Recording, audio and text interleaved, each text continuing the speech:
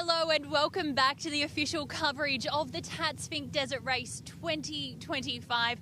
I am live here at the start-finish line in Finke as these drivers get ready for the trip back to Alice Springs this morning. First off the line this morning will be Travis Robinson and his co-driver Paul Curry. They made it here to Finke in 1 hour and 38 minutes yesterday, and they will be hoping to claim that King of the Desert title when they arrive back in Alice Springs later this morning. Another story just off the grid here is Smoothie and that trophy truck. His entire team are having issues right now with that truck leaking a large amount of oil. So they're desperately hoping to fix that so they can make that trip back to Alice as well.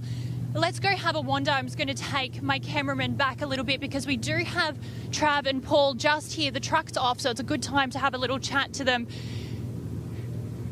Just going to head over here now. It looks pretty good. They haven't done too much to it overnight, I understand. Trav, how are you feeling heading back to Alice today? Yeah, good. Yeah, good. That's it? Not much had to happen to the car overnight, I hear? A few little checkovers, but it seems pretty good. So just fingers crossed we get back there. And you did such a good run down here yesterday. Are you just hoping to replicate that?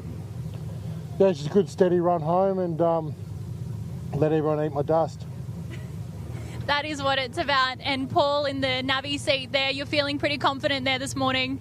Got a thumbs up. Good luck out there.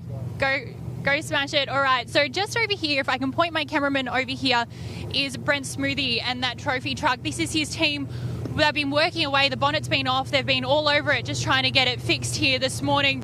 And if you can look underneath, I'll see if we can point. There is that large amount of oil that I was talking about just underneath there. Now, oh, sorry, we've got the trophy truck over here. We're just going to head over here to Bo.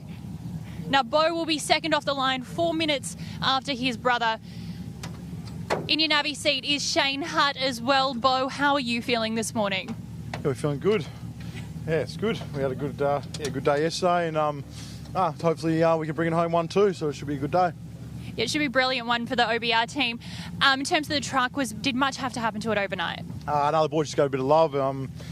More love than we showed it yesterday, but they just usual checks and a few bits and pieces, but all pretty good, really. And your brother's well ahead of you, a few minutes ahead, but you pretty much matched your time getting down here compared to last year. How are you feeling about the run back? Yeah, good. We're just going to cruise. We don't plan on trying to catch him at all. Keep these boys behind us and just sort of manage the race for both of us, so we can do that from here. And yeah, that's the plan. Brilliant. Well, good luck out there. We hope you can bring it home 1-2. That'd be brilliant. All right. Thank you, guys. I'm going to head down to the commentary team as we go and find a few more of these drivers as they're just starting to get ready here this morning. Yeah, thank you very much, Keziah. Race day 2. We're at the business end of things now, and we will crown our next King of the Desert in the bike class. Just having a look, Travis Robinson first off the line. 3 minutes behind him is brother of Bo Robinson. And then third off the line, Billy Geddes in the Comiskey mining truck. Again, this man just wheels that thing from positions. It's so good to see. Yeah, absolutely. The boys looking very relaxed there this morning. Bo and Trav both. This is a position they're a little bit familiar with. It's the run home, and I think that's that experience and that race savvy there. They're both talking about managing the position, let the race come to them. We're talking about, we expect to see them down here very shortly, but, they still know that there's a long way to go this race weekend. And then exactly like you said, Billy Geddes sitting there in third. He's ready to hunt them down. Bo knows that he's going to have to, manage that position, which is great to see. But Bill and Cornick, they're looking very relaxed. And then also fourth place, Boston, Morgan, Horan, and Will Haddock there as well. A few little issues yesterday. They were pushing that truck extremely hard, and I don't think that plan is going to change today as well. So that's going to be an interesting one to watch there, exactly like what happened yesterday, was setting very fast times, but then had a little bit of a mechanical issue. Yep. So going to be interesting to see if that changes his game plan at all. But the 813, the 413, sitting there on the start line, looking beautiful, those OBR trucks. Now, just running through our start procedure for this morning, for those watching along at home that may be new to the Finke Desert Race. Yesterday they left in 2-minute gaps and then down to 1-minute gaps. This morning what will happen is the top 20 minutes. If you're within 20 minutes of the leader, you will start on corrected time.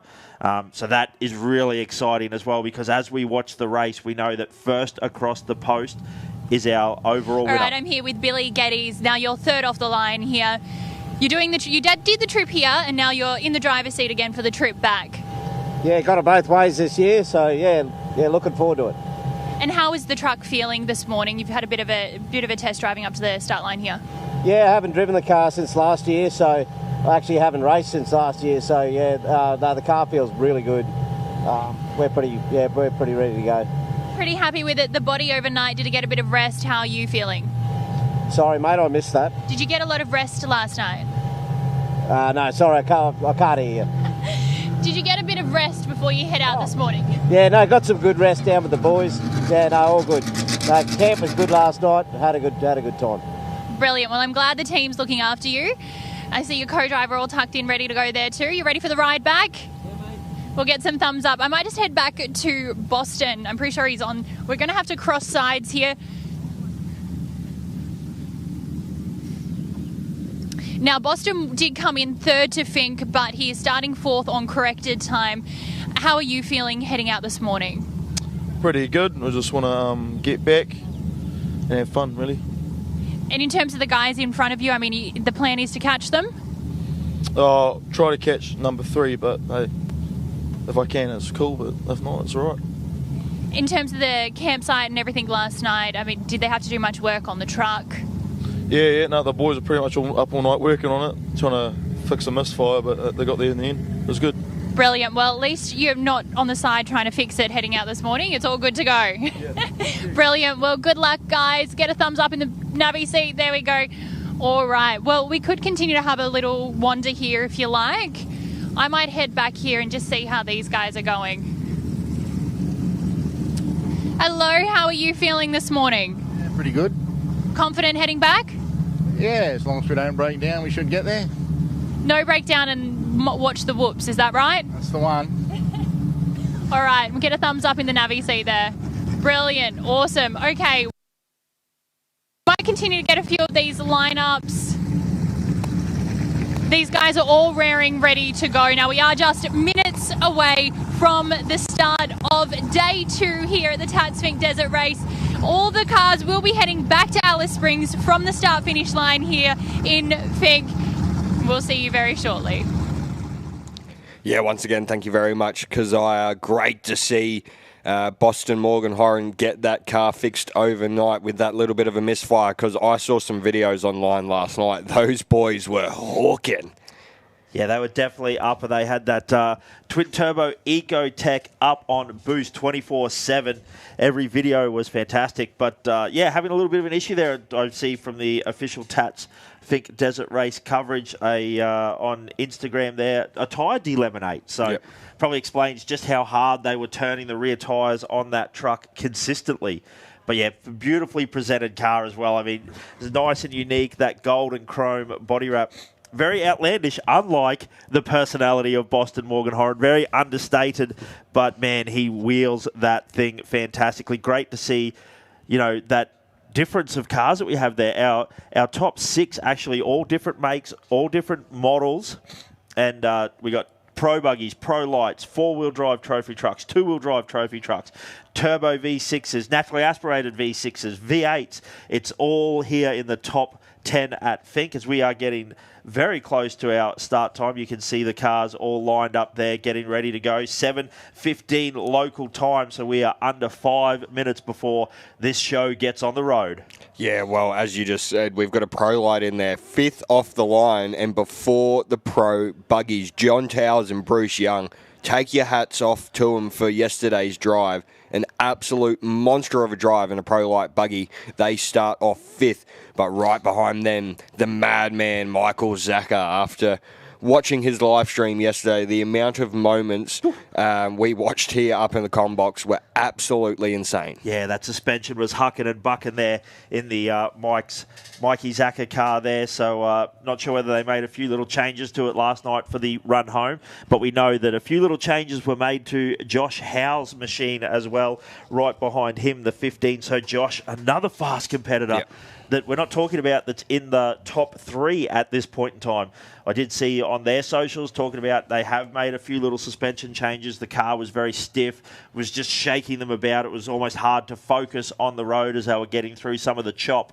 So they made a few little changes, maybe soften that car up a little bit, get it to handle the big whoops, because he was saying as well it's the roughest he's ever seen it here, and he's a multi-time competitor as well. So excited to see if the changes have gone in the right direction for the 15 or in the wrong direction for the 15 as well, because sometimes that's always the nervous part about making a change to your car at the overnight stop. Yeah, and I think that was the big thing a lot of competitors were saying yesterday in the car section was, well, the car handled well in a majority of the stuff, but then in the real big whoops, it didn't feel right. So do they want to have that majority or that minority? So it's going to be very interesting to see, and hopefully the 15 car has tuned it the right way, and Michael Doolan behind him in his Extreme 2-wheel drive, the Mr. Dig-It machine, absolutely launched the finish line jump yesterday. It was absolutely amazing to see, and then the 847, but there's a big question mark around that one, as we could see just before, working on the start line quite literally. Yeah, it'd be interesting to find out some more information there. I know they were talking about a power steering issue when he came in yesterday, did a fair bit without power steering, but they knew they had pumps, they knew they had all the spare parts, the racks that they needed to try and fix the steering issue. So hopefully maybe just a line left loose. You know, they hadn't quite nipped up one of the fittings, because, you know, the amount of pressure that these hydraulic steering systems generate is phenomenal. So hopefully a quick fix there for Brent. We're hopefully putting the good mockers on him, saying that it should be a quick, easy fix. And, hopefully we see the 847, the other all-wheel drive Mason trophy truck, on the start line as well.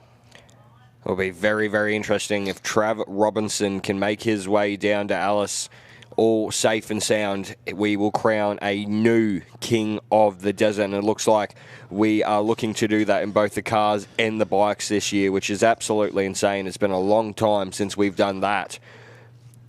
But the 1 minute mark was given to Travis Robinson and Paul Curry. Again, a week and a half old, this machine. It's absolutely insane to see how good Travis is. He is an absolute wheelman in this brand new Mason four-wheel drive trophy truck.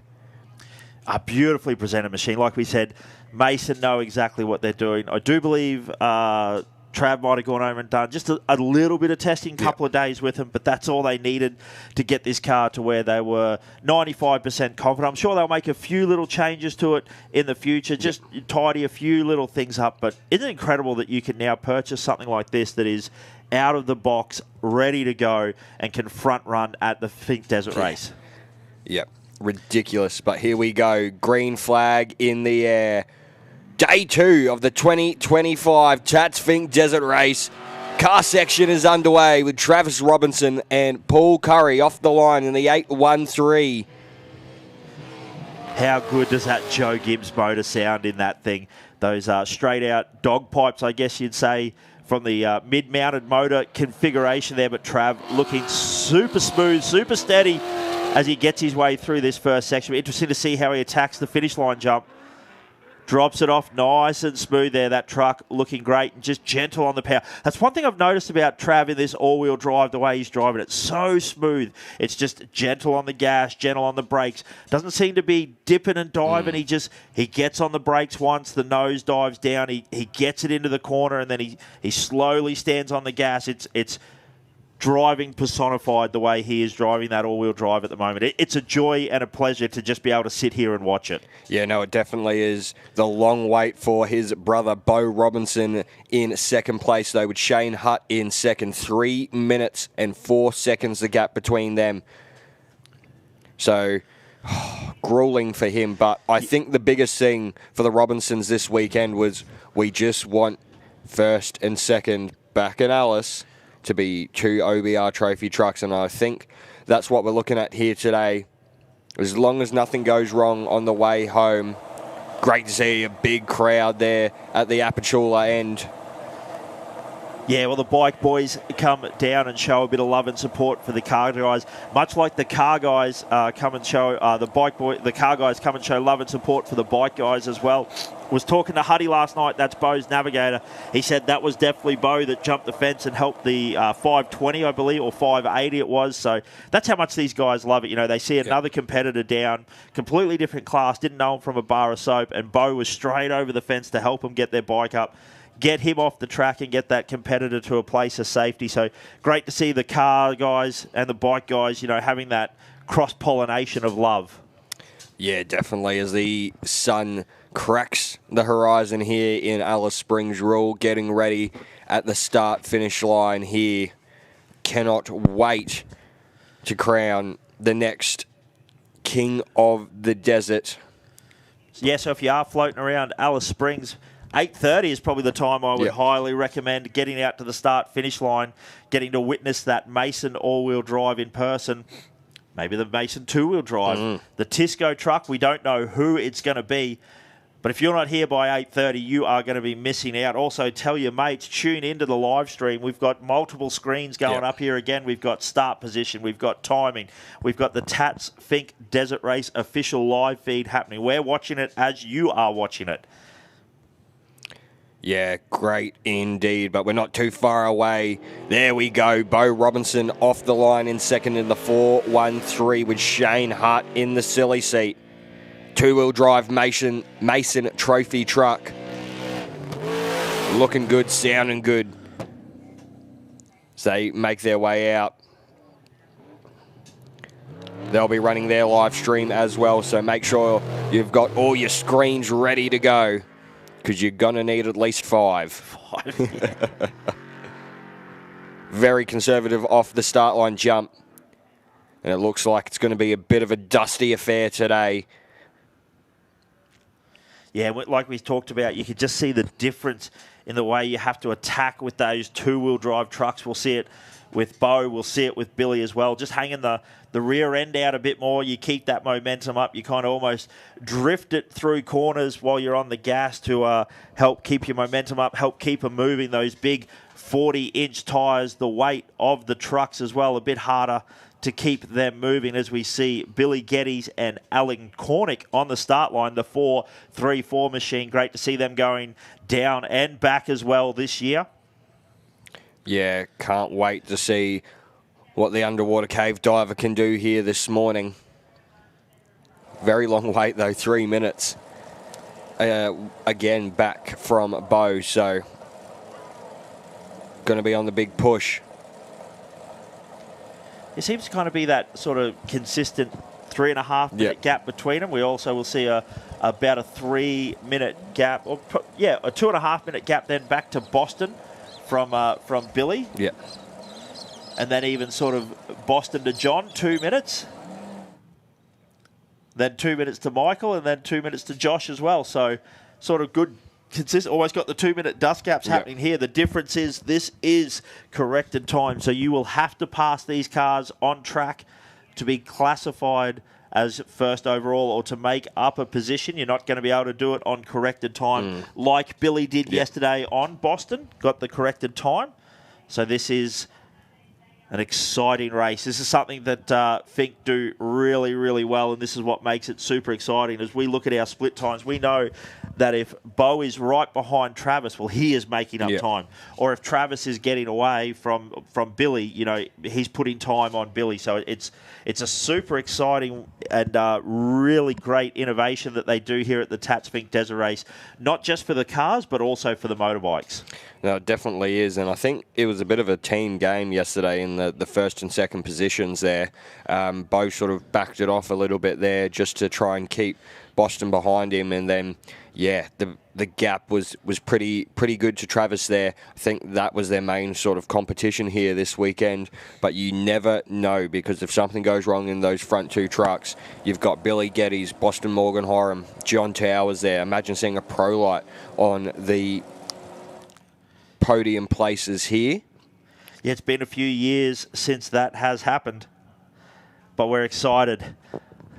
I made a bold prediction on the Plenty that I would not be surprised if we saw a pro light on the podium this weekend. So come on, John, I'm going to be whipping you home, mate. I'm expecting big things.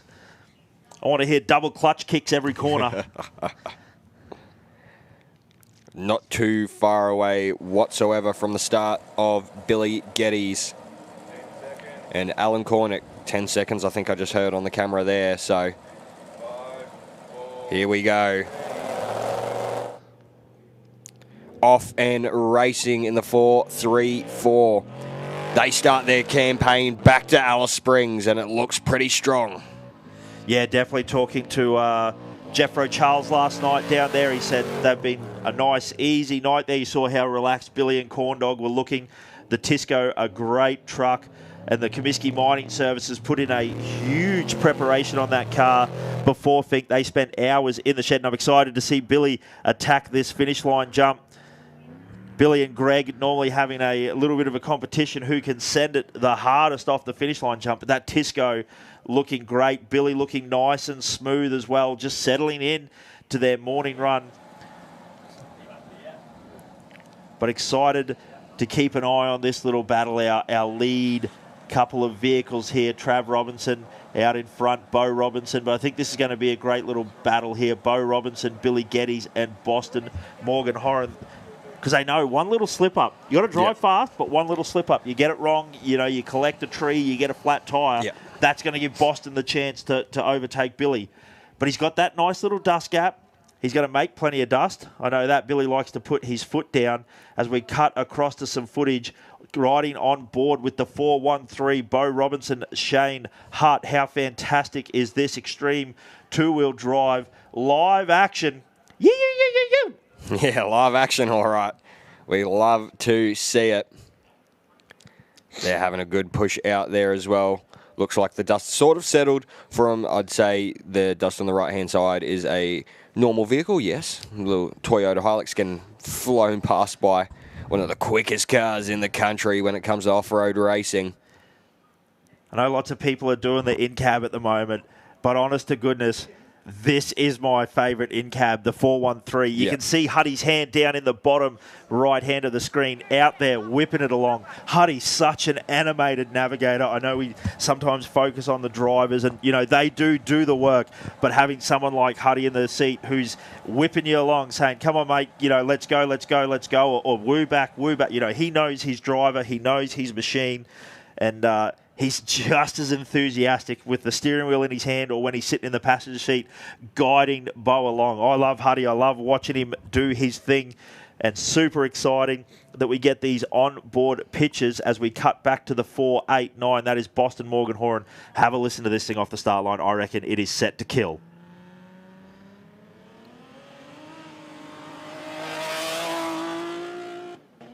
Definitely. Boost was loading there for a little bit and then it hit. And now it's wicked up. Wow. Set to 11 and kill once again. These boys having a real good push. Yeah, absolutely. I think they are going to be pushing hard. I know they said they'd like to get back, but they come in absolutely flying to the finish line jump, send it off there, and they are off and running. Boston, Morgan Horan, Will Haddock, if you are across the ditch and cheering on your Kiwi counterparts, they are your men. Welcome to onboard with the WA Fire Protection Cam here on the 413. Hear it just up in the RPM along those whoops. Fifth gear. 95 mile an hour. So quick math, we're talking about 55 kilometres an hour. And Huddy, straight, mate. Put the foot flat to the floor. He shifted up into sixth gear as we see Towers on the line as well. The 127, the first of our buggies and also the first of our pro lights. Yeah, you love to see it. The Towers machine had an absolute weapon of a run yesterday. Cannot wait to see what they can do today. Here we go. The 127, John Towers off the line. How good does that little pro light sound? Oh, definitely.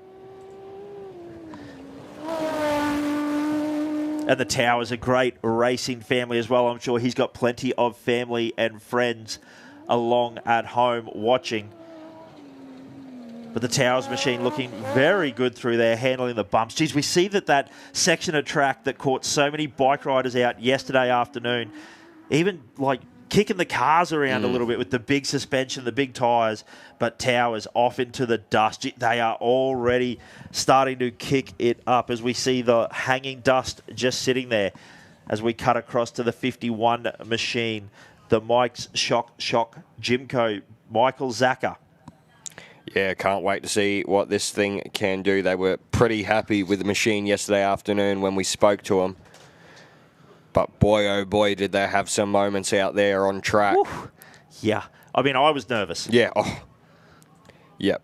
I think there would have been a couple of clips from both Joshes up here in the comm box yesterday of, yeah, definitely very interesting. But there you go. The visor comes down for Michael, and it is off and racing for the 51. So the first of our pro machines off the start line as well. Sounds like they were shifting up through the gears. I know they mentioned they had some dramas with their shifter yesterday, broke off, and they were stuck in third gear. Thank goodness running a torque converter in this vehicle for the gearbox. Yeah. So they were able to sort of manage it on the way home. I believe the navigator told us it was around about the 50-kilometre mark on the way down, so having to do approximately 160 or 170 kilometres with only third gear. But I tell you what, Mikey sent it off the finish line jump there as we cut back to onboard. This just blows my mind. I love it. Yeah, 200k bonnet there, so they are hooking out here in front. But this shot here is probably one of my favourites. Get to see both the co-driver and the driver really working it out here this morning. And just sits over those whoops, just on top of them. Fourth gear. Just absolutely singing. And the change of direction on this thing. Bo Robinson, an absolute wheelman. Yeah, nice drive. We see that Dugan's 7-litre there tucked away right in between the V-bars. That air cleaner sucking in plenty. What a great noise, sights and sounds we get as we see the 15 off the start line as well. Josh Howe. So hopefully the boys, like we said, have made the change in the right direction. They look pretty confident in the way they have charged off the line there. So another little interesting one. We got the naturally aspirated V8 Pro buggy of Mike Zacher off the line, closely followed by the Turbo 15. And this is great because they are front and back of each, or nose to tail of each other off the start line on corrected time. So Josh knows if he wants the class win, he's got to catch Zacher and pass him. Yeah, definitely. Big push there. The 486 though. Michael Dolan and Nathan Cade in their Extreme 2-wheel drive machine. Great to see this Brenthal truck on the line. Big push from these ones after yesterday's huge jump. But here we go. We're back on board with Bo Robinson. Great to be able to bring you these pictures this weekend. Technology is a beautiful thing. I mean, I got lots of mates that are sitting at home watching along. Unfortunately, in Queensland, not a public holiday today, so they're at work. Shout out to their bosses. No, a lot of them work for themselves, so they're doing the right thing. But a shout out to Danny Curran, Brenton Thompson. I know you guys follow along. Luke Ayres, you're out here as well, mate. Don't be shy. Come say hello. 486 off the line in the Brenthal machine. Michael Dolan on his way back to Alice Springs. Let's see how he attacks that finish line jump. I reckon with gusto. Yeah. From some of the photos that we saw. Michael Dolan, the Mr. Diggett Brenthal trophy truck, the 486.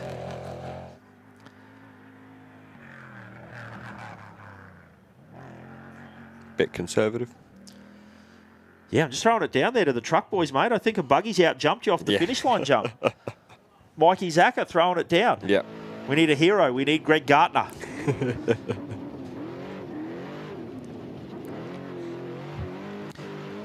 But yeah, great drive here. So great that we get to cut in on these photos, fill a little bit of time here, or photos, cut in on these videos, fill a little bit of time as the Percival machine, our Australian-built element. Yeah, the number 2 here this weekend had a pretty solid run down into Finke. And now to bring it home. Not too big of a gap, but it does look like the 847 of Brent Smoothie has missed his start, which is very unfortunate. Had a good run into Finke yesterday, but did have power steering issues, so poor old Smoothie was really steering that thing. And it looks like this morning the car just does not want to play. Yeah, devastating news for the guys. Hopefully they're still working on it. Hopefully they can still slot in and find a start time for them. I know they'll be losing time right now because their accrued time will start to accumulate from when their designated start time was. As we also see Danny Brown. Now, he was another one that we were talking to at the finish line yesterday, and he made the statement, I'm not sure if I'm going to make any changes because while it's basically driving like a turd, I know what it's going to do. Yeah, so exactly. I'm happy with that, and I don't want to make changes and go in a different direction. But Danny Brown, George Apton, that twin-turbo Illumicraft. Now this is another great one here. Father and son. Danny just in front of Andy. So Andy Brown, Daniel Hardman, our international male model. Ladies, if you're down at the finish line this morning, hang around car 45 for when the navigator gets out. Dan Brown, flown in from overseas specifically for this event every year as we cut on board with the 413. Just beautiful, smooth driving. Yeah. It's a joy to watch. Here we go, the green flag for the 45 Brown machine. How good does that thing sound? Oh, a few birds on the track. Get out of the way, you glass. Tell you what, I can crack a joke with the best of them, but the beautiful Illumicraft there, one of the cool things about this car. Now, don't just get over and check it out on the fit. Did a bird just come out of the... Anyhow, any environmentalists that are watching that bird was there from the start line. He wanted to be there. But one of the things to check out, not just Daniel Hardman in the passenger seat when this thing gets into the finish line, is the motor in this thing. Actually a stroked VK56. Yeah. So a VK70, it's affectionately being called. Yeah, you just saw the 52 of Royden Bailey on the line as well. He's in the 20 spot. So we'll start to do the 1 minute gaps after him. Here we go, the 52 off the line.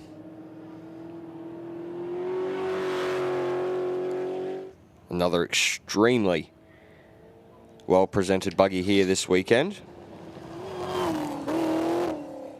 And if anyone at the Finke end has a spare Scarecrow, we might need to borrow it. Yeah, absolutely. But yeah, good push from the 52 yesterday. Made up some spots. Now they're sending it back to Alice. Nice and conservative on the jump. Yeah, great to see Royden and the crew getting that car prepped, turned around, ready to race again today. Would have been a little bit of disappointment in the team with Lockie Bailey, our fastest side-by-side qualifier yesterday, unfortunately not making it all the way down yesterday.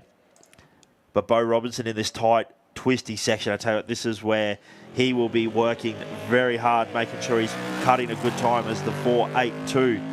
Michael Maher.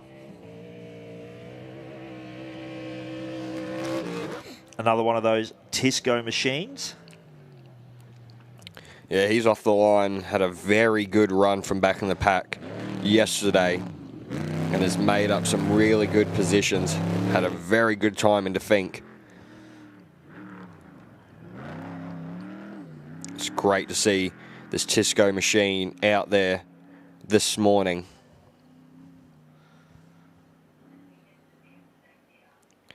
Back on board with Bo Robinson.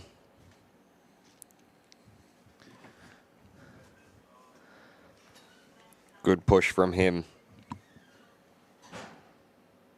Yeah, it really does give you an idea of what these guys have put themselves through. You see the way the sun cutting through those trees with the dust as Cooper Weston in the rush-built buggy off the start line there. One of the interesting things about this car, still a clutch, so you hear the way he sort of dropped the clutch off the start line there, rather than you hear the way the other cars build it, like wind them up almost like a big rubber band on the torque converter. Good sounding machine as well.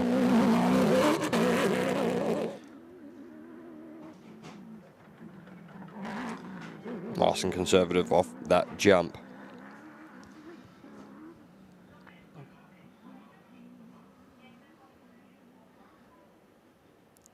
Off into the dust he goes. But here we are back with Bo Robinson, one of the front-running machines here this weekend. Currently on road in second. But the Bentley machine, the 418. Hannah Bentley, what a drive from her yesterday. From down in the pack, puts herself in a pretty primo position this morning. Yeah, absolutely. And she can stick it to Dad and the brother Sam as well. Get out of the way. Hannah's coming through. So only two of our Bentley machines made it in yesterday, the 418 and the 818. So that is Hannah and Hayden Bentley. Not sure what happened to Sam. That Class 10 battle, you know, was thick and fast. It was hard. Unfortunately, I'd say Sam succumbing to the battle. But the 418, that Racer Engineering trophy truck. Little bit of a rumour floating around that we're going to see a few more Racer Engineering trucks in the country in the not too distant future. Some great drivers getting their hands on few. We see just that chop. And the different in the conditions that we were talking about, that white sand. As the 36, the Jimco Hammerhead off the start line, Brad Close. I know he was pretty worn out yesterday. But I'm sure the good night's sleep, get a few sausages, cook them on the barbecue. Some good proteins, you know, some good carbs. Not sure how many carbs there are in a can of gold, but I'm sure they got a few extra carbs in last night. But the 36, Brad Close, and that Jimco Hammerhead off and running. So if you are at home, we are starting to move through these cars now, only 1 minute gaps. So that means they're outside of 20 minutes of Travis Robinson from yesterday. As Bo and Huddy getting it done. Yeah, we should see the first of our side-by-sides off the line next. Jeff McNiven and Jack Nicholson. And perfect timing once again. The 604 is off the line. That Can-Am machine having a big push.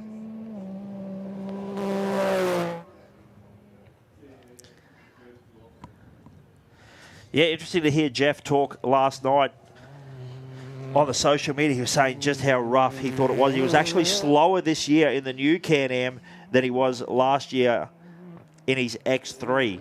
So he was probably a little bit confused by that. I think he was expecting with the new Pro Can-Am that he has that he would be cutting a really fast time, but 2 hours, 2 minutes, I mean, that is a fast time for a golf cart anyhow. Definitely is. There we go, though. The 818 of Hayden Bentley on the line now with Vivco. Travis Robinson through Mount Squires. 24 minutes, 26 seconds. Oh, it is on. So clean run from Travis between Fink and Mount Squires. Great to hear. Now we wait for the gap to see. Yeah, where does Bo slot into this? We know it was approximately 3 minutes difference off the start line. So another Racer trophy truck, this time though the 818, the 8 being the first number, indicating that it is a extreme four-wheel drive, so an all-wheel drive trophy truck. So similar to the drive systems that you see in like Subaru Foresters, all-wheel drive Klugers, stuff like that. No, I'm just kidding. I'm just kidding. Now, I just got the good oil as well from Mickey B, and he would be a man that knows 7.1 grams of carbs in a 4X Gold can. So you knock back a six-pack, you've basically had a good pasta dinner. As the 21, the Monk Fabrication, Mark Burrows Racing Pro buggy off the start line, our multiple-time King of the Desert. Been a while since he's been up there, but it's great that he continues to come back. That family legacy himself, racing with his son, Matthew Burrows as well, in a Pro Light. But that Monk car, beautifully designed, beautifully turned out, always well prepped. Another Australian fabrication company. Yeah, great to see. He continues to come back year after year after year. I think he said it was 20-something Finks at this point in time. So absolutely insane from the Burrows machine as the next one of our side-by-sides prepares to get off the line. So that should be the 627 Justin Ryder and Steve Tessie. The lads podcast, they're going to be so happy with the run they have had this year. Yeah, what a great effort. That's second in class at the moment. Yep. All for a tax write-off to do a podcast. I like it. Yeah, good push. New machine out here once again. The Can-Ams, they're just looking so good this year.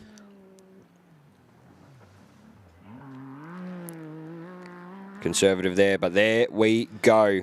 Bo Robinson through Mount Squires, so it looks like around about the same gap. He had maybe made up a little bit more time in that section. Geez, he might have. I'm just trying to do some quick math. Like 7:41, Travis through Mount Squires, Bo 7:43.40. So that's essentially 2 minutes 40. Yep. So Bo has made up a little bit of time this morning. So whether that's the same as yesterday, the 4:39 of Jamie Knight off the start line. Great to see the Gundawindi locals out here in the red centre getting it done. They've exchanged whoops for melon holes. If you've ever had the opportunity to race the Gundawindi racetrack, you'll know exactly what I'm talking about with melon holes. So very different from whoops, but it's one thing that Nida knows how to do. It's get through the rough stuff.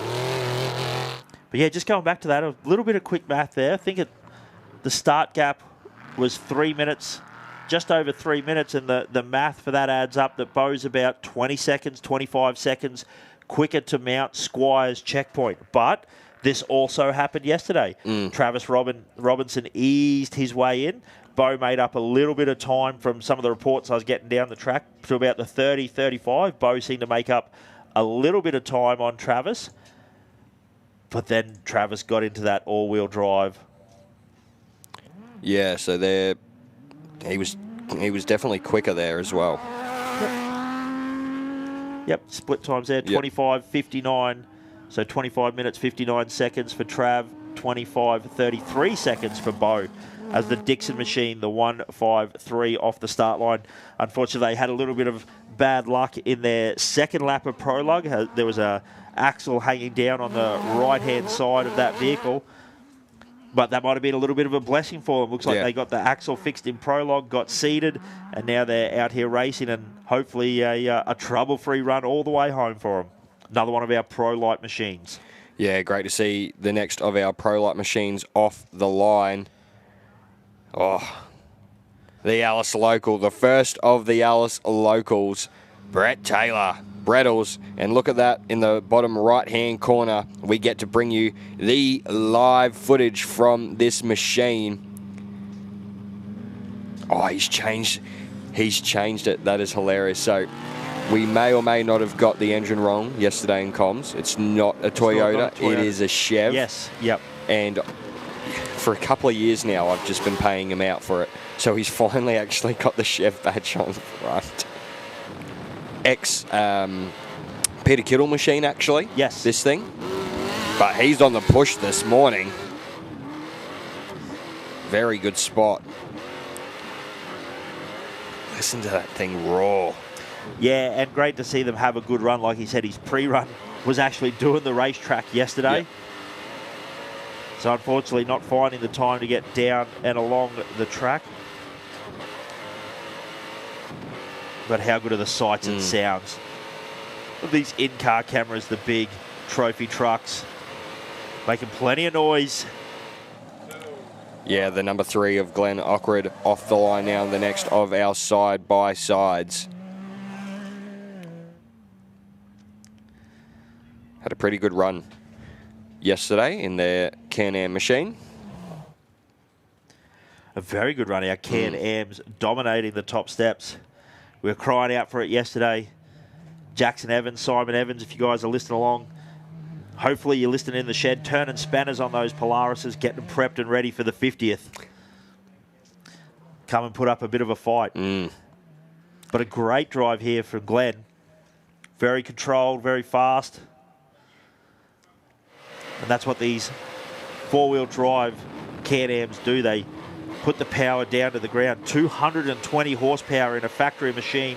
Sequential paddle-shifted gearbox as well. So the same technology we're talking about in Bo Robinson, in Billy Geddes' trophy truck, they're still available in these Can-Ams. The first of our Polarises now, the 657, making their way off the line. That's Kane Jones. He said he wanted to be at the pointy end, and as we have him off the line, Billy Geddes is through Mount Squires. He's done it in a time of 26:10. So marking pace there. He's holding time with Trav. Only just, but Bo putting a little bit of a gap on Billy there. Yeah, it'll be interesting to see where Boston Morgan Horan comes into play here. Oh, yes. Because I reckon he's going to be pretty quick in there. Definitely will be. I tell you what, like you said, we ride along.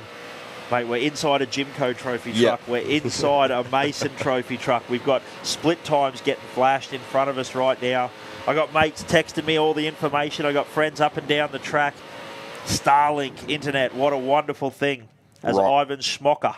Right on cue, though, the 4.89 through Mount Squires. Boston Morgan Horan at 7:49.03. And that is huge. He is... Holy cow. He is on one, ladies and gentlemen. Does it in 24:21. So over a minute quicker than the top runners. Yes, that's incredible. So a minute 10 seconds faster than Bo through the first section. 24:21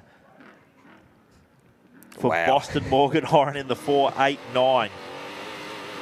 He has that thing wound up. The turbos, that cold, crisp air down there. I think I'm starting to get a bit of an idea in my head as to, you know, oh, the tyre just delaminated. I think that tyre was getting used and abused on the back of that extreme two-wheel drive.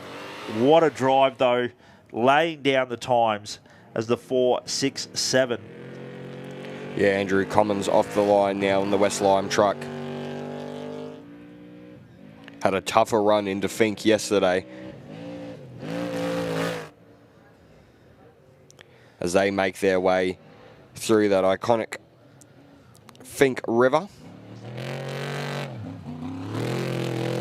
and towards the big jump. The West Lime machine. There we go. The first of our trophy trucks that's really giving it a push off there. They're off and racing into the dust.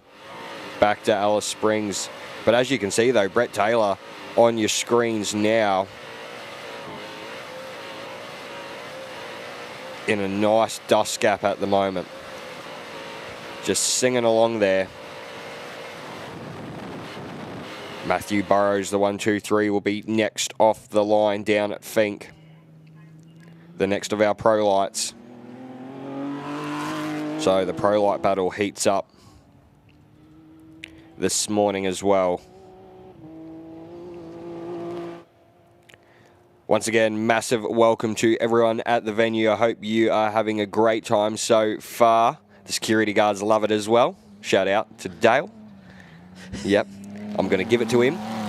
But yeah, absolutely amazing here in Alice Springs. We cannot wait to see the first of our vehicles make their way through.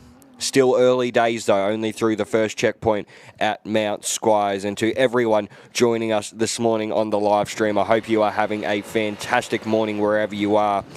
And if you are on a public holiday, enjoy it. Enjoy the stream. If you're at work, make sure to have the tab button ready to go just in case the boss walks in. Alt tab. Yep, Alt tab. That's right. As the first of our sports lights, the 1001. Say that 5 times fast. Yeah, Paul Tinga in that machine. Great effort for the sports light here this weekend.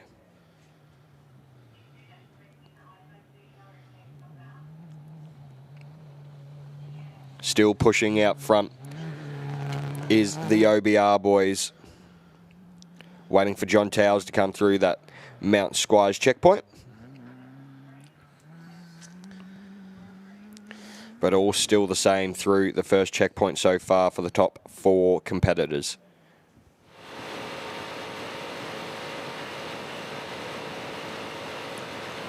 We're back on board with Brett Taylor, top gear singing.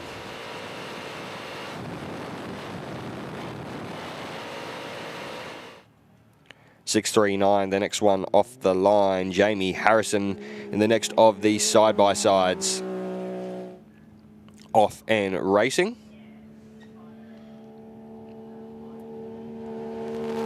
Singing through there. They've turned that thing up this morning.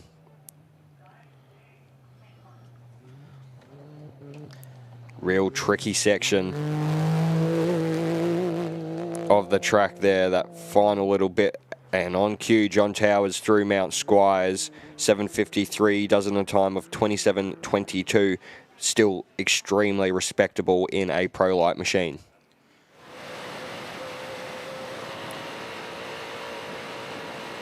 Trying to work out whether that's race car dust or vehicle dust. But right behind John Towers is the 51 of Michael Zacher.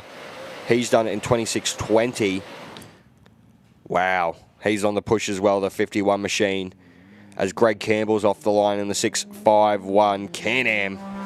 Yeah, so just doing a bit of quick math there. Looks like about 18 seconds on road between John Towers and Michael Zacher there. And a little bit of math as well. Looks like about 45 seconds on road between Mount Squires, between Billy Geddes and Boston Morgan Horan there. So if you are on the side of the track in this first 100 kilometres, you are in for a show. You are going to see some battles up and down this track as Billy tries to keep Boston in front, but also eyes forward as well, trying to round up Bo, who's having a great race as well. He was proven to be the second fastest into our Mount Squires checkpoint. And from what I can see on Bo's live feed, he is still having a great run. That big Mason got it happening in front as well. The Mike's Shock Shop feed from his in-car has appeared as well, so it's come healthy, which is great news as well, as we see the 834 off the start line, the all-wheel drive Brenthal. Now, great to see Brent getting this car down there and back. This is actually the first time in multiple years that it's made it down to the Apachula overnight stop, so he was excited in that as alone. That was their own little victory. That was their goal. It wasn't about podiums. It wasn't about overall position. It was getting a handle on this Brenthal all-wheel drive, the new War Speed 7-litre, the Albans gearbox in it, getting everything sorted. And so for them getting down, getting that 226 Ks of development, research, data that they're able to use on this truck, he was so excited. And he was just a bundle of energy yesterday because he knew he got to get in the truck and drive it home. Yeah, and that's the thing. Just wanted to get that monkey off his back. And it's really hard out here in the desert sometimes, especially when you go on years of having those bad results, as the next car off the line is a 38 of Gary Pova. Travis Robinson through Bunduma. Whoa. He's put the foot down. Josh Howes through Mount Squires now as well. It's all happening up here in the comms box. Green lights are flashing. That is huge. So 27.09, so a bit back on pace is the number 15 machine of Josh Howes. And we're just waiting for the updated time for Mount Squires to Mount Bunduma for the 813, but it is looking quick. We'll wait to see what Bo does, though. And Billy. And Boston. Billy, yeah. And Boston. Yeah. Yeah, so much action happening everywhere here as we cut back to the in-cab of Brent Taylor. Yeah, the next off the line, though, the 6144 of Craig Anderson in his side-by-side machine. Oh, just doesn't sound the best there. No. Sounded like it didn't want to shift gears. Sounded like it hit a little bit of a neutral. Looks like it's going up through the gears now.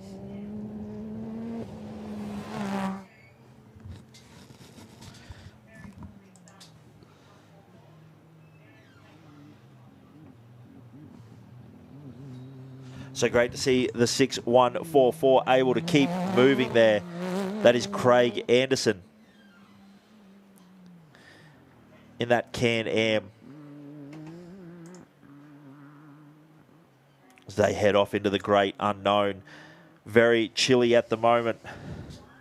That track, that little section there proving very treacherous. We saw yesterday lots of motorbikes coming unstuck there, showing just how much it had chopped up. The 679. Terence Flindale off the line in his Can-Am. That thing looks like it's on set to kill this morning.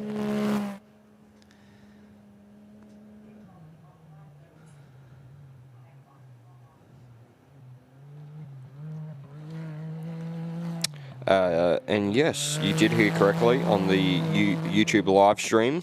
One of the trophy trucks does have a War Speed motor in it. These guys are going to the best engine builders in the country to put these things through some of the hardest terrain. And there we go. Bo Robinson through Bunduma now as well. 2 minutes. 2 minutes 40 it looks like as the 432 Nick Burt makes his way off the line.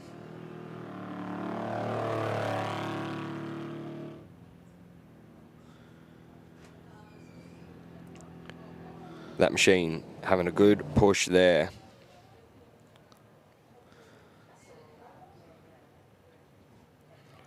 As we now wait for the Comiskey Mining Services 434 with Billy Geddes and Alan Cornick to make their way through Bunduma. And then right behind them. Or will it be the 489? Yeah. Will it be Boston first? This is going to be interesting. I think we're going to see, no matter which way, whether it's Billy first or whether it's Boston first, I think we're going to see two numbers flash through very quickly. Yep.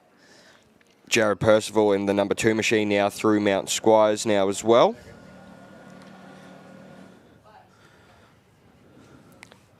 Sean Dagg in the 669. I love their little name under the light bar there. I missed it, my apologies. It's a great light bar. Yeah. Don't know whether it will get me in trouble for saying it on the stream or not. Yeah, probably best not to. I think I saw the first couple of letters. Yeah. But definitely a have a drink in the shed type, make up the name sort of thing. Yes, definitely, definitely. It's great to see our off-road family out here this weekend. I absolutely love coming back to this event every single year. You get to see people you haven't seen in around about a year or so. And this evening, I can tell you right here, right now, the presentation night goes off. Yeah, it's always a fun time. But, you know, some of the great stories we were talking about yesterday as well, there was a couple of bike riders. They prologued close together. They rode the whole track basically together. They're having a slight conversation at the finish line. And they discovered they live 30 kilometres from each other. And they're going to hook up and start riding on weekends. So that is the community that happens here at Finke. The 6.26 of Daniel Challen off the line. Daniel Brown through Mount Squires while we were having a chat there as well. And Scott on the live stream, the Patriot boys have not left yet, but can you air freight some lamb from your slow cooker? Apparently he's just got the lamb in the slow cooker. Ooh. Oh, yeah. Good thing we can't get smells. Yeah, I know, eh? The 6.165 about to get off the line is the 45 of Andrew Brown through Mount Squires. So the two Brown machines, father and son, having a battle out there. It's very close between them. Benjamin Ward off the line though now.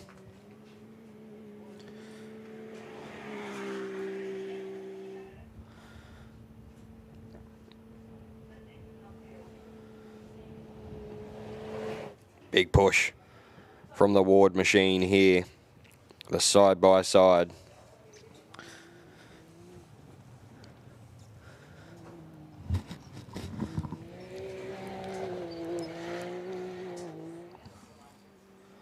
So there it is. I just saw on some of the live streams that we have going, Mikey Zaka is around John Towers on road. Okay. So that is a pass for position. Travis Robinson, his Bonduma time just checked up as well. So there we see the pass right there. We cut back to it. Bit of an instant replay there. Mikey Zaka getting around John Towers through the big stuff.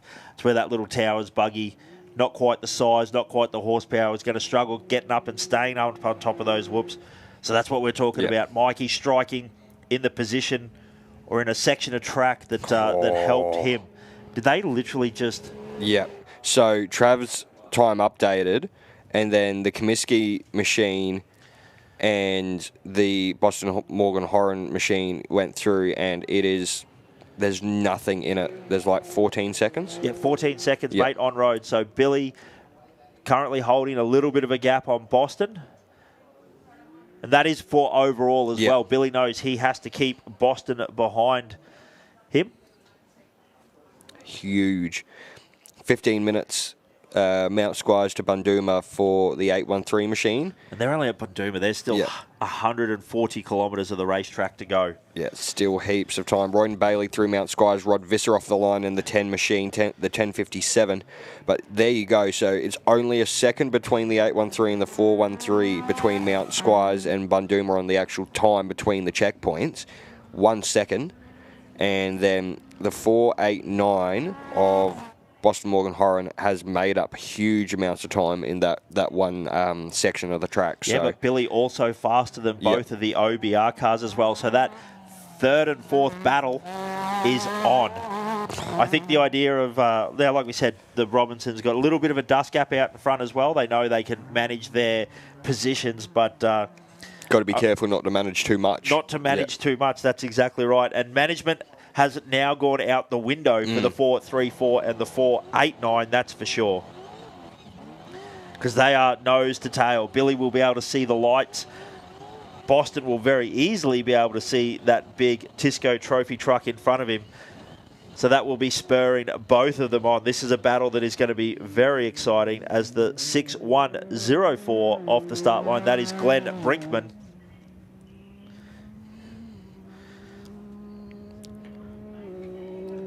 Great to continue to watch these side-by-sides and other machines make their way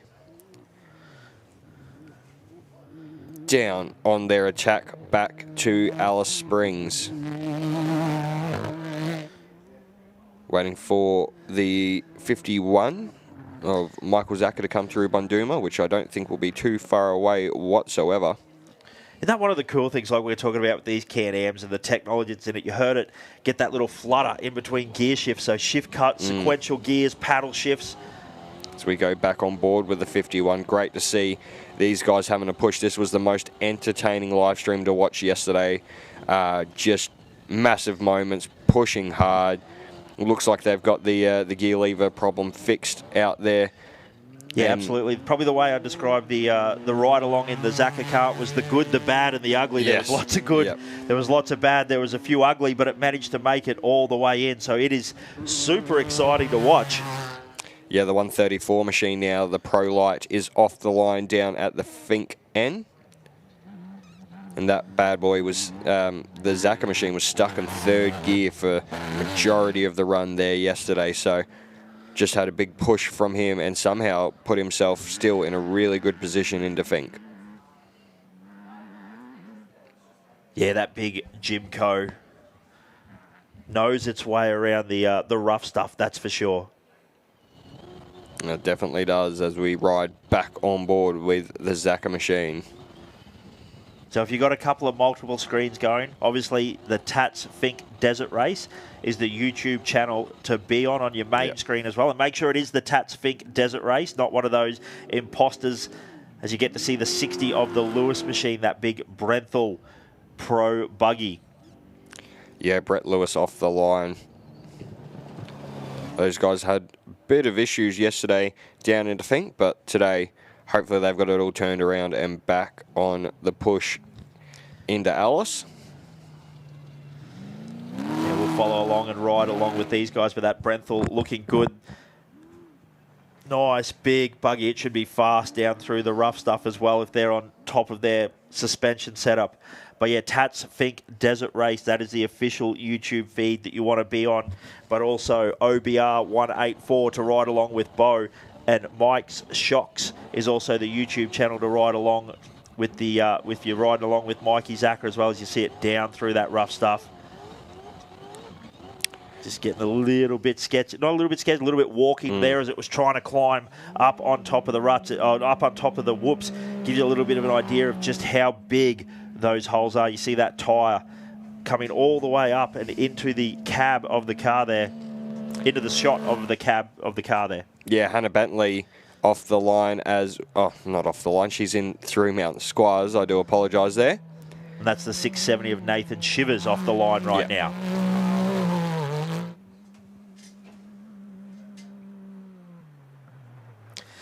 So it is 8:08 local time. So if you are listening along, you've probably got just enough time to get out here. Get yourself to the start-finish complex. Grab yourself a morning coffee from some of the great vendors that are here. Maybe a bacon and egg roll. I think you said the fried chicken was excellent. Oh, yeah. Shout out to the guys at the fried chicken van. They hook you up. Michael Zaka now through Bunduma. There we go. Great to see that as another one of the Alice locals makes their way off the line. The 689, Zach Gunston.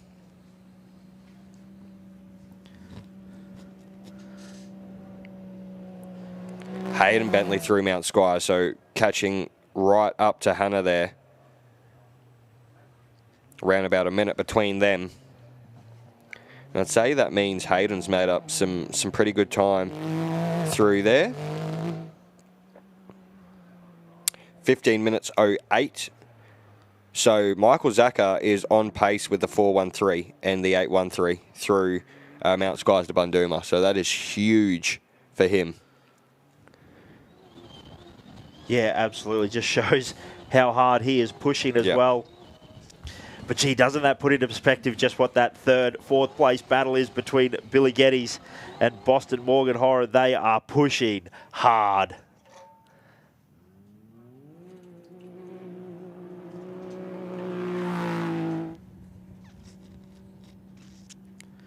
Yeah, Jeff McNiven, the first of our side-by-sides through Mount Squires now, as well as the 6149 of Carl Reed gets off the line down at the Finke end.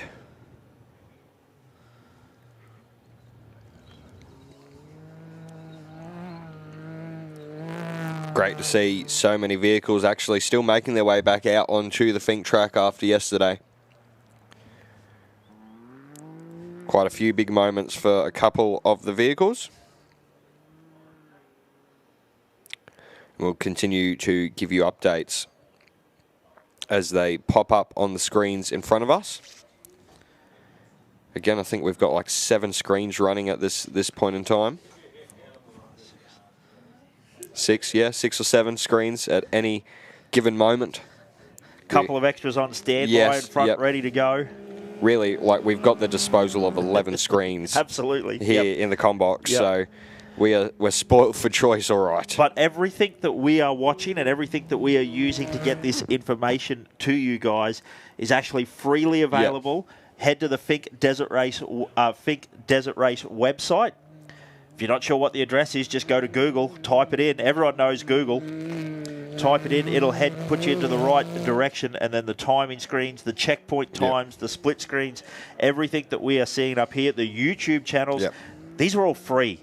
Isn't it one of the greatest things in off-road racing that right now, the quality of production that is getting given to you for free? Yeah.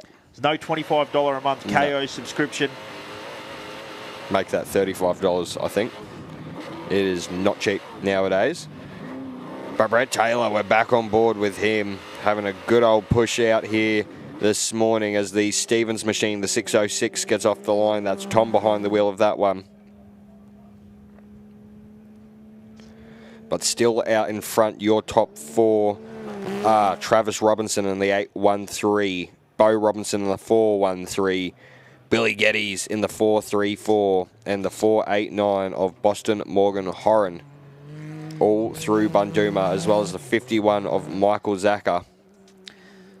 Mate, we must be doing a good job up here in the commentary box. One of my mates just sent me a Snapchat. Nick Hogg got a newborn baby girl. He said they've been struggling to get to sleep, but the soothing sounds of the Joshes has helped to go to sleep as he's catching up on the Finke as well. So well done.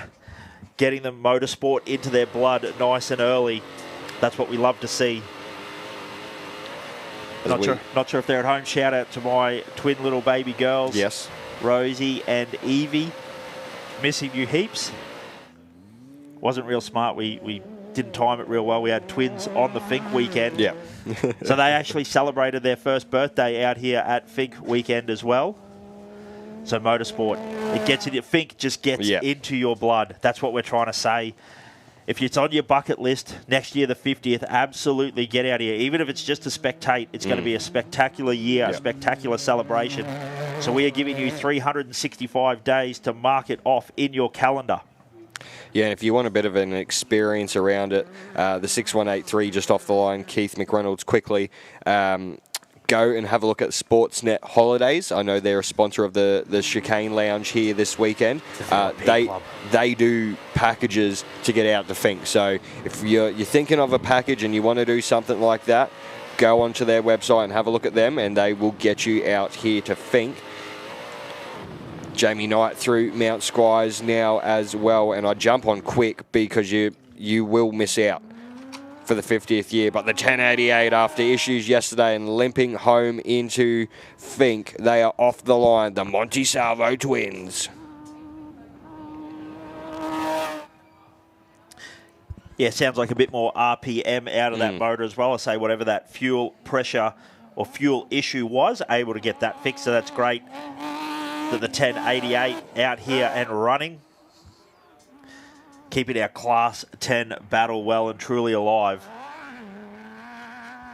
And that's really what it's all about sometimes for these classes. You know, you can sneak into an overall win if you just happen to be able to limp your car in and get it to the overnight spot and get it fixed. It's a Swinglehurst machine. The 48. I think they had a real rough time of getting down to Finke yesterday. Yeah, I'm definitely saying this is a little bit out of position where we probably expect them to be. But Tom and Kate, brother and sister, great family, love off-road racing. Kate regularly racing a side-by-side as well. Jumped into the navigator seat with Tom.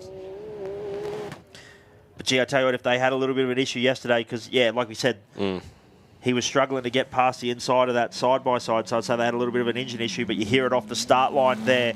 Plenty of horsepower out of that VQ35.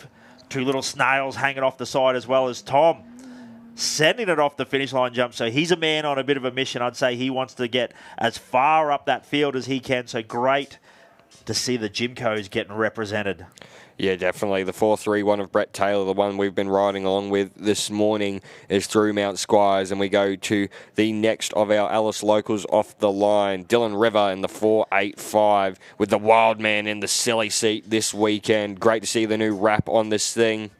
And once again, if you don't know who Dylan River is, the driver of this machine, he was the director of Finke There and Back.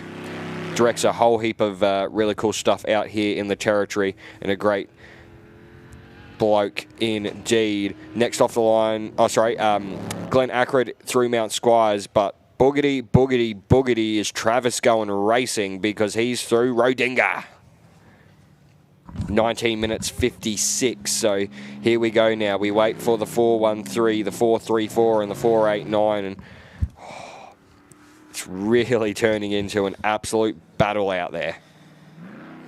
A little bit of goosebumps there as you were talking about the Finke There and Back documentary.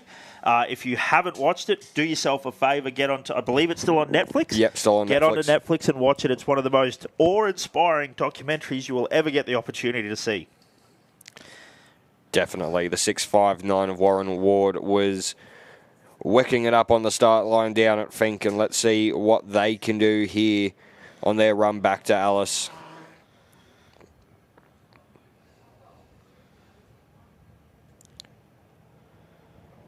So it's setting up to be a very tight race into Alice Springs at the moment. Just waiting for the time of Beau Robinson. He was around about 2 minutes off, so we're just waiting for him to come through as we continue to bring you all the action live from Alice Springs. The finish line of day 2 of the Tatts Finke Desert Race. Will we crown a new King of the Desert? The 1063, the solid machine on the line now. Back at Finke though. Isn't it crazy to think that we're still releasing cars down at Apachula? Pardon me. We're still releasing cars down at Apachula as a 1063, the Sillet machine, gets out of there. The Mount Isa local.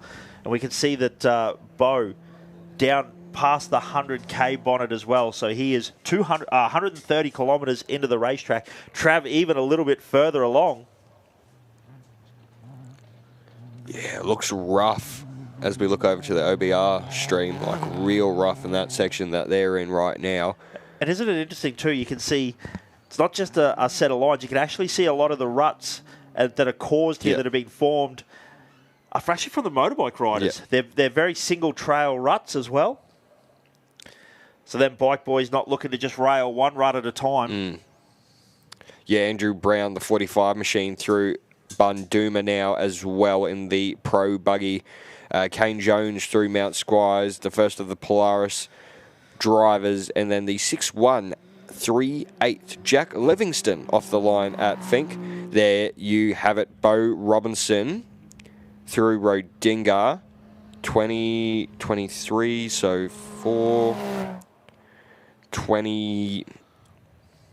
29 seconds, the gap between their checkpoint times there, so Beau just backing off again.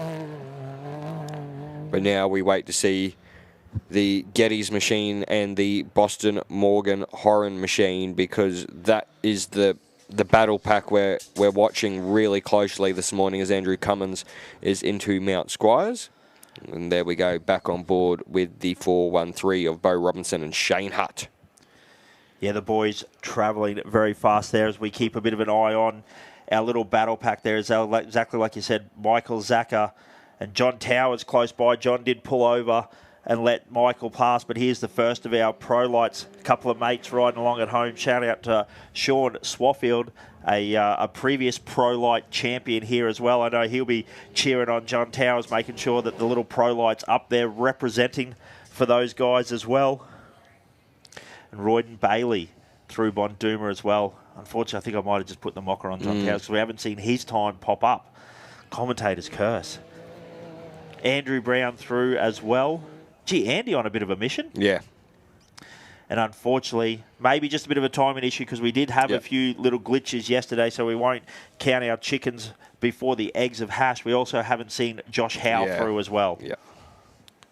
Or Daniel Brown. But we did have a little bit of a timing glitch yesterday where a few cars didn't pop up, and then once they went through, say, the next checkpoint, the previous checkpoint time popped up as well. So fingers crossed for those guys. Still out on track and moving.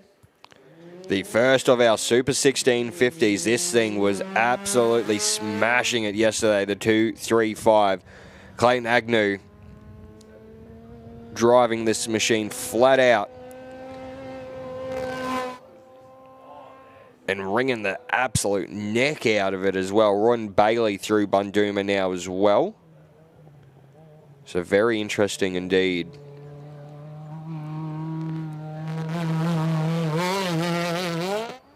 Ooh. Singing along in that 235. Yeah, what an effort there, getting the sports, not the sports light, sorry, the Super 1650s down, let alone having to face trying to do it back again. That is a heck of an effort. Hopefully they were over in the gas tent yesterday, getting a few recovery tips off our former King of the Desert, Ben Grabham, as we ride on board and quickly cut back to the Lovell machine, the 773, the Ford Ranger.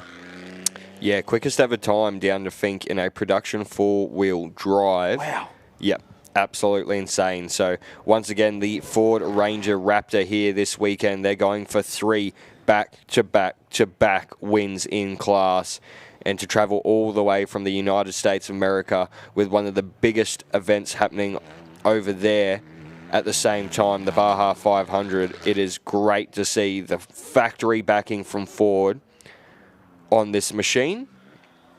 And I know there was quite a few people following along the live stream yesterday for the Lovell machine. So he's off and racing in the 773 this morning. Yeah, and incredible that the old, well, I guess win on Monday, sell on Tuesday here, but win on Sunday, sell on Monday adage. Ford putting their money where their mouth is. Like you said, at Darwin V8 Supercars, they already had the ads printed, ready to rock and roll. They were rubbing it. Yeah. And all the Chevy fans up there.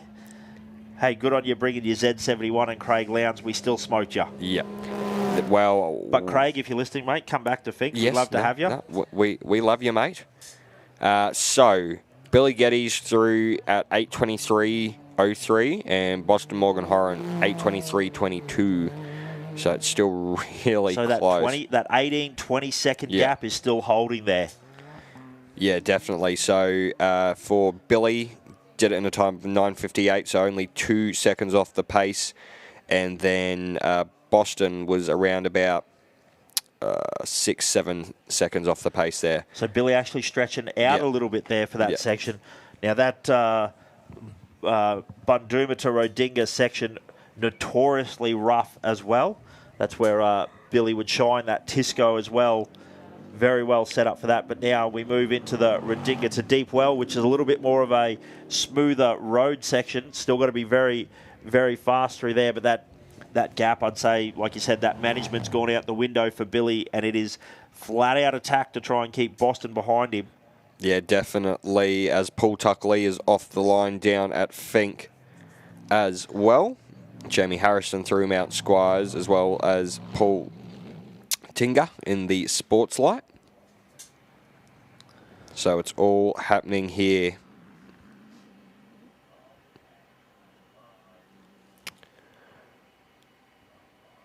Great to see, and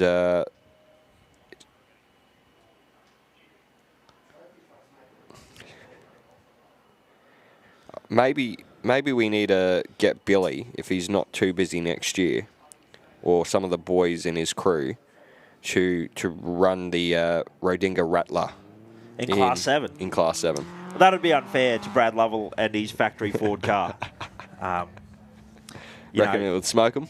Oh, it wouldn't even be a race. The 105, Billy at the helm. I think the aircon is crispy cold as well, so they'd be running that.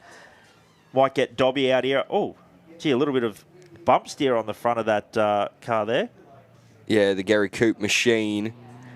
You can see that front bar as well there. There's a few photos floating around of her punching her way through the dirt track. Yeah, no, definitely. The Alice locals having a good push in the 296. Mark Burrows through Bundooma, and literally a second behind. Hannah Bentley is on the push in the 418. You love to see it. OBR boys back up on your screens, whether you're at home or at the venue right now. The 413 machine as Simon Brown is off the line next in the 6190. Waiting for the Zaka machine and the Brown machine to go through Rodinga though. There was a pretty big gap between them, but we'll see whether they've made up some time. 6190, looking a little bit slow off the line. Just trying to be conservative. Pretty rough out there for these machines.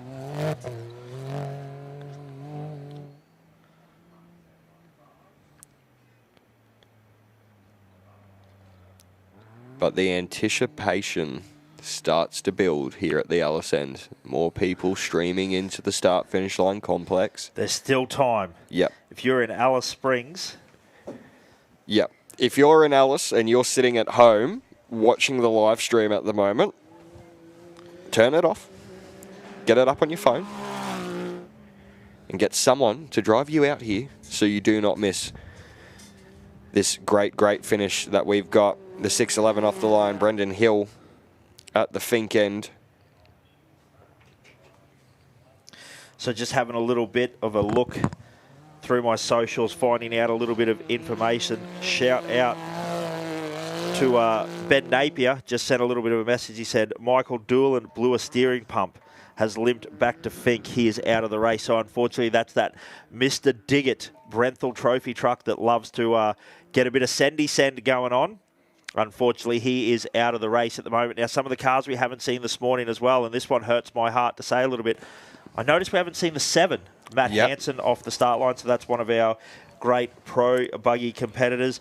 And then a shout out to Jake Swinglehurst as well. He's doing a bit of work for himself. Now, he works for himself as well, works for the Natural Pawpaw Company, actually a great family-owned company. Use a lot of it. Very good. There we go. Helps keep the lips nice and straight, but he is watching along at home, so I'm sure he is cheering on brother and sister Tom and Kate as well.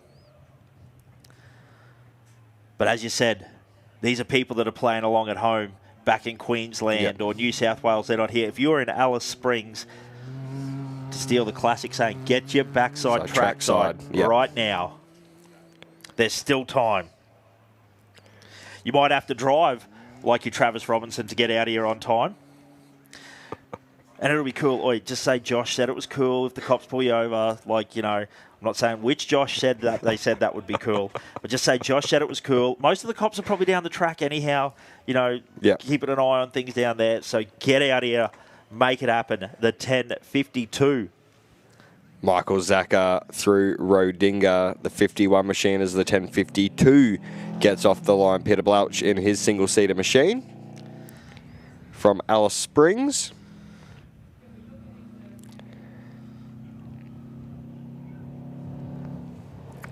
All happening. So 9. Zaka the quickest between Banduma and Rodinga. That is quick. 1950 was his time. So 6 seconds quicker than Travis Robinson and 8 seconds quicker than Billy Geddes. He's on a horse this morning. Absolutely. Yeah, great to see this great footage we're getting down from the Finke end still, as well as Peter Blouch making his way on the attack to Alice. The Honda Talon out to play, the 6634. So another one of the manufacturers in the market of the side-by-side technology, Honda, the Honda Talon. So we got Can-Am, Honda, Polaris. Kawasaki make it, or Yamaha make it side-by-side as well. So there's plenty of options if you're thinking about getting into this. And I think there is actually a Yamaha variant this weekend as well, if I read the program correctly. But it looks like John Towers is actually still on road, so he didn't put the mocker on him. He did have a timing glitch through Banduma. Beautiful. So he's through Rodinga behind Michael Zaka. So that Pro Light's still singing along real well, looking real good for first place in class. Yeah, and from Bonduma to Rodinga, which is a notoriously rough, deep sand section, she's only about a minute 30 or 90 seconds slower than Mikey Zaka, who so far is our fastest time. Like, that's an incredible drive. No, it definitely is. The 677 of Les Shivers is off the line. Wow. Okay. If you're not out here already, get your backside trackside quick, because deep well checkpoint. Travis Robinson, we are on the final run home. So that puts him approximately about 50 kilometres out from the finish line. Yep. So through the deep road. So he has crossed over the service road. He's now, you'd say, on the western side of the racetrack. So it is all the way home now. Deep well. The next time we will find out any information will be as he comes into Alice Springs. We also keep a bit of an eye on Bo's in-car as well. That'll give us a little bit of an idea. We look out for any cars on the side of the road, and we keep a bit of an eye on Zach's as well, because we are keeping a bit of an eye. That battle between the 4.34 of Billy Geddes and the 4.89 of Boston Morgan Horan is hot. Yeah, no, it definitely is. I think they're going to be pretty close on their way through. The 4.31 of Brett Taylor through Bunduma as well. Tom Darlington is off the line, though, in the 63 machine. That is a huge one. So we're just getting footage up here live in the box. The 482, the Miga machine, has had a huge rollover out on track. Hoping they're all good. But I would say they will be. The safety mechanisms built into these trucks nowadays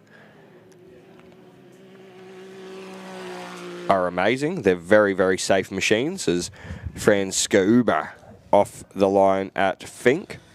Glenn Ackroyd through Bunduma now, though, as well. The side-by-sides pushing hard, as Sean Dagan is through Mount Squires as well. The blinding light on the OBR. Yeah, well, that just gives you an idea of the, conditions that they're battling out here as well. That was massive.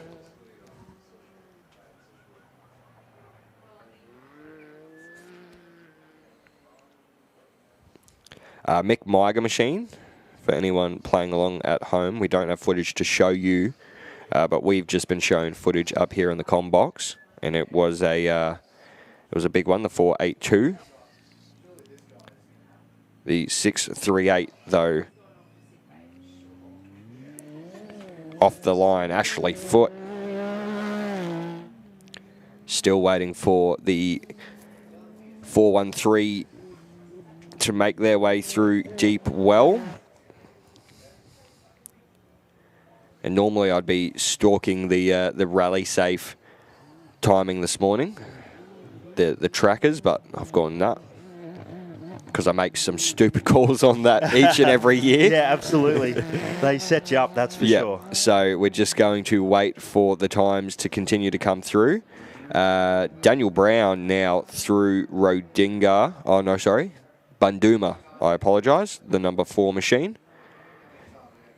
15 minutes and 16 seconds between Rodinga and Deep Well for the 813 machine. Daniel Challen through Mount Squires. Scott Dunn off the start line, but there we go. Bo Robinson through Deep Well now as well, 8:35.03. So he's definitely off the pace of Travis now. I think he might be trying to play that team game and just back off to keep those other big machines behind him. It's 15 minutes and 49 seconds for him between Rodinga and Deep Well.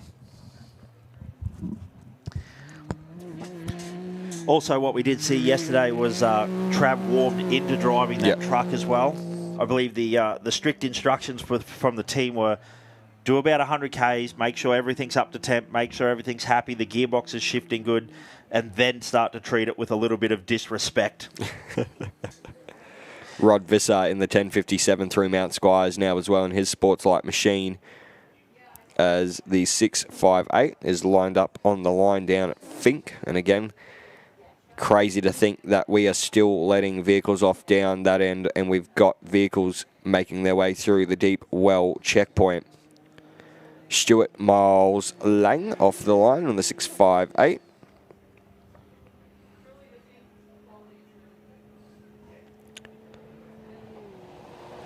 And we are not too far away whatsoever from having vehicles make their way into Alice Springs as Kane Jones at the Bundooma checkpoint in the 657 having a real good push again. The first of the Polaris is through there as well.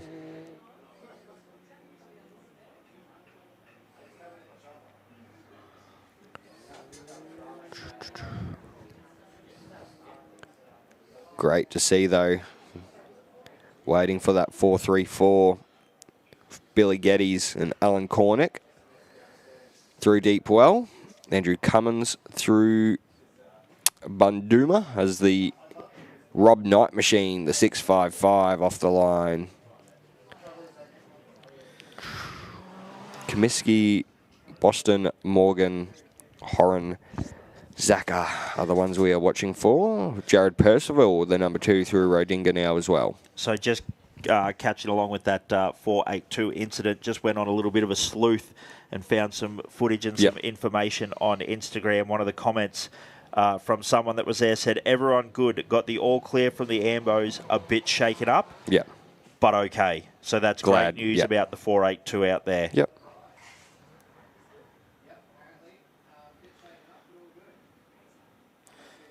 So glad to get a little bit of information there about the 482 machine. Yeah, that would have been a wild ride. Yeah, would have been massive. Absolutely massive. The driver machine, the 242. So Wayne drove it down to Fink. They unfortunately had a rear tyre issue yesterday, but now he's given the keys to his daughter, Leah, Alice Locals. And they are off and racing in the 242. But, this battle into Alice between Billy Geddes and Boston Morgan Horan is going to be ridiculous. 14 seconds between them at the deep well checkpoint. Wow. Yeah, this is monumental. I think this is going to be all the way into the finish line here at Alice Springs. If I know Billy Geddes, he is not going to let that position up easily. And if I know Boston, which I don't know that well, but from what I've seen, he's a great competitor. There's a little competitive fire in him, knowing that Billy is right in front of him, and that is an overtake for third position. So that is a box position overall there. And that would also move him from third in class to second in class as well. So there's a lot on the line here with Billy Geddes and Boston Morgan Horan. We will be watching this on intently as we can. We keep looking up and out, down towards the fence line, over the chicane club. As the 702, sorry to cut in there, the classical music is on in the 702. Yep. Gentleman Cappuccino. Jeff Pickering. Yep. Probably I don't know me coffees, but maybe a piccolo shot or whatever, an espresso shot, whatever they say. Probably perfectly balanced. He's probably got his engineering team to design a coffee cup holder that will not spill a drop for him. Not sure whether it's classical music. I got the good oil the other day that Jeff still likes to read the paper, so maybe he might have like the Australian or something on audio playing today, getting the latest news updates. Radio probably works. Got some news podcasts going. Yes. As we see the 45, Andrew Brown through Rodinga. And I also believe we saw Danny Brown through Rodinga as well. Yes, Daniel Brown. So very close between them. Son battle. And as you were talking about before, the Yamaha.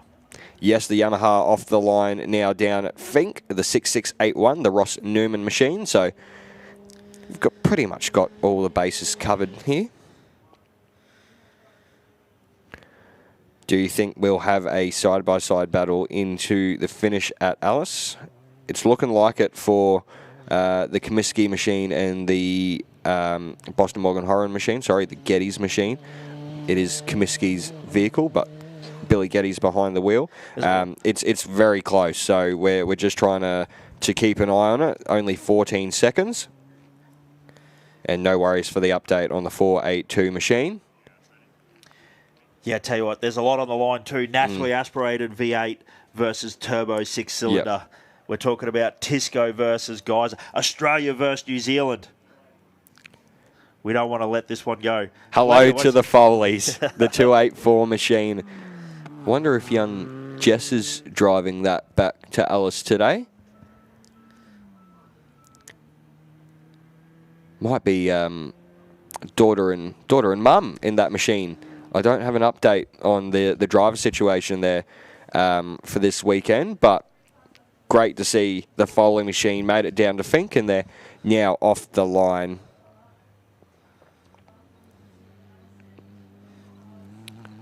At Fink, Brett Lewis in his pro machine, the 60, is through Mount Squires as well.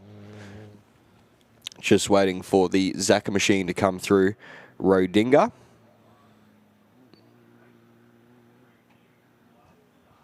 Oh, sorry, Deepwell. I apologise.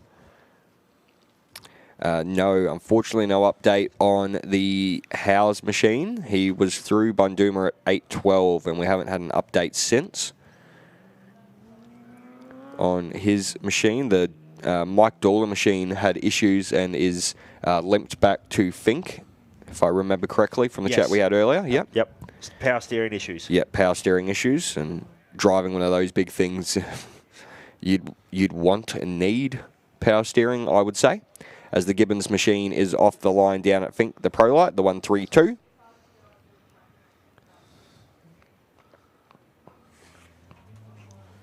Jamie Harrison as well.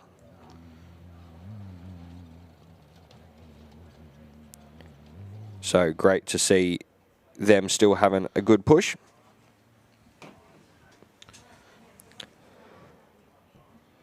But if nothing changes on road now, we are about to crown a new king of the desert. Travis Robinson, his brother did it last year. And wouldn't it be magical for Travis to do it this year?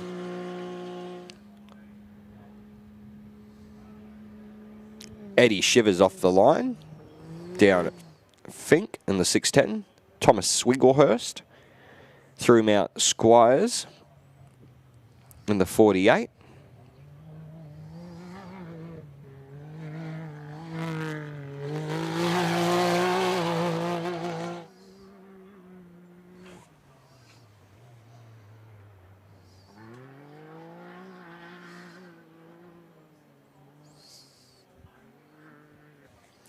So just the anticipation builds. It gets fun now. We're almost at that time of the morning where we get real loud. We stop sitting down up here in the box. We get on our feet as the Zaka machine is through Deepwell.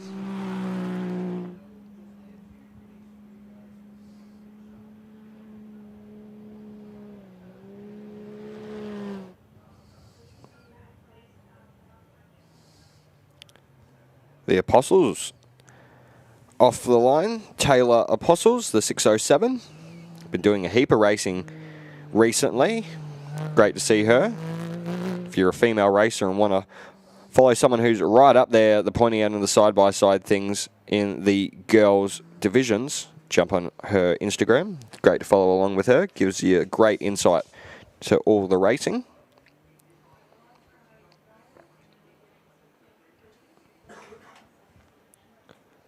But here we go.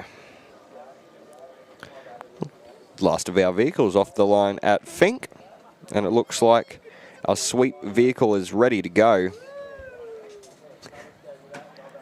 You hear the cheers there. Yep, I think the legends at... They're very excited that they have released all the cars out onto the Fink Desert Race track.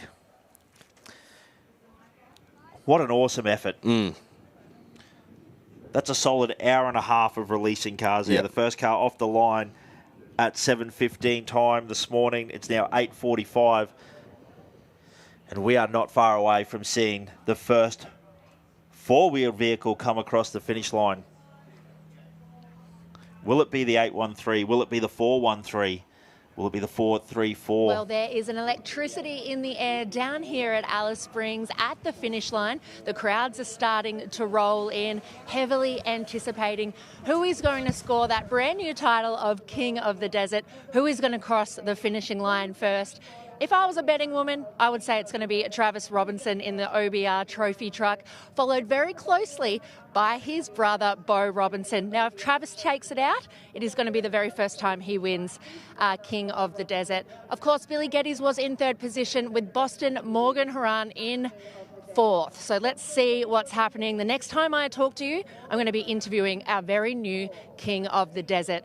Back to you boys in the commentary box. Yeah, thank you very much, Amanda. And this is the camera shot we love. We wait in anticipation to see them come through. Still expecting the 813 in here first, then the 413, then the 434, then the 489, and the 434 and the 489 are going to be close. Sorry, the 98 of Paul Hackett from New Zealand. Almost forgot about him. He is off the line, down at Finke. But yeah, Amanda, I hope you are getting ready because it's her first ever day 2 race day finish here. Hope you've had a great time so far this weekend. It's such a great event to be around and get involved in. Hayden Bentley, through Rodinga now as well. And there you have it, that iconic start-finish line banner here in Alice Springs. It's all set, all ready to go. The chicane lounge is pumping this morning. It's great to see everyone in there. I hope you're enjoying your time in there. Cannot wait to see what they do. So, we can't wait. Okay, so it looks like we are going to get to see the footage of the 482. Now, just a reminder, everyone, the competitors are okay. It is massive. I've never seen a car cartwheel that high, nor that far ever in my life. Luckily landing back on its wheels there. But as you said, these cars go through a rigorous scrutineering process. We have a lot of fun on Friday night here. We get to walk around, look at the cars, talk, have a great time. But there is a lot of serious work that goes on Friday night. Great scrutineers here doing the job, making sure that they have a good time and that the vehicles are safe so that when situations like that do arise, because let's call a spade, this is an off-road race. Yep. A race. They are trying to go as fast as they can. So the safety and the levels of precautions that are taken for these competitors is second to none. Yeah, we're going to quickly take a word from our sponsors just before all the action goes down here in Alice Springs.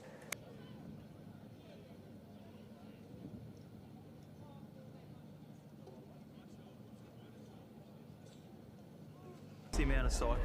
We're the only ones that do it. Regular tensile and porosity audits, the testing procedures, second to none. Because at the end of the day, your wheel is the only thing that's keeping your tyres on the ground. So if you are serious about your pride and joy, you need a set of method race wheels. Can you afford not to?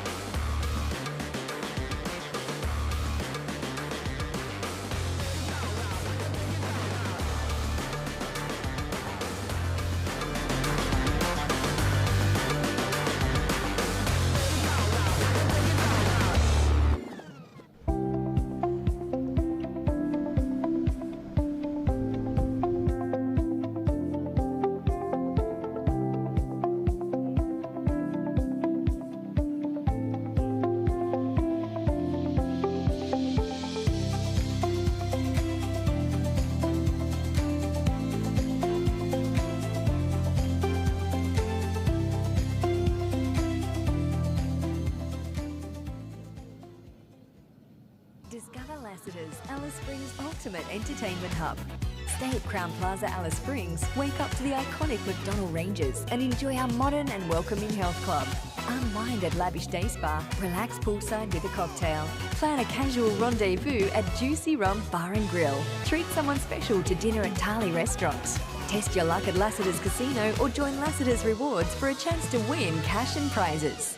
Think of the people who need your support. Gamble responsibly. There's a new place to get it all on tap. See every earth-shattering race live. The Downtowns. The beautiful game. Australia's biggest games. This too. Oh, come on, ref. And inevitably, this. All you need to make it happen is this. For racing and sport on tap, download the Tab app. Chances are you're about to lose. For free and confidential support, call the number on the screen or visit the website.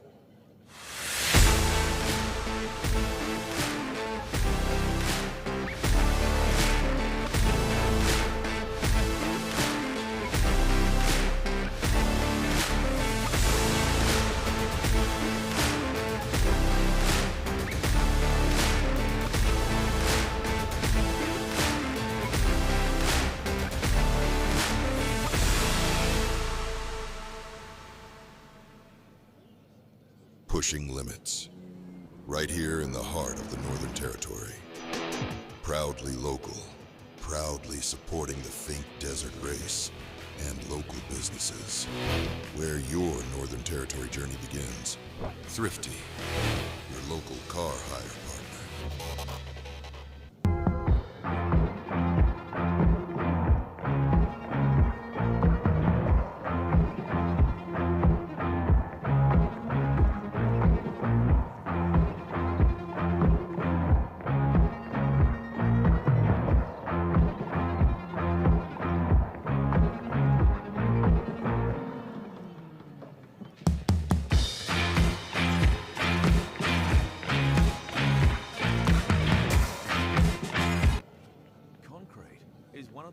Most relied upon materials. It is all around us. It builds our homes, our infrastructure, and industrial developments. It builds our communities and where we grow. Adbri's Futurecrete possesses the benefits of concrete while using recycled materials to lower embodied carbon compared to conventional concrete, with no cement substitution. Did you know Only the Lot is the official home of Australia's lotteries? And we've been supporting Australian communities for over 100 years. When you play at the Lot, you're also playing for kids doing it tough, for life-saving research, for bubs, their mums, even the furry ones. Because together, we're giving millions to those who need it most. Real tickets, real support, real impact. And that's a lot more to play for. Get same race multis on tap. Choose multiple runners in the same race for bigger odds to get some of this, this, and this. The same race multi on tap. Download the Tab app. What's gambling really costing you?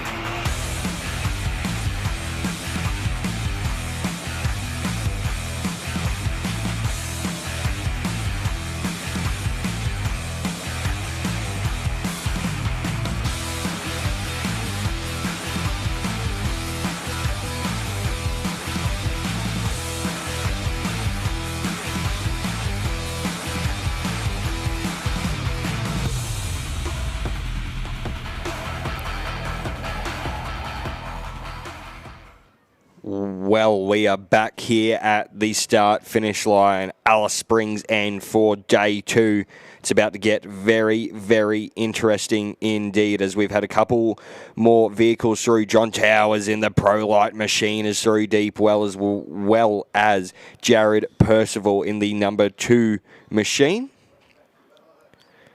Great to have Josh alongside me. It's been a wonderful morning, hasn't it? Fantastic day of racing. Doesn't matter whether it's prologue, race day 1, race day 2. Everywhere you look, there is plenty of action as we are feverishly looking out over the Chicane Club. The breeze has picked up. We're looking for that dust starting to appear. We expect we shouldn't be too far away from seeing our first car come across the finish line. Will it be Trav? Will it be Bo? I don't want to say anything here, but if that's correct, you'd have to be absolutely spewing. The 434, the Billy Geddes machine, has shown up as a DNF on our timing screens, which would be absolutely heartbreaking for the Comiskey mining truck, who was in such a good position all the way home. To go down between Deepwell and Alice is heartbreaking. I'm keeping my fingers crossed that we've either had direct confirmation of that one or there may be an issue. But normally when we get that DNF up on our screen, it is correct. So Boston Morgan Horan may be in for a 3rd position in his first ever running at this event. And I can see a chopper in the distance, so I don't think we are... And there is dust. We're not too far away whatsoever from seeing the first of our vehicles make their way in. Who is going to take this year's crown for King of the Desert in the car section? Will it be Travis Robinson or will it be his brother going back-to-back? Eyes intently on the second of our OBR streams as well this weekend, watching the Bow footage. But they'll come through that iconic gate. That was the 15K marker on the OBR, the Bo Robinson machine, so they're not too far away whatsoever, but I'd say their stream is a little bit behind as well. Wow. Now, one of the things we might have to look at too here, which could throw a little bit of a spanner in the works right at the end, if Boston Morgan Horan has been released from Billy Geddes, if Billy's has pulled over, he might be making a crazy push in through, say, because all we know is he's listed a DNF. That could have happened 45 kilometres out. Yeah, exactly. So Boston might have had a bit of time here for a crazy push up onto the back of Bo. But Bo and Huddy, seasoned competitors as well. Yeah, they were only 2 minutes behind at Deepwell, so really it's anyone's game between them. So, wow, what a day.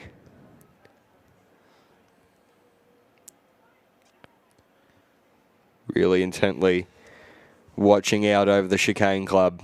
Isn't it crazy how you think that, the storyline is almost locked in? It's almost foreclosed. We've seen these cars through the checkpoint, at Deepwell. They're marking time. The pace is good. Everyone's sort of found their rhythm into a race, and you just almost get lulled into this false sense of security. But here we go. The first of the OBR trucks making their way in. Oh, no. Blows the corner massively there. Back on road now.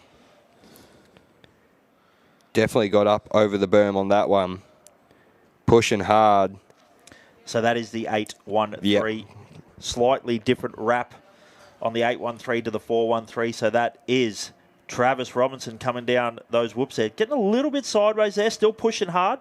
But this is where they're going to have to be a little bit careful. The track has been watered in preparation for the amount of cars that we're going to see across here. But Travis Robinson still in the building. Still a kilometre or so to go. Still a few tricky sections to navigate. We've seen people have issues in this stadium section before in good positions. So the 813, though, it's looking like we will crown a new King of the Desert. Travis Robinson. Paul Curry, what a work it has been from them this year.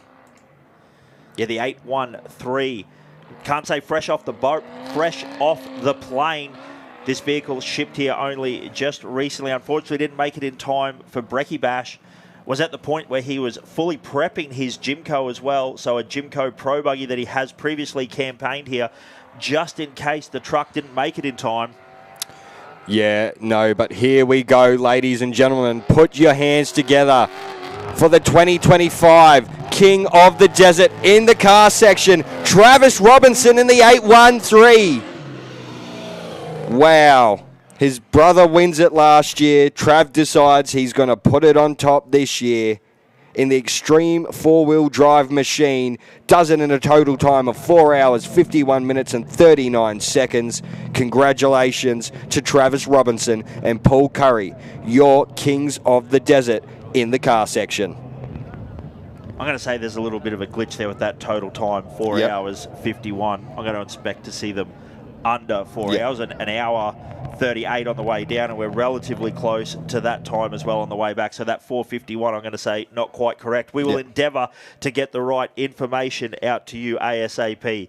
But great to see Trav and Paul on the top step. A great family of off-road racing. But, gee, that is great. Yeah. Brand new truck. A weight off their shoulders. I'm sure Brother Bo do it last year, and now he has stepped up the game as well. But Travis, awesome drive, super controlled.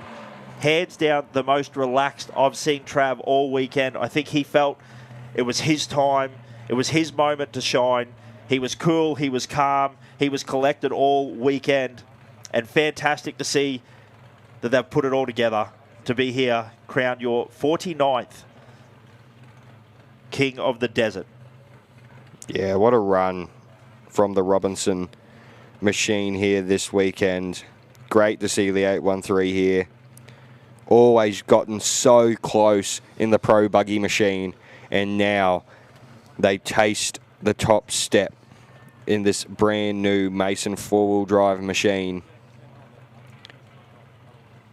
What an effort.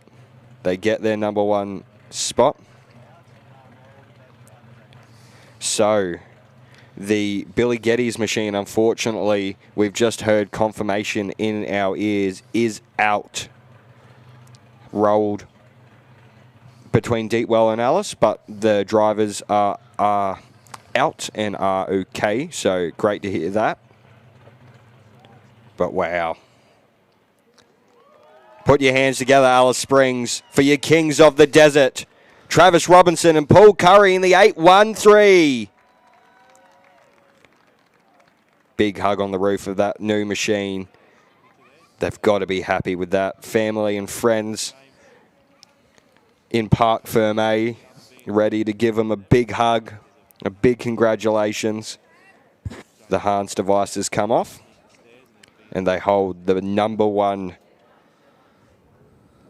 Here we go, though. His brother, the 413, I think he'll be happy to hear this. Bo Robinson in that extreme two-wheel drive Mason on their way into Alice now. What a run from the Robinson brothers this weekend. Yeah, absolutely. You love to see it. It's great to see a family like this getting it all put together. We've seen them do prologue 1-2s before, but fantastic to see that they are minutes away from a family 1-2 here at the Finke Desert Race. I know I've heard interviews before with Trav and Bo where they said they would literally trade a championship for an overall here at the Finke Desert Race. So Bo having one, Travis having one, and now making it all the sweeter, the brothers being able to do a 1-2. Yep, the celebrations are going to be on for young and old tonight. Yeah, Lassiter's going to be a place to be tonight. Yeah. But we hear that awesome Mason machine making its way through the stadium section now. Last couple of corners for the 413 machine.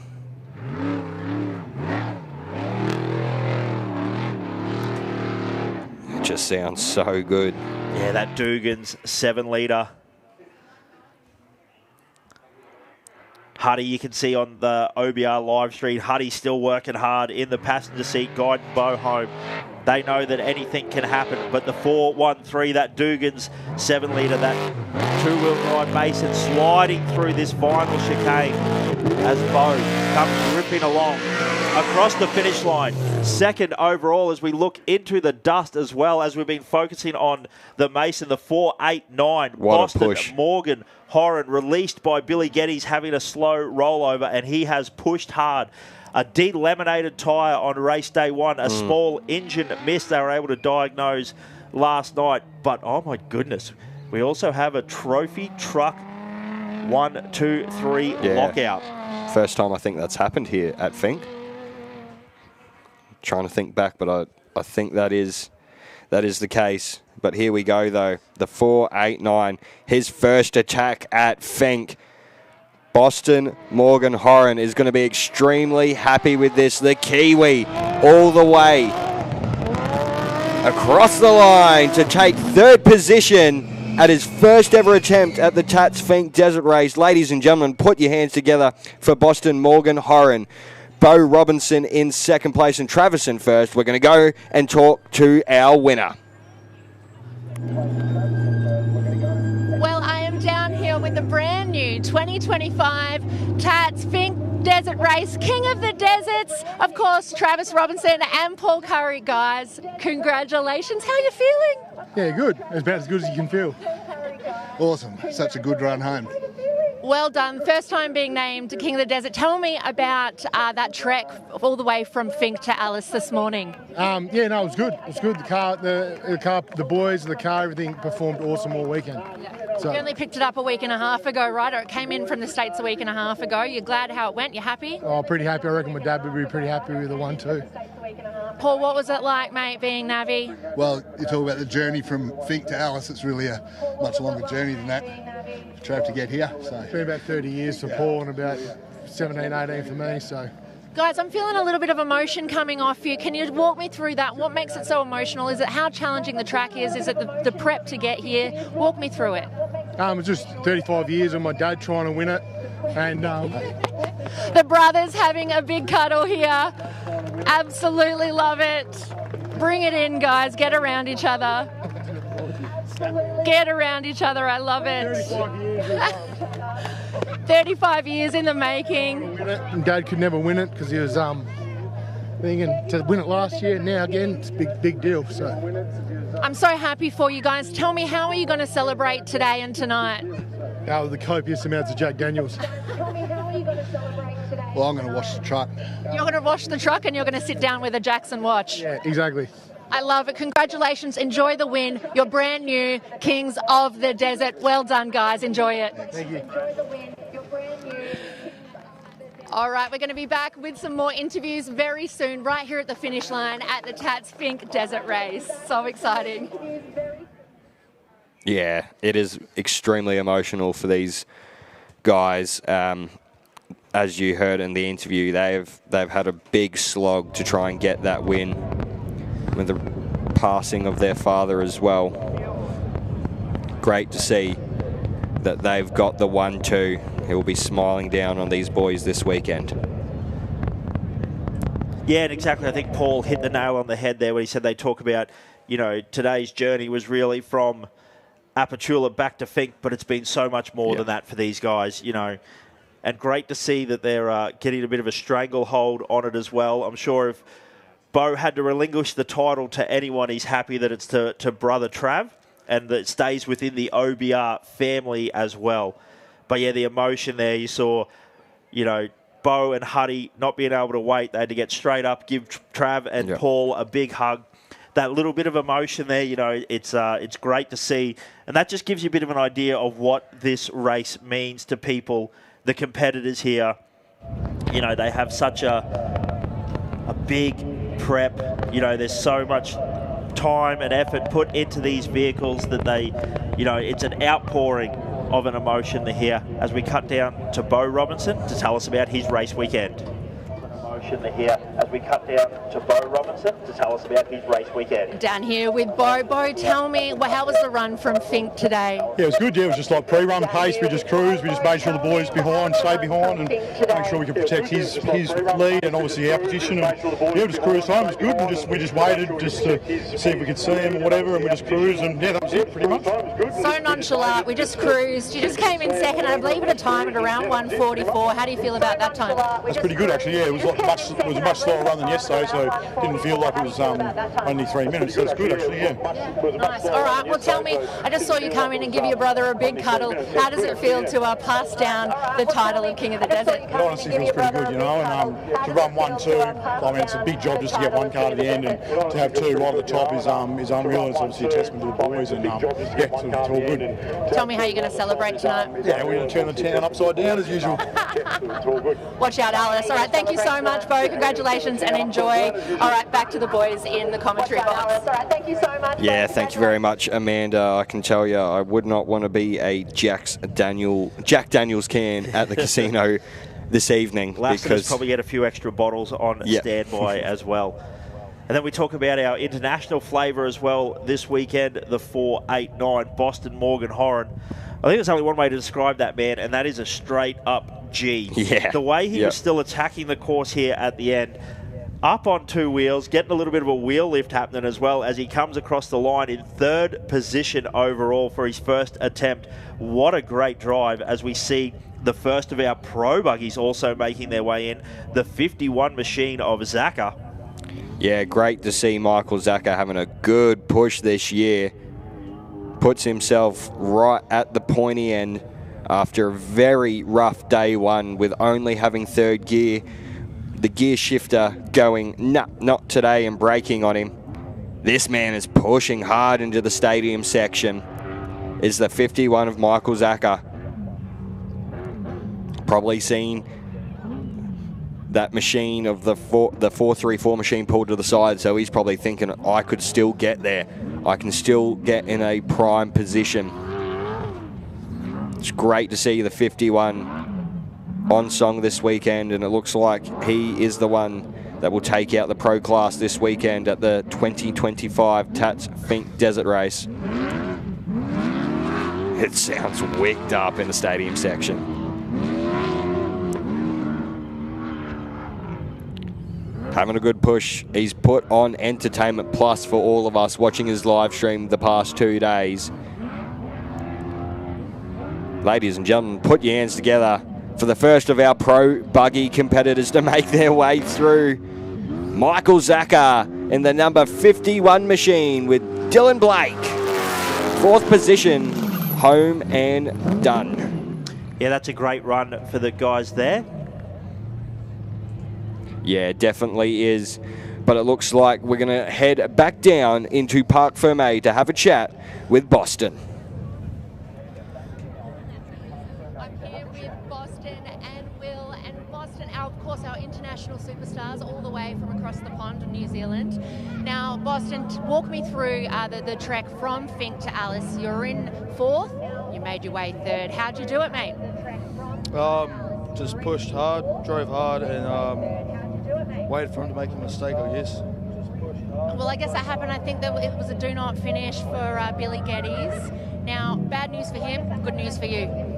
Yeah. Well, bad luck, I guess, but hope the truck's all right. It looked like he rolled it, you know. Yeah. Of course, we do hope he's all right. Will, come over here, buddy. What was it like being Navi just then for that big trek from Fink? Oh, it's always a hell of a ride with old Boston here, but it's my 2nd time in the truck, so yeah, I think we did pretty well. Only a 2nd time. Now, please tell me, are your mates, are your family watching from New Zealand? Do you want to give them a shout out? Yep, shout out to my family, my friends, all that. Mum and Dad, they're around here somewhere, or Dad's here. And all the crew that put all the work on the truck to get it to the finish. Are there any shout outs you want to do, Will? Big thanks to sponsors or anything like that? Nah, just all the boys and all the friends at home, family. Yeah. Excellent. Enjoy it, guys. 3rd position. Amazing feat here at the Tatts Finke Desert Race. Well done. Thank you. 3rd position. Amazing feat. Alrighty, we'll go back to you boys in the comments. Josh and Josh, so much excitement down here. Yeah, definitely is. It's always so much fun down there in Parc Ferme. You get to see all the families coming over, congratulating their competitors. What a run, though, for Boston Morgan Horan, the 489 machine. Got to be happy with that. Third position at his first attack at the Tatts Finke Desert Race. Don't think it can get much better than that. Such a grueling race. And he's done so well. Big congratulations to Michael Zacher as well, the pro machine. First of the pro buggies. As he gets out of the car. And the next of our machines, and that looks like a pro light, John Towers. My goodness, what a drive. Yep. That little pro light machine. He was up big in the RPMs early this morning as we watched him off the start line down at Apachula. I'd say that poor little V6 has not had much time to breathe. No. The whole way home. He is attacking hard down through those whoops still. But that is the interesting part, right? You've got this tricky little whooped out section here as you come into the finish line. Braking late, slinging it into that corner. John Towers only knows one way, and that's what we're saying, that tricky little part, the way your car's set up to attack whoops. If you go 2/3 or say 80% through there just to bring it home, the car will handle differently. Yeah. It won't track straight through the bumps like you expect it to. So John only knows one way, and that's full attack through those whoops there. That's great to see. The 127 machine.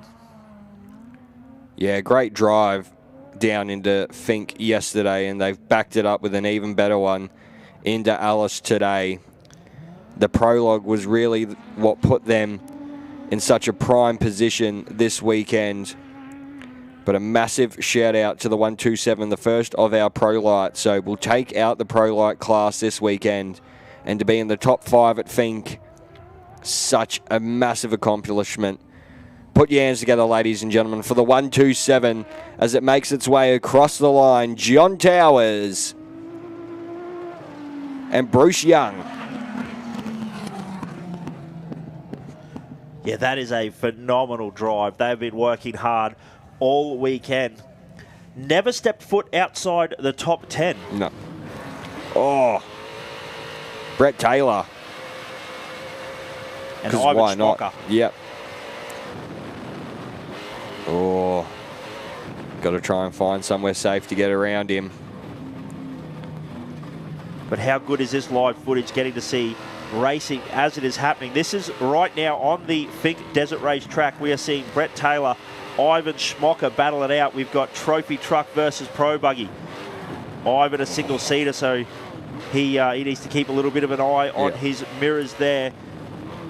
Hopefully Brett using the push to pass to get around as well. That's a little bit of a note. You see Ivan get out wide. So Ivan obviously just looking for a safe place as well. Making sure he doesn't ruin his race as well, trying to get offline. So a great job there by Ivan. A great job by the production team bringing these shots to us live as well. As then Brett hard on the gas, back charging. Did have to pull up for a little bit there.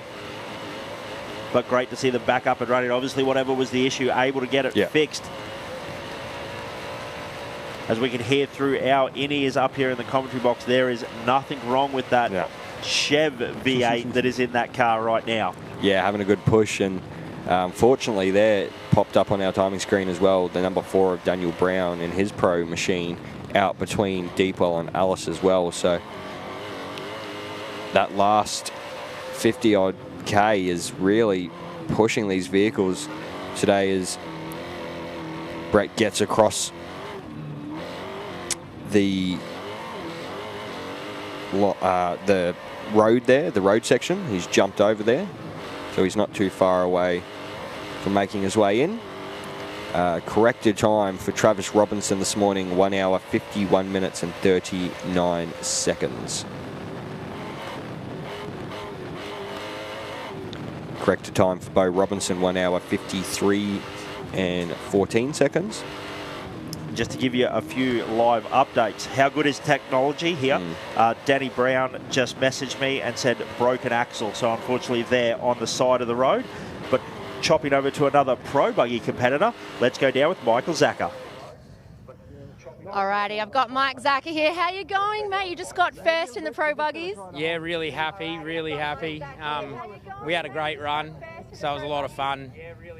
Fourth overall. Can you walk me through the whole trek from Finke today? Tell me what went right for you, what went wrong. Obviously, plenty went right for you. Yeah, we had a good drive. Dylan kept me calm the whole way. We got Johnny at about Mount Squires, sorry. The shocks worked awesome.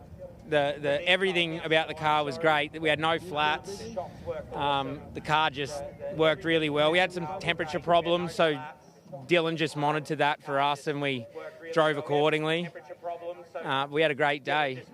Now, I've been watching the YouTube live stream, of course. You have a lot of people backing you, Zacher. I don't know if you know that, but there's a lot of comments of people really wanting you to prevail. They're probably watching now. What do you want to say to all your fans?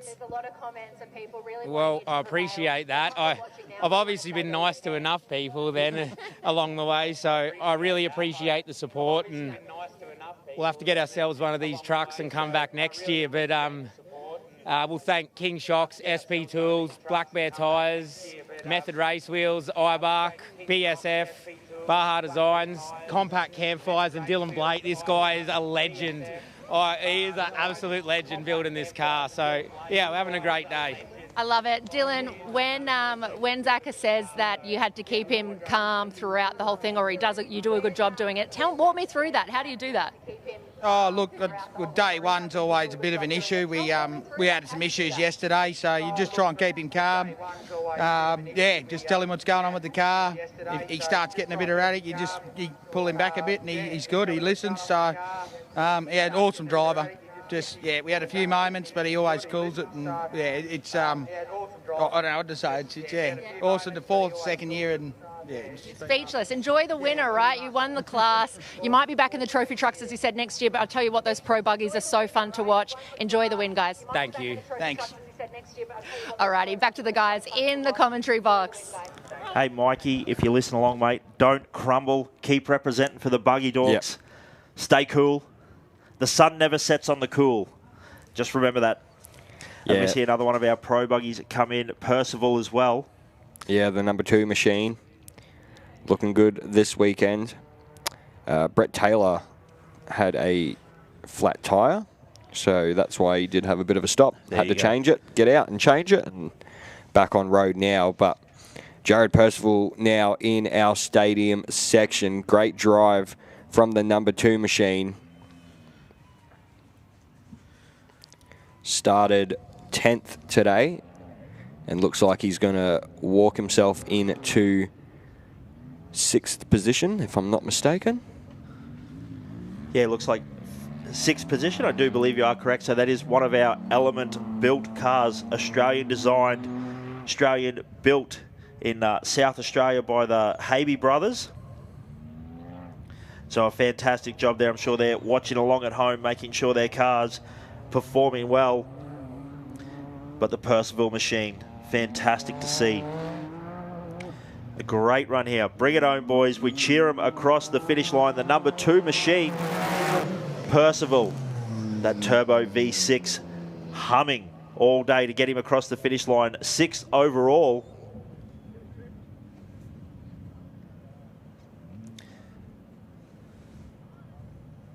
Yeah, huge for them.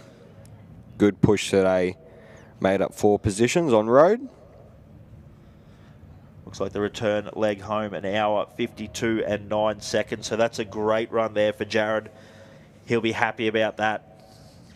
One of the other things I think they'll be happy about is they don't have to think about what condition their car's in. Now, cross it over the finish line, like Paul said. He's just got to give it a wash, and it'll go back into the trailer.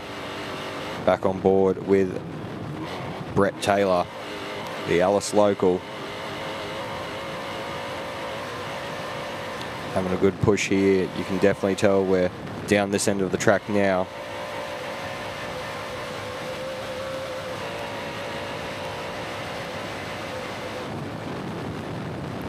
So having a little bit of a look through the socials as well. I see on Dean Key's Instagram story, posted a video of the 454 Get Trophy truck under strap and tow.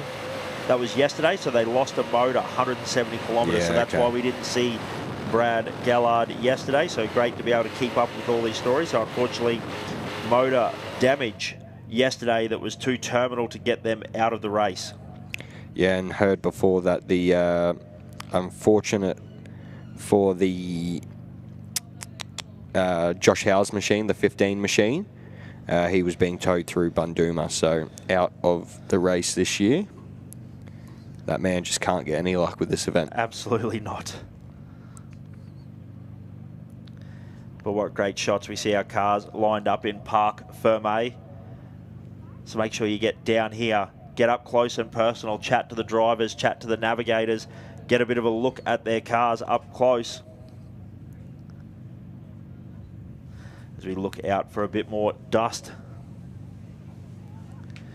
Nice, beautiful morning here out at the start-finish line complex.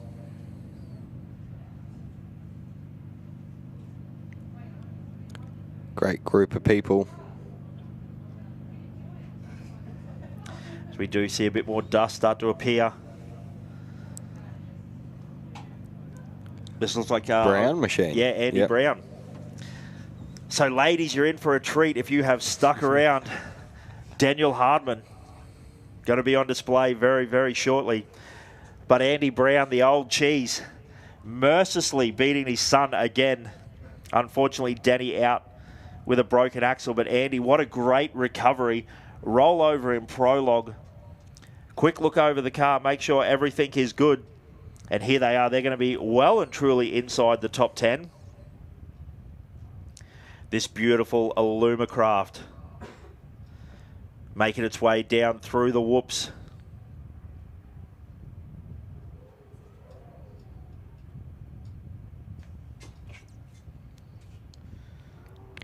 Yeah, having a good push is the Brown machine. After a rollover in prologue, they've come back very, very well this weekend.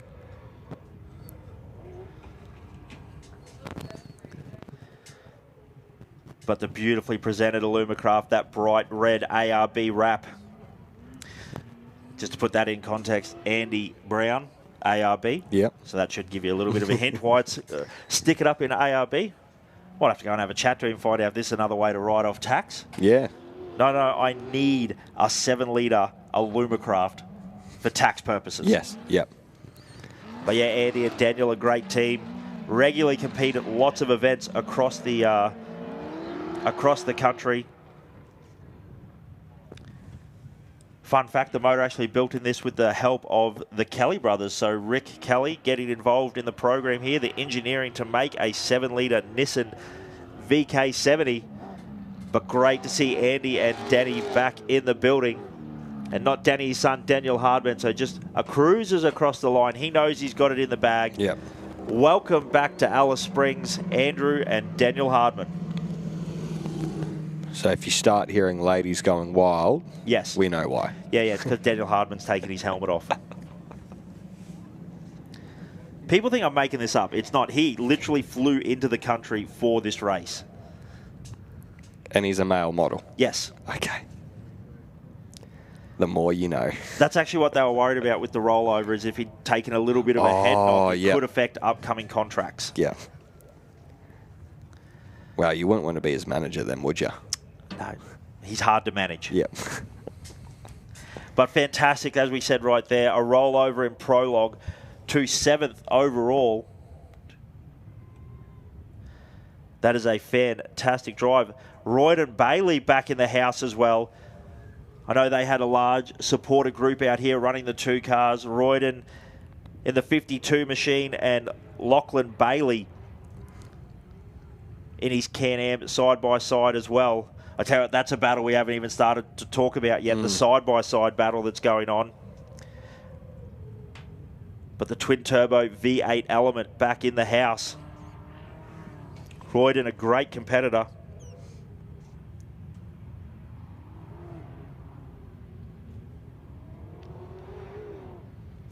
Yeah, great to see the elements going so well here this weekend. Australian-built machines.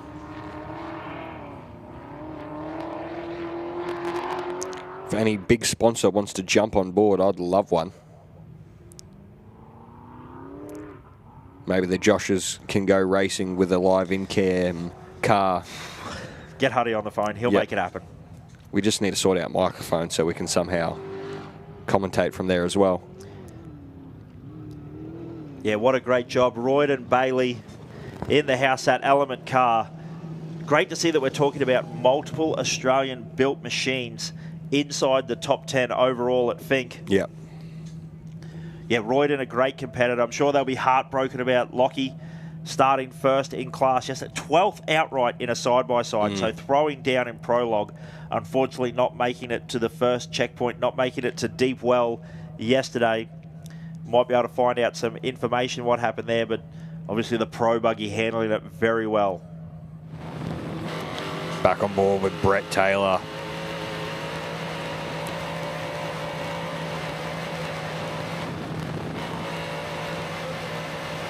Once again, having a good push in the 4-3-1 machine.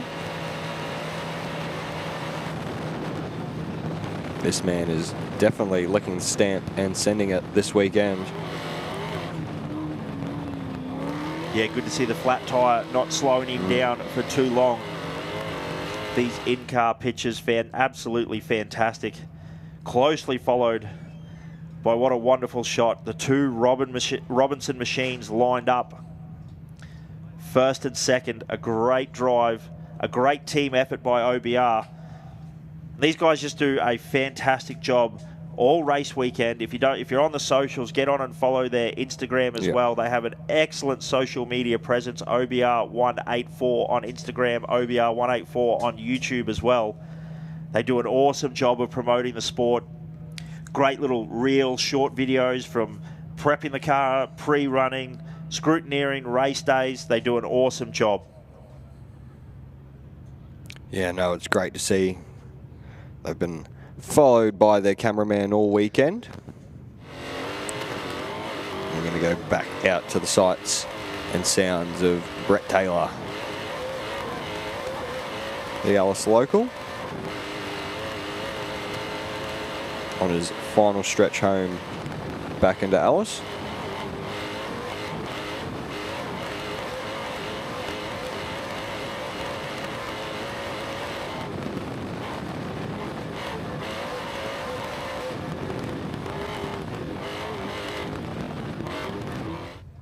Here we go, though.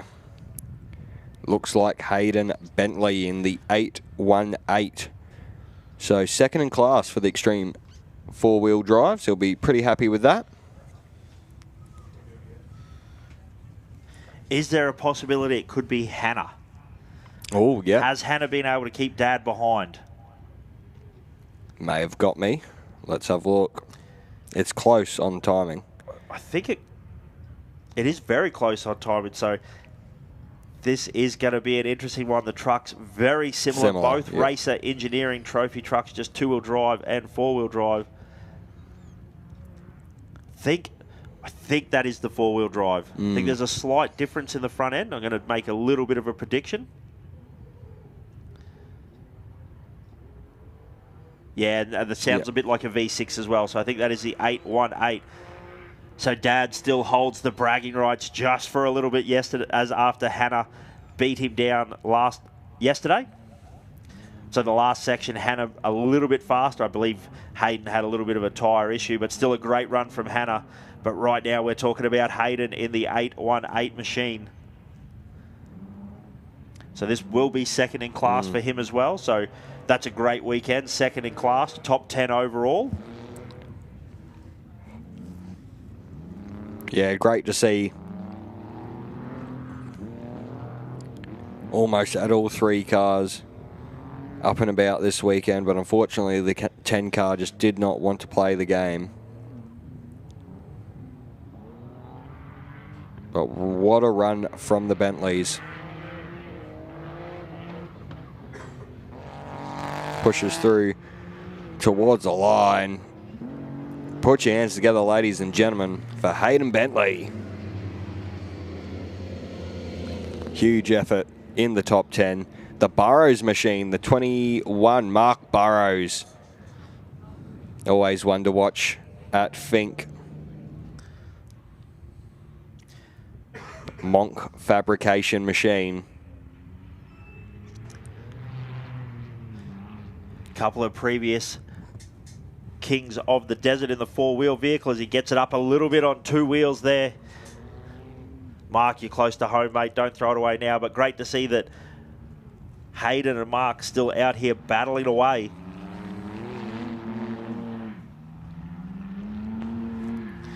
And this will just slide Mark into our top 10. Great run. Just misses out on the pro podium. Oh, getting the rear end out. But there we go. Mark Burrows in the 21 machine across the line. Does it in 1 hour 54 and 10 seconds. Not bad at all. But it looks like we're going to go down to Parc Fermé and have a chat with car number 45, Andrew Brown. I've got Andy and Daniel here in the Pro Buggy, 7th overall. How are you feeling? I'm feeling absolutely stuffed. I'm not going to say you look stuffed. You look great, but you were just telling me, both of them are saying, oh my gosh, my fingers, you can't feel your fingers. Tell me how you feel physically. I'm stuffed.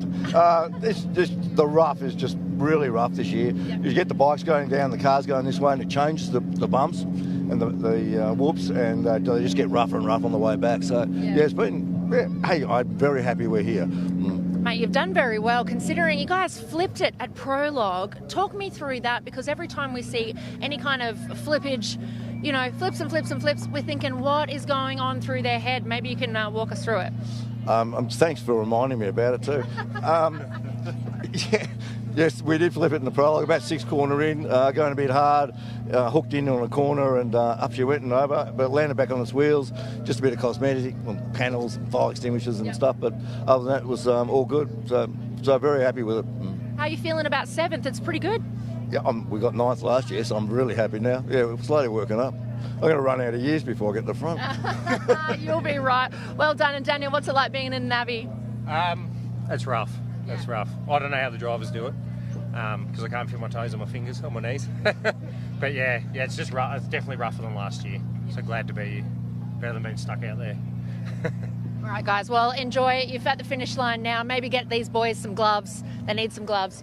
All right, enjoy. And we're going back to the Joshes in the commentary box before we do some more interviews down here at the finish line. Yeah, thank you very much, Amanda. Great to hear from the 45 crew. Looking intently on the screens, though, I think that is going to be Hannah Bentley now. What a run from her in the 418. And if I'm not mistaken, that will put her 3rd in class for the Extreme 2-wheel drive machine. Our first female competitor across the line today as well. Yeah, great job from Hannah there to turn it around from lid skidding last year to across the finish line.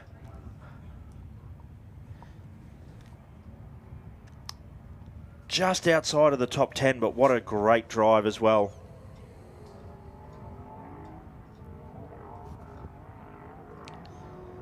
Definitely. Just pushing through the whoops there. Yeah, not too far from home. And now this is another one of those interesting lots, like we talked about with the bike boys yesterday, that seems like it's a little bit of a reverse. The bikes have a tricky little section on their way into Apachula, so they're worn out.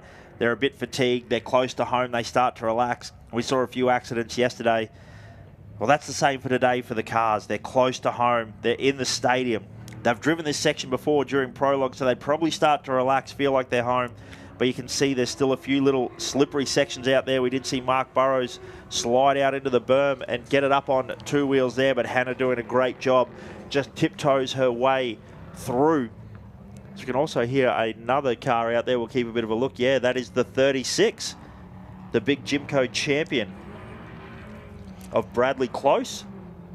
He's not too far behind Hannah. We see them both appearing in the same shot. So 456 kilometres and a race is breaking out right now, right in front of us. Looks like Hannah's going to hold a little bit of an advantage here. Nice inside line across that corner there. Gets it up on the berm. Cruises in through the S-bend here. Clicks off our timing marker. What a great drive by Hannah Bentley. Congratulations, you are our first female back into Alice Springs. Yeah, got to be happy with that for Hannah. Didn't look like any lid skids this year either. The shark fin on the roof still straight up, as we also cheer across Brad Close. He would be extremely excited to be back in Alice Springs. The man was well and truly worn out yesterday as we talked to him at the Apachula overnight stop. So welcome back to Alice Springs. I tell you, one of the good things they do here for the park for May, they set it up nice and close to the bar for the competitors. Not far to wander. Hopefully a few of them took the advice. A little 50 or 100 tucked away in the sock in the race boot. That way they're ready to go. A good man by the name of Brenton Thompson taught me that one year. We got back into Alice Springs and I thought, how the heck are we going to get something to drink?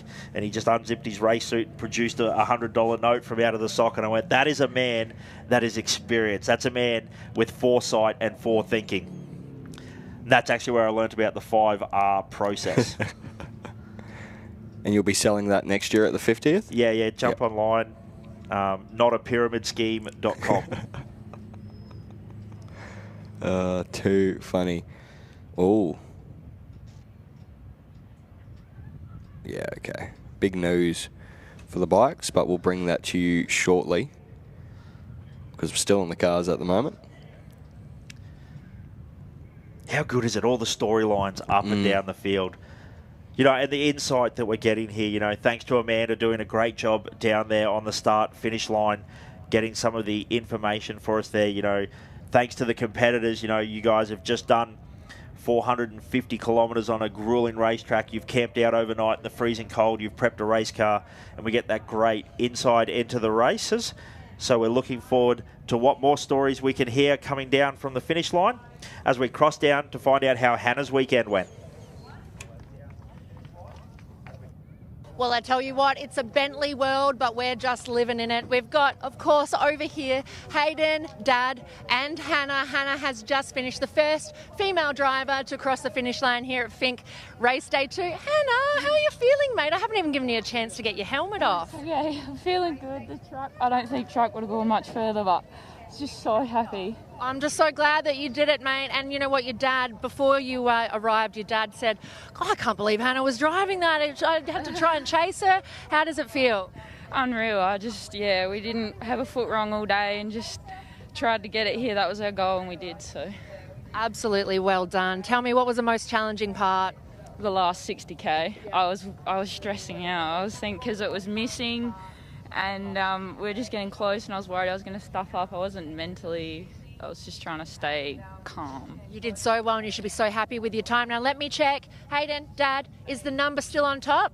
All right, no lid skids this year. Hayden, how are you feeling about your daughter and your own race, of course? Oh, look, yeah, we were way back after an issue on the way out, but that was fun on the way home.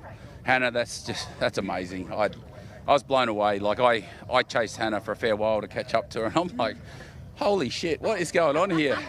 Am I getting older or is this kid hammering? So, no, she's done amazing. Not a mark on the car as far as I know, but it doesn't get better than chasing your daughter through those whoops, having fun. And, yeah, what a day. Congrats to Trav, I believe he's won. I'm not sure if Bo comes second or not, but, amazing for them guys as well. What a weekend. Track's awesome. Hannah, you're amazing, mate. I don't know, but if that's not one of the highest spots a female's ever come at Finke, We will find out those numbers for you. It's unbelievable. So proud. Well done, Hannah. Well, look, she learnt from the best, right? Or are you going to take any credit or no? No, absolutely not. No, it's all on her own. No one helps her in there. So, no. Hannah, what are you going to do to celebrate that you've just gone there and back in Finke and done an awesome time? Beers. Beers. It's a scary day to be a beer today for the Bentley family. All right, back to you guys. Well done. Enjoy the day. Back to you guys in commentary. Yeah, thank you very much, Amanda. Great to hear from the Bentley crew. They're always a very good group of people to have a chat to. And yes, I think the casino is going to be preparing for all these very tired racers to come in make sure to get your tickets if you haven't already for presentations later on this evening. That starts at the convention centre, and then we make our way over to the casino for a bit of an after party. It's always great fun. I always don't get home until stupid o'clock the next morning, but it's worth it. Actually, the great Brenton Thompson also taught me, if you're feeling a bit down, kick off with a couple of espresso martinis. So there's another part of the 6R program coming up shortly. But always an exciting time, the presentation as well. You see a lot of these car drivers, bike riders get to let their hair down. You know, the race is done. The stress levels, everything like that, the tension, it all drops out. Don't have to prep a bike, don't have to worry about pit crews getting around to the Apachula overnight. Because that's something we haven't even really spoken about is the kilometres that the support crews will do, just to help out their mate riding a bike or driving a car. It's absolutely phenomenal. And there's that, joy, that relief that the weekend is done. You've got your spike or you've got a war story, one of the two, and you're able to have a good night at presentations. So presentation, always a great night. It is also live streamed for those not around us in Alice Springs as well. Crack a few beers on the couch, pretend you're there. Maybe that slow-cooked lamb might be done by then as well. Yep. Still want air freight to Alice. Yeah. Either this evening or tomorrow, I'm happy. I'll need something pretty good in my stomach tomorrow, I can tell you that. But here we go, the next of our machines. It looks like one of the Westline trucks, if I'm not mistaken. Very good eyes. The 467 of Andrew Commons. In that Geyser trophy truck. So unfortunately, Nick, his brother, having a great start to the race, but a few little dramas for them, not actually finishing race day one. But Andrew flying the flag proudly for the Westline crew, doing a great job. Yeah, definitely. Just a reminder as well, ladies and gentlemen, if you've got any lost property, make your way to event information. Any lost property, there is, I believe, still a bank card getting around as well that we will take down to event info. It's a CommBank card.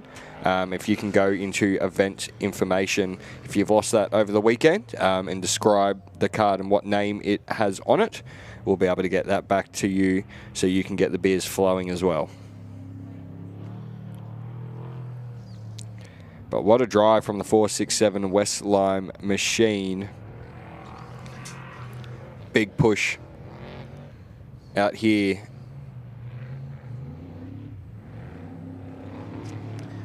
West Lime, the best lime, they say. I've been heard to get thrown around the pits. So the 467. Andrew Commons, not far to go, mate. You're almost home. What a relief. But all the lessons learnt as well that they'll be applying to Nick, making sure they get those two trucks across the finish line next weekend. Great drive, Andrew. Still plenty of RPM, that motor, and that Geyser sounding very healthy.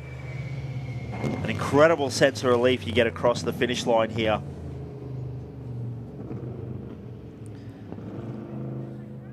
Very good work.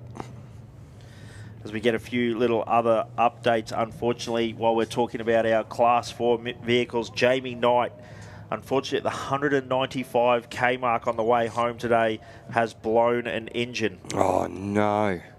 You'd be spewing. What is it with the Deepwell and Alice, between Deepwell and Alice this year? Taken out a lot of vehicles. Has proven very treacherous, that's for sure. As we cut back to one man that is attacking the Deepwell to Alice section with gusto. Yeah, Brett definitely. Taylor. I can tell you every single Alice Springs local that's on the side of the track this weekend will be absolutely screaming this man on. It's great to see him in a very good position this year as our side-by-side competitor makes their way through 6:04. I would say Jeff McNiven. What a run from the side-by-sides here this weekend. You absolutely love to see it right in the pointy end of the field as well. Now, I did get a message before as well. I believe the Polaris, the Pro R, has been on a mission on the way home as well, and has been pushing his way up, pushing along these Can-Ams as well. So we need to keep a little bit of an eye out for our Polaris Pro R in with this field of Mavericks. Yeah, it's awesome to see so many different manufacturers out here this weekend. Doesn't look like it's pushing extremely hard. Oh no, there we go. Might have just been that camera angle there. But the first of our side-by-sides making their way into Alice. Into the stadium section. The 604 machine for JSW Power Sport. Yeah, we really got some great insights for the for what it takes to win in this side-by-side pro class from Jeff McNiven.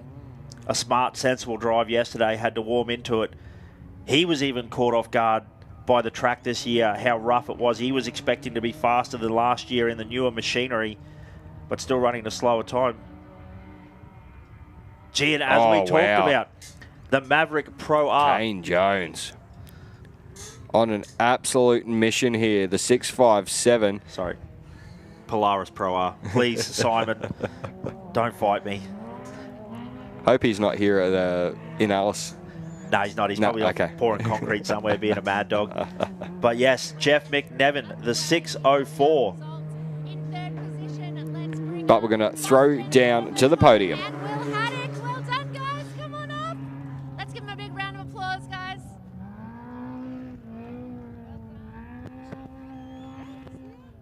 How did you go? Tell me about the run from Fink to Alice today. It was fun, a lot of fun. Rough and just fast.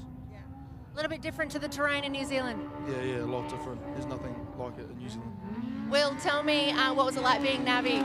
Oh, pretty rough. It's my second time in the car, so yeah, it's pretty fun. Being co-driver for Boston, yeah. You did so well. I bet you're happy with third place. Enjoy it, guys, all right?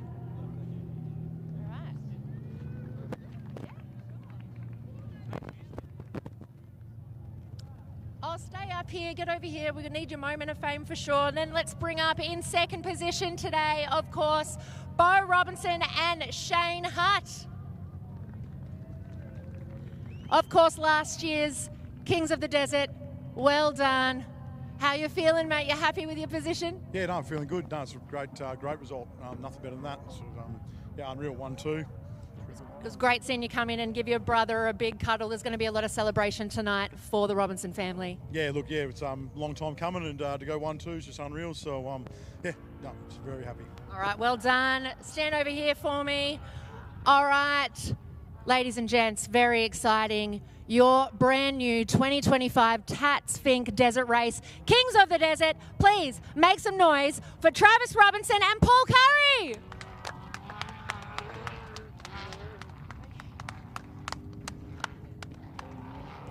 Well done, guys. Come on over here. Trav, tell me, how are you feeling about your new title? Yeah, feeling about as good as you can feel. It's good, first and second. Absolutely. And tell me, you only picked up the car from the States. I think it came in about a week and a half ago, but it did well for you, clearly. Yeah, good first run. Can't complain. All right, well done, mate. Make sure you do enjoy tonight. Let's bring up from Tatts. We've got Emma. They've got a big check for us.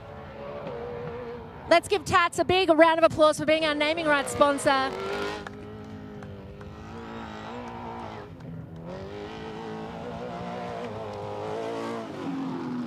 Ladies and gents, your reigning Kings of the Desert, Travis Robinson, Paul Curry, please make some noise for them once more.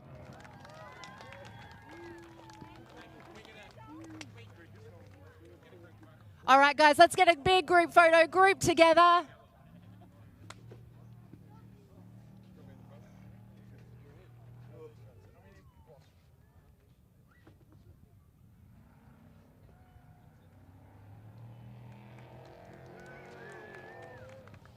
Well done, guys. Enjoy your win today.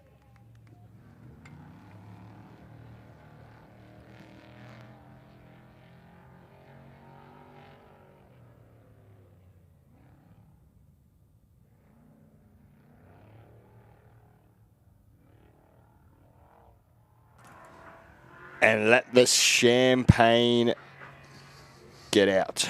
Fly. Spray. We're not as elegant as F1 drivers, but we'll make it happen.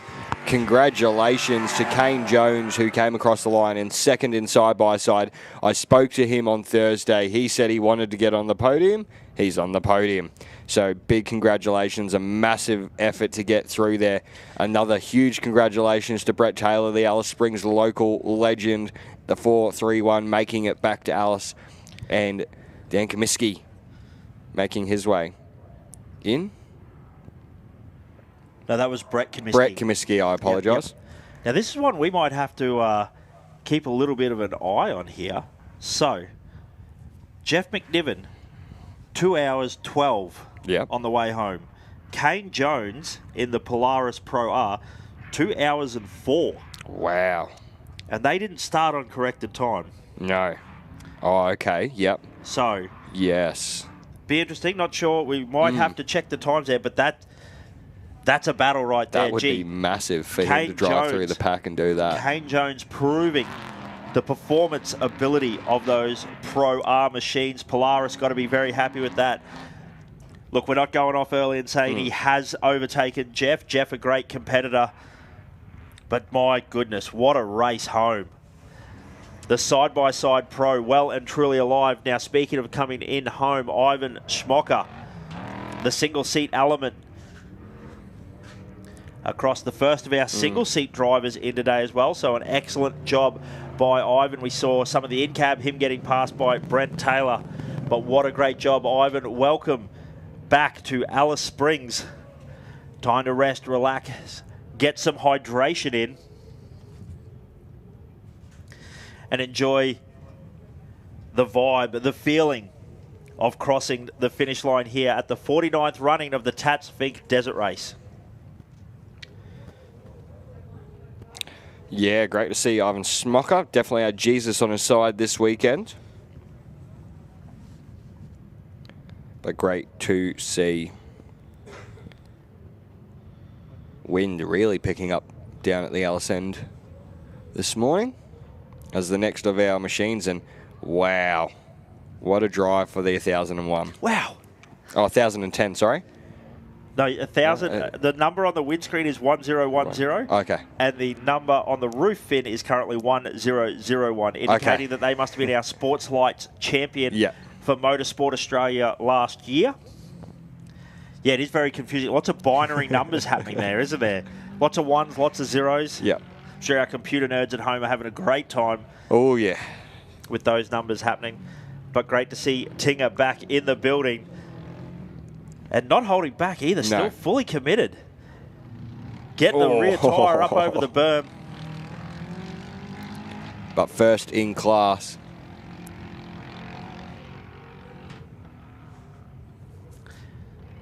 Maybe a little bit of an exhaust leak there. Coming through our effects mics.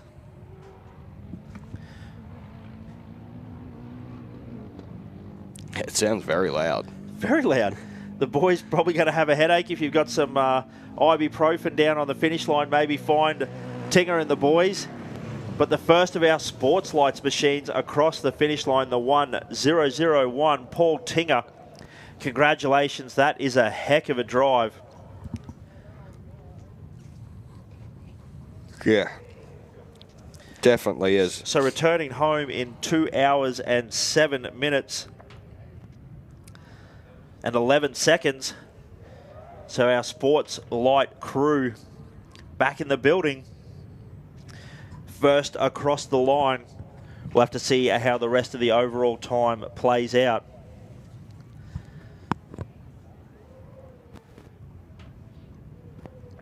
But the excitement, the action, just because we've crowned our top three, we've had the podium presentation. There are still plenty of battles to continue on. A lot of this information will be needed to be processed by our race control, overall race times and stuff like that. So make sure you tune in tonight for the live stream of presentation. Find out all the information. They'll present all our class winners, first, second and third in class, first, second and third overall. An awesome top 10 plate presentation as well for these guys. It's a fantastic time. It's a great event. gives you a real insight into how much effort goes into this race weekend, how much of a party it is that we pack out Lassiter's Casino. Food available, drinks available. I'm sure a lot of these winners' checks, they probably just walk straight next door, straight to the roulette table, put it all on black. Yep. I'm guessing OBR would put it all on black. Andy Brown all on red. Yep.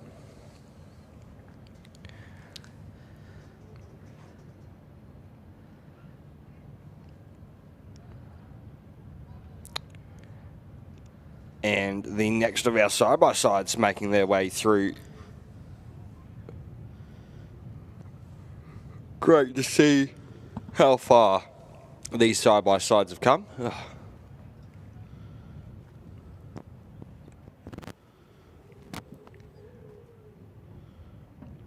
But the Polaris may or may not have taken it out, which would be huge for that machine.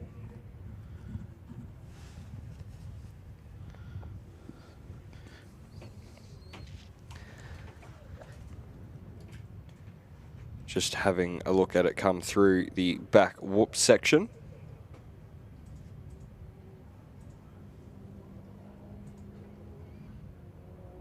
And now into the stadium, and it looks like it's the Campbell machine, if I'm not mistaken there.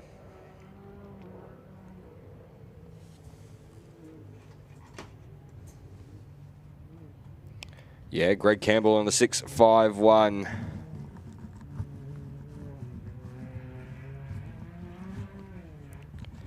Great to see him making his way in.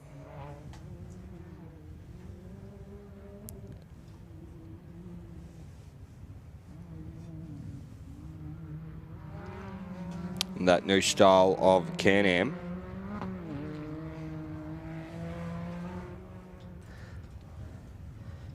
Yeah, Greg Campbell does a great job here. You can hire side-by-sides off him, Can-Ams off him as well. So if you want to race one of these Maverick R's, get online, Greg Campbell Motorsport. All the information there, how you can have a race-ready machine at your disposal. Rock up flying with a gear bag, race your car. You heard him talking at the overnight stop last night about how they're going to head down, prep all the customers' cars first, and then make sure that his are right. So that's the dedication there, looking after the customers' race cars before they prep their own race car, but obviously a quality prep. We see plenty of the Campbell Motorsport vehicles in here. So, done a little bit of digging. Yep. Into our side-by-side pro. Kane Jones yesterday, 4 minutes 28 seconds slower than Jeff McNiven. Kane Jones today, what do we say? 6 minutes or 5 minutes 50 faster. So it looks like Kane Jones may have the overall. I think the math lines up that Kane Jones is your overall side-by-side pro winner. He'd be extremely happy with that. Of course, these are all unofficial. Yes, yep. This is just Josh and Josh doing a bit of math. Provisional, as we'll call it. It's just Josh and Josh doing a little bit of math up here in the commentary booth. Yep. Neither of us are mathematicians. No. Neither of us did well at high school. No. So it's on you if you take what we say as gospel, except for the Daniel Hardman male model contract. That is fact.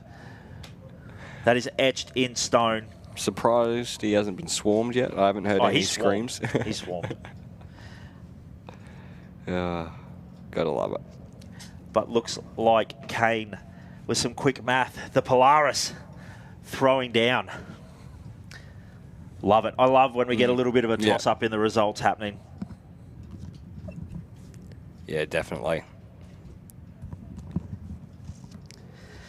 But fantastic too for Polaris there as well, if they have taken the overall. I know that they have thrown a ton of money at getting these Pro Rs developed so that they can compete with the Can-Ams, and they've proven they can not only compete, they can run at the very pointy end. Yeah.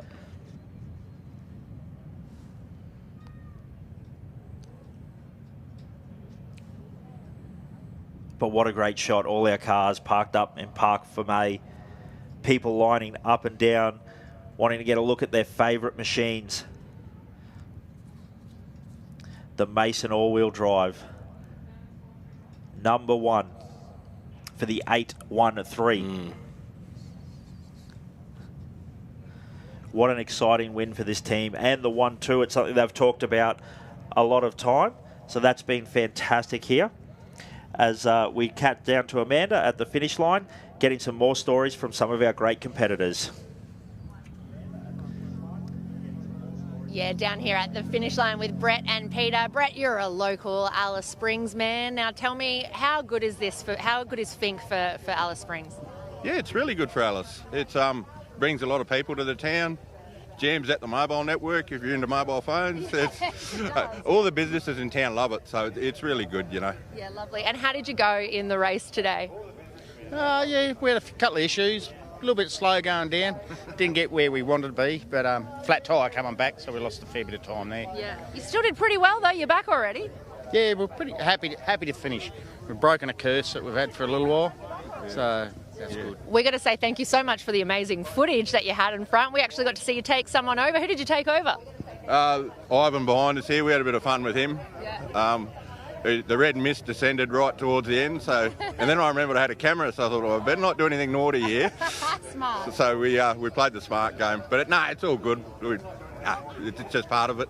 It's all part of it. I'm going to ask you something different now. Can you describe Finke Desert Race to me in one word?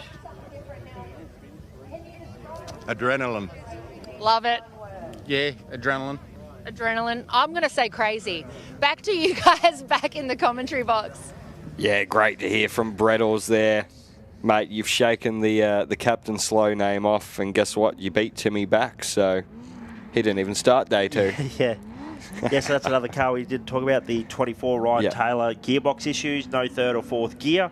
So they elected not to start the race day today.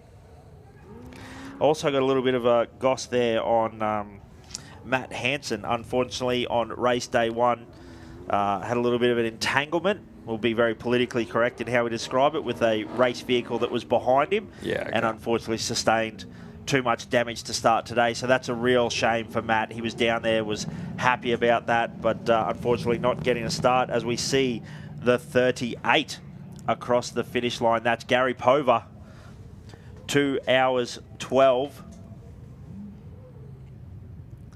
So a great run there, Gary. Welcome back to Alice Springs. You see our flaggies bringing them across into Parc Fermé, which is really just nothing fancy. You know, it's not like Formula One where they can't touch their car or anything like that. But it's really just a great spectator viewing time, people to get up close and personal to their favourite cars, or family and friends know exactly where to come and find you. It's a great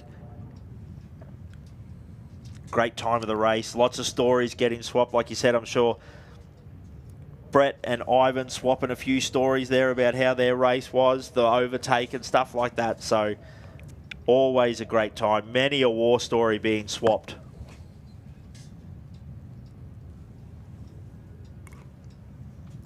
Yeah, definitely. Still great to see all the people joining us on the live stream as well as here at the venue. I hope you're having a great race day 2 so far. It's been a awesome morning. Great to crown a new King of the Desert as well, as we continue to watch the trees for the dust of more competitors making their way back into Alice Springs.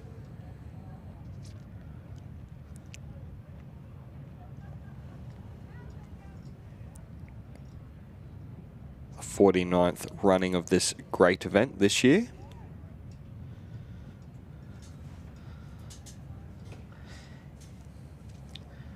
Well, isn't it great? We talk about that side-by-side battle, lighting a few fires already. Can-Am Polaris just got a text message from Simon Evans saying they will be back next year for the 50th, 3-car strong as well. Wow. So Can-Am Polaris, the battle is only going to go from strength to strength. We're going to see some Hondas in there, some Yamahas as well. So we're already getting the 49th hasn't even finished, and we're starting to get excited for what the 50th holds. As we look at another one of our truck competitors making their way in. I think that's the Burt machine, if I'm not mistaken, Nick Burt. Yeah, got those unique centre lights Yes. up high in the windscreen as well, so it makes it a little bit easier for us to distinguish. Very good spotting there.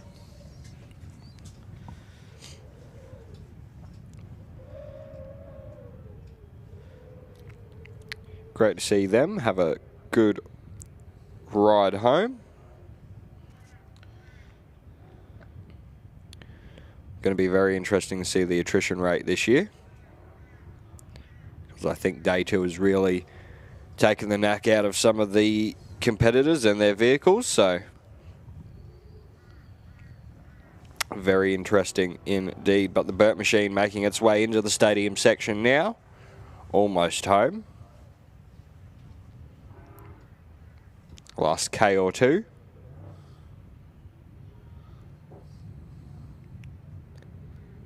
Great to see this rush truck making its way around.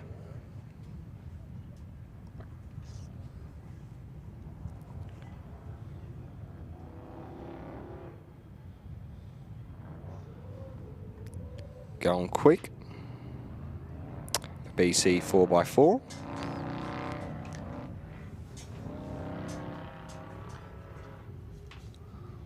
Very dusty.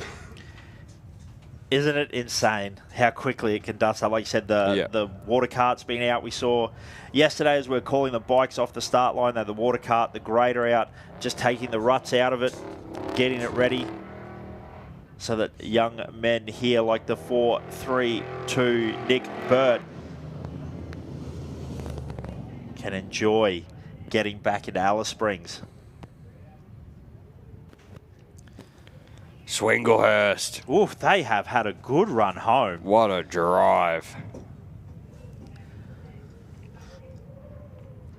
So, Jake, if you're still listening along at home, mate, you can only hear the audio and you're not watching the visual, get back to the computer, get ready to cheer, because we have Tom and Kate back in the building. Tom absolutely flying, so whatever issues they had yesterday obviously rectified. And they were obviously using the return leg home as a bit of a training run, get some data acquisition, get your handle on the suspension, understand the car a little bit better. So great to see them having a good run home.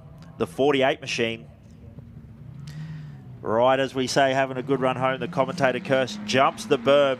Nothing too bad though. Back on track, powering away. Looks like a faultless run. Spare tyre still sitting on there, pumped up. Roof number looking good. Everything you like to see. Yeah, definitely. Great run from the Swinglehurst machine. They're pushing hard. Tommy boy, the Swindle Hopper, as we've affectionately nicknamed him every once in a while, throws it into that corner.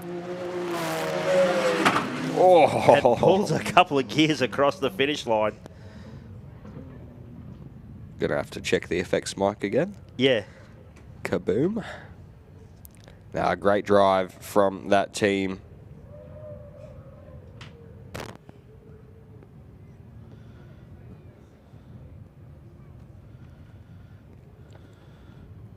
Huge run. He'll be very happy with that. Yeah, home in an hour 58, so a good run there from Thomas, the Swindle Hopper. Big push.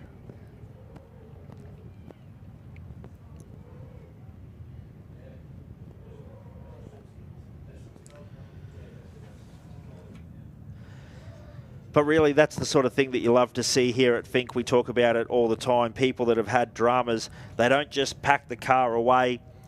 They know they're out of the overall positions. They know they're out of a class position that, you know, it's not what they're hoping their race weekend is going to go like. But still, they get it fixed. They get it back on the start line for race day 2. Some may argue and say it's because it's easier than putting in the trailer and having to tow it the long way round home. But great to see competitors like Tom and Kate, brother and sister, getting the car fixed and getting it back on the road so they can do the Apachula to Alice return leg. It's another one of our side-by-sides make their way in.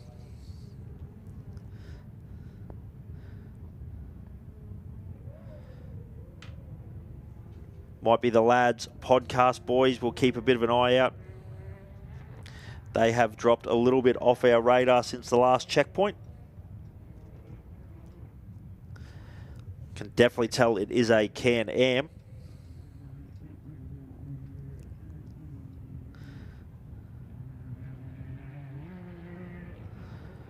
The 6104 machine.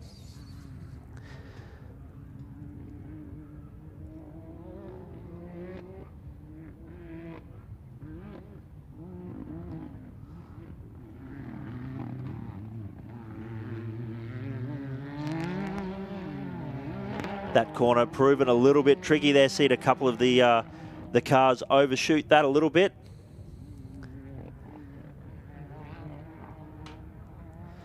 So that is Glenn Brinkman. Having a very good run there. The Kick-Ass sponsored Can-Am Maverick 6104. All the way across the finish line.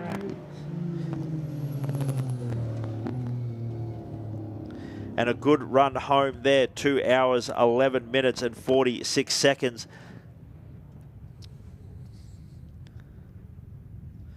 So Glenn Brinkman got to be very happy with that.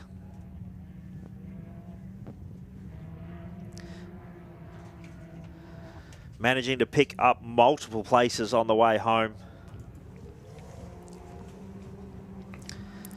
Yeah, side-by-side competitors making their way through now. Thick and fast.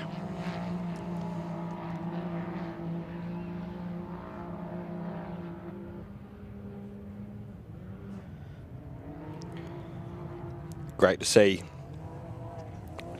once again how far the technology's come in these machines. It was a 626 Challen. Daniel Challen is going to be across the line from the Northern Territory. Fink done and dusted for him. Yeah, real battle pack of the side-by-sides. The 679 now making its way in. Terence Flynn Dow.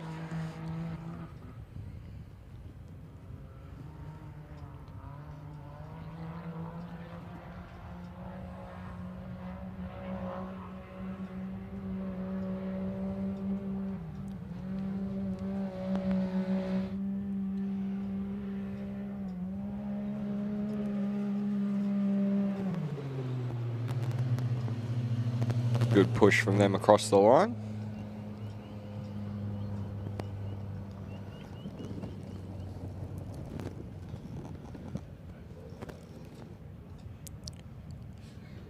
Continuing to have a look. If you've only just joined us, Travis Robinson crowned as the 2025 car section's King of the Desert, with his brother behind him in second, Bo Robinson. And in his first attack of the desert in third position, Boston Morgan Horan. All trophy truck podium here at the 49th running of the Tatts Finke Desert Race.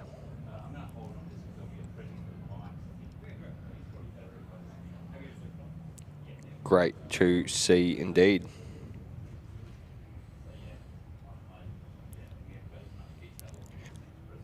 Next of our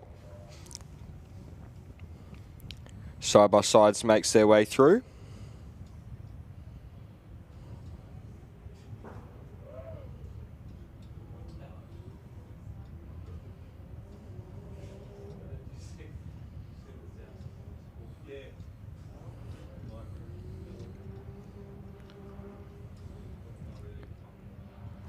The 669, Sean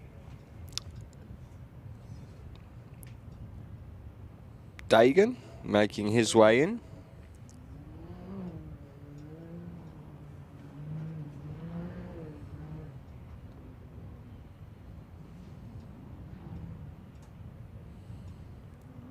A little bit of 360 camera action out in the crowd. You love to see it.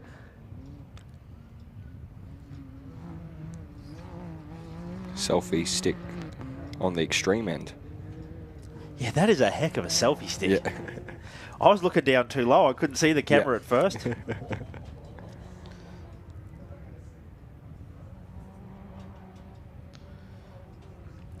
But across the line now, the P-Rec Express.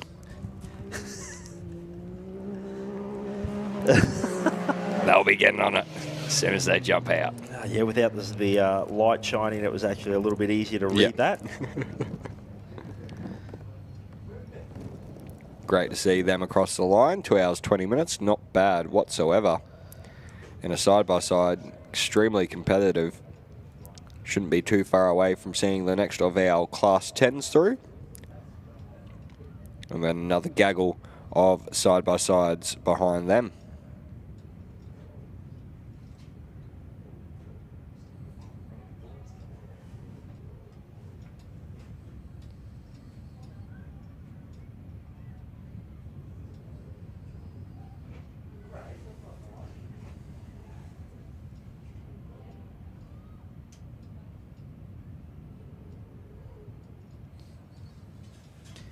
Yeah, still lots of information coming through, thick and fast. Plenty of cars still out on the track.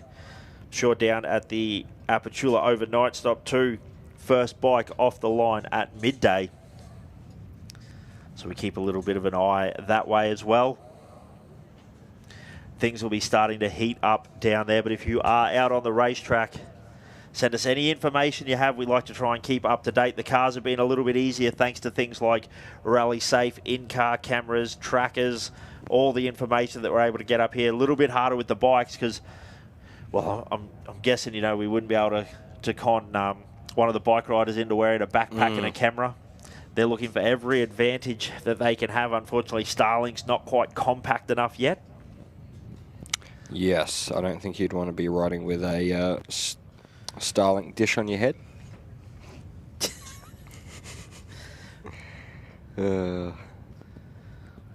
Too funny.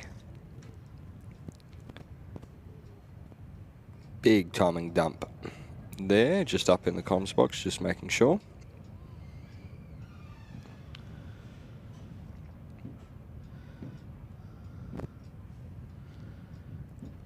As the kids now getting photos with that winning Robinson truck.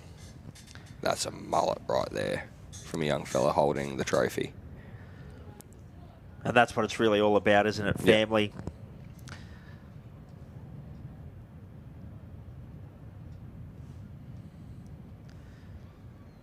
And I guess it's probably not too far off till we're looking to the next generation of Robinsons, the third generation of Robinsons. This is a feeling that they're probably already chasing. Yep. They've seen Dad do it. They've seen, Uncle Trav or Uncle Bo do it. And they're already planning on getting out and getting amongst it themselves.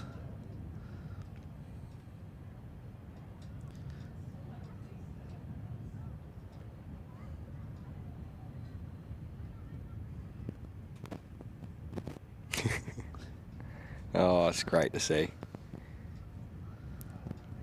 Very happy indeed.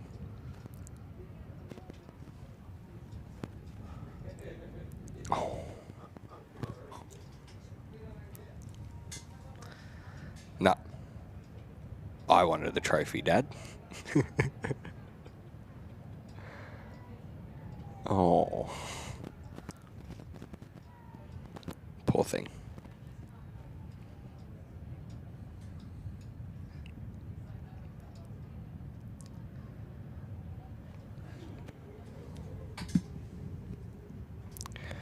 Well, while we wait for the next of our competitors, we might just take a quick break in comms. We'll keep you over all the action as the vehicles continue to come through, but we'll leave you with all the sights and sounds of Prologue as it continues to make its way through.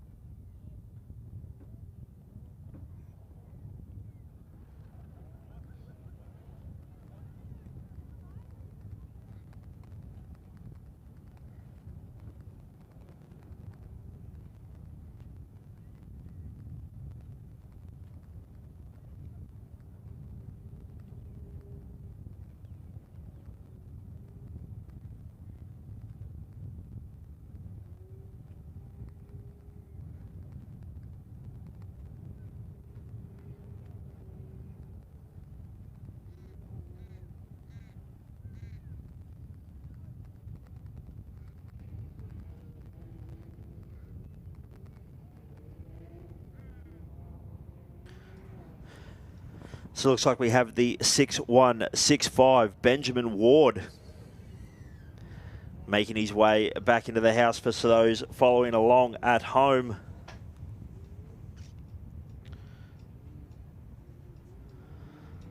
The 6-1-6-5 back in the building. Benjamin Ward, another one of our side-by-side pro competitors.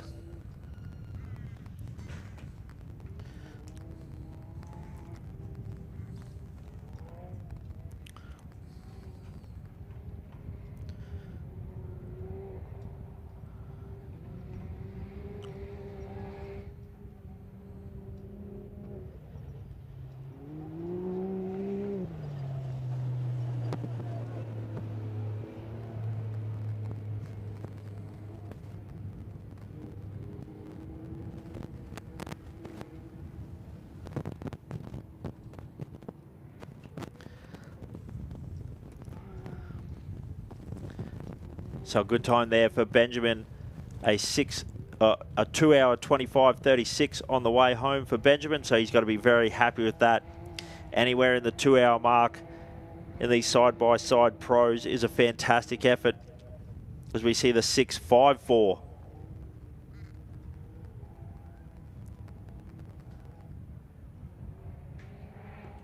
That's Joshua Ward. So also making their way across the finish line well and truly within the 4 hour cutoff time. The same 4 hour cutoff time for the bikes and the four-wheeled vehicles does exist. So Joshua Ward, 2 hours 25:31 seconds. So Ben and Josh very close in time. As we see Huddy handing out the phone for the social media. Making sure all the photos getting taken. A 1-2.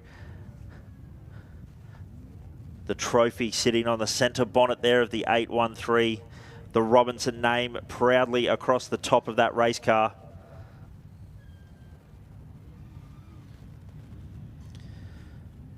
So the 6-5-4 Joshua Ward back into Alice Springs. This looks like the 60 machine of Brett Lewis. The easily identifiable pro buggy.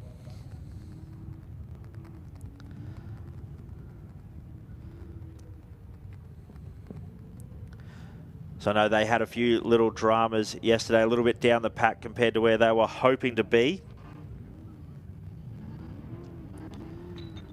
But sounds and looks like it is running strong. That big Brenthal pro buggy.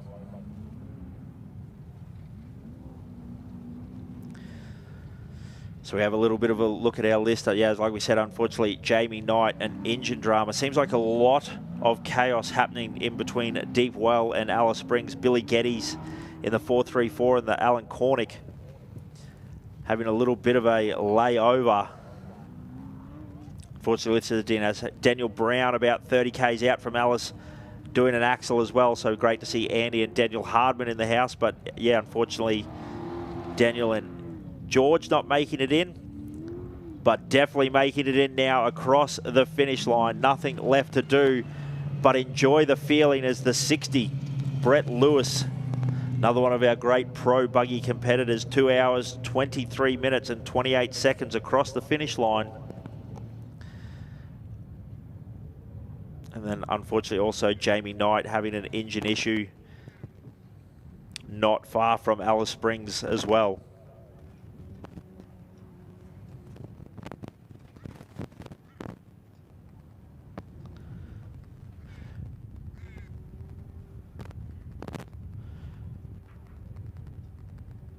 Unfortunately, it looks like Cooper Weston listed as a DNF as well. Glenn Ackroyd in the number 3 machine. The 485, Dylan River and the Wild Man. Jason Gibbs in the 132 Pro Light. Mick Doolan, we definitely know that he had a power steering issue. Mick Mager, we definitely know he had a little bit of a front rear cage issue. Justin Ryder in the 627, also listed as a DNF. Unfortunately, Alan Dixon, the 153, so it's coming to some dramas as well. Matthew Burrows, the 123, and Christian Montesalvo, the 1088, also listed as a DNF as well. So not sure whether that fuel issue raised its head again as we look at the 6:149. About to cross the finish line. That is Kyle Reid, another one of our side-by-side pro competitors, in a time of 2 hours, 22 and 6 seconds. So he's got to be happy with that.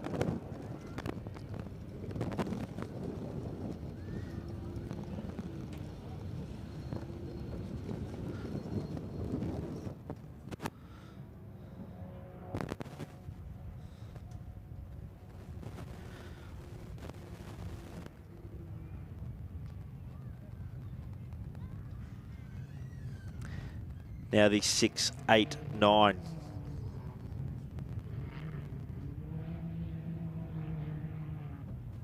Scroll down our list, having a little bit of a look here. The names and numbers. Zach Gunston.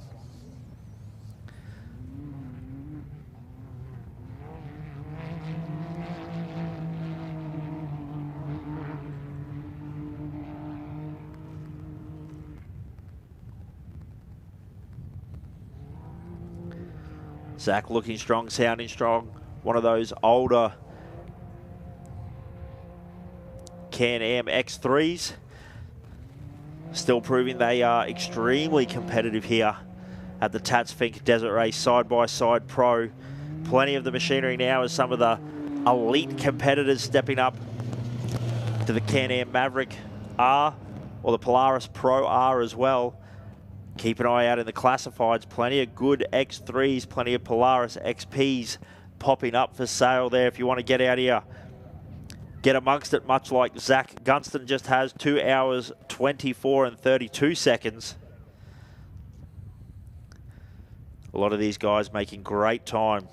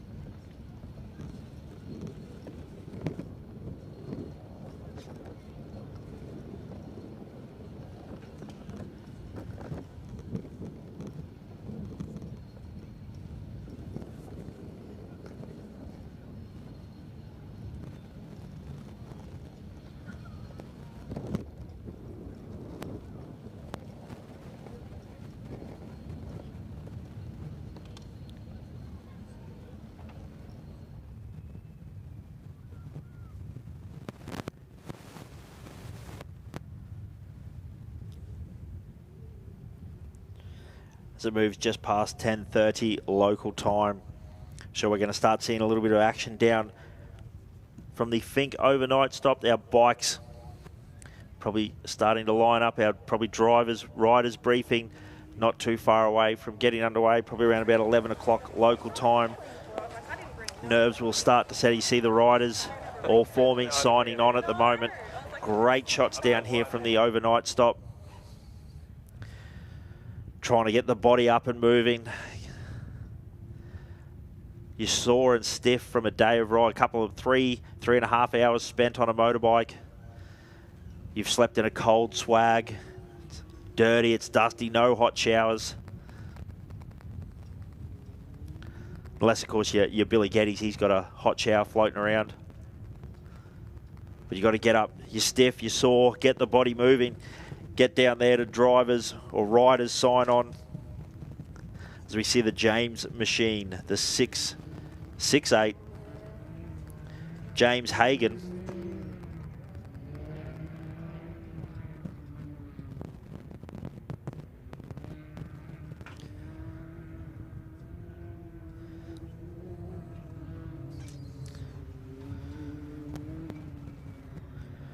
Not sure if James has been doing a little bit of night racing. A couple of big lights right on the front of that rig.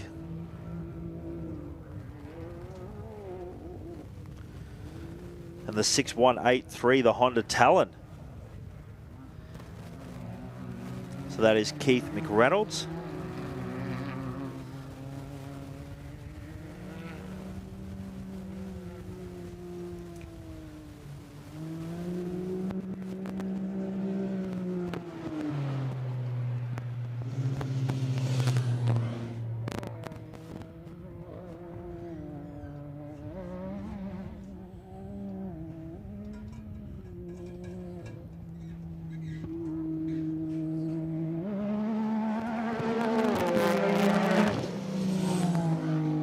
Yeah, and across the line for them, they'll be pretty happy with that one.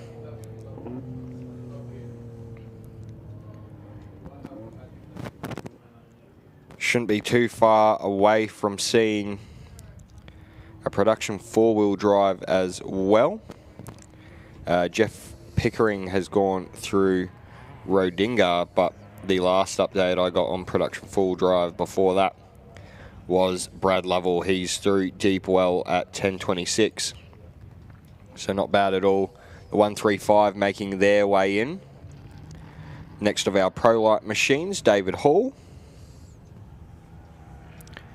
Just easing their way into the Alice end. That's all happening here in Alice. The crowd continuing to build for the lead up to the bikes.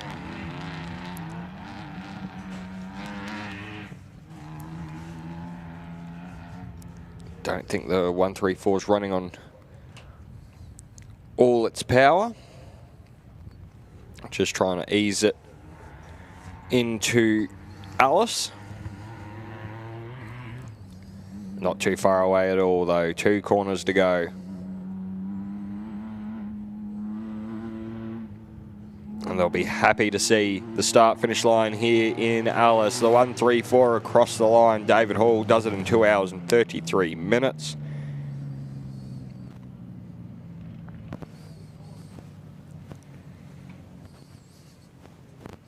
There's some of the local wildlife. May have just escaped out of Andy Brown's Alumacraft. That poor bird's probably thinking, man, that's the fastest I've ever done, 225 kilometres. Yep.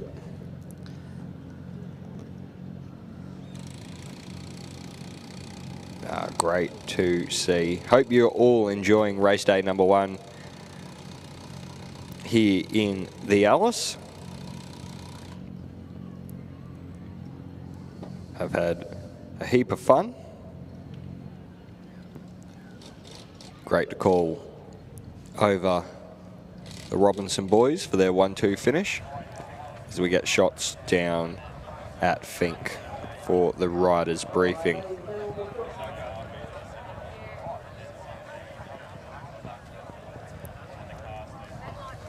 Yeah, you see a few of the riders were there watching the bikes off the start line, watching the cars off the start line this morning, so a few of them been up nice and early. Exciting, hard to sleep. Yeah, definitely. When there's several 1,000 horsepower getting warmed up. Only a couple of 100 metres away from where you're trying to rest and have a little sleep in a swag. As the spectators line along the fence here at the start-finish line ground. What a great compound. What a great complex we have here. Timing booth, start-finish banner, the undercover shed you can see in this footage here, this live shot from the finish line. Timing screens down there as well. There's bar, there's merchandise, there's food vendors. It's a fantastic way to spend the King's public holiday here in Alice Springs. Yeah, definitely. Great shots of more of our spectator areas there. People still rugged up here in the Alice. The cool is finally set. Oh, potato slinky. Oh, yeah. Dad down here with the kids.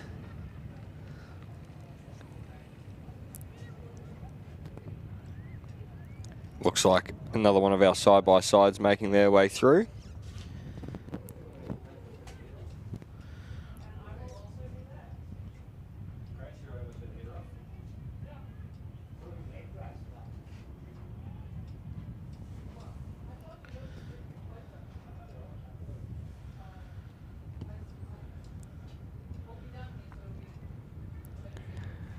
Big weekend for everyone involved as well. I can tell you that. It's been some early start times for everyone. Big weekend, and I can tell you that's why a lot of people enjoy the presentation later on this evening. Finally have a little bit of a wind down. A wine? Down. A wind down. Yep. No, it's such a great event to be able to bring this out to the world and to all the people here at the start-finish line complex. The Stevens machine, the 606, making its way into the stadium section, and I think I saw a glimpse of the 1063. Yep, see, early starts. Lots of words. Lots of words. Christopher Sollett, I do apologise there, the 1063 in the background. But our eyes are focused on the 606 making its way through the stadium section now and almost home to Alice. Big grueling days for everyone out here, especially if you're a competitor. 236 odd K down, 236 odd K back. Yep, the 1063 also in the stadium section. It's another one of our sports lights. Great to see the 10 class really having a good push this weekend.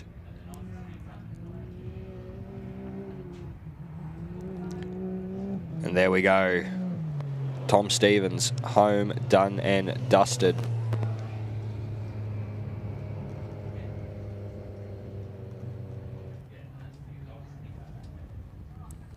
Christopher Sollett in the single-seater. Getting just a little bit loose. A few little fishies for the crowd. That's also a fair run of excitement. Got his own little cheer squad down here. So that's fantastic to see. A thumbs up from Christopher there. A Mount Isa local. The 1063 back in the house.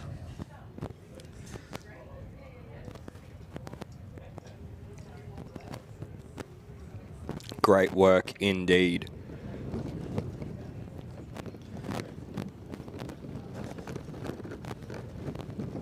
What's just a fantastic race weekend all around here. Like, we haven't even finished yet. We're only 75% of the way through this main course that is the Tatts Finke Desert Race weekend. And it's just been enjoyable. We have loved getting to call it up here in the commentary tower. Hopefully get some information that's been able to give you a little bit of an insight as to what's going out, what's happening out on the race course at the same time. Give you that little bit of insight. It's been really great. The competitors, the teams have been sending in information, sending in video, you know, keeping us in the loop. It's just fantastic to see.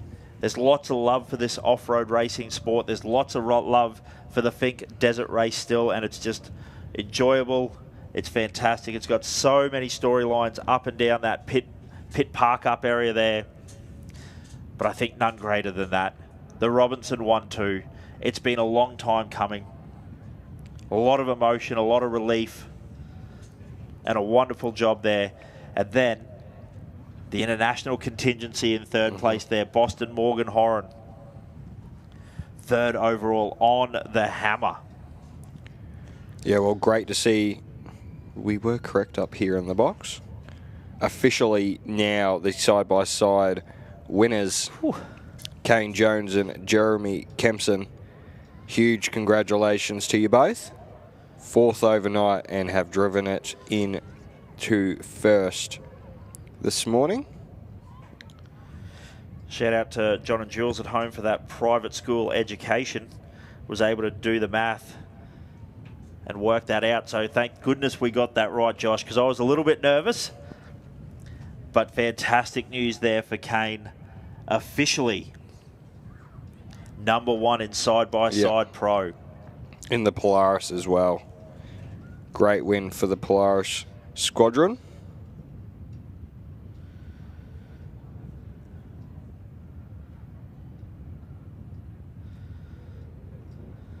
Absolutely huge.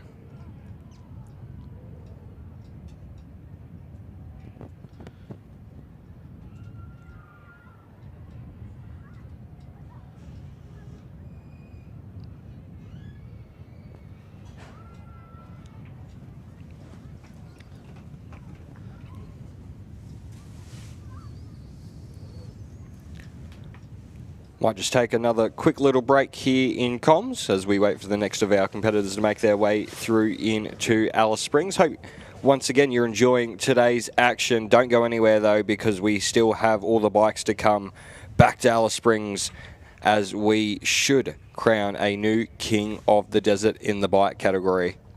We'll be back shortly with all the action coming here from Alice Springs. We're just going to take a quick break.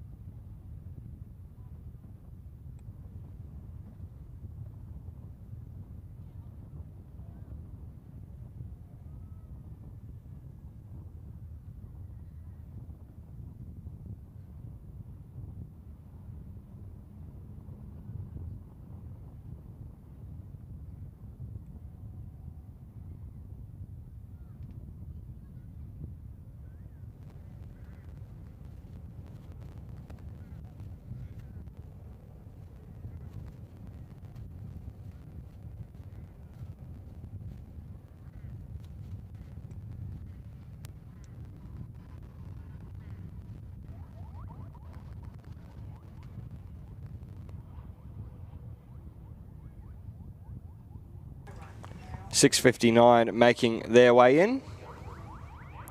Warren Ward. I think they're on the horn in the stadium section.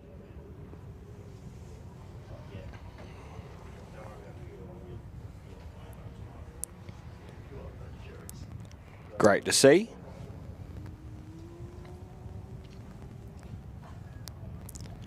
Having a good time out here at the Tatts Finke Desert Race. Another one of those Can-Am machines.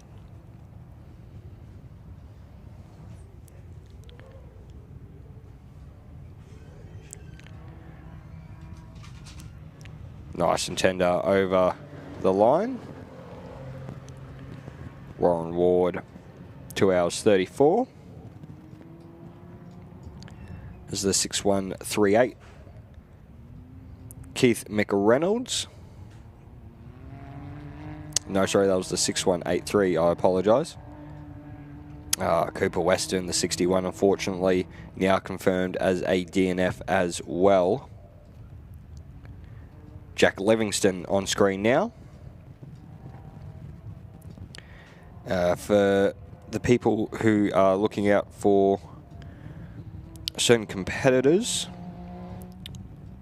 The Ford Ranger Raptor of Brad Lovell was through Deepwell around about half an hour ago, so we're hoping that he shouldn't be too far away. And the 242, the driver machine, I'll do my best to try and find an update on them.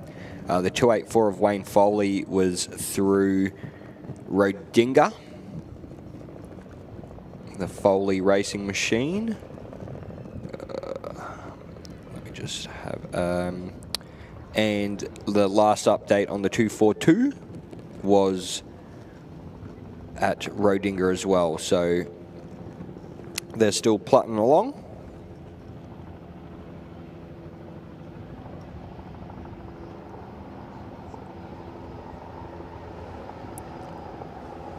Chopper coming into land behind us as well. As the next of our side-by-side machines makes their way through.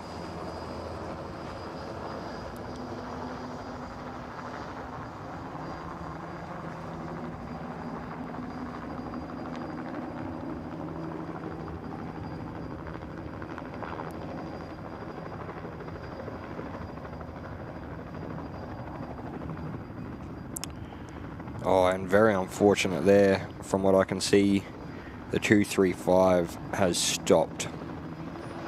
So they're on a huge run in the Super 1650 class.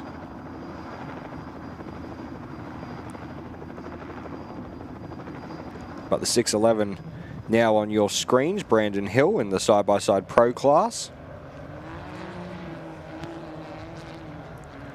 Almost home.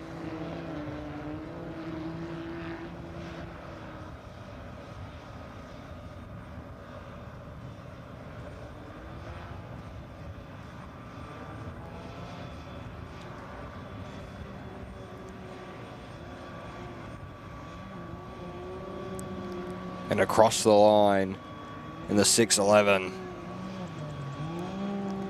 Does it in a time of 2 hours, 27 minutes and 20 seconds. Great run by them.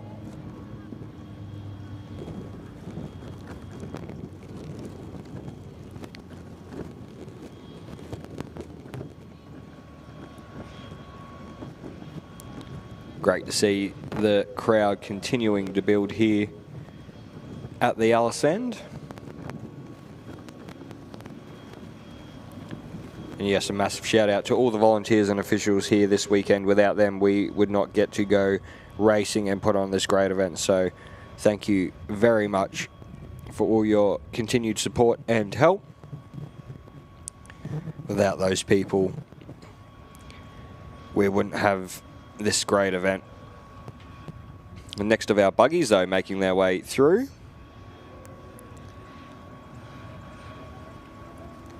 Looks like the 63. That will be Tom Darlington and his pro buggy.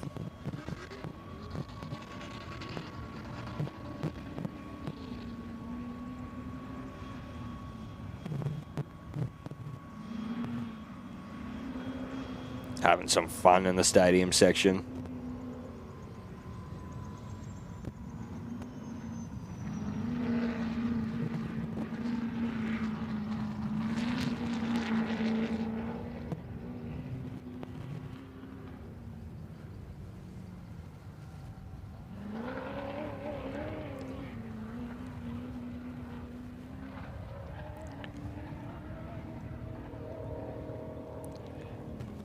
But here we go.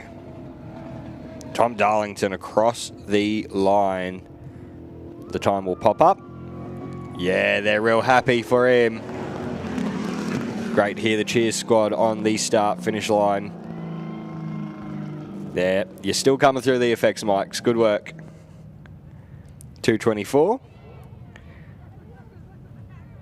Not bad whatsoever from them. The 685, Scott Elvish in the stadium section now.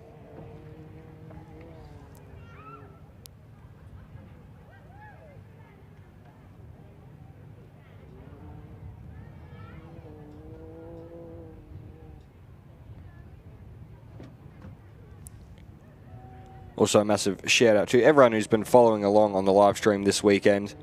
It's been great to see all your comments and all your support for certain drivers and riders this weekend. It's been an absolute pleasure up here in the comms box once again. I think it's my 5th year doing the commentary for this great event, so very, very lucky and very privileged. A massive shout out to the Finke committee for getting me back. I know Josh would say the same thing. He's just currently on a little bit of a break, trying to give ourselves some time before the bikes start, because they are long days up here in the box.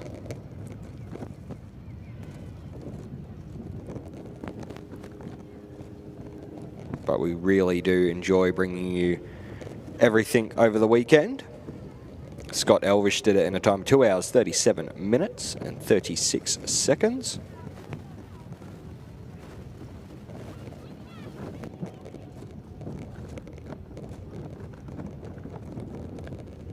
Gusts of the wind picking up once again.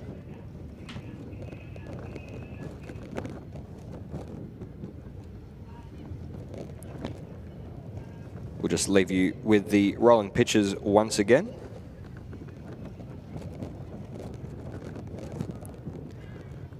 Going to give myself a quick break up here, get some more water into me, and we'll be back with the next vehicle. Once again, I hope you're enjoying the great coverage we're bringing you for race day 2 here at the Tatts Finke Desert Race 2025 edition. We're having an absolute ball. We'll be back very shortly with the next vehicle making their way back into Alice.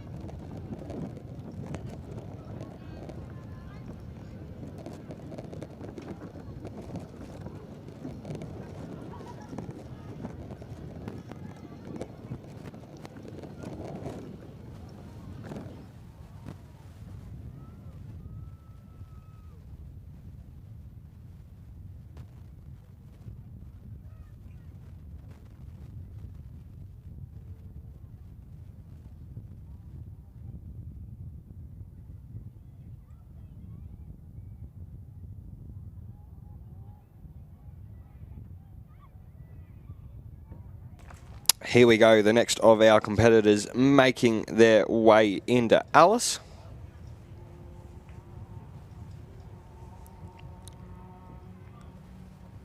I think it's the Vista machine, the 1057.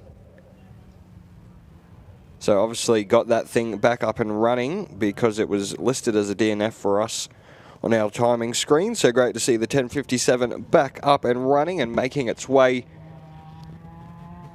to the finish line.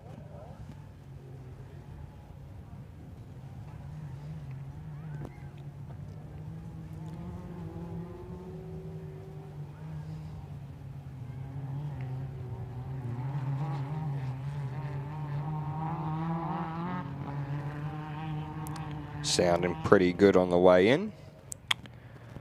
So update on the driver machine and the Apostles machine. They're both through deep well as of 10:58 and 11 o'clock. So they're on their last push home. But across the line, Rod Visser.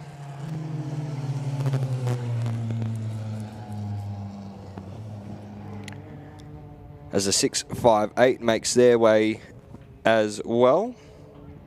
Wayne Foley also through deep well. The 658 machine is Stuart Miles Lang. And their side-by-side machine.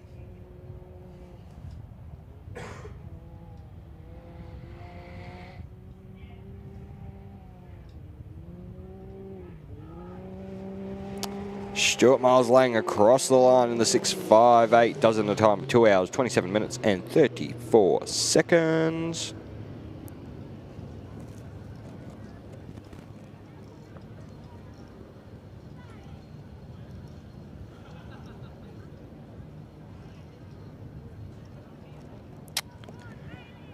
The last update I can give on the Ford Ranger Raptor was through deep well, so 50 odd K out. I'm expecting Brad in, what have we got? 1, 2, 3, 4. Yeah, he came through deep well around about half an hour ago, so shouldn't be too far away.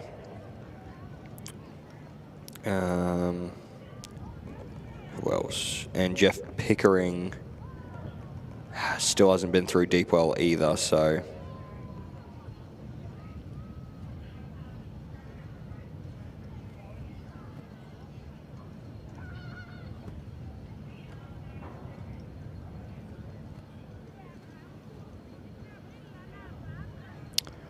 No worries to the stream watchers who are trying to keep updated over everything. Try and bring you as much information as I can from up here in the box. If you are watching on the stream and you haven't liked it so far, make sure to jump on there and give it a like, give it a share, try and get as many viewers as we can.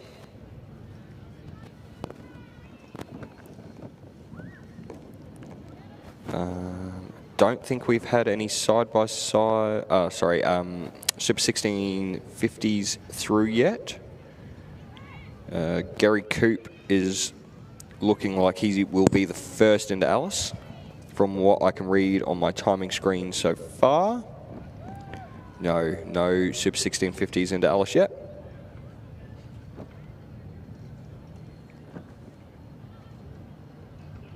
Shout out to the Antonellis who are in the chat as well, waiting for Mum and Dad to come across the line. There you go, Jeff Pickering through deep well now as well.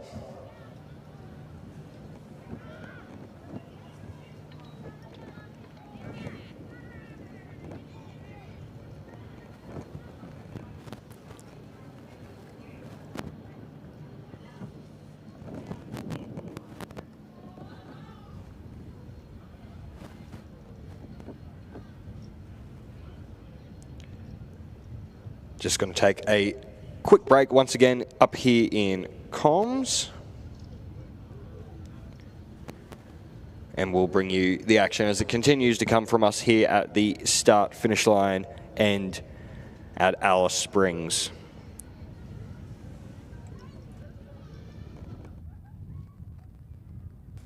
I eat my words. We're back pretty quickly.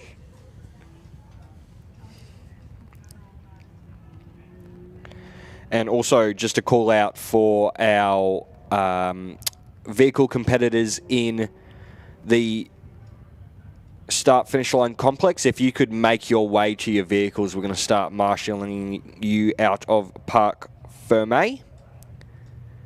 If all drivers in the start-finish line complex, if you could start making your way back to your vehicle, we're going to start moving you out of Parc Fermé.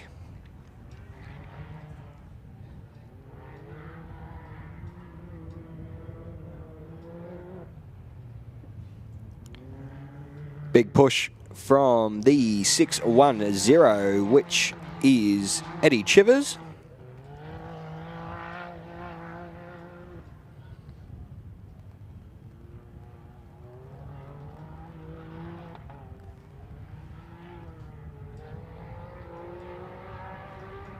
Sounding good in the little side-by-side. Just want to make it home. Not too far away whatsoever. And across the line.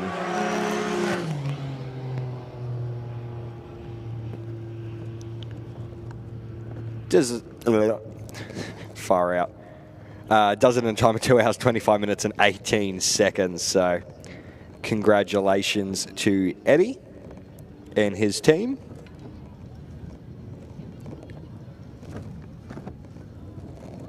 So he's made up some time, if I'm looking at my other screen correctly, if this is day 2 start times. It is. So he was last off the line, the Shivers machine. So made up a heap of time.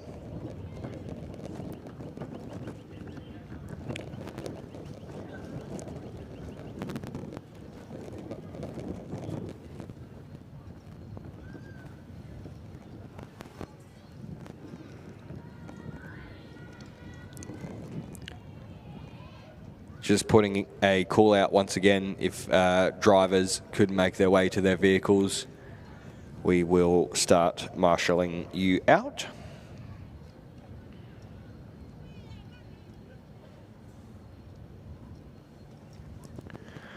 For anyone at home trying to play along with the good old timing game, make sure to jump on to the Tatts Finke Desert wow, again.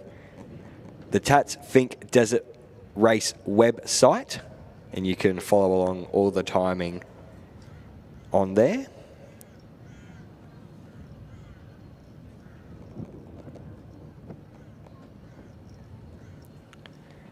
And a shout out to whoever Harry is.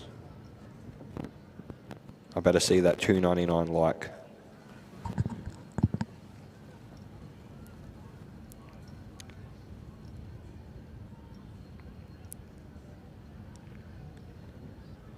So, Paul Hackett hasn't moved for a while. So, it wasn't Paul T. Paul Tuck Lee, wow. And I've still got a whole section of bikes to come. But we should be expecting in very soon Glenn Ho in his side-by-side, the 609. And there we go. Brad Lovell in the first of the production four-wheel drive cars. Everyone who's been waiting for him to come in, he's here. Again, great backing from the Ford Motor Company. Sent a couple of people over from Detroit this weekend to work on this vehicle. They've got an unreleased Super Duty out here towing this weekend. But it's great to see the 773 of Brad Lovell making his way into Alice. This is going to be 3 times back to back to back in production four-wheel drive for this crew. First year out, they had huge backing from Ford. Second year out, GM decided to try and bring a Chevy out and got absolutely smashed by the Ford team. And guess what? I'm a Holden / Chevy supporter, and I will say that as much as it hurts me. this Ford team.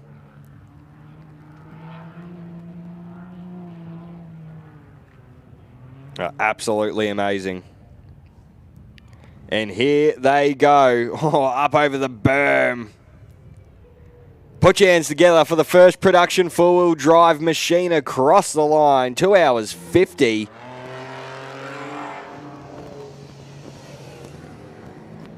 Great to see. Absolutely great to see.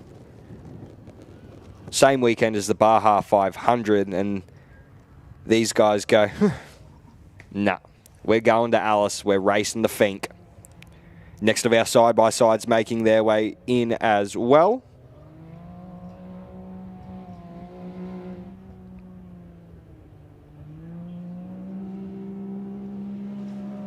Glenn Ho in the 609 across the line. Paul Tuck Lee's made it as well. I was a bit worried about him in the single-seater machine. Looks like he's had a huge adventure here this weekend.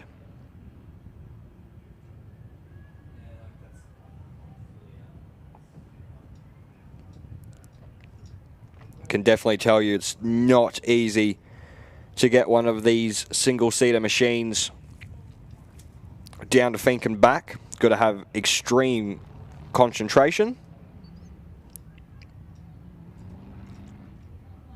You don't have no navvy, it's just you and the machine and 400 odd K of grueling desert.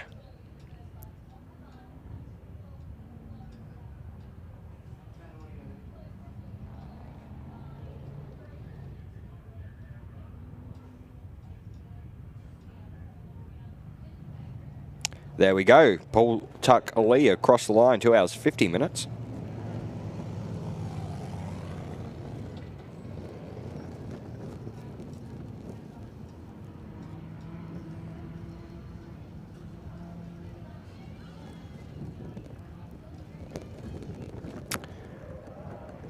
I'm now expecting the first of our Super 1650s, and right on cue, the 296. Gary Coop, Tanya Coop. First of the Super 1650s. This is going to be a class win. Mammoth effort from them. Had a couple of issues with this machine.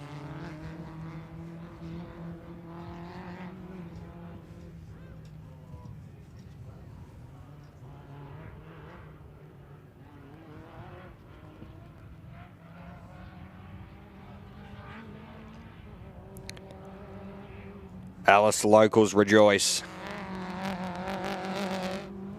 The Coops are across the line here in Alice Springs. They do it in a time of 2 hours, 50 minutes and 19 seconds. Big congratulations to the first of our Super 1650 competitors. 6190 making their way. That's Simon Brown.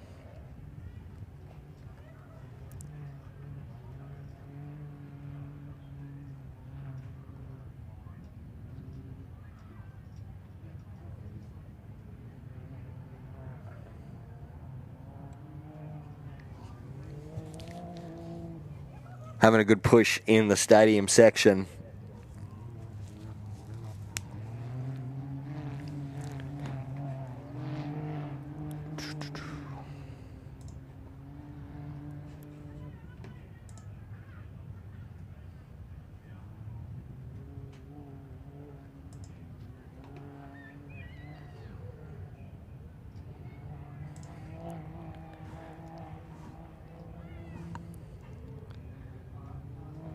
.6190 across the line very shortly.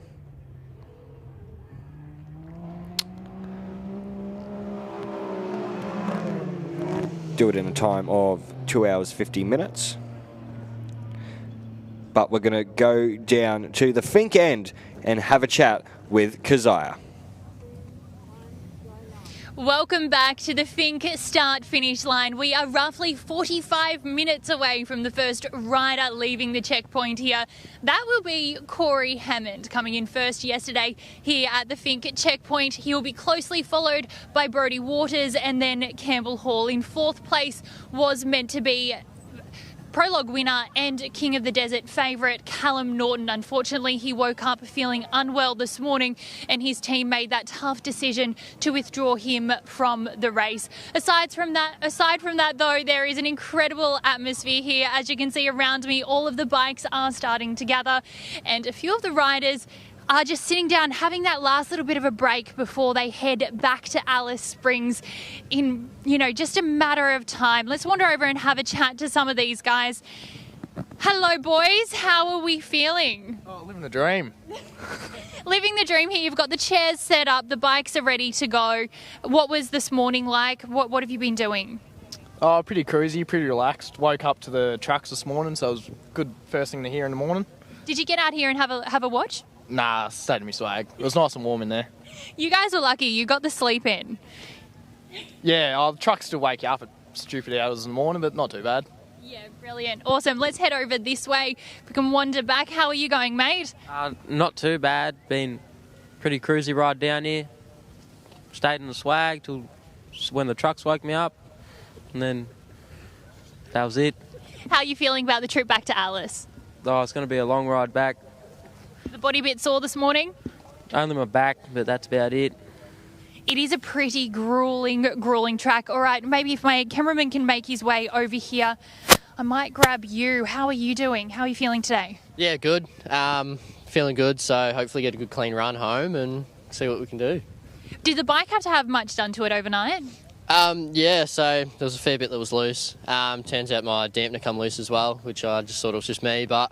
So yeah, put a new dampener post on and yeah, so just made sure everything's tight and Loctited and we'll go from there. It is a really bumpy track. It's pretty grueling. So there are a few riders who have said that they've had, damper posts and stuff need to be fixed overnight. This morning, what was the preparations? Just the classic egg and bacon sanger and on the roller and yeah, that was it really. Sounds like a great morning for you. You're all relaxed, ready to go back. All right, well, I'm going to keep chatting to some of these guys and we'll come back to you very shortly. Yeah, thank you very much, Keziah. Bike riders getting ready down at Finke. And for those who did not hear, Callum Norton has pulled out of day number 2. He had a stomach virus and was quite sick on the way down. And then pretty much jumped in the swag and had a sleep as soon as he got off the bike. So very unfortunate for Callum Norton, the man that we were all watching, but he has pulled out from the event.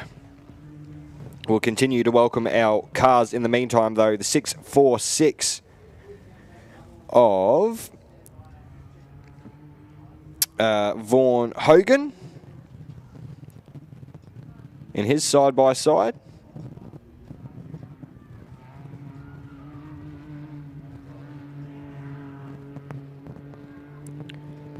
Crowd building here at the Alice End, though. You can definitely tell it's almost that time of the day. So 40 minutes away from our bike riders starting. 12 o'clock Australian Central Standard Time is when we send off the first bike. But across the line.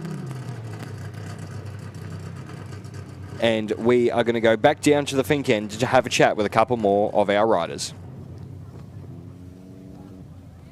All right, I'm here with Warren Zerner, one of the favourites in the veterans class. You are a veteran of this. This is your 11th ride, isn't it? It's my 11th. Yeah, stop the veteran bit, all right? I know, but that's what your class is called. So, yeah, getting there. So, didn't have too bad a run down on the way down. So, made up a couple of spots, but it's just rough and just brutal. So, it's got me work cut out for me on the way home today for sure. So. How did the ride down here compare to previous years? It's just rougher. They've installed more whoops and there's more sand. The track committee, I tell you, they got something to answer for putting all in that many whoops. But yeah, it's just probably just harder to hang on and probably harder to get into a rhythm and a flow on the way down. So It doesn't help when the cars chop it up either. no, they don't help it. It's always the way. So, but yeah, like I said, the other one is there's a lot more sand. There seems to be more sand this year in the bottom of whoops and sand sections. So yeah, we'll see how we go on the way home. Got a bit of work to do on the way back, so hopefully I'll be good.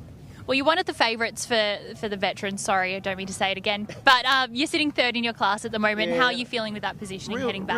Reeled a couple in from yesterday. Didn't have the best of prologues. But yeah, I've got a bit of work to do, like I said. The guy out in front, he's a fair way out, and we're all probably about the same. So we'll see if we can chase him down. Chase him down, but top three is also still a very great finish. We'll see you back in Alice Springs. See ya. That is the mission here today. I'm going to go over to one of the girls sitting second in the women's class is Chloe.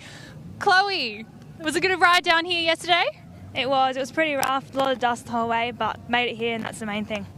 Happy to see you here and happy to see you heading back to Alice Springs this morning. What are you doing for the ride today?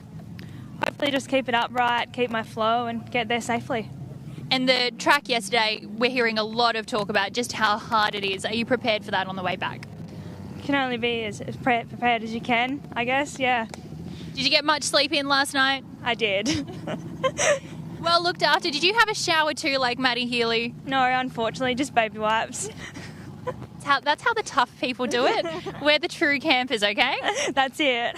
The real Fink journey. All right, well, we're going to continue to wander around here, but until then, I'll head back to you guys. Yeah, thank you very much, Keziah. Great to have a chat. And it looks like another one of our vehicles making their way through. I think this is actually the Blouch machine, so get keen if you are waiting for the single-seater machine.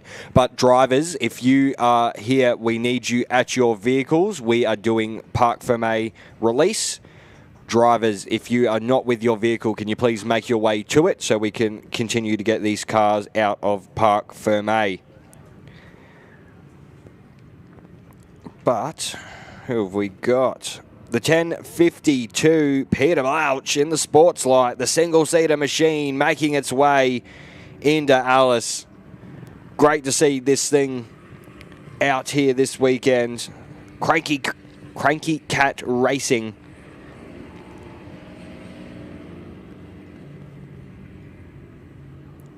In the stadium section now. Wife Michelle waiting under the start-finish line banner.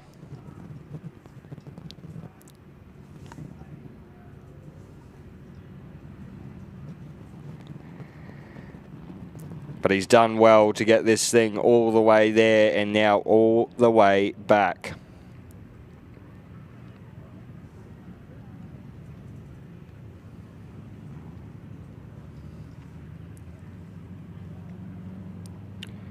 Here we go, the 1052. Final two corners. And across the line for Peter Blouch. 2 hours, 56 minutes and 9 seconds. Got to be happy with that one.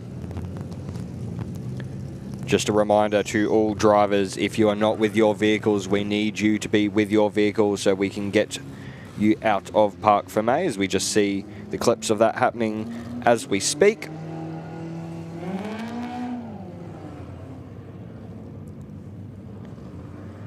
Great to see the contingency of all our competitors that have already made their way home out of Parc Fermé now.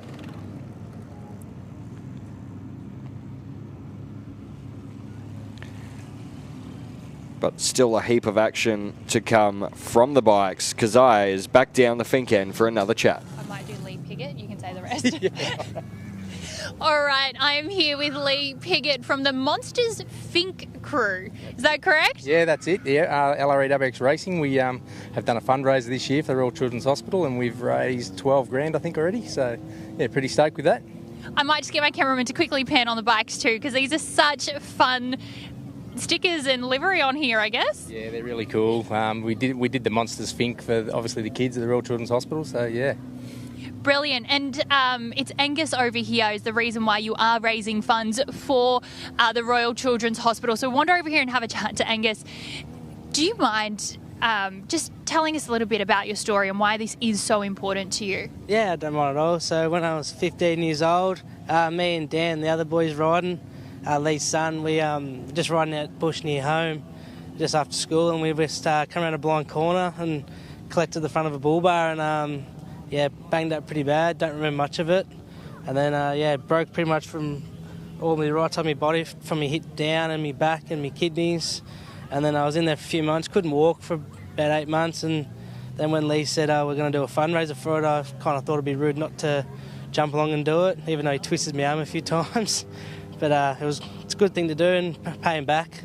Well, you're here doing pretty much like Australia's toughest desert race after having an accident like that. Yeah. I mean, that's a pretty mammoth effort. Yeah, it's a bit nervous, like just in the back of your head. It's like, oh, what happens if something happens again? But just ride it and get there and back safely. So that's the main thing. With all that in mind, I mean, how are you approaching the race today? Oh yeah, just just ride within myself. Can go faster where I can go and slow down where I'm not so good at this stuff. But just want to get there and back and say I've done it. It's a pretty special thing to be able to say. Just quickly, a message back to the kids who might be at the Children's Hospital today. Oh, just best of luck. You guys are lucky to have them, and hope you guys are well. Brilliant. Well, everyone get behind these guys. The Monster Finke crew are heading back to Alice Springs today along with almost 400 other riders. I'm going to wander and keep chatting to them. Until then, back to you guys. Yeah, so many stories up and down the pit lane as we see our cars released from Parc Fermé, heading back to the pits. That's it, their race weekend done and dusted. Thank you very much to all our car competitors. What a fantastic show they've put on this weekend. Battles up and down the entire class field. It's been a joy, a pleasure, a privilege to get to call you across the line. Was talking to some of the competitors up and down the line. There's a couple of guys that are already planning their flights out of Alice Springs this afternoon. Those playing along at home, I'll let you guess who that is. Daniel Hardman. God. Must have an eyeliner appointment or a filler job to get to or something like that. But what a great event. Bumped into Drew down there, does a lot of prep for the OBR team, and he was saying how good those trucks were. What a great weekend they've had. He goes, you couldn't have wished for a better race weekend. Realistically, yesterday it was just a little check over, make sure nuts and bolts were tight, fuel them and send them again. And that is exactly how you want your Finke race weekend to go.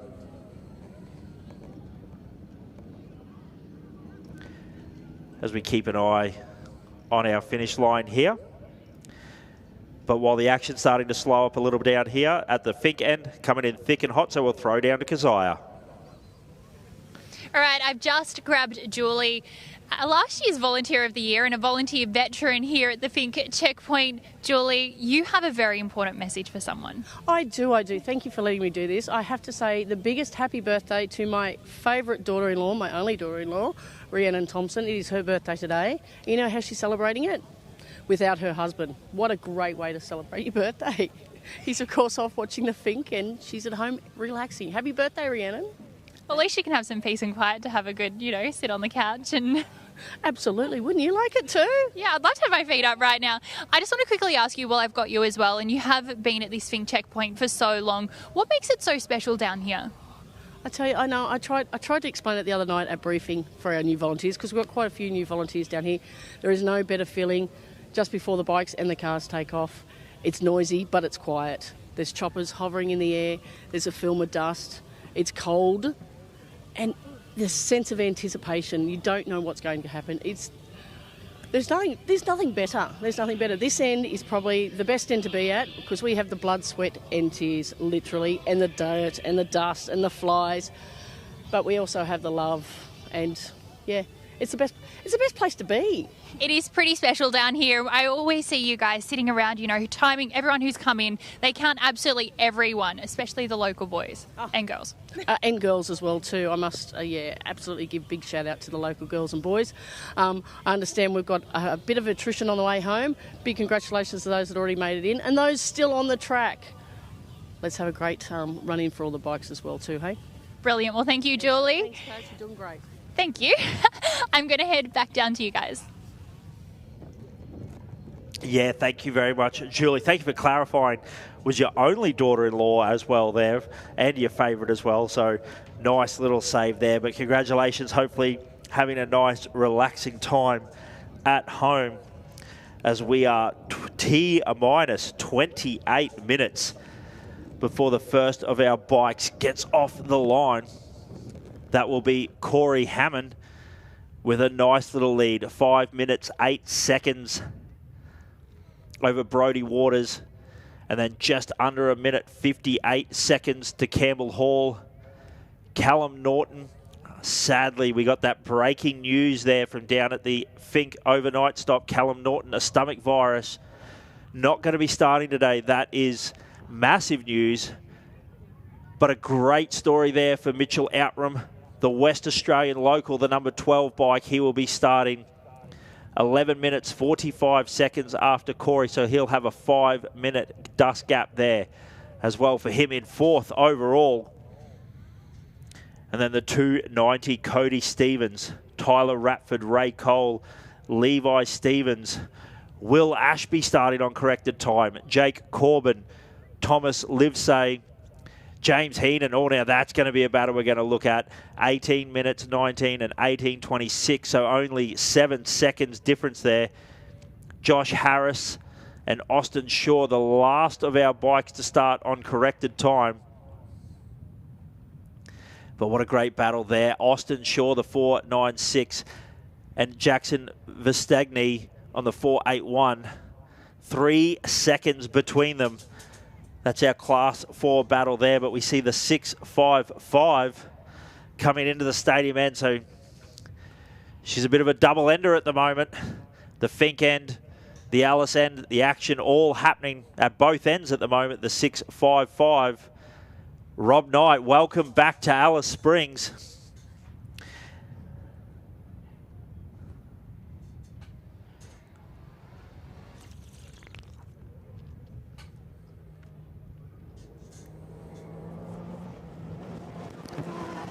So Rob Knight through the finish line, 2 hours 57.07. Park for May already being released, so Rob will just get sent straight through to the pits. So he will have a nice little pit stop there as we cross over to Keziah. I'm here with Bronnie, Susan and Ree, 3 of the girls from our women's class. Now I'm going to start with you, Bronnie. You had a bit of a stack yesterday. You came in here, you're with the medics, you looked a bit sore. Yeah. Tell us what happened. I went around a berm and one of the people pushed me off into the creek. I hit the creek and came off. I've hurt my groin and my arm, but... You're just saying you can't walk, but you can ride, and that's what you need to get back to... I can ride. I can... Well, crawling, I mean, let's just hope you stay on the bike today, please. That's the plan, just make it back. And you're 4th in class, how are you feeling about your positioning? Amazed. I've only been on a bike 18 months, so yeah, it's pretty... The achievement is good. Yeah, no, it's pretty incredible effort. Also, 4th in class, I'd say that's a pretty good motivation to make it back to Alice. Yeah, definitely. We weren't going to have any withdrawals here. Susan, she overtook you on the track. Have you got some time to catch up on today? Yeah, well, I'm sitting in 3rd, so I'm pretty happy about that. I started in 7th, so I'm pretty ecstatic that I don't even know how I got into 3rd. But anyway, we're here. This is going to be a fun battle with you guys because you're all mates, so there'll be a few celebrations later on this afternoon.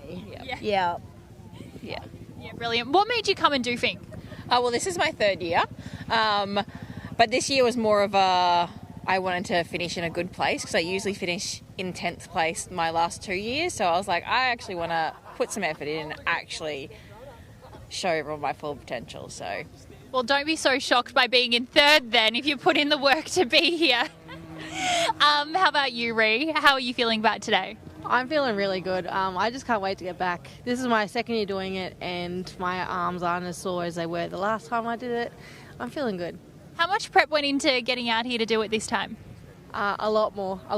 Me and Bronnie, like every weekend together. And we even did like there and back in one day. So that was, if we can do that, we can do Finke. So. Oh, if you could do it in one day, then you're right then. Yeah, definitely. All right, well, I'm super excited to see you guys down the other end then. Please stay safe, stay on the bike this time, please. We will see you back in Alice Springs. I'm going to keep wandering. Until then, back to you guys. Yeah, awesome to talk to the ladies there. As another one of our competitors made their way through, Franz Skabira in the 684. All the way through, and it's great to see people are already excited for next year's running of the event.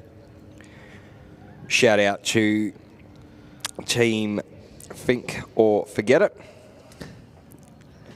I know they'll be keen to get out young Timmy Button. Hopefully we'll have a trophy truck ready to go next year. Heck yeah. Be great to see how that man wheels one of those things.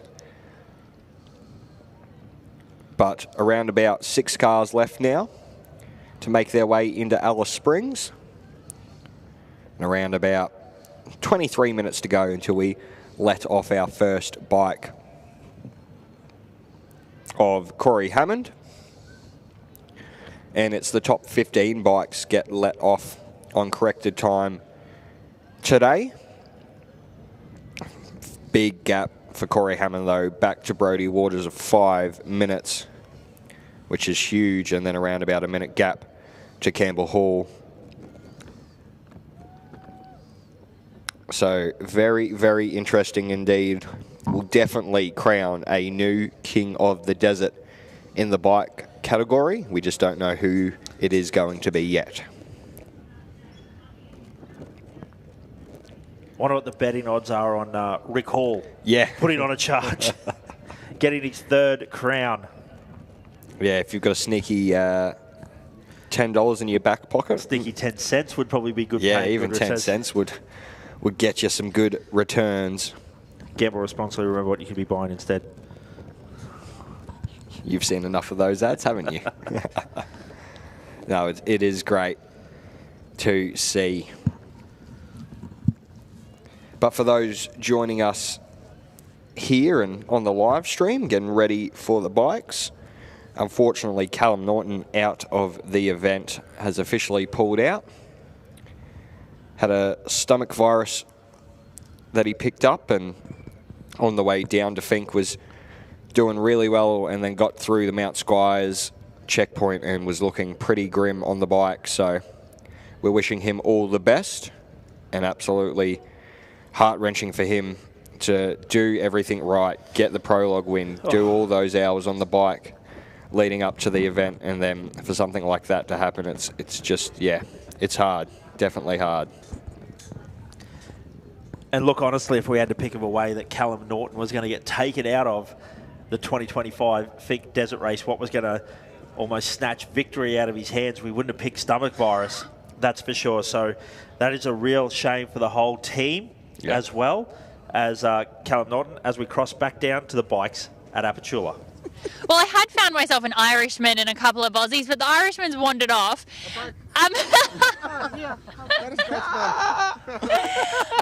But you were waiting around, Paul, isn't it? Yes, you were waiting around yesterday for all your mates to come in. You're here for almost an hour, I think, until the last one rode in. Yep. This morning you've checked in with everyone. How's everyone feeling heading back to Alice? There's fairly few people that are a little bit sore and wounded. I think between sore butts, there's a few egos that might be a little bit sore, but no, everyone's happy. Like it's cool. Like everyone come through. There was a couple of crashes yesterday that we had to sort of make sure everyone was okay. But yeah, like a few people that got taken out. So yeah, people that we've sort of known through other mates and that. So just checking in to see if they're okay. And but everyone's in good spirits. A few beers last night. Got rid of that. Was a sort of like Sorry, a few what? A few waters. Yeah, a few waters. Yeah, just mixed with other stuff. But no, it was good. Had a good night. Thank you. No, well, it was a really tough race down here. I might jump over here. How are you feeling today? Yeah, I'm feeling pretty good. I just cruised in yesterday, but yeah, I don't know, I just got rattled around on a few square edges and had a couple of near misses, but other than that, yeah, we're sitting fine. We're keen to get back. How many times have you done Finke before? This is my first time, yeah, so... Did Paul rope you in? He did actually, yeah. He stitched me up. He turned around and goes, "I've got a bike up here for you to pre-run." And I thought, oh, he's better not waste his money. And anyway, flew up and got down here, and now I'm regretting it. Well, you've still got a whole day back to get back down to Alice, so it's a tough ride still to go. In terms of Fink, did you prepare? Like, what did you have in mind before you came out here? I had no idea what it was going to be like, to be honest. Rookie told me it was going to be rough, but I didn't expect it to rain and roughen up after pre-running. So, yeah, no, it's completely changed my whole concept of it. But we're here now. We're just going to get back. Oh, well, you can hope. Well, see you at the other end. Sorry, I'm not going to throw anything else in there. We're going to see you at the other end, and then you can say you've been there and back, and that's a pretty good bucket list item to tick off. Over here, we got to ask the Irishman. Down under, on the other side of the world, how are you feeling today? I'm feeling absolutely fantastic compared to last year. I think the pre-running and a little bit more pre-race readiness has definitely paid dividends. So the lower back and everything is all working pretty good this morning. So looking forward to a good run back to Alice and collect the little spike later, hopefully. So that's take it nice and easy on the way back and get back there in one piece. That's what it's all about. Fit as a fiddle, ready to go. All right. Okay, well, I'm going to keep wandering until then. Back to you guys. Hardy, hardy, har. That's all I really heard as part of that interview there. No, I'm sure he found a good Guinness tree down in the camp zone. Definitely. But the Irish, we love the international contingency that we have here for the Tatts Finke Desert Race. Isn't it iconic too? Tatts, what a great naming right sponsor. They've been so committed so long as the naming right sponsor of the Finke Desert Race that when I think of the Finke Desert Race, I just say Tatts Finke Desert Race. So congratulations to Tatts. They've been an incredible sponsor, much like it just rolls off the tongue, the Method Race Wheels Prologue and the Tatts Finke Desert Race. It just goes hand in hand. So shout out to those awesome naming right sponsors that have not only just done it for 1 year, see what they can get out of it and disappeared. They have been long-term sponsors of this fantastic event. Yeah, no, they definitely have. It is great to have them on board as the midday flight from wherever it is comes into Alice Springs. A couple of people getting in on the public holiday. Might have been a few people listening along at home and they realised Daniel Hardman was out here, quickly boarded a flight from Sydney, get the rare sighting of Daniel in Australia. I think he's flying out early this afternoon as well. I think the beds aren't soft enough, not comfortable enough. No, exactly. An afternoon packed full of entertainment as another one of our side-by-sides makes their way into the stadium section.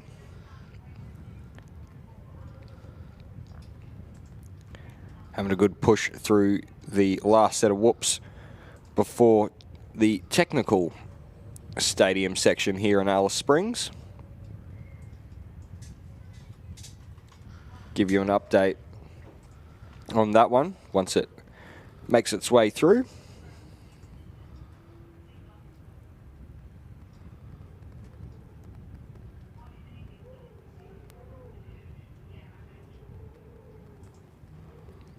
The 677 of Les Shivers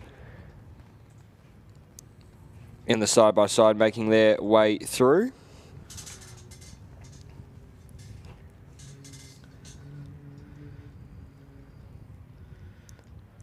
I think this machine has seen better days, but it's all about getting that Survivor spike at presentation later this evening.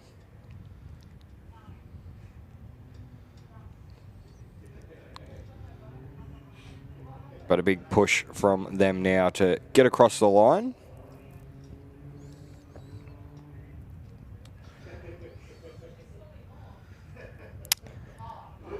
If anyone's listening on their way back into Alice as well from the Finke and the Patriot crew have lost some branded ramps for their car trailer between Bundooma and Deepwell.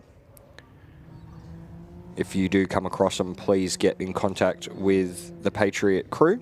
That would be absolutely amazing. We'll want to help out as many people as we can.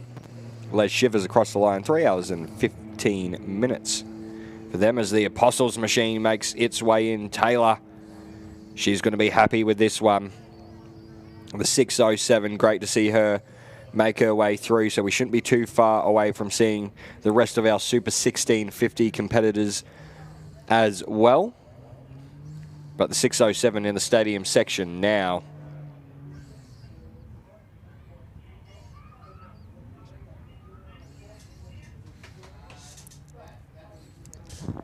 Having a good push.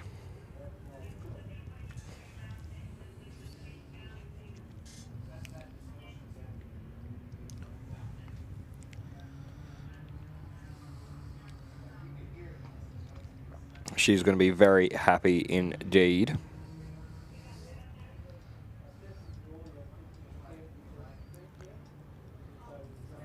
With this one.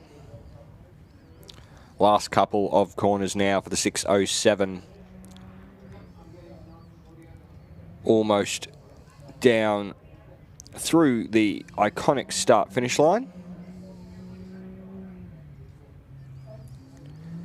And across the line, Taylor Apostles does it in 3 hours and 3 minutes 51. Great push from her.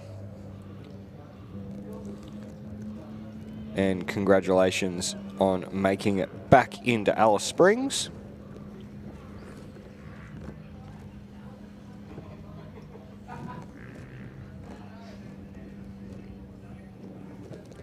As we patiently wait for the next of our competitors to come through in the cars.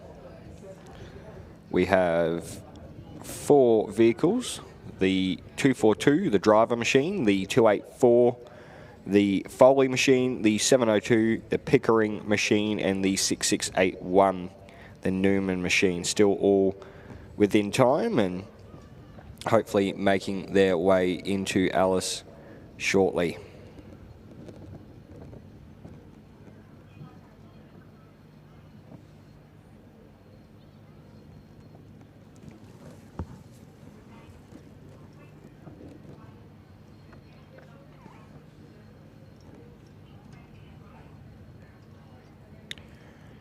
And less than 10 minutes away from getting the bikes underway, or just on 10 minutes.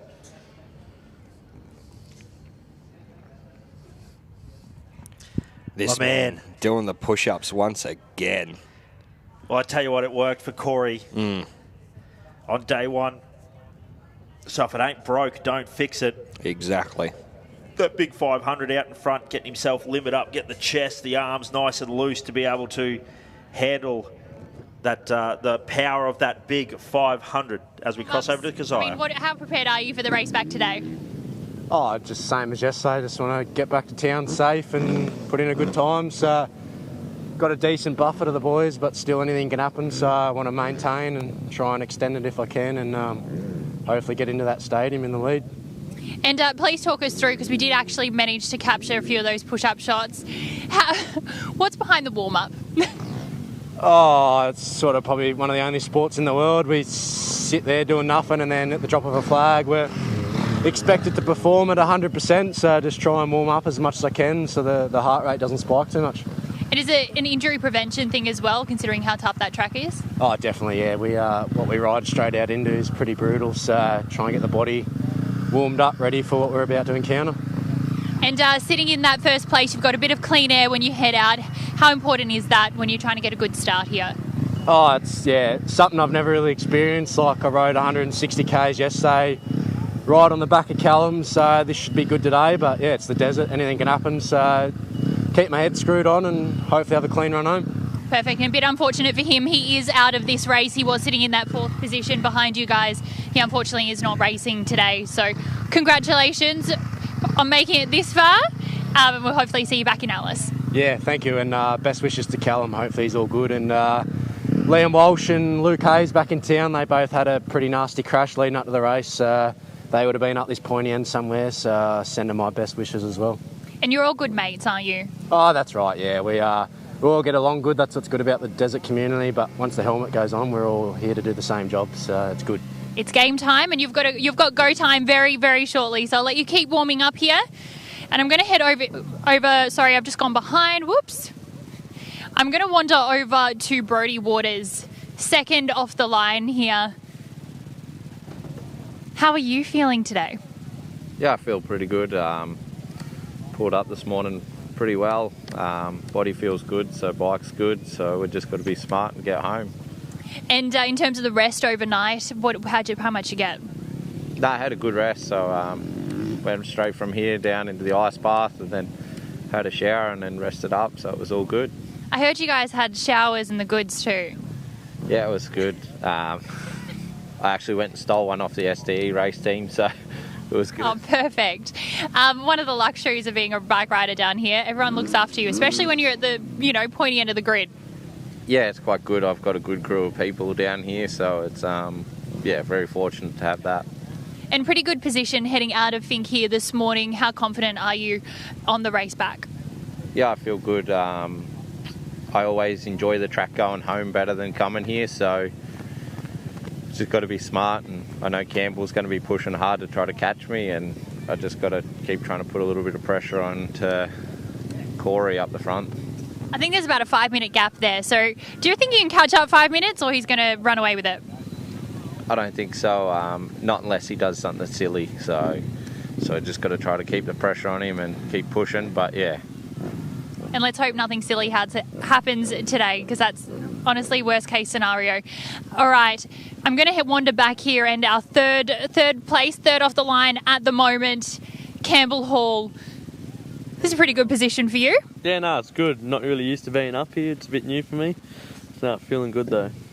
In terms of the race back, what have you got in your mind? What are you thinking about? Just keep it smooth. Don't do anything silly, and whatever happens, happens. Just want to get to the other end. And being here in this position, does it make you a bit hungrier to push Brodie and the boys up front? Yeah, I'll see what I can do. I've got a bit of breathing room behind me, so just see what happens. The track's got to be rough. Try not to blow it away, so yeah, be good. Oh, well done. Good luck.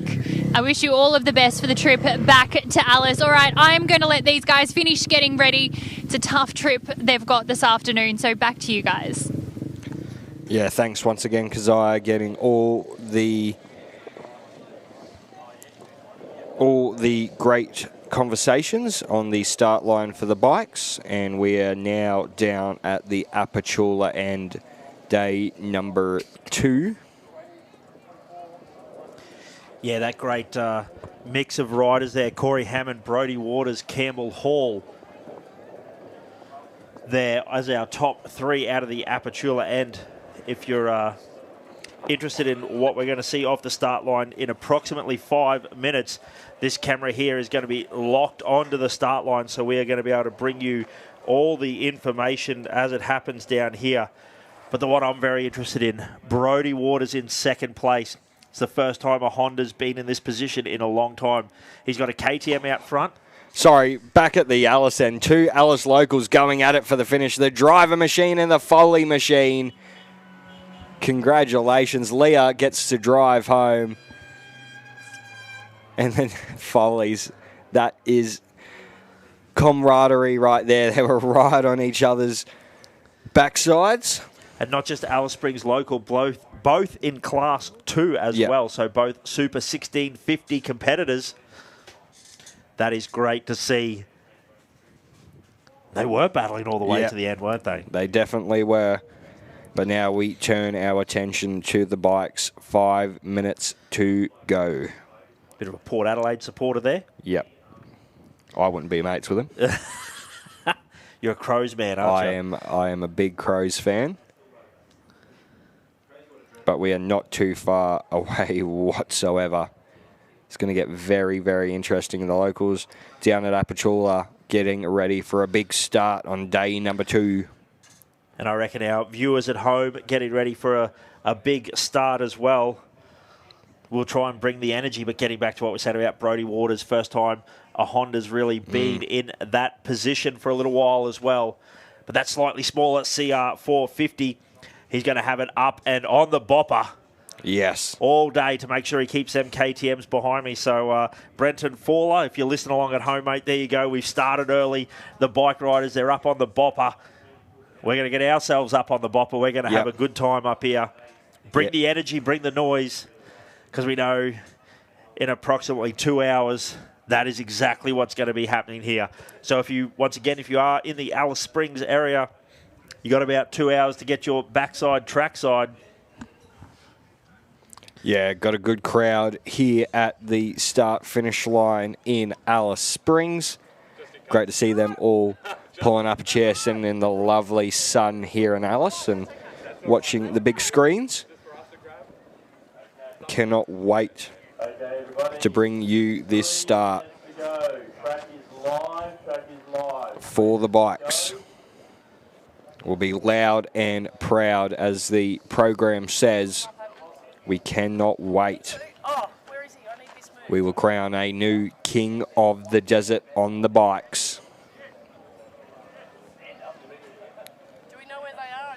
3 minutes to go.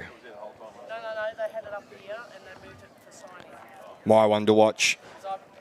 He's right on the fringe of the 15. He starts out of grid number 15, the 496 Austin Shaw, the young 18-year-old. Had a massive run down to Finke. And I cannot wait to see what he will do. My man Bradley Greenfield as well, off row number 17. Had a look at his socials last night. He had a big crash at the 180k mark and came off, hurt his leg quite bad. So he said he didn't know, but we're going to go back down to Finke. Heading back to Alice from Finke. We spoke on Friday night at Scrutineering and you said you just wanted to be inside that top 10. How are you feeling about your positioning now? Yeah, feeling pretty good. Suffered an injury yesterday, but hopefully we can have a smooth run home and try to pick off a few more riders. But, at the end of the day, as long as I stay in that top 10 and be safe on the way home is, the main game. Can you just let us know what that injury is? I'm pretty sure I've either dislocated or broken my thumb on my throttle hand, so... Yeah, we're just going to wing it. We iced it last night, taped it today, and just hold on and just, get home. So, yeah. Well, we're just about a minute away from Corey heading off first off the line. You're sixth out there, so we might let you go get ready. Thank you so much for having a quick chat. Good luck today. We're going to head back down to the commentary team so we can get this race started. Yeah, great to hear quickly there from Cody Stevens. Unfortunately, there has some sort of problem with his throttle hand, but he's iced it, he's taped it, he's ready to go. I remember Ivan Long a couple of years ago coming off the bike. I don't think he came off, but I think he hit a tree and his hand was that swollen when he got off the bike, but rode all the way into Alice for a great position that year. But the number 4, Corey Hammond, on the start line, all by himself. Yeah, what a great feeling. Even yesterday after prologue, you still start 2 by 2 for the top 20. But right now, Corey has the Finke track all to himself. I imagine this is what it feels like when you get a top 10 shootout at Bathurst. You have the mountain all to yourself. But here we go, green flag in the air. And Corey Hammond is off at the Finke end. The bike section started for day number 2 here at the Tatts Finke Desert Race. Hand off a little bit there. Was he mucking around with something of his part of his camel back there? I'm sure he was just taking the opportunity to be able to do that, as that little kicker just bucks him a little bit to the top of that hill, already proving nasty as we see him come to the finish line jump, drop down off that. What a great run, as now we wait 5 minutes and 8 seconds. Brodie Waters. That will feel like an absolute eternity. And as I say about the madman Ivan Long, full send in the chat. Great to see you watching. Yeah, Ivan, a great competitor. Had the joy of meeting him last year, doing commentary work with him up at the Don River Dash. Did an excellent job there. Was able to give us that inside knowledge to what these riders are going through. So shout out to Ivan, listening along at home. Another man that had broken his thumb and then rode the Finke Desert Race as well, Ben Grabham. So we talk about that heritage there and just how tough these riders are. I couldn't imagine going to work, and I basically just sit in an office and point at other people and tell them what to do. But my thumb being broken would affect my pointer finger to be able to tell people what to do. So I'd probably call in sick. Yet these guys are talking about, I just put in a bit of ice last night, I've slept, and now I'm going to get up and ride one of the most vicious and brutal motorbike race tracks in the world. Yeah, good to see as well from Ivan Long that he'll be back next year. Very keen to see him once again. But yeah, this must feel like an eternity. But Brodie, a great competitor, an experienced competitor. This not his first thing. He knows what's on the line here, you know, to get a Honda not just back here in a good position, but potentially on the box. We don't want to put the commentator's curse on him, but it's been a long time coming for Honda, a long time coming for Brodie as well. Very smart competitor there. We see he's got the collaboration with OBR as well. We've seen lots of great photos this weekend of the Honda there with the OBR boys. You see the sticker wrapper, I guess you'd say, the paint job on that helmet, matching the livery of the 813 and the 413. So Brodie just trying to channel those inner good vibes that the OBR boys have already produced for us today on the car. Looking very relaxed there, just having a little lean, not wanting to burn up too much energy. Doesn't even have his goggles on at the moment. Yeah, still 3 minutes away from his start time, so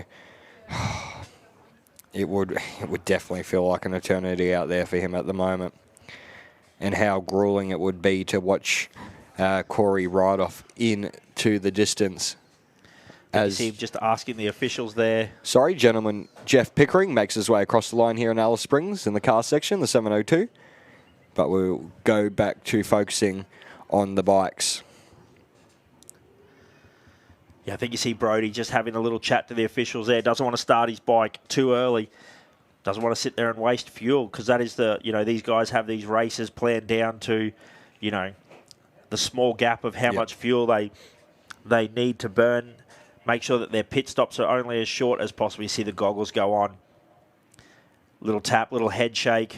Starts shaking out the arms, moving a bit back and forth, adjusting his gear, making sure that he is happy, comfortable, in a good position.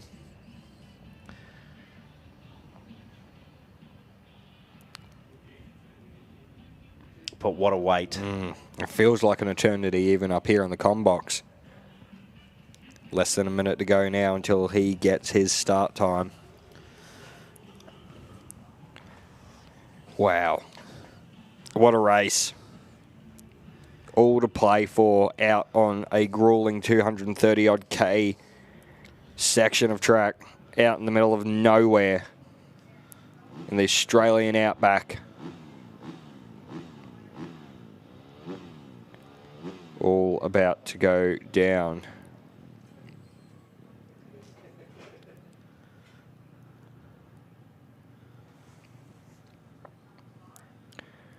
Should be around about 15 seconds now.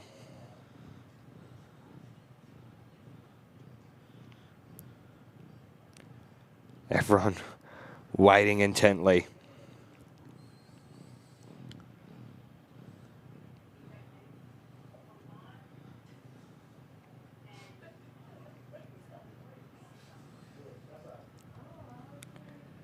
Here we go. The number 8 will get up on the revs.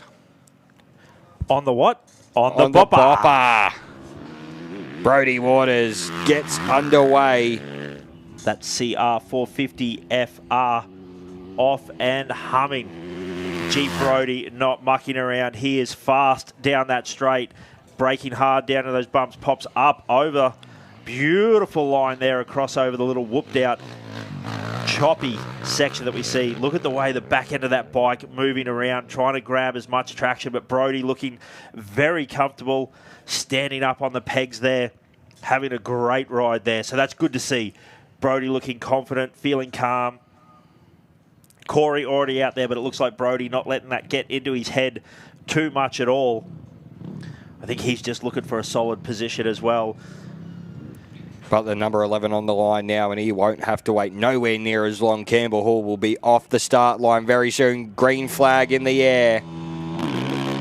Campbell Hall off and racing out of the number 3 spot today. Can he make it back down into Alice and put that bike on the podium?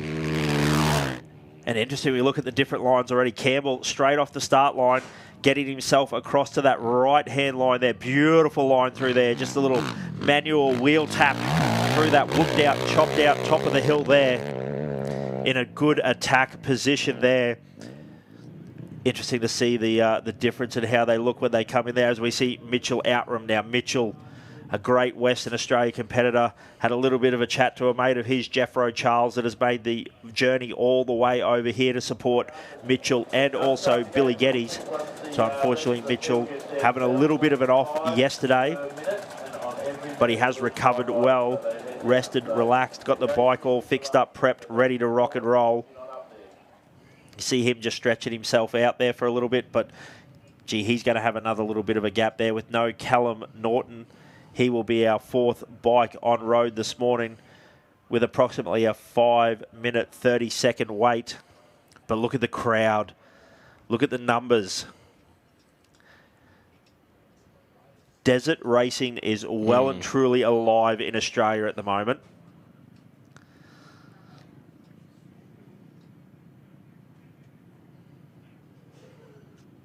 See Mitchell just getting the blood pumping exactly like that great inside that we got this morning from Corey. It's one of the only sports in the world where they go from basically standing around, riders sign on, getting a briefing to get on the bike and have to go full throttle.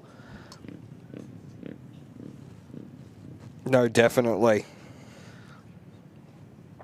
I remember a few years ago having a bit of a chat to some guys that were in and around the KTM team at the time.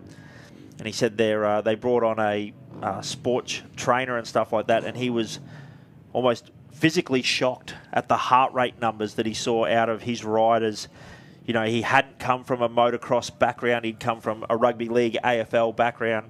And then he thought these guys just get on the bike, twist the throttle and hold on. And he collected the first data from a Finke pre-run, and he was shocked at the, here we go, I'll throw some technical, is it VO max that these guys have, the heart rate that these guys had and sustained for 2 hours, and then their ability to recover quickly and get that heart rate back down. Make no mistake, you are looking at some of the finest athletes this country has right now putting on a show at the Tatts Finke Desert Race. Yeah, definitely. And again, that long wait must feel so heart-wrenching. You can see him gone, and not to be silly enough to try and absolutely thrash the bike down there and catch up, because one small wrong move will be the end of your day and the end of your Finke run.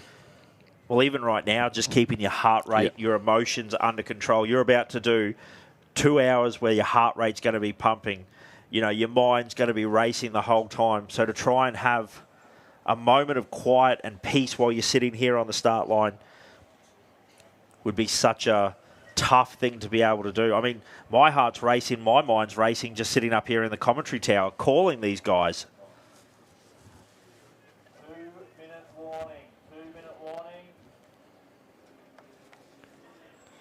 Definitely less than a minute to go now for Mitchell Outram. Fourth on road today. Let's see what he can do.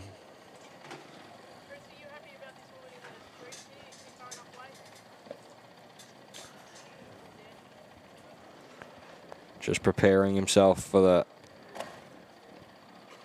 big ride ahead of him.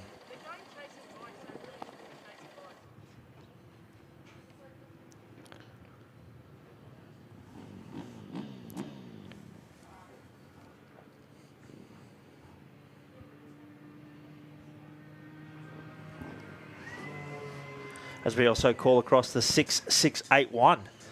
So that is the first of our side-by-side sports making their way across the little Yamaha. So congratulations to those guys. What a massive effort to get here to the Finke finish line.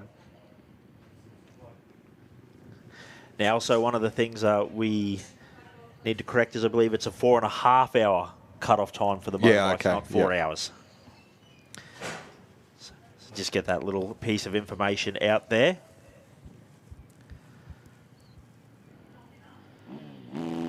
Oh, a little bit of limiter on the bopper. On the bopper. Geez, we're excited up here. You see Mitchell just crack that big KTM 500 round onto the limiter. The revs come up. Make sure the gas cap's on tight. I love how when they get close to their start time, how cool, calm, relaxed he looked, and now he's getting very twitchy, moving his gloves, playing with his hands. What great shots we get down here from the Finke end. Mitchell leans over the bars, drops the clutch, and he is off and racing. Hear that big KTM 500, the West Australian local, off and down the start line. Moves across to that right-hand side, skipping around just a little bit, but plenty of speed. Beautiful line. The suspension on that bike, beautifully set up. Mitchell in for a good run here. He knows that, well, a top 4 plate on the line here, but also a podium.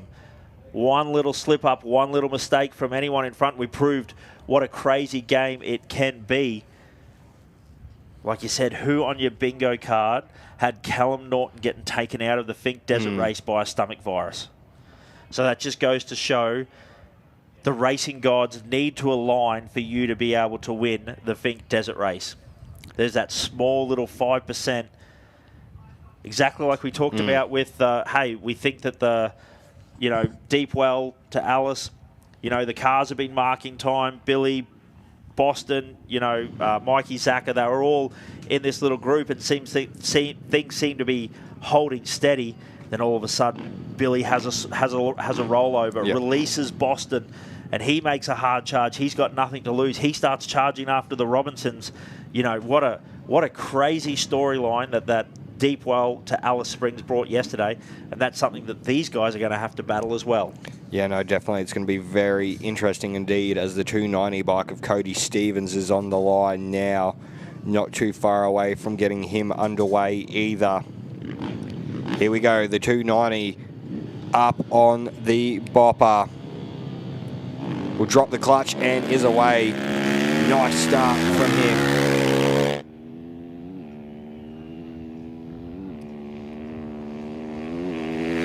Nice line into this section here.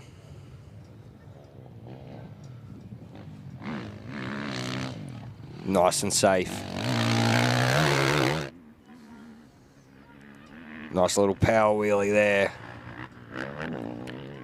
Over the start line jump and is off and away.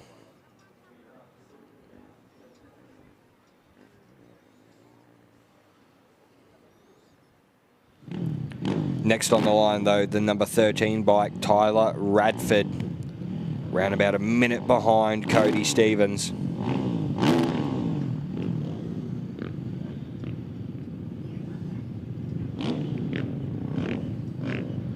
Yeah, we've definitely gone from a couple of large gaps to now a few little tight ones. Like you said, Ray Cole, Levi Stevens, we're talking about 9-second gap. But Tyler Radford on the start line, the 13. Just over a minute gap. That is enough where you are able to see the dust from the bike in front of you. Racing for number 13. Tyler Radford. On song on that straight and now into the very difficult creek crossing area.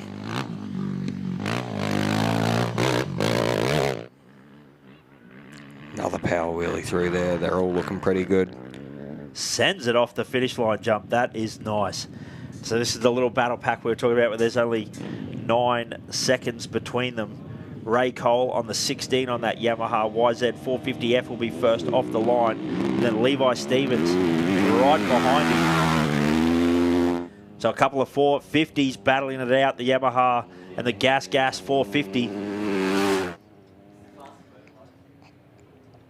Geez, look at the rocks getting thrown up. And not only when they're under acceleration, but while they're braking, we see rocks getting thrown up.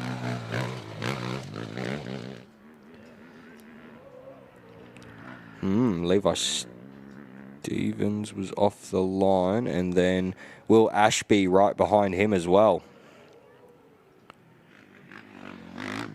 Yeah, so only 7 seconds between Will Ashby as well. And then Jake Corbin as well. So this is where it starts to get a bit exciting. Within 1 minute, we've released 4 bikes onto the Finke Desert Race track. Looks like a little bit of a breeze picked up there, blowing the dust away. So hopefully these guys are able to have some good, clean racing. Bring the revs up, get her on the bopper. The boys in full attack mode off the start line. Yeah, Thomas Livesey off the line next. And a bit bigger of a gap there, 2 minutes.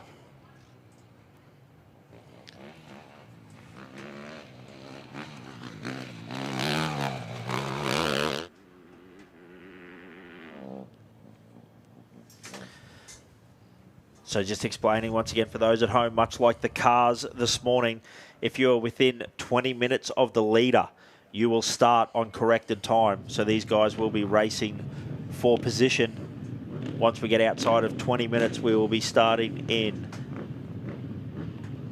grids of 5 again. So the fun and games all begin. With, grids of 5 with a minute gap.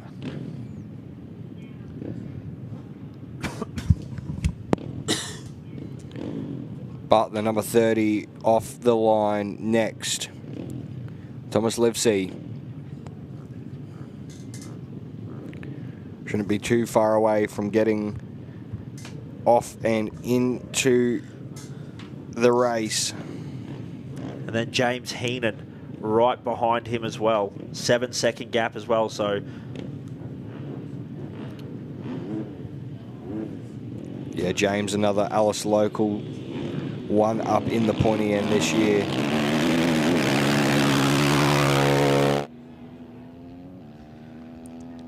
And there you go. Thomas is off and racing. Not too far behind will be the number 20 bike of James Heenan.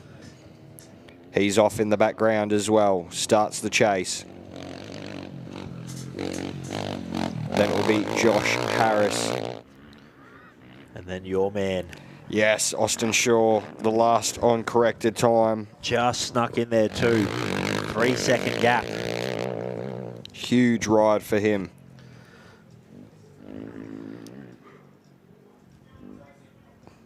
If he puts it in the top 20. Oh my goodness. For his second year at Finke, you've got to take your hat off to him.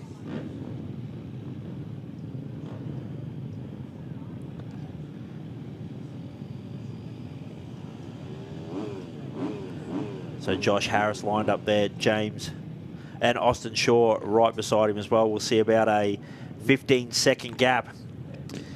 And then the next row, the first of our grid of 5. Jackson Vernessy, another one of our Class 4 competitors. So he will see the 496 of Austin Shaw right in front of him. Want to keep him another bike of note. And the next grid, Liam Dinage, the 250 XC. A couple of our class competitors is the 24, Josh Harris off the line. Austin Shaw right behind him. On the bopper, and off he goes, the young fella. Deadly helmet too. Yeah. Wishing you all the best. Can't wait to see you back in Alice. Good send off the finish line jump there for Josh Harris. As Austin Shaw, that KTM 250 wound up. See the extra padding on the seat there for him as well. All the little tips and techniques that make these things desert racing machines. So next up, grid number 16, Jackson Vernessy, Thomas Kruger, Liam Dinage, Jet Hicks, and Bjorn Cutting's. So now 5 bikes at a time, 1 minute dust gaps.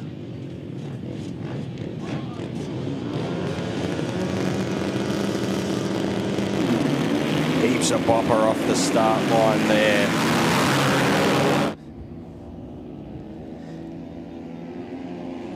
Having a look across there, the little 250 machine. So we all come together Oh, this might even be a bit more vicious than what we were talking about yesterday with the S-Bed, but the 25 machine there. Getting a little bit of a jump off the start. What a great run. Sending it off the finish line jump. Next off the line on grid 17, Jesse Ryan, Ethan Alderton, Rise Stevens, Blair Outram, and if he will make his way to the grid, the number 10 of Bradley Greenfield. But it looks like there's a couple missing out of that grid. Yeah, I think your man Bradley not there, unfortunately. It's really sad news. Off they go. Rice, Stephen Blair, Outram and Jesse Ryan off the line there. So unfortunately, yeah, Bradley succumbing to that leg injury that he sustained. Grateful for him for giving us the news on social media. Check it out, Bradley Greenfield. Great local competitor, or great ex-local, sorry. I believe he's down in Adelaide. Yep. As on the grid next, grid starting number 18. Grid start 18, Alan Graham, Brody Parker, Tate Prime, my man with the name of power, Eddie Gibson, and Clayton Bognick.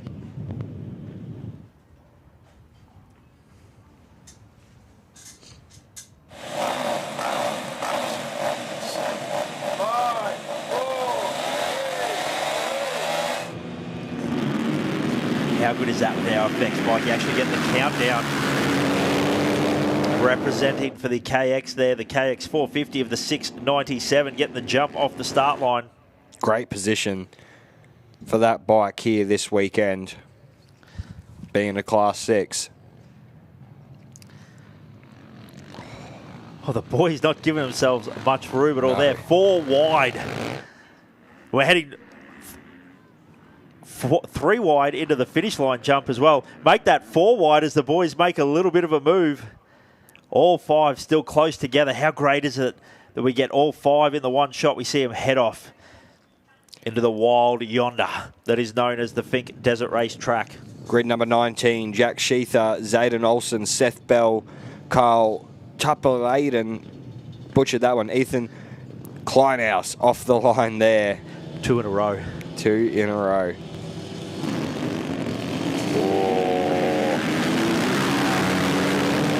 Good start from them. Having a good look around there as well. Making sure they get out front. But geez, they're still attacking hard. It's a new day, it's a new morning. And I'm feeling good. My man Harry Connick Jr. would say. But the 550 attacking hard. Guessing a lot of these guys not seeing some of the action that happened off that little kicker there at the start line.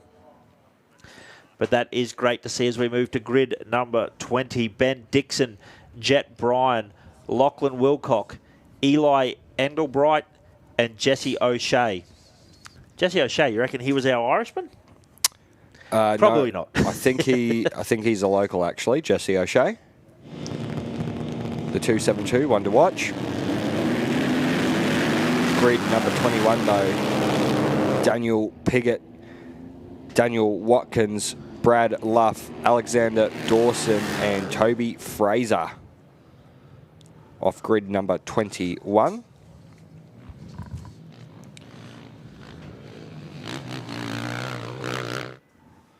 Yeah, the 272 out in front of this group. What a great ride there. That's what you need to do.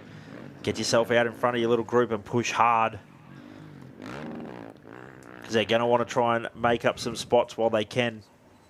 And as early as they can, because look at that dust. Unfortunately, the 5th bike there, that group getting dusted out very hard. As we move on to grid 22, should be lining up on our starting line. We have Brendan Rose, Will Tatani, Charlie Howard, Kenneth Hicks, and Nicholas Turner. Shout out to Will Tatani off that line as well. Huge mono down the start line from the 310 rider, Daniel Watkins, putting on a bit of a show.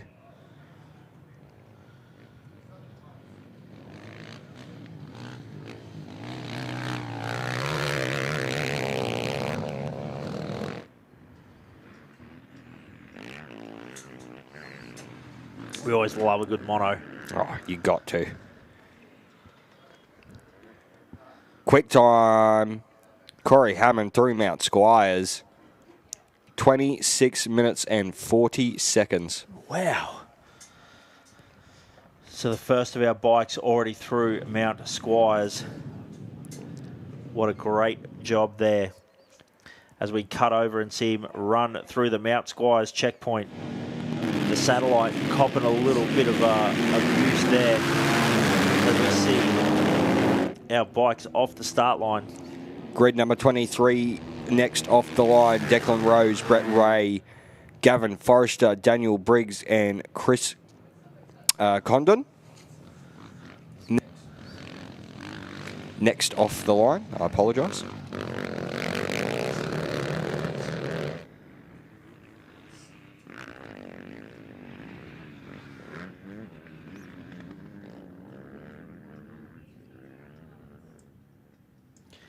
Yeah, there's already that tension in the air, but that is great that Corey Hammond through safe and sound to Mount Squires.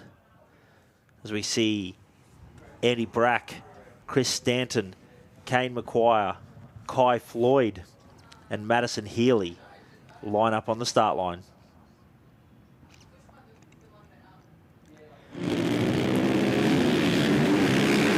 First of our female competitors off the line. On the next grid. She's put herself in a very good position on day number 2.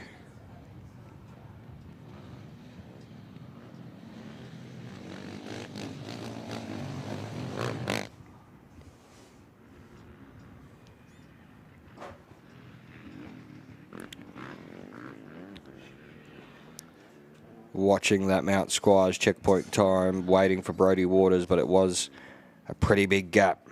So we'll see if he can close that gap at all.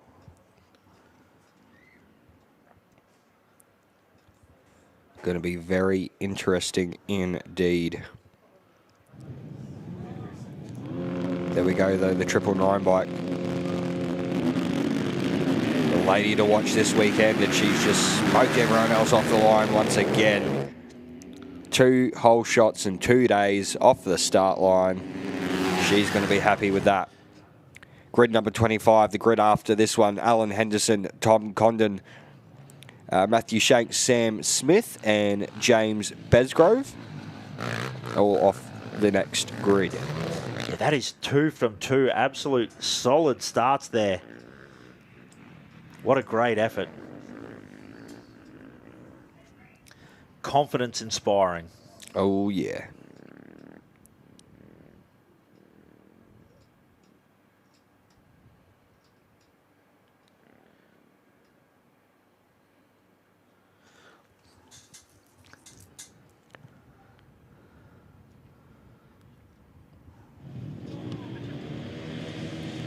Next of the grid. Looking good. Good jump for the 274, sorry. James Besgrove.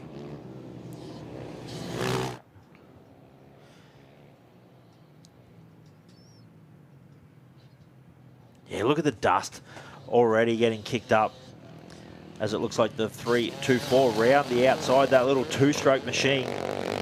Putting a little bit of a pass on there. What a great ride. Slingshot himself around the outside of that corner as we get ready. Grid number 26, Joshim Jager, Lee Piggott, Chris Adams, Brock Ritchie and Matt Easton.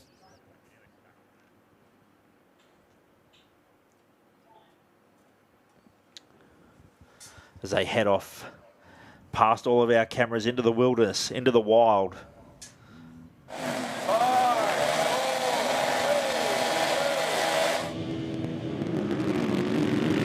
Next grid off the line.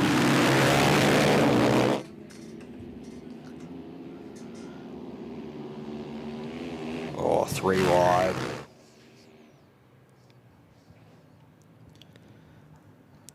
The next grid off the line, though, will be grid number 27. Jet Hansen, Cameron Loader, Rise Pavlete, Robert McConnell and Adam Dutton.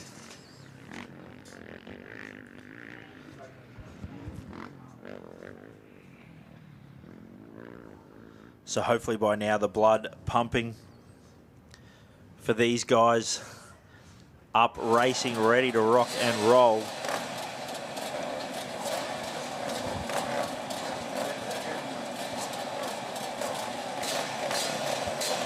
Was the next on the start line, Robert Savage, Steve Morfitt, Jason Briggs, Ben Adamson and Will Thurlbreck.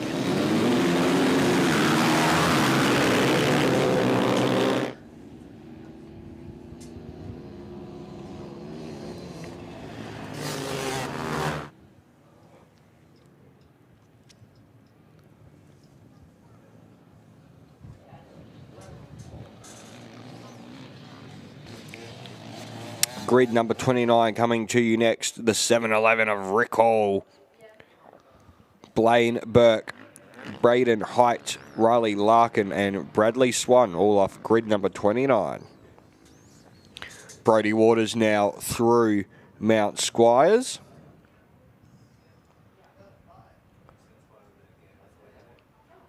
Round about 6 minutes.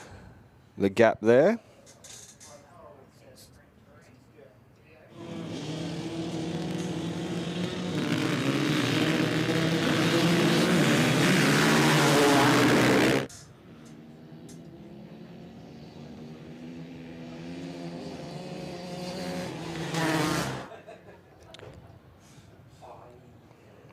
Massive for Riley Larkin and Alice Local on the 129. Had a Gas Frankenstein 300 to make one bike out of two after bending the gas beyond repair in a massive crash 3 weeks ago. Good on Riley for getting out after a big one. Yeah, and Robert Savage on an absolute flyer there on the 111 machine. Dropped off the start line for a little bit there. As this time off the start line, this is Rick Hall, the group there, grid number 29. So Rick Hall, Blaine Blurk, Braden Height, Riley Larkin and Braden Swan off the start line. So grid number 29 about to get off the line. So great to see plenty of bikes still turning up for this early Monday afternoon start. Campbell Hall through Mount Squires. Roundabout. That is close. What would that be? 2. We're doing some quick math there on Brody Waters through Mount Squires. Campbell Hall, sorry, my bad. Yeah, Campbell Hall made up a little bit of time there. He's only, I'm going to say, a minute and a half. Grid number 30, Drake Mills, Nicholas Ledetsky, Dane Robinson, Jason Gunther and Christopher McConnell all off the line.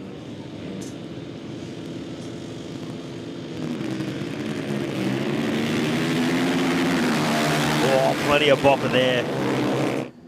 Heard a little bit of a limiter bash there as they were going up through the gears. That always makes me happy.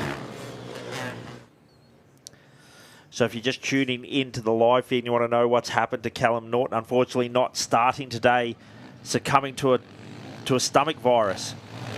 Apparently got into the Apachula overnight stop and was feeling quite ill, was throwing up. The team got some water and some fluids into him, hoping he'd recover, but unfortunately not to be. So very sad news there for the team. As grid number 31, Jake Fishpool, Hayden Vag, Quinn Kalis, Mark McDonald and Alex Hughes line up to get the return leg home. All the nerves, all the excitement under the belt.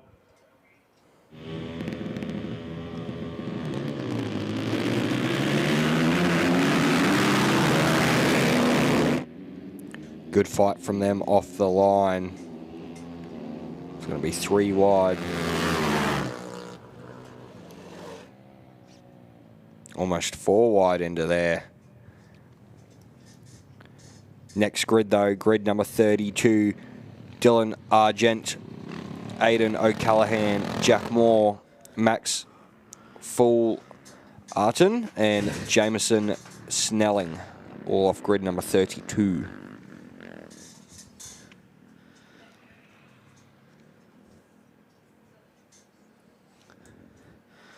So we feel like we're starting to settle into a little bit of a race pace here. It feels like we've dropped into some of the more calmer starts. Here I feel like a lot of the people, the intensity, the aggression that we regularly had yesterday afternoon off the start line, I feel like maybe the guys, that Finke track might have beat a little bit out of them, and they're looking for that finish. But just as I say that, the X72, the X19 getting themselves into a little bit of a battle there. But it's what we want to see. We want to see as many bikes as we can across the finish line today. We want to see them ride here into Alice Springs, cross the Tatts Finke Desert Race banner.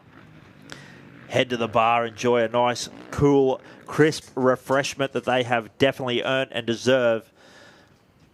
As we call out grid number 33, Daniel Dietrich, Blake Russell, Sam Harmon, Jet Williams and Corey Buxton lining up and getting ready to launch off the start line. Hi Honey made it to Finke Yahoo. I'm about to leave Finke. Ruts becoming issues on the start line as well.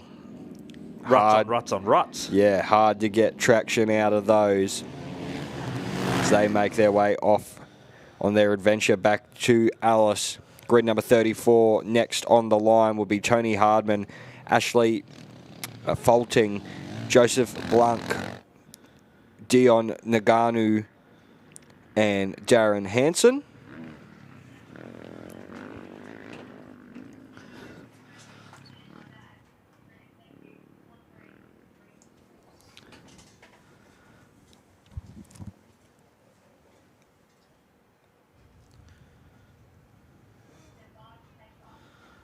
Yeah, Not absolutely. too far away, sorry. No, wonderful shots that we're getting down here from the Alice Spring, or the Apachula overnight stop. So we're just sitting in a nice air-conditioned commentary box, getting to enjoy this. As the boys get amongst it, a couple of our Class 7 competitors just having a look over at each other.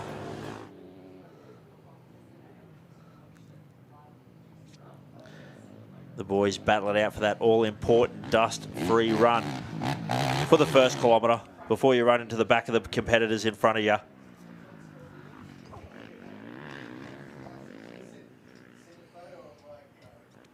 As we look at grid number 35, Jake Oliver, George Ruggles, no toupee required there for George, Nathan Shields, Aaron Pissler and Curtis Smith.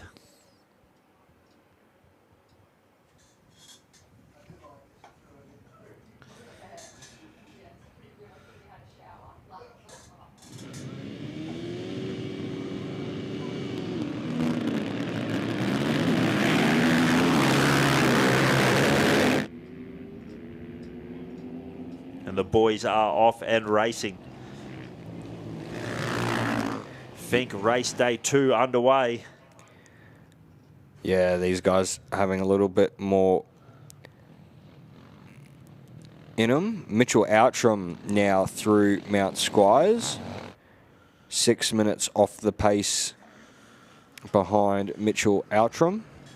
Oh, sorry, behind Campbell Hall. Campbell Hall. There we go. Grid number 36, Casey Larkin, Joshua Granger, Grant Pryor, Travis Pollard, and Mitchell Johnson coming in from the West End. Got the Fremantle doctor behind him today.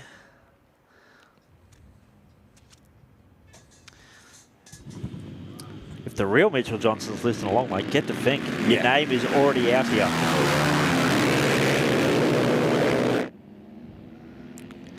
We'd love to see you.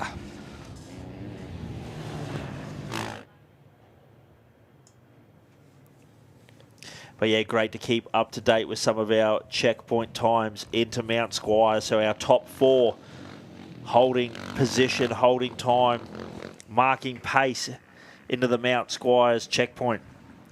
Now for those playing along at home, they are on corrected time. So we will need to see physical overtakes on the road. As grid number 37 Sean Waring, Mitchell Young, Josh Oliver, Jack Francis, and Ross Staines.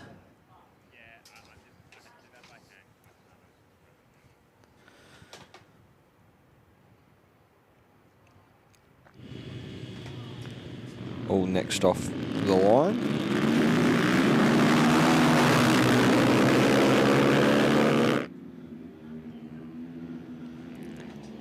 Having a battle into that section there.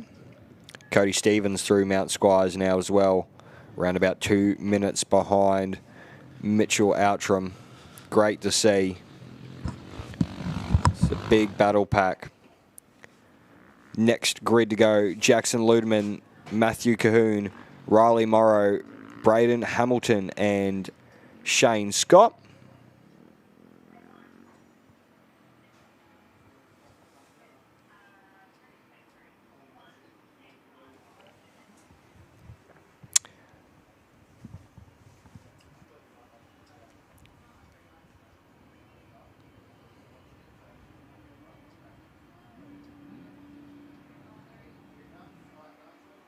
Here we go, Bunduma. Wow, this is some big pace. Corey Hammond also now through... Sorry, he was already through Mount Squires. I think that was him through Bunduma.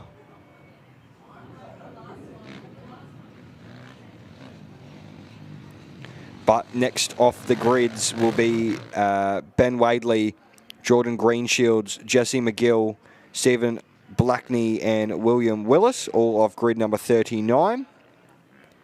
Tyler Radford now through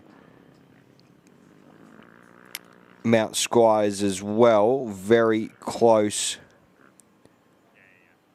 between him and Cody Stevens as well, around about a minute there. So quite a few battle packs going on out there at the moment.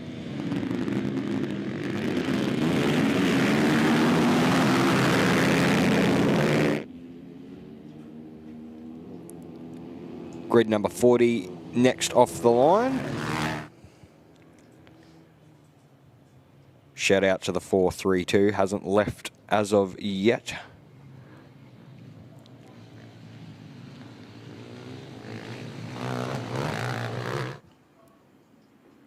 Ray Cole into Mount Squires now as well. Just a minute off Tyler Radford. So that battle there between Cody Stevens, Tyler Radford and Ray Cole all starting to heat up there between Finke and Mount Squires.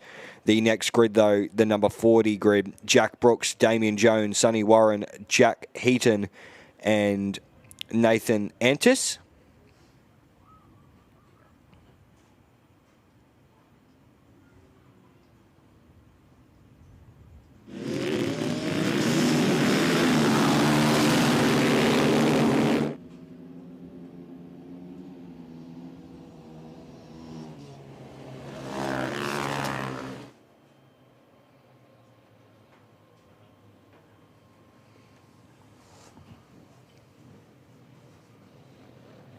Levi Stevens through Mount Squires now as well.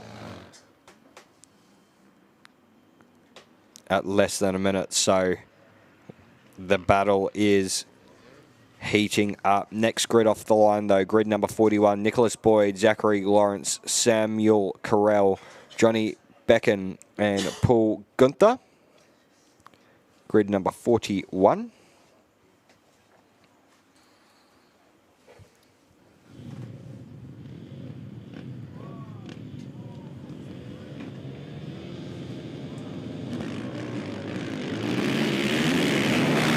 Will Ashby and Jack Cobban coming through together. Like literally nothing apart. They have come through that checkpoint together. So it's a battle between the 21 bike and the 296 at Mount Squires. Wow. Like, we're not even trying to talk this up from the commentary box. Exactly together. Both through the Mount Squires checkpoint at 12:46 and 9 seconds. So that's 46 minutes after midday there. We're talking about actual physical time you would see on a watch. And they started on corrected time, so they would be neck and neck right now. That is absolutely amazing. As we line up grid number 42, Adam Young, Hayden Oswald, Christopher Gay, Brendan Stoger, and Ethan Dagg. Grid number 42. But that is unbelievable. Very, very close. Obviously, I believe they were very close on corrected time on the way down. As my man pulling a big wheelie there. The 6.85. Ethan Dagg. Nothing daggy about that man's performance on a motorbike there. Not at all.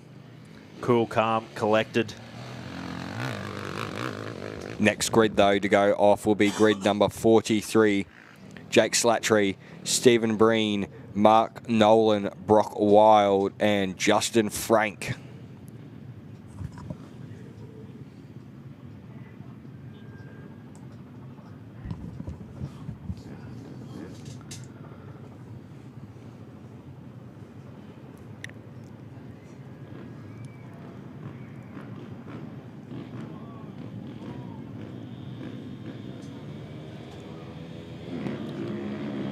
Thomas Livesey through Mount Squires now as well. Around about 2 minutes behind Will Ashby and Jake Cobbin, sorry.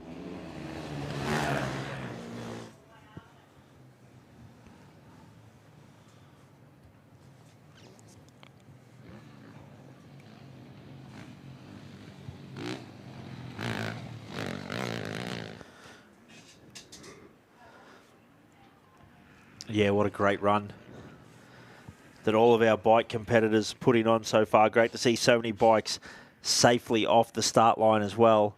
As we move to grid number 44, Raymond McCain, Archie Brownless, Michael Dowling, Andrew Michalak, and Warren Zerner. Upper Archie Brownless on the 432, young local lad. Great to still see plenty of locals out here on the racetrack. James Heenan through Mount Squires now as well. Again, around about a minute behind Thomas Livesey. So great to see. He shouldn't be too far behind Josh Harris and Austin Shaw shouldn't be too far behind. I do apologise. It's the sweet vehicle here in Alice for the cars is finished. But Jake Burdell, Scott Cottish, Justin Cousteau, Nick Anderson and Mark Hagan all off the line next on grid number 45.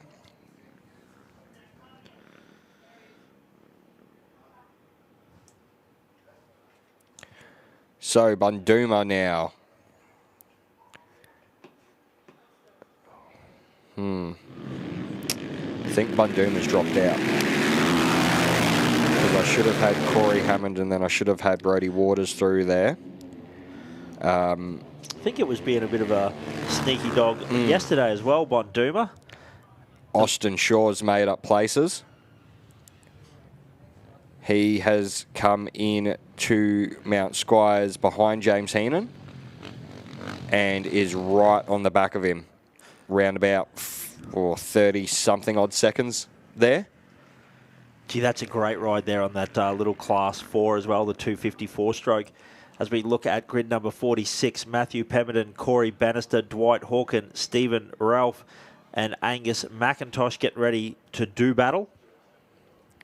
Through Mount Squires as well now, Josh Harris, around about a minute behind him, less than a minute behind Austin. So it is really heating up in that mid-pack, I'm going to call it. Liam Dinage through there now as well. Gee, the numbers coming through thick and fast. Yep. I believe that Liam Dinage was one of the first in the row of 5. Yeah. So we should start to see some bikes come roaring through. Here's Bunduma once again. That should be Campbell Hall. Yeah, definitely something going on there because it keeps, it redoes their Mount Squires time. Yes. So, unfortunately, going to be hard. We're going to have to wait until Rodinga now for the next update. Next off the grid, though, grid number 47, Gus Carberry, Wayne Erickson, Michael Kilpatrick, Andrew Dunlop, and John Downey.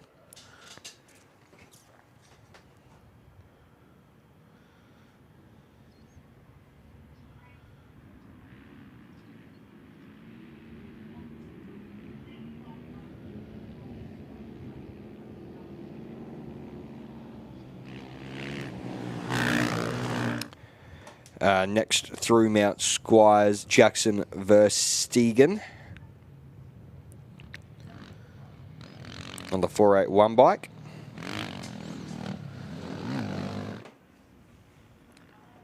Yeah, so we do believe a little bit of a timing glitch happening with the Bonduma. About the time we expect them to see come through Bonduma, it just resets their Mount Squires, not resets, but flashes their Mount Squires time up again, but without adding the Bonduma. As we look at grid position number 48, Lindsay Cox, Jim Travensky, Toby Frisk, Brad Nichols, and Troy Blythman.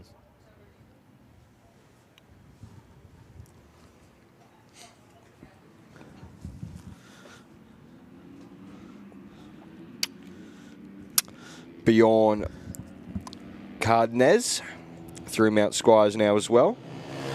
And we should have the Bonduma time soon.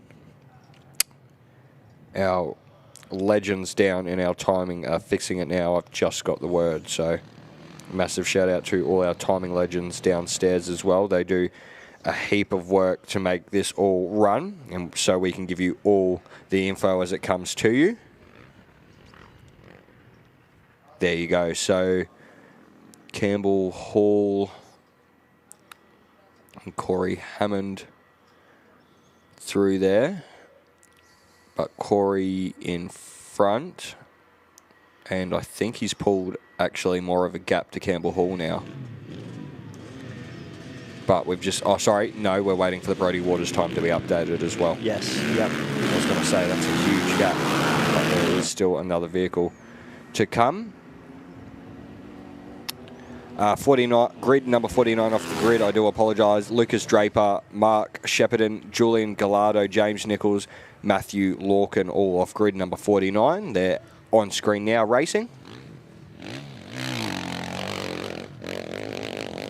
The boys getting amongst it. But great, the updates. Even the crews listing along out there doing the timing. Heard that we're a little bit confused about what happened in. Sent a message in to let us know we're working on the timing. We do have a little bit of an issue. Unfortunately, all the preparation in the world, and sometimes these little race day glitches can happen. As grid number 50 makes their way up, Damon Marshall, Jacob Naklu, Tommy Plunkett, Zachary Williams, and Zachary Mallis.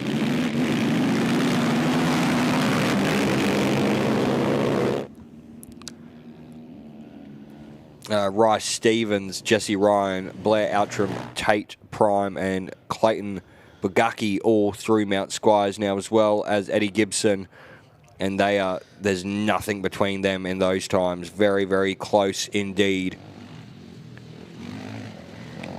Definitely a big battle group going on there. But next off the line down at Fink, grid number 51, Bruno Catalini, Hayden Buck, Jonathan Ippel, Ben Harris, and Jacob Wilkinson. As Eddie Gibson, your man, goes through Mount Squires. Alan Graham, as well as Ethan Clunas through there.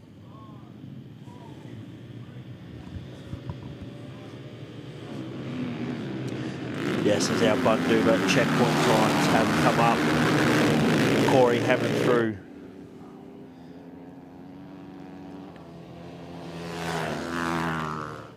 Yeah, Gee, has Corey put more time? Well, we're waiting on Brodie's time still. Yes. So...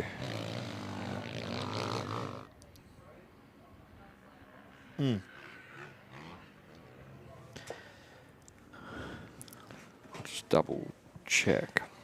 So we move along to grid number 52. Tom Kilgraff, Brendan Irons, Daniel Brooks, Bo Doherty and Todd Jones. Yep, Campbell's time is coming. Just got another message. Dan, I'm sorry. We're not calling you out here. We really do appreciate it. No pressure, Dan.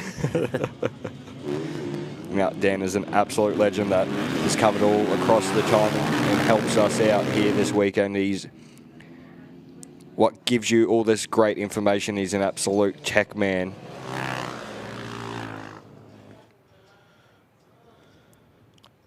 Yeah, because Brody started behind Corey, so. Next off the grids, though, will be grid number 53, Ty Salisbury, Michael McAllister, Cooper Wegman, Justin McKinnon and Nathan Kelly. Yeah, running on coffee and a lack of sleep. Exactly, Dan. Exactly. No. We really do appreciate it. Very lucky to have those boys behind us. And a heap more bikes going through Mount Squires. Jesse O'Shea, Carl DePorain,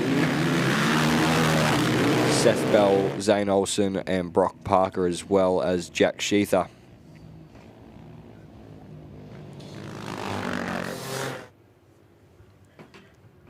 He's getting a good laugh out of it anyway. He's downstairs. Oh, he's just downstairs? Yeah. Oh, we better be real careful because he might be able to come up and just swing on us. Oh, he definitely can. He probably will, knowing us. As grid number 54. Alex Connoth, Jesse Pintland, Peter Leatham, Josh Griggs and Jim Mole. Get ready to enjoy. Maybe that's a loose term, but get ready to enjoy a casual Sunday afternoon trek down the Finke Desert Race track. So there you go. Brody's Waters time is in. 7 minutes between him and Corey Hammond and only 1 minute between him and Campbell Hall. So Campbell is pushing. Oh, yeah. Thank you, Dan. Grid number 55, though, next off the line. Paul Rook, Brad Perryman, Anthony Chapman, Dominic Randall, and Zach King, all off grid number 55.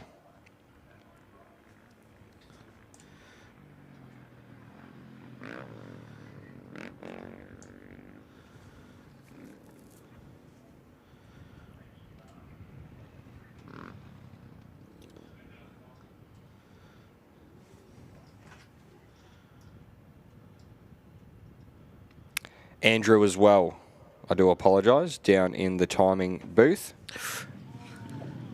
Otherwise he might come up. Yeah.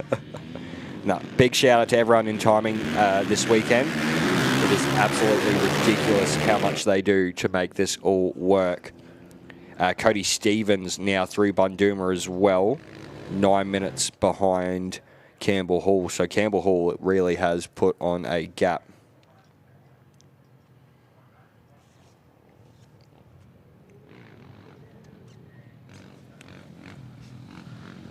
So not sure whether that's the timing or whether we've had a little issue, but that means Mitchell Outram has dropped out of position there. He was our fourth bike to start on road this morning. I guess we'll just have to take everything with a little bit of grain of salt until we find out the information. But massive shout out, and like you said, credit to our timing team here doing a great job getting as much information as they can to us. As grid number 56, Angus Smith, Ewan McGowan, Graham Hill, Aaron Mills and Lewis Bartle.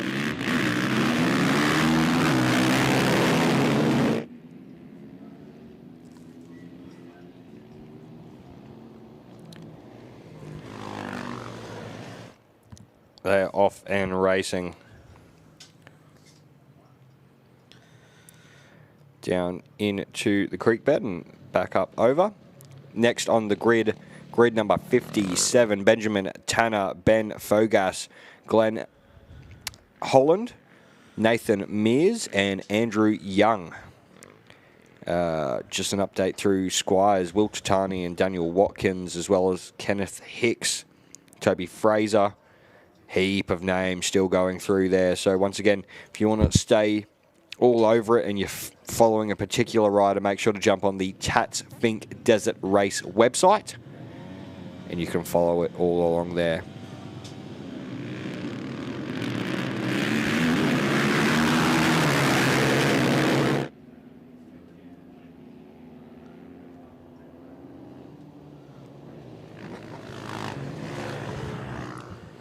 So I do believe that there's even a little thing you can do where you can, if you're following along a particular rider, you can mark them as a favourite. Yes. Don't ask me how to do that. I think there's a little star. Oh, yes, on the left-hand side. Yep. Look at that, easy. Yes. Almost too easy. Even I can understand it. And what I can understand next, grid number 58, Kurt Lacey, Jared Tyne, Will Mahoney, Mike Thompson and Josiah Barnes getting ready to do battle.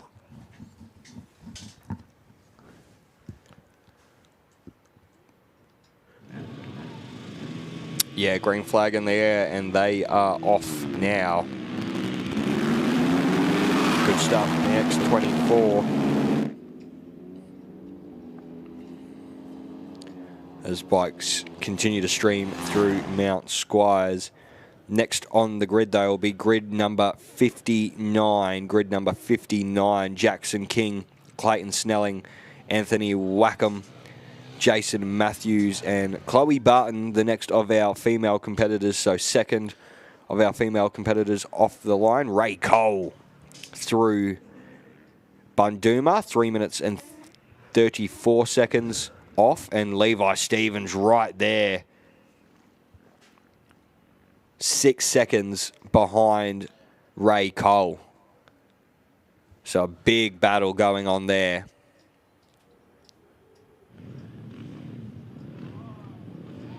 Yeah, that is tight. Ray Cole, Levi Stevens, they left the start line. Only 9 seconds between them, I believe, at the start line, so they have been battling and pushing hard all the way into Bunduma.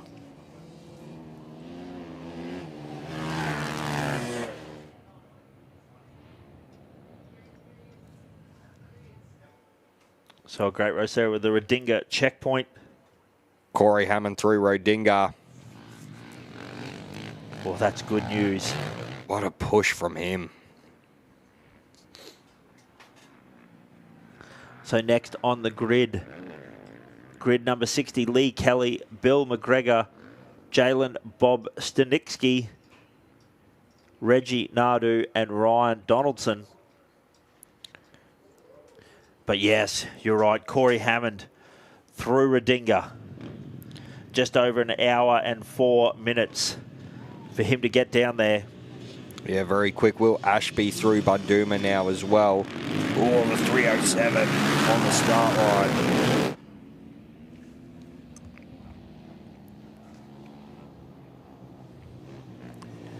Next grid on down at Finke, though, grid number 61. Terence Conway, Andy Axon, Brody Rocher, Paul Elborn, and Susan Coop. The third of our female competitors, grid number 61. Jake Cobbin through Bunduma now as well. Under a minute behind Will Ashby. So Will Ashby having a really good showing this year's Finke.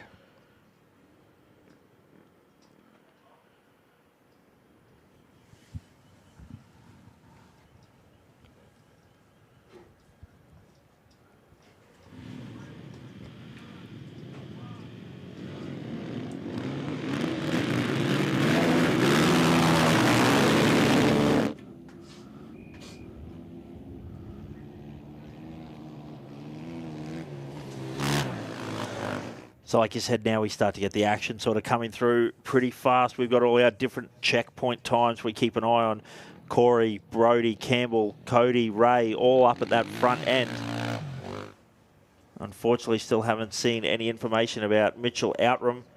Fourth off the line this morning, but we'll keep an eye out for him. as grid number 62, Lewis Russell, Rhett Johnson, Luke Civitella, Nicholas Panagouris, and Ryan Newman. Thomas Livesey now through Bunduma as well.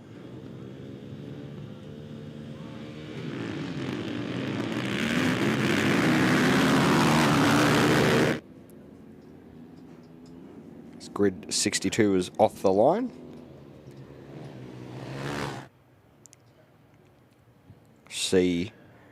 Watching that Rodinga checkpoint very closely to see if Brodie Waters has made up any time or whether Corey's still having a real big push out there. But next off down at Fink, grid number 63 will be Jai Barker, Bradley Pollard, Adrian Blummer, Dylan DeSabo and Mark Brinkat, all off grid number 63.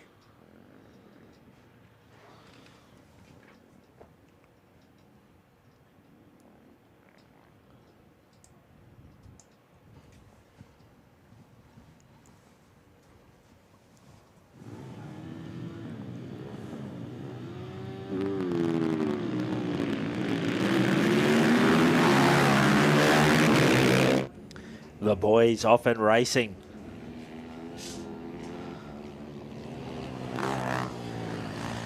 See the 7.05 there, just dropping back, getting himself into a nice position there. That's Mark Brinkat, just happy to let the boys go. Burn a little bit of energy. He's got a nice calm pace there as James Heenan pops up through Bunduma. Austin Shaw made up time between Mount Squires and Bunduma, now right on the back of James Heenan. Little battles popping up all over the place. Grid number 64, Darcy McAllister, Brooklyn Bulmer, Tyson Powell, Brian Priggenton, and Campbell Branford.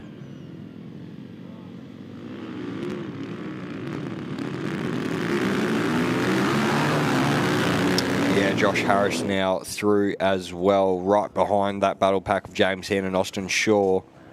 Great to see. Still waiting for an update on Brodie Waters. Shouldn't be too far away. Grid number 65, they will be Hamish Church, Adrian Copeland, Mark Wyatt, Anthony Hammond and Mark Freighter. Grid number 65.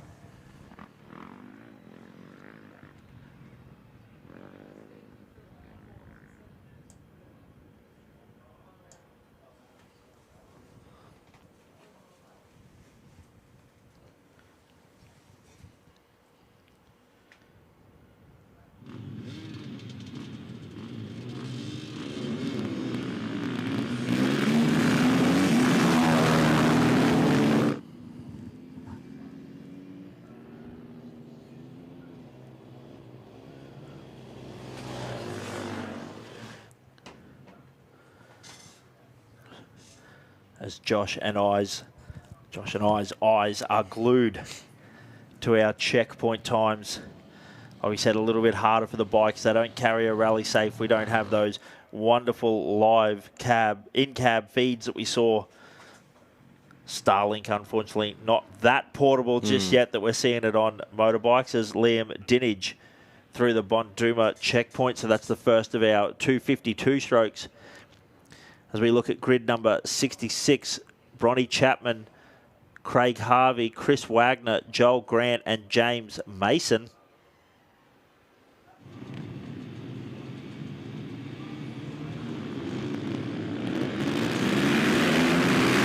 Good start there.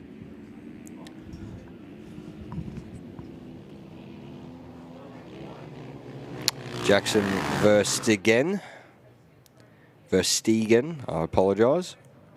Through Bunduma now, only 18 seconds behind Thomas Kruger. Really close. Jet Hicks through there now as well. So it's all very, very close in that pack there.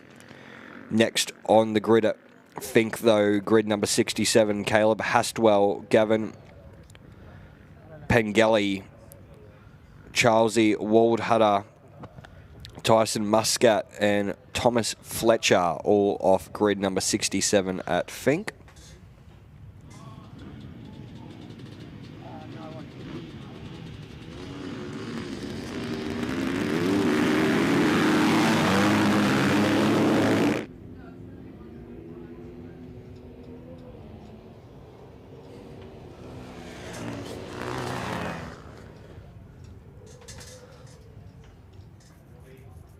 So a massive shout out to all our officials down at the Fink end there for the overnight stop. They've been doing a great job. Like they said, plenty of dust, plenty of flies, out sleeping in a swag. But it's a great adventure. They love it.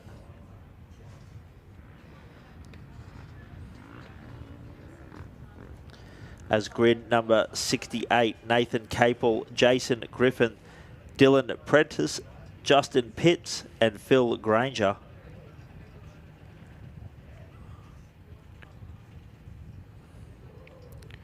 Just seeing in the chat of our awesome official Tatts Finke Desert Race live stream that there was a bloke who rode Baja on a bike and he strapped his Starlink Mini to his head because his family wanted to keep tabs with him. Very, very interesting indeed. You'd love to see it. Grid number 69, though, will be the next off at the Fink end. Timothy Alcock, Keanu Fleming, Michael Ingerson, Thomas McBain, and Stephen Rushier, all off the line of grid number 69. So Stephen Baker listening along at home. He said, let's go, Timothy Alcock. Give it some stick, bro. Well, he is on the start line. Rodinga checkpoint. Campbell Hall. 10 minutes off the pace. So where's Brody? Is the question now.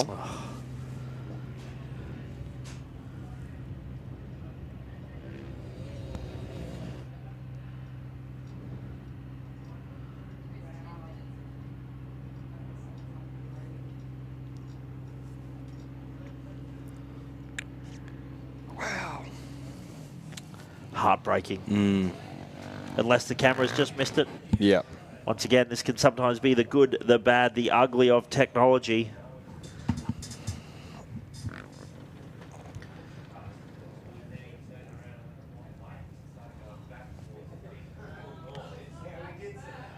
So next up, grid number 70, we see Anthony Lockett, Sean O'Grady, Andrew Nicholson, Emerson Swift, and Rhiannon Klein. So Brody Waters is through. He's lost a place to Campbell Hall and he's a minute behind him. There you go. Well, that's good news to Brody. He's still running. A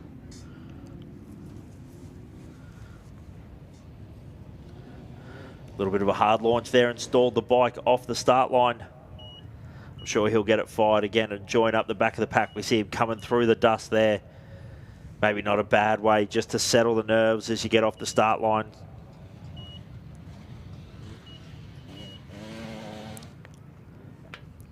Next grid off at Fink, grid number 71.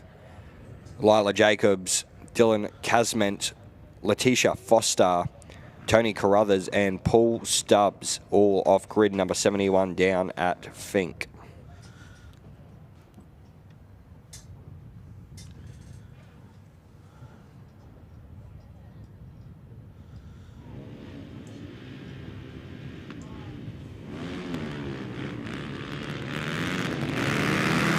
Gaggle bike through Bundoona as well. All pushing very, very close together. 1 second between Tate Prime and Clayton Baguki. No, sorry, Rice Stephen and Tate Prime. And then back to Clayton is only like 7 or 8 seconds. So very, very close indeed. Just trying to answer some of the questions in the comments here. There was a question about anyone remember Damon Stokey's San Felipe win with a broken collarbone. I'm not 100% sure about the facts of that. I believe it was 2016. He did race the Baja 1000 as part of a team, and they did take the overall. So I do remember Stokey winning the Baja 1000, but I'm not sure about the San Felipe. I do apologise about that as we get ready for grid number 72. Tim Barwick, Naomi Finlay, Miles Nichols, Sonny Redding and Sean Remus off the start line. Yeah, Damon Stokey, forever king of the desert here. Yeah, the name just invokes a lot of emotion, doesn't it? It definitely does. Grid number 73, Marcel van Nerup, Bernin Russell, Tyrone Palier, Ben Greenshields and Mason Clark, all off grid number 73 down at Finke very shortly.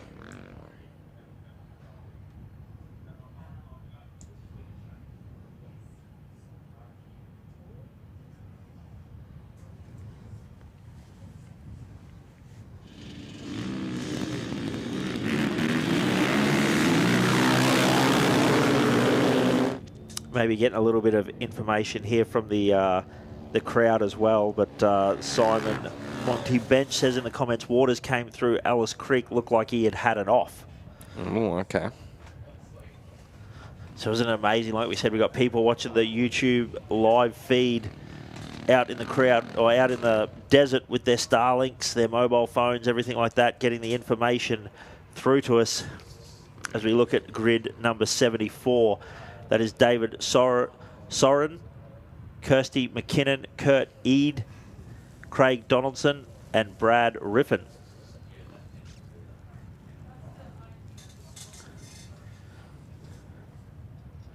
As they are not too far off getting a start time.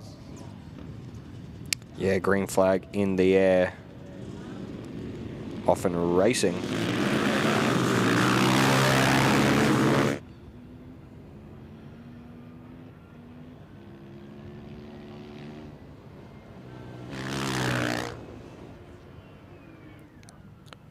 So next through on grid number 75, Paul Murphy, Alan Lyons, Chloe Fabreau, Jake Holland and Christopher Long, all off grid number 75. They get their start to attack back to Alice Springs very shortly.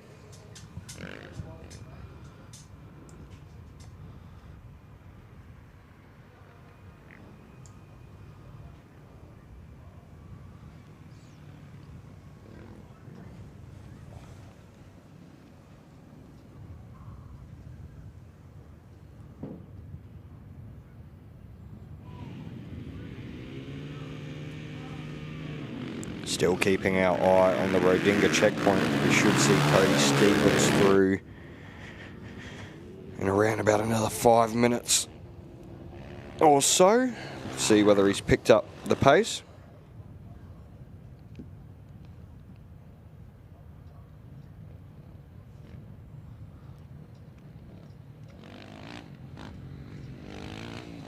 Yeah, such an interesting little tidbit here, is that there's lots of gaps, lots of things that can happen. As we said, no live tracking for the motorbikes, just the checkpoints that we feverishly keep an eye on. As grid number 76 not far off getting their green flag and getting their race day number 2 underway. Samuel Moon, Lauren Curd, Gary Burns, Jason McMillan and Alice White. Corey Hammond through deep. Wow. Wow. That man is on a push. Mitchell Outram now through Rodinga. So he's back. Must have had an issue with Bunduma. 6 seconds off the pace. Oh, 6 seconds, 6 minutes off the pace, sorry. Behind Brody Waters. This is very, very interesting indeed. Grid number 77, though, Ron Bailey, Paul Leenberg, Russell Fabreau, Simon Harris, Jason Ray off that grid. They'll get their start very, very shortly. Yeah, so Mitchell's time has just popped back up there as well, so that's great to see. But Corey Hammond into deep well. Bloke is a flyer. My man racing in a high-vis shirt there, the 748. He is. Who's that? Need to get him a road-registered bike so that he can just slide straight from Park Ferme. Straight down, start directing a little bit of traffic. Jason Ray on the way back to work. Jace, we love your style. Good idea, though. Plenty of dust. Yep. Very visible.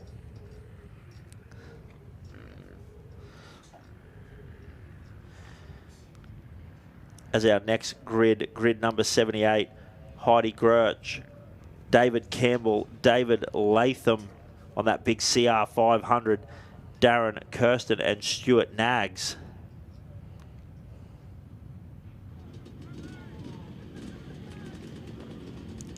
All about to get their run in the desert back to Alice. Who doesn't love a CR?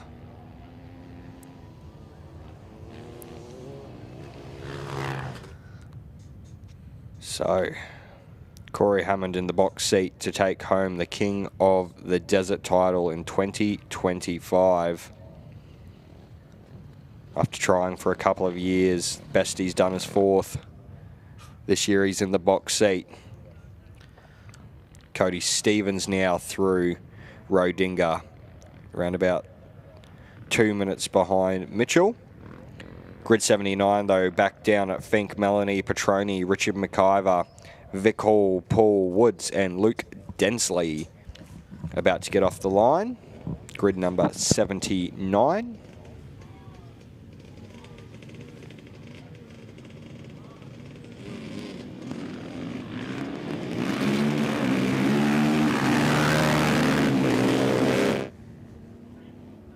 Yeah, you got to love it. The sights, the sounds that we get all the way down from Apachula. The effects mic working overtime. But we are not far away. If you are in Alice Springs, get yourself down here. Get yourself a nice position where you can see the finish line, because we are not far away from seeing our first bike across the finish line. There's still enough time to be able to get out here. Tyler Radford through Rodinga. Great to see him through Rodinga, around about a minute behind as well.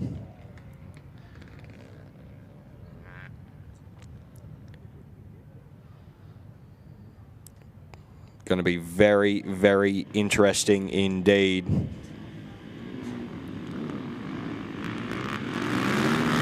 Grid 80 off the line. Darren Hurd, Grant Matthews, Brady Cronin, Carl Roberts and Benjamin Brown off at Fink.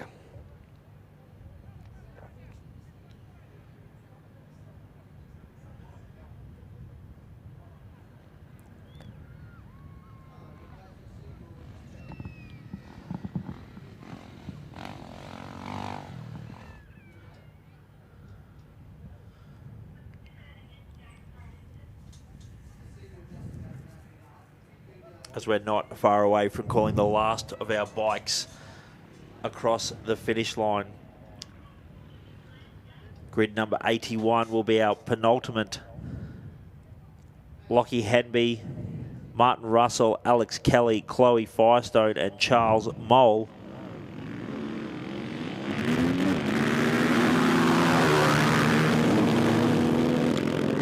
All off the line there.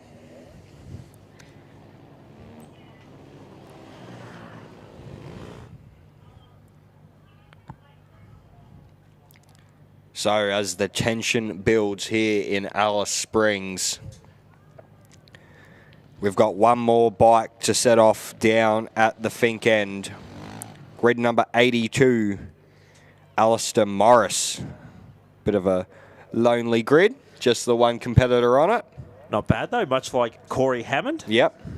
And Alistair Morris. He gets the Fink start line all to himself. Wonder if it will make him race like Corey Hammond. Hey, if that's all it took, sign me up, get me down there. Yep. So the 6.76, Alistair Morris, our final recipient of the green flag for the 49 Tatts Finke Desert Race. Congratulations, mate. What an honour. So all of our bikes away now from the Fink end. And continual updates between Mount Squires and Bundooma for a lot of the riders. Levi Stevens now through Rodinga, though.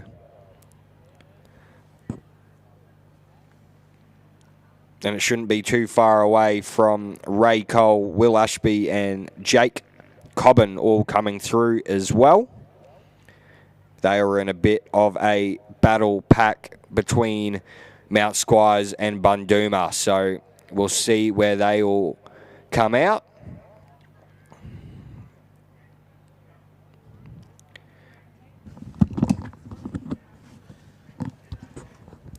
So, very, very close indeed between all these competitors. But we've got all of our competitors off the line at Fink. We're going to quickly throw to our sponsors and we'll be back ready to go for the bikes coming into Alice. Do you reckon all wheels are made the same? They're not. Radial fatigue testing on a 37-inch tyre at twice the amount of cycles. We're the only ones that do it. Regular tensile and porosity audits with testing procedures second to none. Because at the end of the day, your wheel is the only thing that's keeping your tyres on the ground. So if you are serious about your pride and joy, you need a set of Method race wheels. Can you afford not to?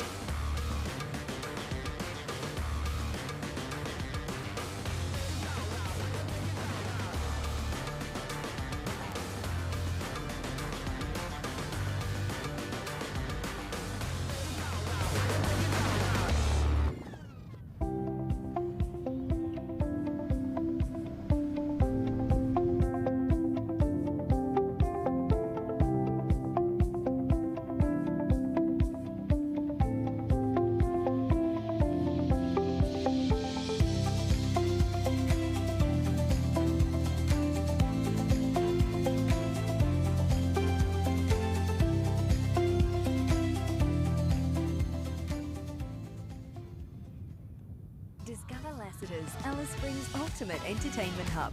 Stay at Crown Plaza Alice Springs, wake up to the iconic McDonnell Ranges and enjoy our modern and welcoming health club. Unwind at Lavish Day Spa, relax poolside with a cocktail. Plan a casual rendezvous at Juicy Rum Bar and Grill. Treat someone special to dinner at Tarly Restaurants. Test your luck at Lassiter's Casino or join Lassiter's Rewards for a chance to win cash and prizes. Think of the people who need your support. Gamble responsibly. There's a new place to get it all on tap. See every earth-shattering race live. The Downtowns. The beautiful game. Australia's biggest games. This too. Oh, come on, ref. And inevitably, this. All you need to make it happen is this. For racing and sport on tap, download the Tab app. Chances are you're about to lose. For free and confidential support, call the number on the screen or visit the website.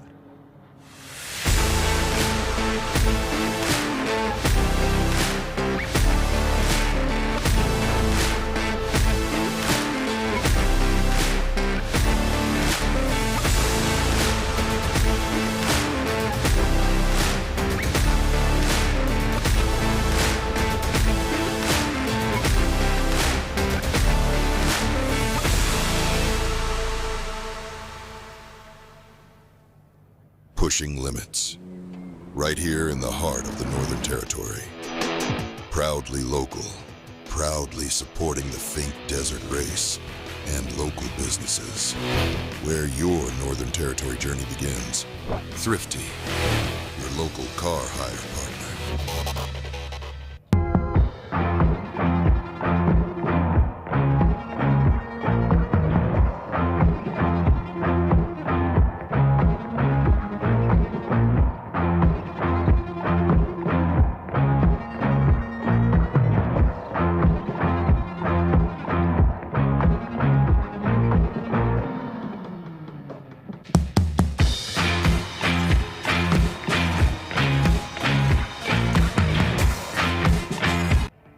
Concrete is one of the world's most relied upon materials.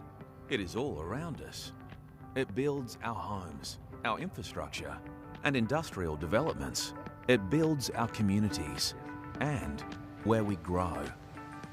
Adbri's Futurecrete possesses the benefits of concrete while using recycled materials to lower embodied carbon compared to conventional concrete, with no cement substitution. Did you know Only the Lot is the official home of Australia's lotteries? And we've been supporting Australian communities for over 100 years. When you play at the Lot, you're also playing for kids doing it tough, for life-saving research, for bubs, their mums, even the furry ones. Because together, we're giving millions to those who need it most. Real tickets, real support, real impact. And that's a lot more to play for. Get same race multis on tap. Choose multiple runners in the same race for bigger odds to get some of this, and this. The same race multi on tap. Download the Tab app. What's gambling really costing you?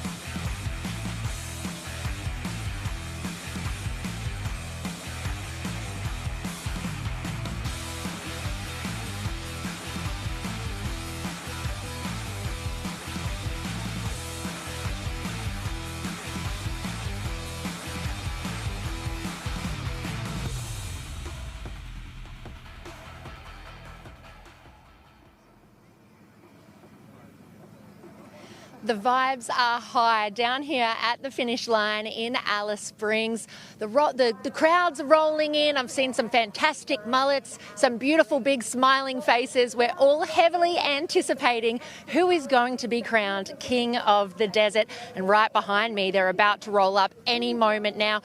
Of course, Corey Hammond is leading the charge by quite a bit from what I know so far.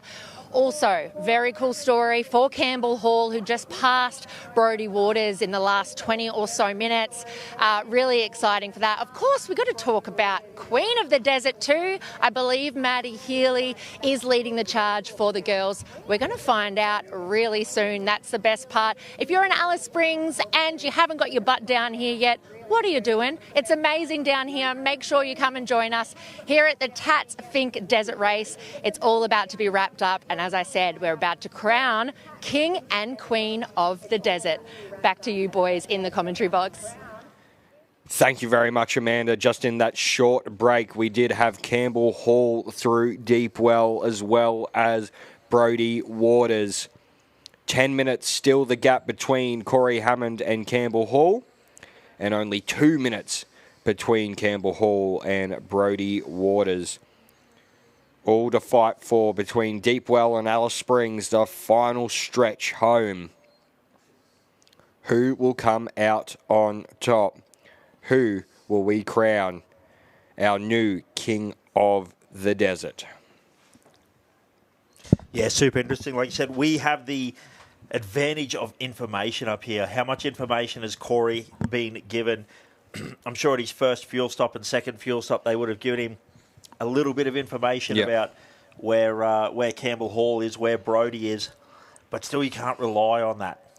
Sometimes you get a little bit caught up in your own head. Am I managing this correctly? Am I riding at a good time? Am I keeping the boys behind me? But it looks like he is doing an excellent job at this point in time.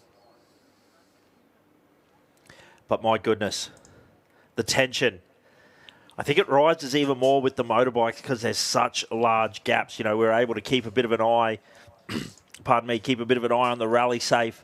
Those guys doing an awesome job this weekend as well. Part of our timing crew was just having a quick chat to them downstairs. Not only did they run the rally safe in all the race vehicles, all the official vehicles, the sweep vehicles, the ambulances that are out there, so they're able to keep an eye on everyone out on the track. So shout out to the rally safe guys. But then the bikes, like you said, we've got these large gaps. All we know is Corey Hammond, Campbell Hall and Brodie Waters are through deep wells, but that's still 60 kilometres of racetrack that they have to cover to get back here into Alice Springs. It's going to be absolutely electric here down at the start line. Because one thing is for sure, no matter who gets across that finish line first, we are crowning a new king of the desert.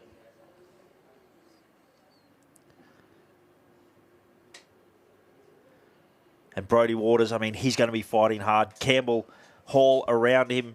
He understands that he has lost a position, but he knew he was in second place, so there is still that third spot on the podium to fight for. A Honda back on the podium as well. Geez, that would be a throwback. It would be awesome to see.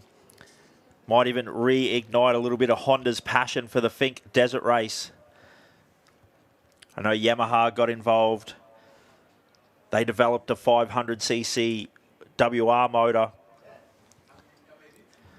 Mitchell Outram through deep well now as well. So the top 4 bikes through.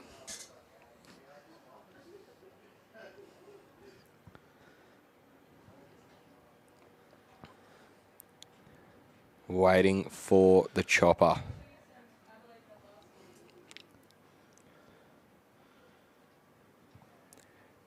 Can cut the anticipation in the air with a knife. Big crowds here at the start-finish line, and once again, I hope you've had an excellent King's Long weekend so far. We're not too far away whatsoever from crowning a new King of the Desert here in the bike category. All the different types of media getting ready to go as well.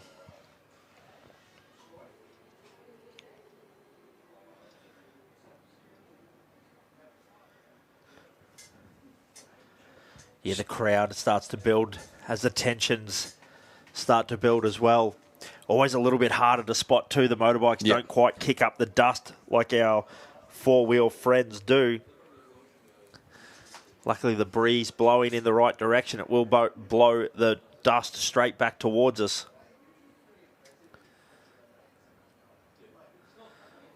But the media platform's starting to fill up as well, wanting that prime position to get a photo. As our top 4 through deep well, Corey Hammond, Campbell Hall, Brodie Waters and Mitchell Outram.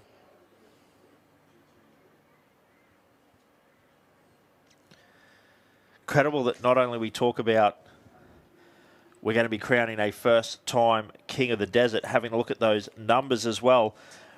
We're going to be crowning a full brand new podium. Yeah.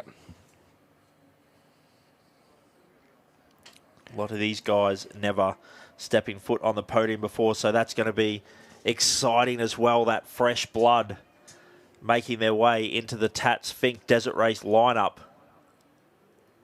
Etching their name in history. Yeah, I thought I was just going to cop one in the back of the head from Dan there. As it is a great looking trophy as well, the perpetual trophy that they run here at the Tatts Finke Desert Race. Lots of history, lots of great names. Cody Stevens through deep well now as well.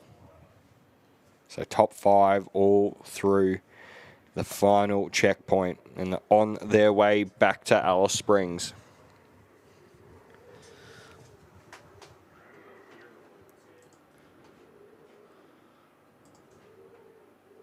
So we're probably around about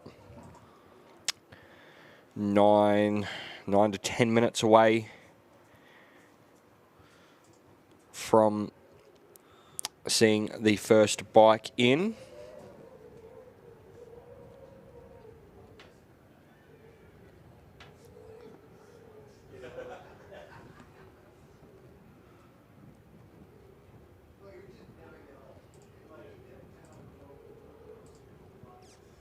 Tyler Radford right behind Cody Stevens as well through Deep Well.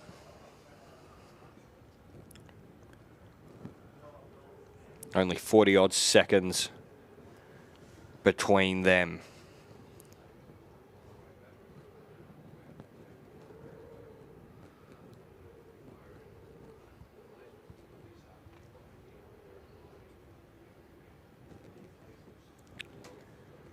More people popping up through Rodinga as well.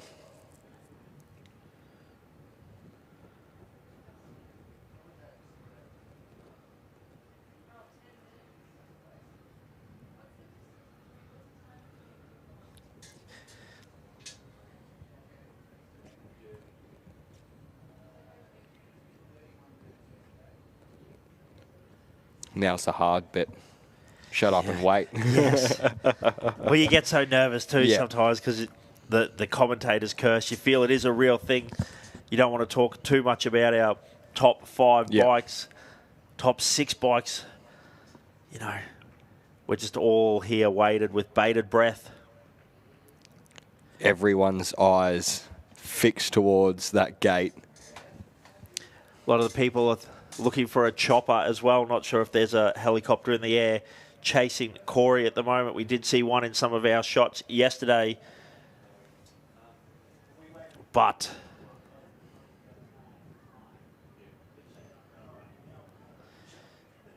it is the waiting game. As we know that our top 6 through the Deep Well checkpoint. Corey Hammond through the checkpoint at 1:21 p.m. So approximately 23 minutes ago. We expect him not to be too far away if he is still leading the pack.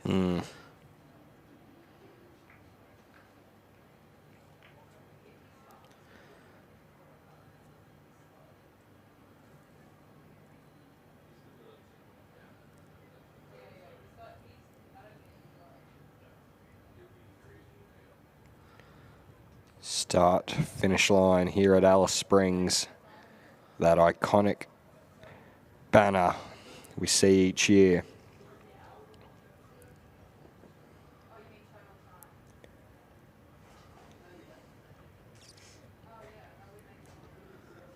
All our bikes have left Finke. And it's great to see we still had around about 80 grids, which was what we started with yesterday. Very close to what we started with.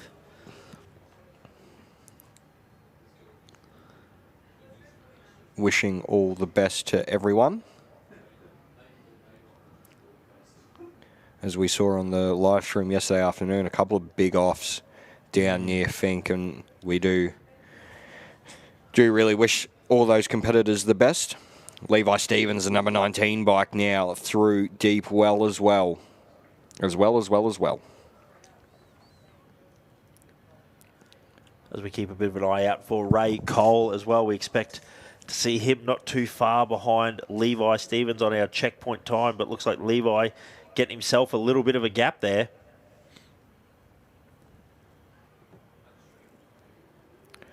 Yeah, should see the battle pack of Ray Cole, Will Ashby and Jake Cobbin not too far away through that Deep Well checkpoint. So yeah, we should be getting ready very quickly. Just having a look at some of the great comments here on the YouTube clip here. He said Corey passed us at the 25k mark about 5 to 7 minutes ago. We also hear that it's he has been past the 10-kilometre board as well, so that is great news for Corey. But they are not in the stadium section yet. We keep our eyes peeled and looking.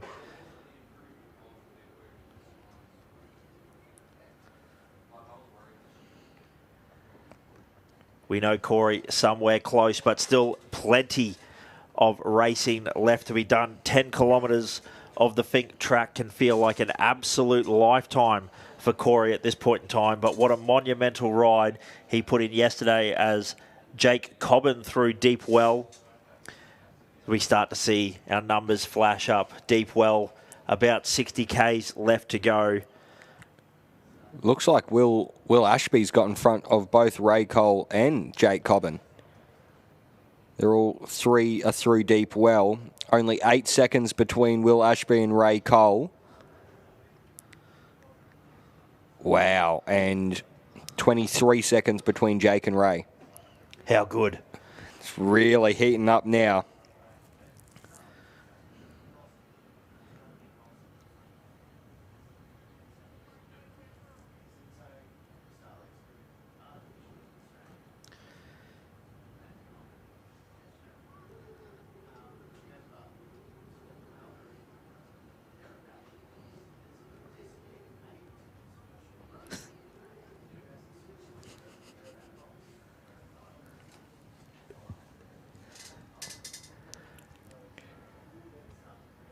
But what a ride it's been from Corey Hammond, ladies and gentlemen. 4th last year. He's been in the top 10 the last couple of years, chasing down David Walsh. Is it his time to finally shine in the spotlight? Will an interstater take away the Alice hold on the King of the Desert?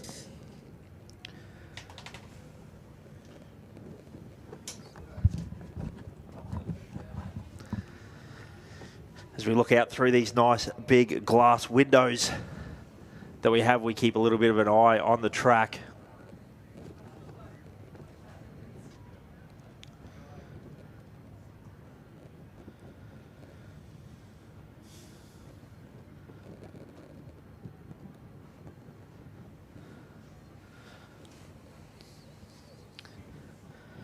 The anticipation. So just having a little bit of a look at his race time down yesterday. Corey Hammond completed the time 1 hour 53 and 50 seconds on the way down yesterday. We expect probably to see the times a little bit slower today. Not often they race home faster, particularly when they know they have a lead. So right now he has been on track for 1 hour 50 as we just click over to 1:50 p.m. here Central Time. So if he is marking time, we expect to see him down here in the next few minutes. We'll keep an eye out for Corey. But all the bikes have left the start line. Currently as many bikes as possible on the racetrack. None at the start line, none at the finish line. Yep. That track chock-a-block at this point in time. We're stuck in that weird in-between. Our Finke grid ambassadors waiting for the competitors as they make their way in. Again, a massive shout out to our Finke ambassadors. They do a heap of work in the lead up to the event, a heap of work around. But here we go. I'm not going to call anything yet, though, because I'm trying to see what colour bike it is. Well, Campbell and Corey both riding KTMs. Yep. So the colour bike, not going to be much of a help, but our first bike is on the horizon. Ladies and gentlemen, if you are here at the stadium section, get up against the fence, get loud, get cheering, because the first of our motorbikes is in the building.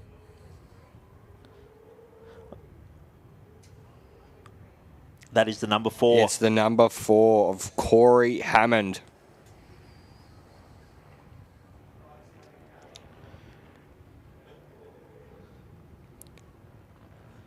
a stellar ride there yesterday and a stellar ride back today. Now I think we can start to get a little bit excited, Josh. I think the commentator's curse has been lifted. He's close enough that we're able to call him in. A beautiful ride here from Corey. What an absolute legend. He has had this thing on the bopper, and now he's just cruising in. They say history written by the winners, while we are looking forward to what Corey Hammond is going to write into the 49th running the 2025 Tatts Finke Desert Race. He is writing his name into the history books right now. Corey Hammond, too fast, too dangerous, too strong. Well, Alice Springs, as he makes his way around the final 2 corners, put your hands together for the Tatts Finke Desert Race 2025 King of the Desert on the bikes, Corey Hammond. What a ride for Corey Hammond. Not on a lot of people's bingo card this weekend, but he's done it. Absolutely amazing from the number 4. Yeah, what a ride. A smart ride too. Yep. Great insight we got from Corey yesterday down at the Alice Springs overnight stop. He even, fought the urge, and as a racer, that must have been everything in him telling him not to do it. He dropped back from the dust. He was beaten off the start line. Rode a very smart race. And the bopper is out for the crowd that get him into Parc Fermé. How good. First time King of the Desert, Corey Hammond, is in the building on the bopper. He is excited. Friends and family down there. This is one that they've been putting in so much effort. But an incredible ride. You see that Australian flag on his helmet, handing him the first place board and embraces. Yeah, gets a hug from Jaden Annesley, the legend at JA Edits. Puts out a heap of awesome footage of the bikes. He really is the leader in that. Well, look at the emotion down there. We see people crying, much like we saw in the cars this morning. That's exactly how much it means to these people. They put their heart and soul into this event.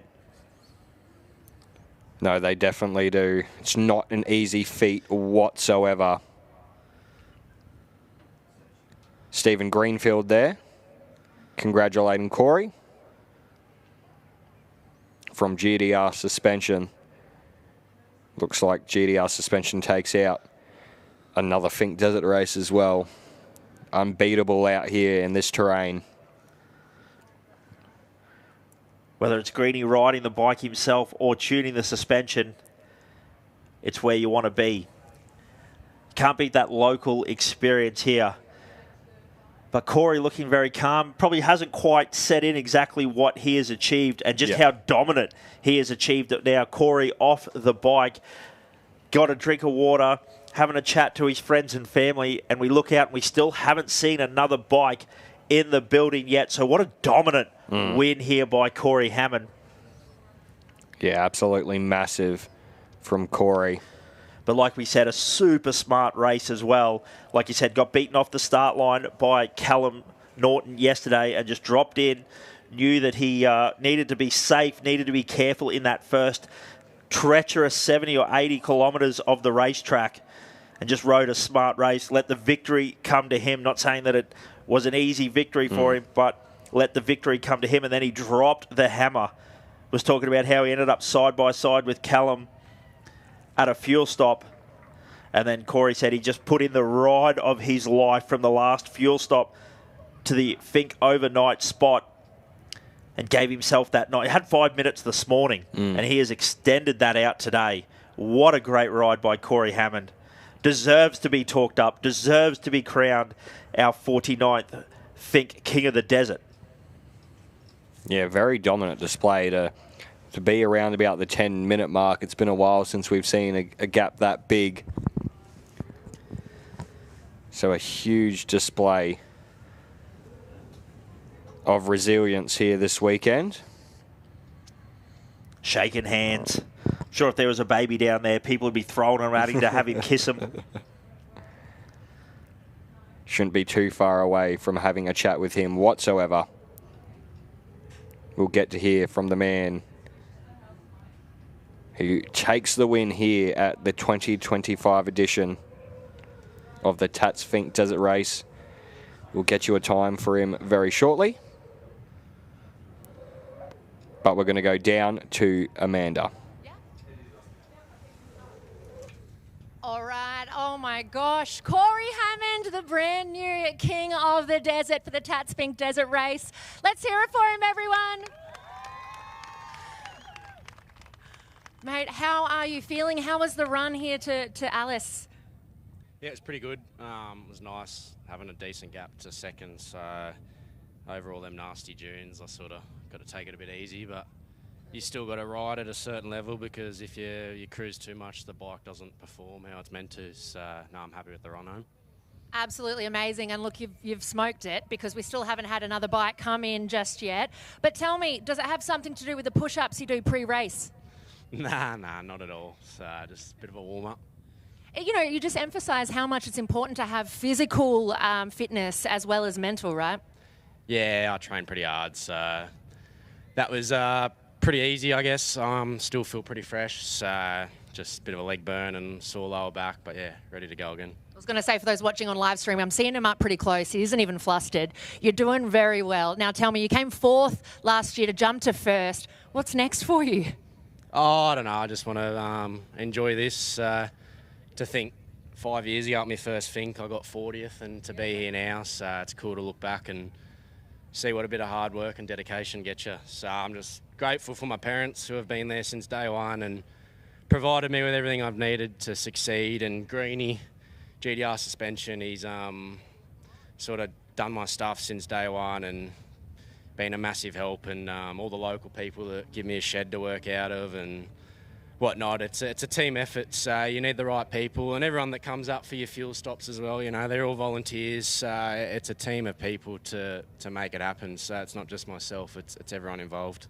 Very selfless of you. Well, I'm going to say it for you. You want back-to-back. That's what you want next year, right? Oh, that's it.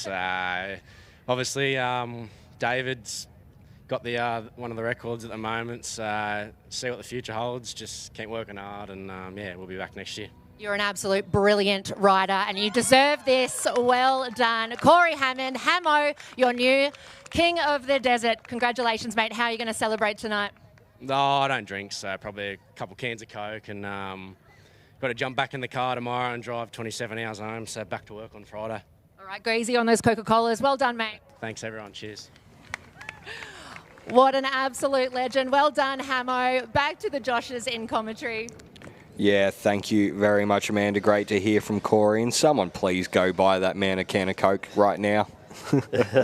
Well deserved after a massive, mammoth ride into Finke, into Alice.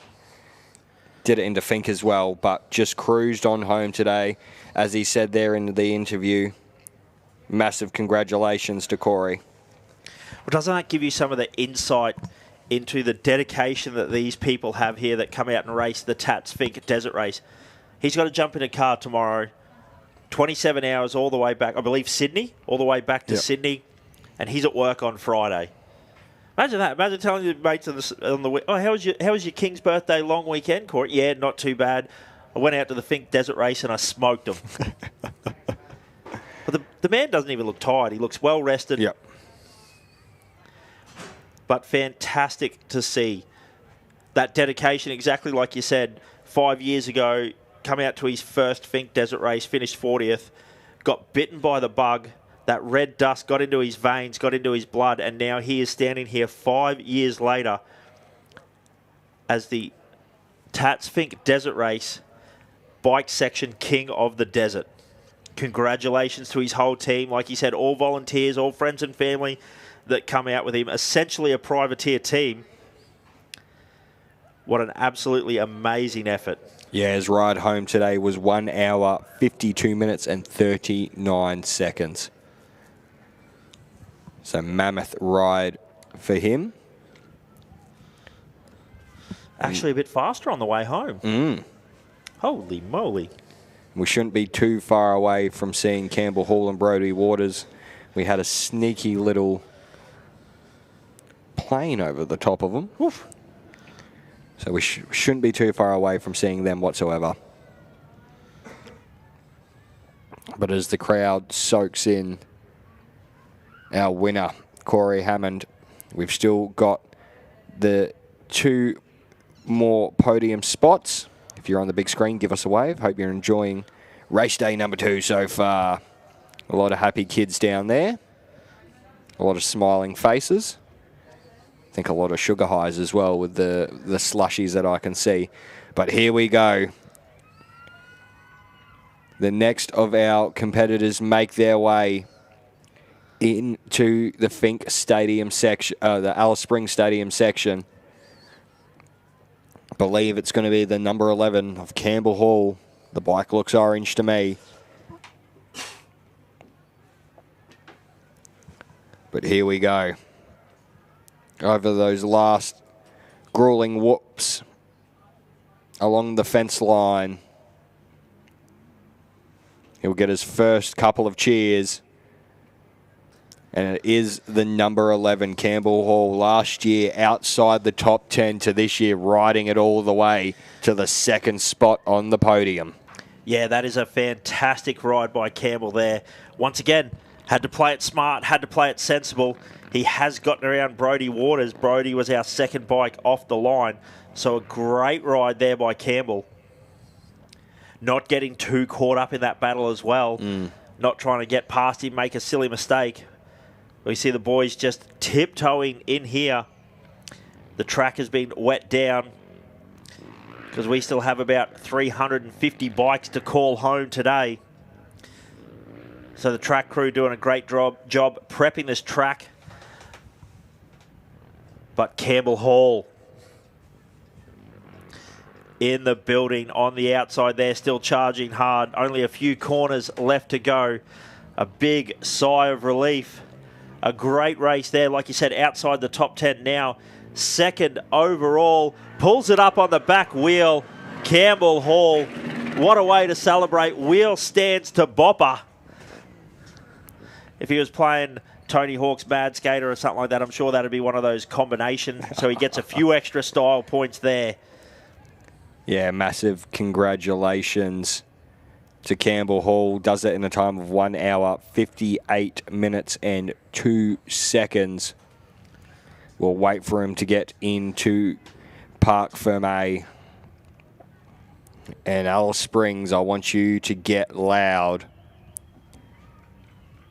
What a ride. More bopper. Absolutely amazing. And that's what I love about this end. They know they don't have to get back on that bike.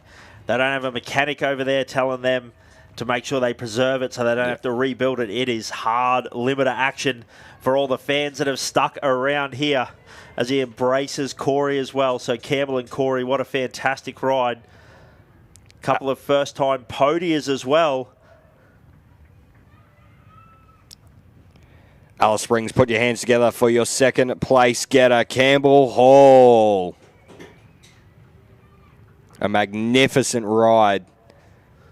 Gets past the danger man of Brodie Waters.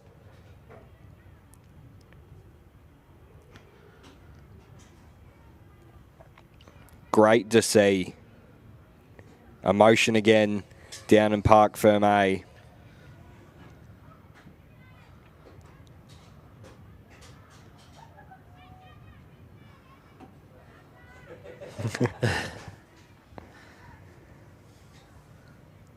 Get some water into him. And it looks like Brodie Waters is making his way into the... Can we wait on the interview?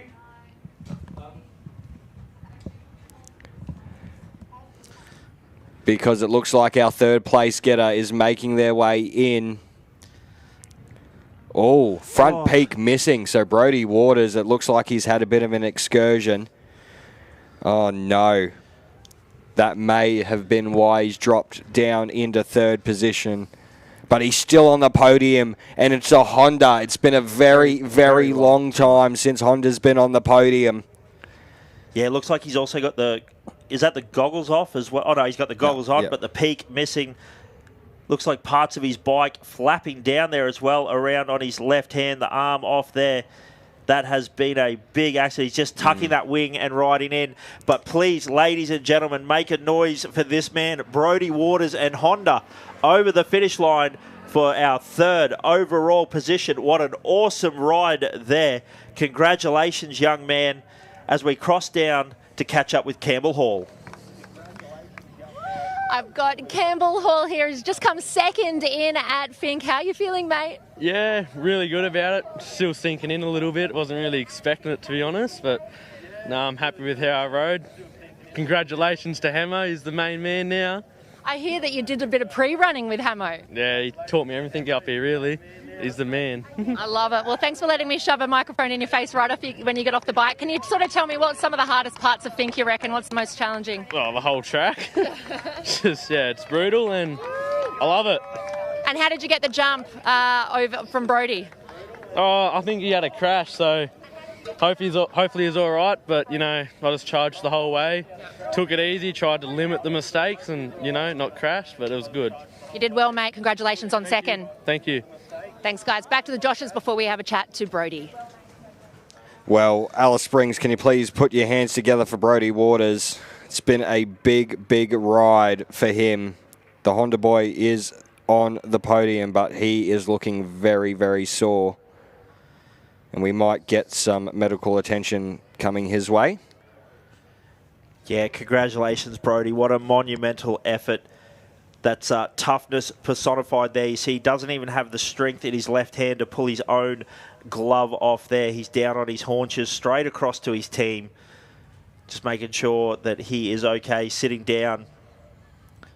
So sadly for Brodie, a little bit of an accident there. That is how perilous this Finke track can be. But great to see he was able to get himself up and across the finish line. That is just toughness personified right there. What an amazing effort.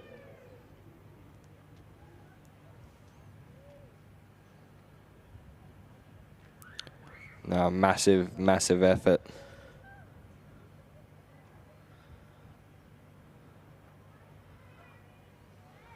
So a little bit of rest and recovery there.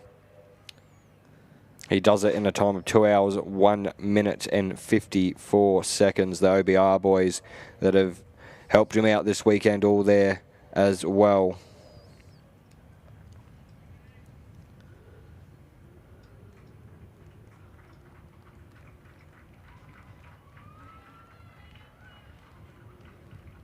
How good's that? Even the photographers bringing a bit of water over.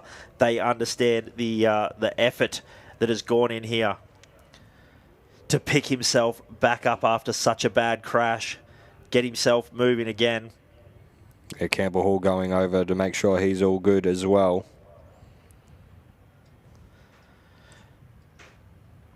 But yes, how good to see Honda back onto the podium here, and I'm sure that will light a fire under all those Honda competitors to get out here, get back into the desert as we see the ambulance officer make his way over, have a bit of a chat with Brodie, check him out. But that is fantastic result for Honda.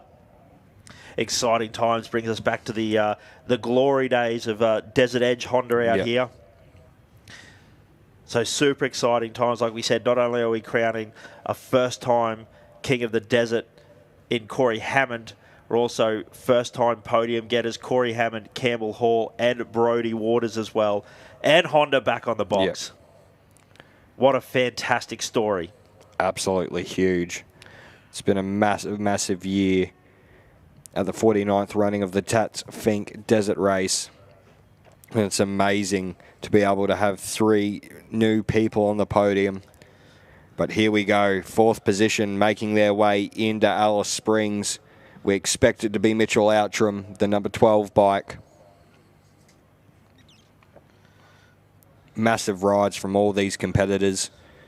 You heard it was extremely rough on day 1. I would say it's probably been even worse on day 2.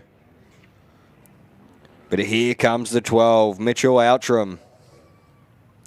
Not too far away from finishing his attack on the desert.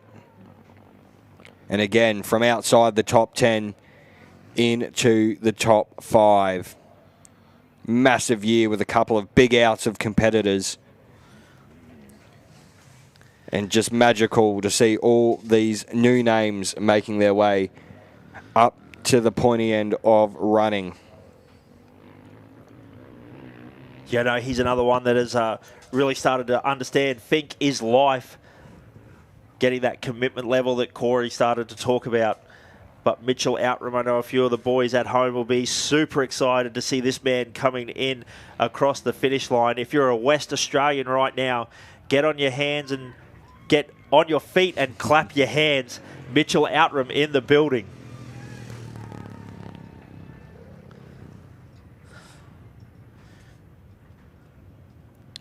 Big ride from Mitchell there. Does it in a time of 2 hours and 43 seconds. So it was right on the pace there.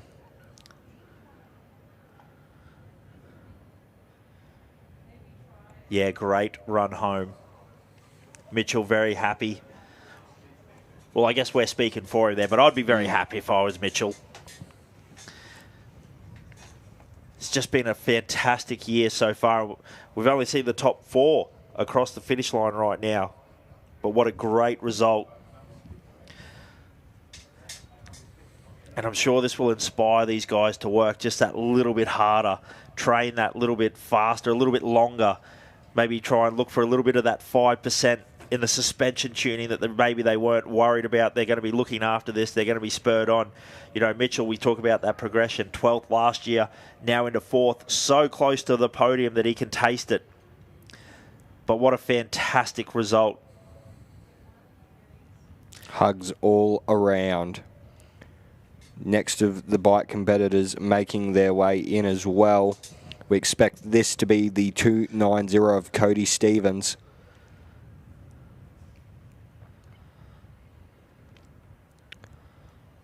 Who again, the 290 number, meaning he's not been in the top 20 last year and riding himself straight into the top 5 here at the 49th running. It's absolutely insane. Got to take your hats off to all these competitors, but it looks like we're going to go back down into Parc Fermé to hear from more of our competitors. Well, I've got this absolute legend with me, Brodie Waters, coming in 3rd at the Tatts Finke Desert Race. Mate, how are you feeling? I know the medic was just around you.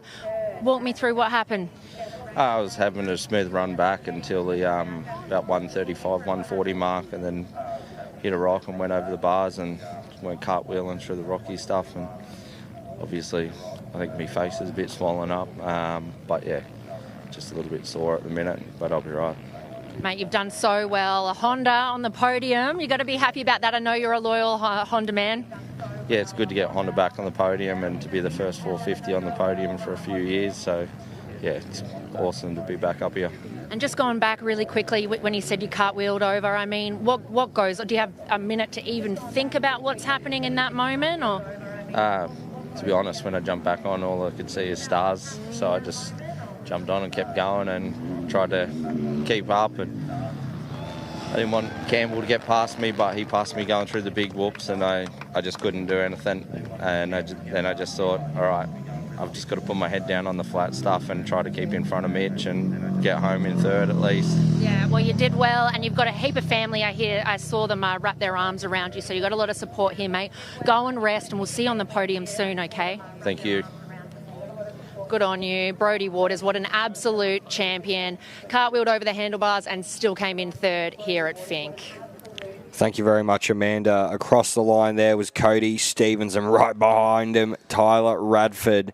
Very, very close battle. I would say they would have been battling all day out there. Big congratulations to the 290 and the 13. Put your hands together, Alice Springs.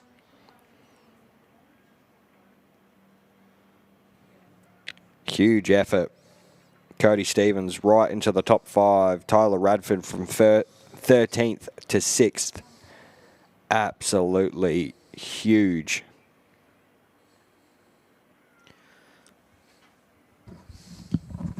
from them. Shouldn't be too far away from seeing Levi Stevens and the first of our Alice locals, Will Ashby.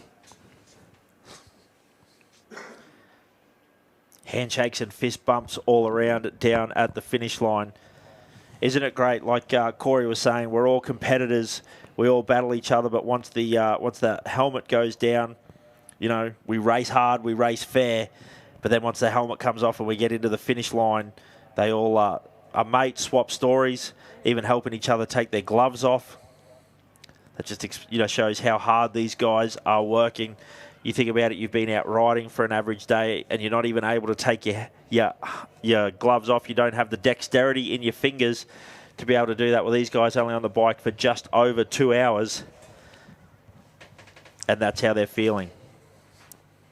Absolutely huge as well for Brodie Waters. Like he said, when he got up and got back on the bike, all he could really see was stars, and the mental fortitude to actually get back on the bike and keep riding is just insane. So got to take your hat off to him. Yeah, geez, and you can kind of see as we have a look at the number 8 machine, you look over on the right-hand side or our left, that front handlebar there looks like all the brake lever and everything like that busted off it as well. So a tough job there for Brodie Waters. What a great job, though, bringing that thing home. In third, too. We're not just talking about getting across the finish line third, but how great. Corey Hammond, Campbell Hall, Brodie Waters. And that's only half of the story. Yep. No, I can tell you right now, if I see Mr. Brodie Waters at presentations tonight, I will be buying him a beverage of his wanting, because what an effort that was. Great to see the Honda bike back up on the podium. It's absolutely huge, and like he said, first of the 450s in a while to get back on on the podium I as think well. with all our excitement talking about Honda, that's probably something that we didn't really look at as well, being a 450. Such a big effort for those guys. Here we go, though, the next of our competitors to make their way into Finke, but not too far away from having a chat with more of our competitors that have made their way into Alice. Hey, look, just missing out on the podium in 4th spot, but what an absolute legend is Mitchell Outram, all the way from Perth. How are you going, mate? Yeah, good. Good, very happy with my run today. Yeah, can't complain. It's a good day. You got a bit of claret happening here. What happened there? Oh, it's just from my nose tape. I think I got a bit sunburnt the other day and it ripped some skin off, so. Well, I'm glad to hear it's just that. Can you explain the nose tape to us? Because we've never seen heaps of riders with it. Yeah, I've never used it actually till pre-running. Greenie gave me one, noticed it wasn't wearing them, so to give these a shot, and yeah, it just makes me breathe heaps better. Yeah, protects the mouth a little bit as well, I hear. Yeah, I've been trying to get away from mouth breathing to nose breathing, so it's helping a lot. All right, now just walk me through the race, mate. What were some of the really dodgy parts, and what parts are you most proud of? Honestly, this last 40 Ks is out of control. Yeah. So I pretty much pushed straight away, straight from the start, all the way to the 40, and then sort of just backed it off 10% just to bring it home, but really good day. And brought it home you did in 4th spot. You've got to be happy with that. Please tell everybody in Perth that's watching and supporting you what you want to say. Thanks very much for all the help. 627, my family, my girlfriend Chelsea, just everyone for helping. I couldn't have done it without them. Thank you. You did so well. Go and rest up, mate. Well done. Mitchell Outram, of course, in 4th position here at Finke. We'll be back soon with some more interviews. Back to the Joshes in commentary. Massive bopper on the line, and we've just had an absolute pack of human beings come across the line, battled all the way from Finke into Alice Springs. Wow. That one started with Ray Cole, Will Ashby, and Jake Cobbin. Huge from them. Yeah, Levi Stevens and Ray Cole battling the whole way. We talked about how there was only seconds separating them at the Bonduma checkpoint. And now we get into the Alice Springs checkpoint, and there's still only seconds separating them. But how great to hear from Mitchell Outram there. Mate, I tell you what, if you are watching this event and you want to get in there and sponsor someone, Mitchell Outram would be an absolute good choice right there. Lots of these young fellas run privateer teams. Here we go down the list. Cody Stevens, Tyler Ratford, Levi Stevens, Ray Cole, Will Ashby, Jake Cobbin. Mate, keep these names in the forefront of your name into the future of the Tatts Finke Desert Race. No, just huge congratulations to them all. Again, improving their spots from past years. The 19, the 16, the 21, and then Will Ashby, who's been off the bike for a couple of years, just rides himself into one of the best positions he can. Massive congratulations, mate. Yeah, what a phenomenal ride. Exactly like you said, a couple of years off the bike. Two years after a bad accident, 2 years off the bike, and now back here at the Finke Desert Race inside the top 10. Phenomenal effort there. He's going to go over the girlfriend and all the friends there. Bradley Greenfield now here in Alice Springs on the crutches, so we're hoping you are all good, buddy. Spewing you couldn't make it back home. But what a ride from Will Ashby. Do you think Will will celebrate tonight with just a couple of Coke, no sugars? No comment. No comment.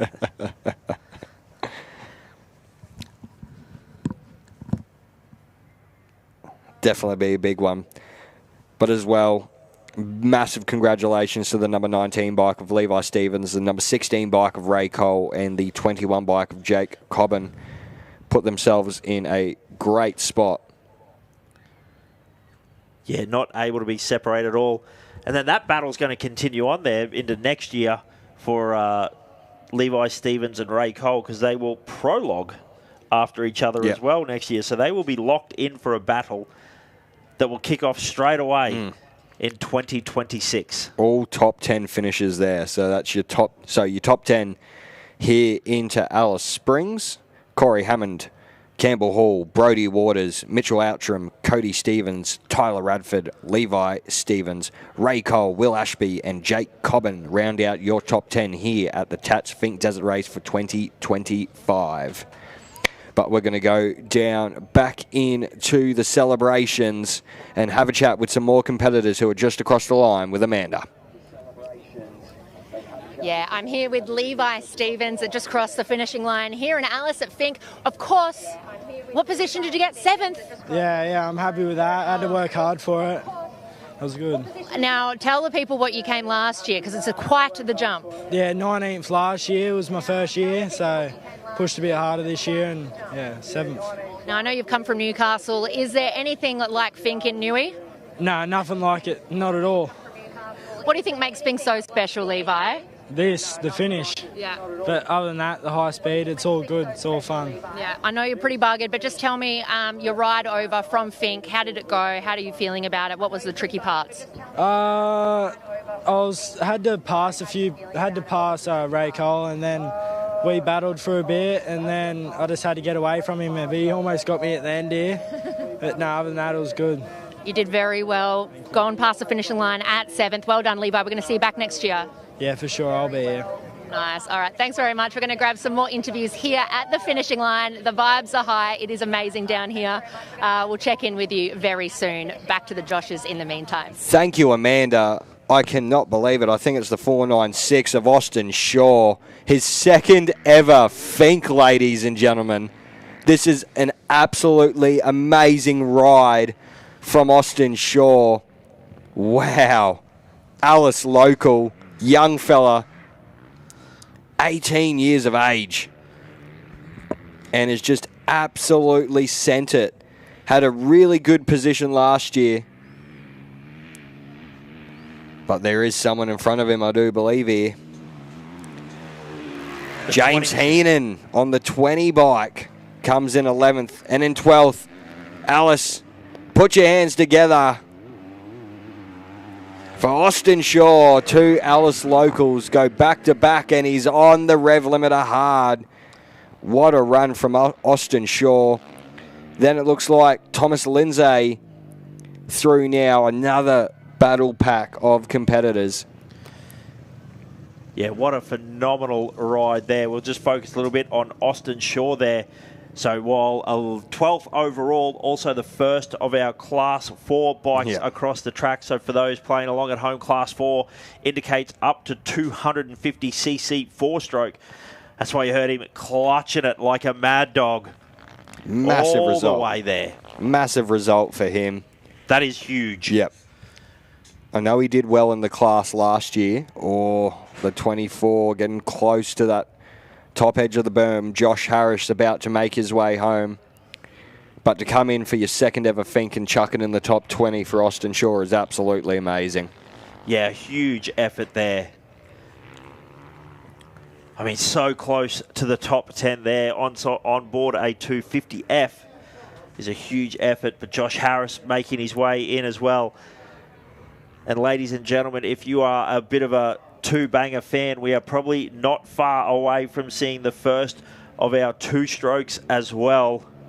Hopefully don't put the commentator's curse on them. But that is the 24 Josh Harris across the finish line. 2 hours, 8 minutes and 23 seconds. Huge effort from all these competitors into Alice Springs.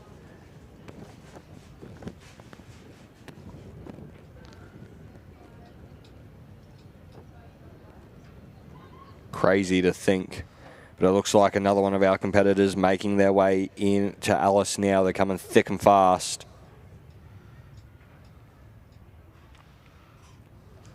Give you the number as soon as we can give it to you.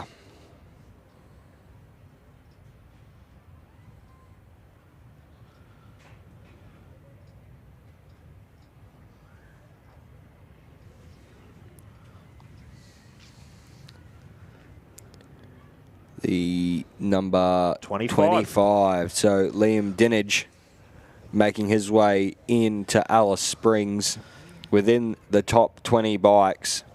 So that is the first of our 250 two-strokes, not even a 300 two-stroke. This is the first of our two bangers. I know there was a few people commenting on the live stream about a two-stroke. Well, here it is, ladies and gentlemen, or however you identify yourself these days. The first of the two strokes in the building, Liam Dinage. Fantastic ride. Yeah, huge ride from the two-banger.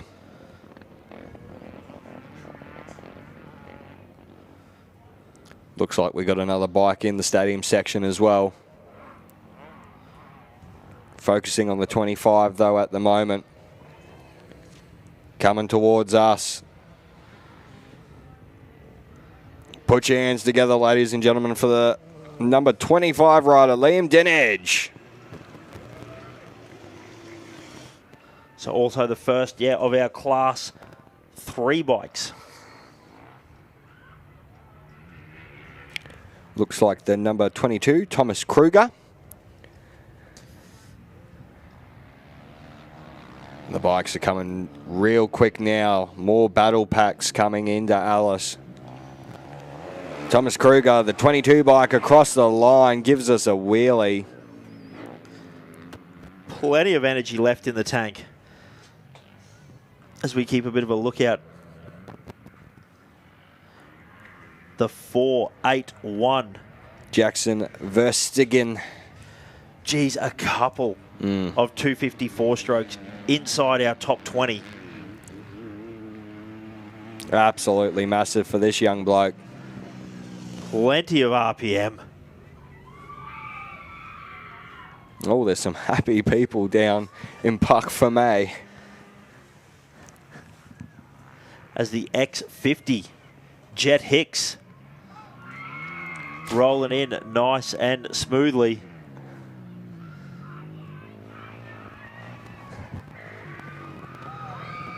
X50 over the line, and we've got some fans of some motorbikes. How good is that, Jet Hicks? Welcome back to Alice Springs. the way they were clapping and cheering down there, and the screams, you'd swear Daniel Hardman was down there. Grabo been through yet? No, Grabo not racing this year. Had a slight incident, had to have surgery a couple of days ago. That's why we are blessed by Rick Hall, a two-time previous champion from 25 years ago here riding this year. He is actually riding Ben Grabham's bike. What great history that we have in this sport, that a rider like Ben Grabham can drop out with the entry spot in the bike there. Rick Hall.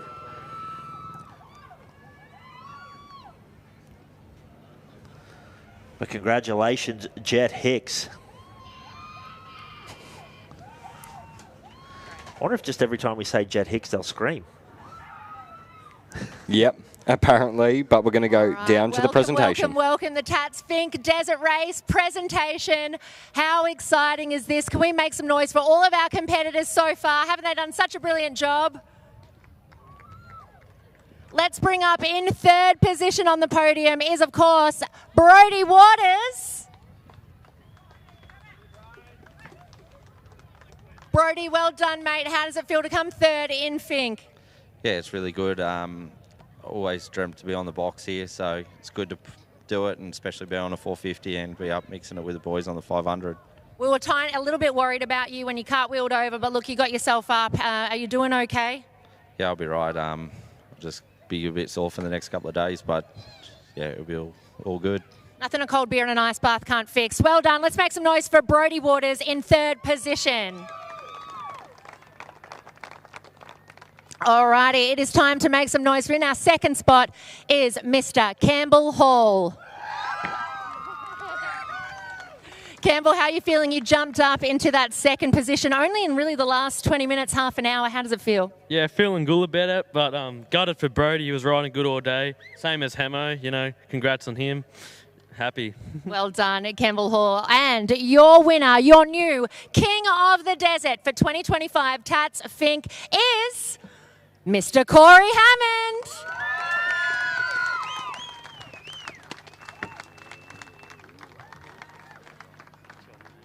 Corey, or should I say King Corey, how are you feeling?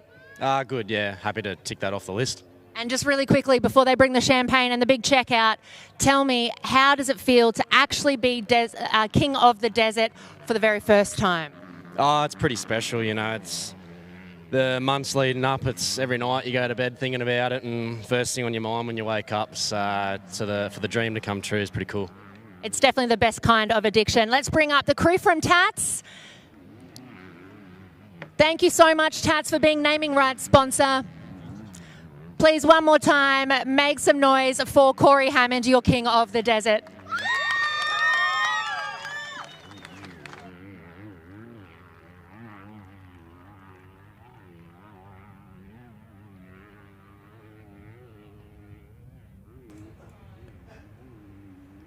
Massive congratulations to all the podium getters as the 461 Bjorn makes his way across the line. Great effort from him. Get our photos. And a cool $10,000 to Corey Hammond on the number 4 bike. Campbell Hall and Brodie Waters, your top 3.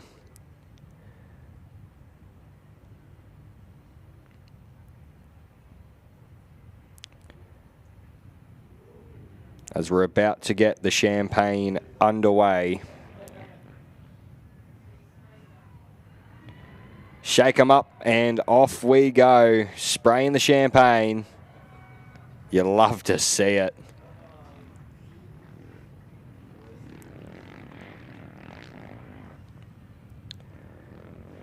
Next of our competitors making their way into Alice Springs.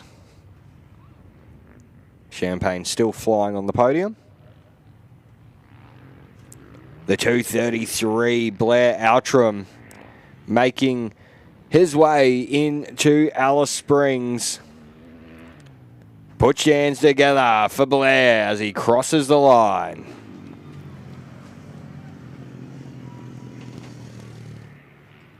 The X99 as well. Eddie Gibson, another Alice local. Put your hands together for the X99, Eddie Gibson. Probably my favourite name of the race weekend. Just a powerful name.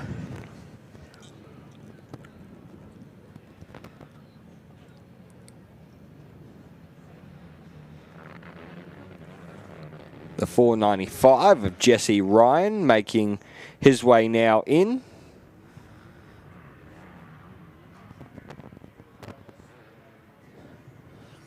Yeah, what an incredible effort by these Class 4 bikes. These little 254 strokes up on the pipe, on the bopper, pushing hard. 494 making their way in as well. Clayton and Bugaki. My goodness.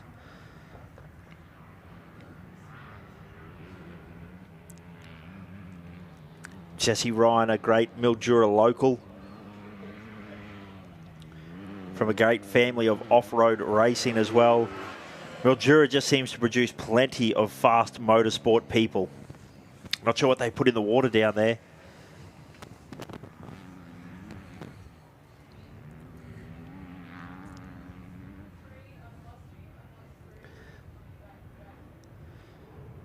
But great to see so many friends and family lined up down here along the fence, cheering all these riders home.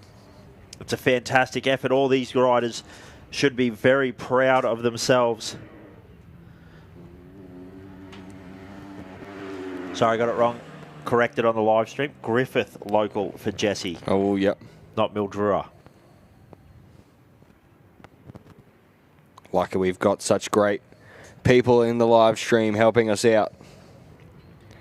Up here in the box, we've got over 300 competitors we've sort of got to be over the weekend, and it's all a bit much when it comes to the last day.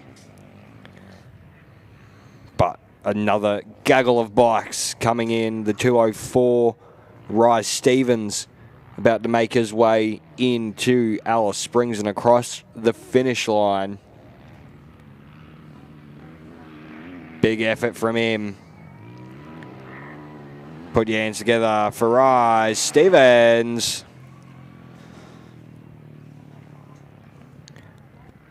As more people continue to make their way into Parc Fermé. But I think Amanda is back down with Keziah. I'm here with Tyler Radford. Tyler, you've made it back to Alice inside that top 10. Are you happy with where you finished? Yeah, no, very happy. Thumb held up on the way home, so yeah, we'll just pick away at it next year, and yeah, just glad to be home. And you said your DNF 2023, it was a real intention to come back here this year and get there and back. You've done well more than that. What is the plan now for the next 12 months? Yeah, look, I don't know at the moment. We'll just get ready for Hatter. But yeah, we'll definitely be coming back next year and try to chase the podium for sure, yeah. I think you've got a solid chance at that. Tonight, the celebrations, how are they going to continue? Yeah, definitely. We're going to have a good night tonight. And, yeah, just like to thank everyone, all the sponsors for letting me be here. And, yeah, absolutely everyone, my wife. Yeah, it's been a hard weekend and week, but we're here and we're done. Brilliant. Congratulations. Enjoy this one. I was just going to wander off and find Bjorn. Now, Bjorn's one of the younger competitors in this and finishing up the top pointy end. Bjorn, how are you feeling after that ride? Bit sore. Not too bad, though. How are you feeling after that ride? What's the celebrations look like for you now then? I don't know. Get out of my gear and have a good shower. Head on to presentation night. Being, you're one of the younger guys up this end of the leadership sort of list. How are you happy with where you finished? Yeah, pretty happy for the first time and still finished, so yeah. The main thing's finished. Will we see you back here next year? Maybe. Maybe. We're going to make that a solid yes, okay? 50th, it's a big one. Okay, we've got a few more riders rolling in. We could actually walk around this way if you like. Okay, I'm just going to go through the bikes. If you just guide my cameraman. I might come here. Hello, mate. How you doing? How was that ride? Yeah, it was a wild ride, but we got here in the end. And talk us through what were the challenges getting here back to Alice? Oh, the track was just beat, but yeah, just had to make smart decisions and make it back here. Well, you did that. Well done. Are you happy with how you finished? Yeah, not a bad outcome, really. Brilliant. We've got family here. Everyone's celebrating here. Get some cheers over this way. We've also got... I just have to point out we have another Keziah here as well.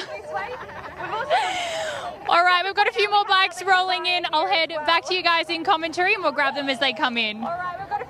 Thank you very much, Keziah. Great to hear from some of these competitors. Ethan Clowns through on the 29 bike, the X55 of Tate Prime in as well. Alan Graham, the first of the number 6 class bikes. What a ride from him. Carl Tupperin as well on the 578. Huge effort from those two bike riders as we welcome the next one across the line, the 498 of Zayden Olsen.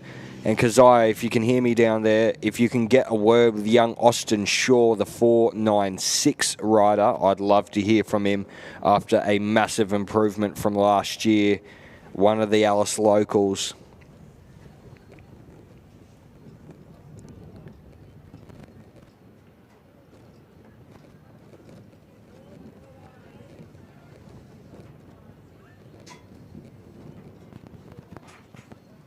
Hoping Austin hasn't run away now. Knowing him, he has. Yeah, sometimes you just got to let it be a surprise sneak attack for these riders. But a great job for these riders, giving us a great insight to what they've been through. There's now 2 days in a row, back-to-back. They have tackled one of the toughest off-road motorcycle courses in the world. I think there's a little bit of adrenaline pumping down there this year, or this day. Yeah. As they come into the finish line here, knowing that they don't have to back it up again tomorrow. Maybe a little bit more of an excited feeling down here. Some of the lads not old enough to party at the casino tonight as well, as we cross back down for some more information at the finish line. All right, I'm here with Blair Outram, Mitch's cousin. Now, both Fink competitors. You're back here. Who's this little man? Yeah, it's my little boy Dax, yeah. Dax, are you proud of Dad? Yeah, who's this little man? Can we just get a little thumbs up, Dax? Oh, that is the cutest. How special was it to ride in and see the family here on the other end? Yeah, I love it. Yeah, it's good. Brings a tear to my eye. Yeah, wanted to give up out there, but I know I couldn't let the boys see me do that. So yeah, kept pushing, and yeah, I'm glad to make it back and see him again. Oh, that's beautiful. In terms of the ride, you said it's tough out there. It's a mental game. What was going on out there for you? Just my lower back. Yeah, the first 80 was burning. But yeah, once I got that first fuel stop, I was fine after that and had a good run home. Brilliant. Well done on making it back. Hello. Hello. Lovely to see you. I might just see if we can grab one of the other riders here behind us. Hello. How are you? How are you feeling after that? Oh, yeah, not too bad. Just a little crash in the middle there, and then, yeah, I think I was sitting roughly 18th at the start there, and then, yeah, come in 23rd or something. So, yeah, happy with it. And meeting everyone back here, I mean, how do the celebrations continue from here? Beer, lots of beer, and then pack up and head back to WA in a couple of days, so, yeah. Brilliant. And back here next year? Yeah. I think we're all going to ride. My dad, my brother, and my other brother, yeah. So. When here, Dad, I might just quickly grab Dad super quick over here. Dad, how proud are you? Oh, super proud. I've had 3 boys race the event now, and Reece was the only one that can make it this year, so it was fantastic. He hasn't done it before, so it was great. Watching him do it first time, have you done it before? Yeah, I've done 3 or 4 myself, but this was his first, so it was unbelievable the way he went. Brilliant. Next year we're going to have the whole family out here, hey? We're hoping to have 4 of us, three boys and a dad, so we'll see how it goes though. We're not going to... Oh, well, I hope Mum's got some good nerves on her. Might be a tough one, but congratulations. Well done on making it back. You must be feeling super proud. I'll see if we can grab... Hello? You made it. I've made it. Get to see you at both ends. How are you feeling about that ride? A lot better today. Just kept the intensity up, and now we're here. Did you chase down a few of those guys at the front? Caught a bit of dust, got 1 or 2, and stayed pretty even, so survival. Survival of the fittest to get there and back. Congratulations. Who's here celebrating with you? We've got my uncle and partner Lucy and Sian. Just quickly, how proud are you of him? So friggin' proud. There'll be some big celebrations going on tonight, I can reassure that. Well done, congratulations on making it back. Just one lap, we'll just quickly grab you. How are you feeling after that ride? Pretty sore after that day, yep. Talk us through your ride. Day one, just tried to keep it clean, heading down. Had a sort of decent pace, but didn't push the envelope too much. Just then tried to bring it home. Yeah, but just try and keep it straight. It's pretty rough out there, pretty dusty, but I had a good day.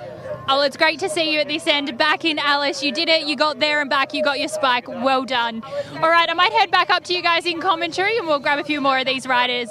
Well done. Yeah, great to have a chat with more of the competitors making their way down into Alice Springs. The 280 across the line, though, Brock Parker. The 295 of Eli Engelbrecht, as well as Lachlan Wilcock on the 285. The 232 of Ben Dixon. Alexander Dawson on the 266 and the 224 of Brad Luff. Yeah, they're coming in thick and fast. We're getting down to the riders here that left the grid 5 at a time, so we are expecting lots of riders in still. We're excited up here, getting to call them all in, hear their stories for the day, but probably not as excited. Probably not as excited as what the riders are that are here at the finish line now, getting to enjoy a nice cold can of Coke, maybe a lemonade. Shout out to Ashby Constructions. Yeah, the boys love it. If you're on the big screen, give us a big wave. I know you guys have been waiting for a majority of the day to see all these competitors come in, and it's great to see all the support for all our bike riders making their way into Alice. What an event. What a 2025 running of the Tatts Finke Desert Race. It's been an absolute ball so far, but we still have a heap of riders to welcome home. But Keziah's back down having a chat. All right, I'm here with Will Ashby. Will, you finished in 9th inside that top 10. How stoked are you today? Yeah, over the moon. I'm emotional about it. Cool. I love that. We love a bit of emotion here at Finke because it is a mission to get down to Finke and back. When you got down to Finke yesterday, you had a broken dampener on the bike. So talk us through what happened overnight to get back here. Yeah, I got that fixed. Corey Hammond lent me a dampener post. I stayed with him. So yeah, got all that sorted and reset for today, and sort of just the idea was to come home safely and not do anything stupid. So yeah, happy. I'm stoked. No, you should be so proud. It's such an incredible mission. But also Corey Hammond stepping in there to help you out. He's more than just the king of the desert this year, isn't he? Yeah, he is. He's one of my good mates and so proud of him. Campbell Hall second and Brody Waters third. Yeah, they've got to be so stoked for that. They've been working really hard for it. So yeah, really proud of everyone.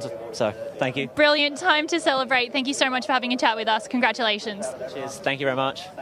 All right, well, we might head back up to you guys. Keep getting these riders coming in. Yeah, great to hear from Will Ashby there. Great man. And got it home very well indeed. It's going a bit quiet here at the start-finish line complex. Just waiting for the next couple of bikes. Hopefully we'll see the next of our Alice locals on the 420 machine, Will Tatani.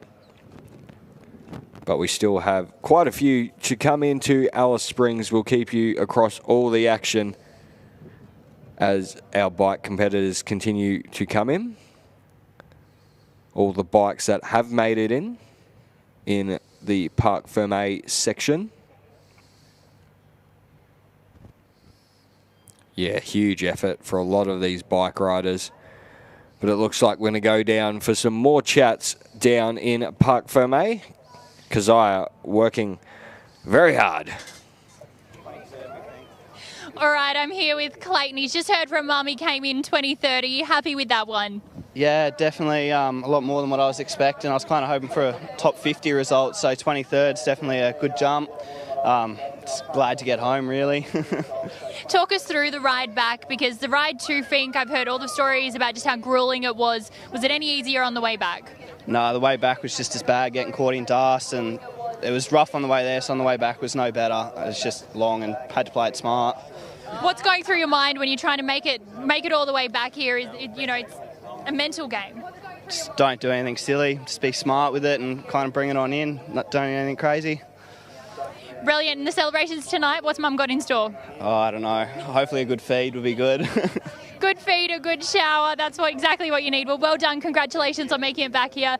All right, how are you feeling? Yeah, not too bad. Glad to be back, that's for sure. Talk us through the ride back here. What was going on?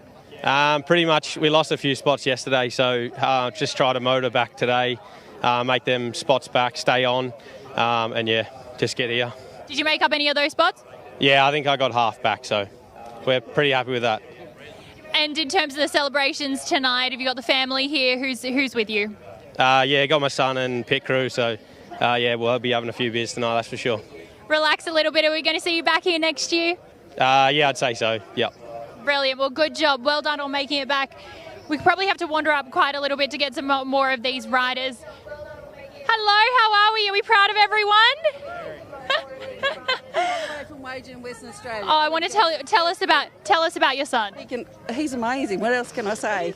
He's the best son. They are the words of Mum. How are you feeling coming in here now? Yeah, pretty tired, but not bad, yeah. In terms of ride back, talk us through how it was for you. Pretty good all the way till about 10 k's out. I ran into a bloke in a corner and twisted the bars and that, but the last 10 or 15 was a bit of a limp, but anyway, got back, so. You got here, you've got your spike. Well done, congratulations. Enjoy the celebrations tonight. I can hear another bike coming in, so I'm going to head back up to you guys.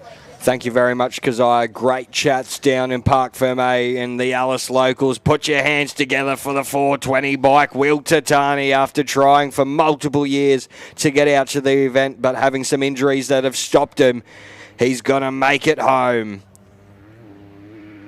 Cross the line, 420, Will Tatani. Yeah, that really is part of the treacherousness of this event. Like you said, tried for many years to get out here and still hasn't been able to do it. So what a wonderful feeling that must be as we see the 7-3-2 making their way in. I think they're pretty happy as the 7-3-2 makes their way in. Kenneth Hicks, the 399 as well. That is Brett Ray.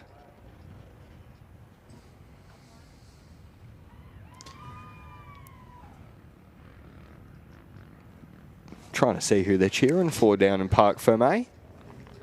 We'll try it again. Jet Hicks. Yes. Yes. Yes, we knew it works. But how good is this that the fans are sticking around, having a great time. Where else would you rather be as we look like the first of our Class 7 bike in across the line? The seniors, what an excellent ride. So the seniors, 45 to 54 years old, Kenneth Hicks. What a monumental ride in the 399. Here comes Brett Ray. Almost across the line. And is now home into Alice Springs, the X33 of Charlie Howard. About to make his way across the line as well.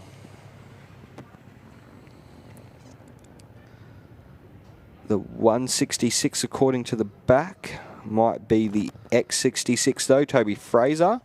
But the 440 of Jacqueline Rose making his way in to Alice as well. Just having a quick check over the shoulder. Yeah, it is the X66, Toby Fraser.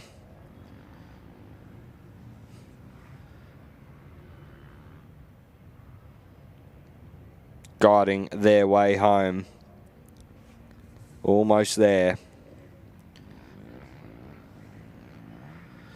As we saw yesterday, though, sometimes it could be the situation so close yet so far. But the X66.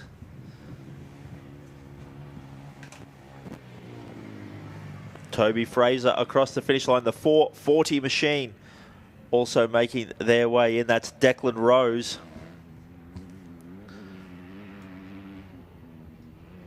Giving it to it in the final little bit. And across the line. Another bike as well making their way in. We'll just wait to have a look at the number. The 491 of Jet Brown.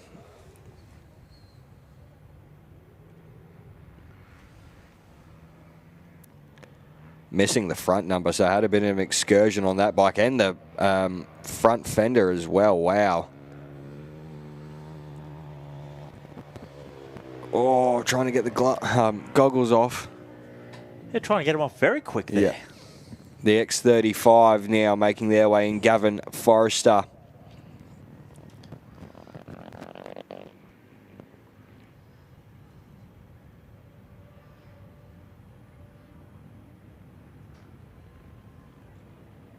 As well as the 311.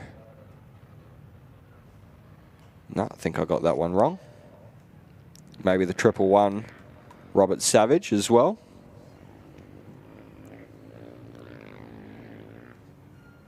Gone from having some of the best eyesight in comms to having the worst. It started to let you go. Yep. The X35, though, I can definitely call this one. Gavin Forrester making his way towards the line here in Alice Springs. If you're looking for the X35, put your hands together because he's across the line.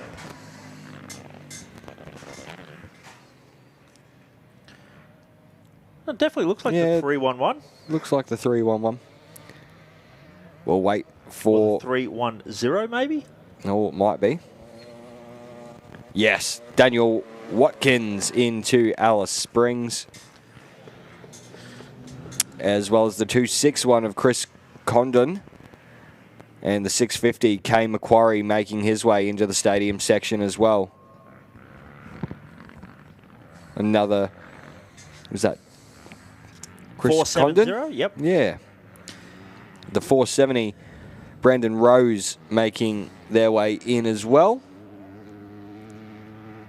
So these little 250Fs have been getting absolutely punished today. Great to see so many of them inside the top 50. That is a great ride. As also the 650. Kane Macquarie. Appearing up on our big screen there. The 767. No, 262. Oh, a lot of bopper happening in Park Firm A. But the 650 on the screen right now. Kane Macquarie, welcome back to Alice Springs. What a great relief. Pulls it up, clicks it through a couple of gears there. 262. Tom Condon. Might be the brother of Chris Condon. 260 and the 261. Same last name? Yes. Picked a relatively similar number too, so I reckon you might be onto something there. Yeah, the 261 and the 262. But here comes Tom around the final bend. Looks very happy to be across the line as the 497. Daniel Briggs making their way in as well. Big push to the line. The 610 of Matthew Shanks.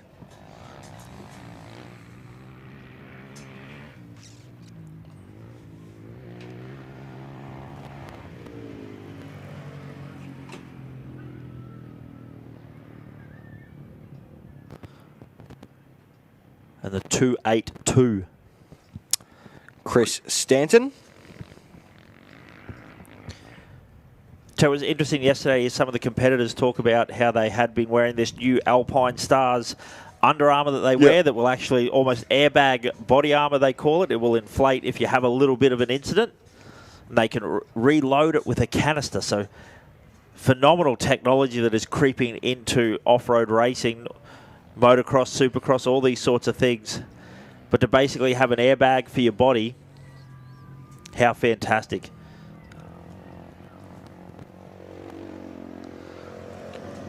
Chris Stanton across the line on the 282.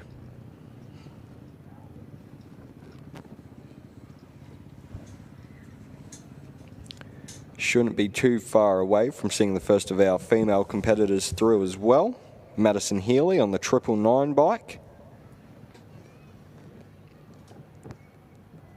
Big push from her. Absolutely amazing to see how well she did down into Finke. And she's been very consistent on her way back to Alice. The other thing she was extremely consistent in was getting those hole shots. Got those starts absolutely dialed, as popping up on our screen as you say There you go. On cue, the first of our female competitors, our unofficial Queen of the Desert, making her way in. What a ride from Madison Healy. She's going to be happy with this one, I reckon. Oh, absolutely. What a fantastic ride. Still looking fresh as a daisy too. The X32 pops up as well. That is Blaine Burke. Quite a few competitors making their way now in, but back on the 999 bike. Get around her, Alice Springs. The 999 coming to the line. The first of our Class 9 competitors, the ladies class, and your Queen of the Desert, Madison Healy. Yeah, an absolutely fantastic ride there. You love to see that, family and friends getting them on board the X32. Blaine Burke, fantastic, and the 799. Alan Henderson. Blaine just standing up, stretching. Oh, my. So still moving there. That is right at the start-finish line there. So unfortunately, like we said, so close yet so far. Just getting caught out there. We can see that he is getting up and moving. As the X25 makes their way in, Andy Brack, we're going to go back down into Parc Ferme to have a chat with Keziah.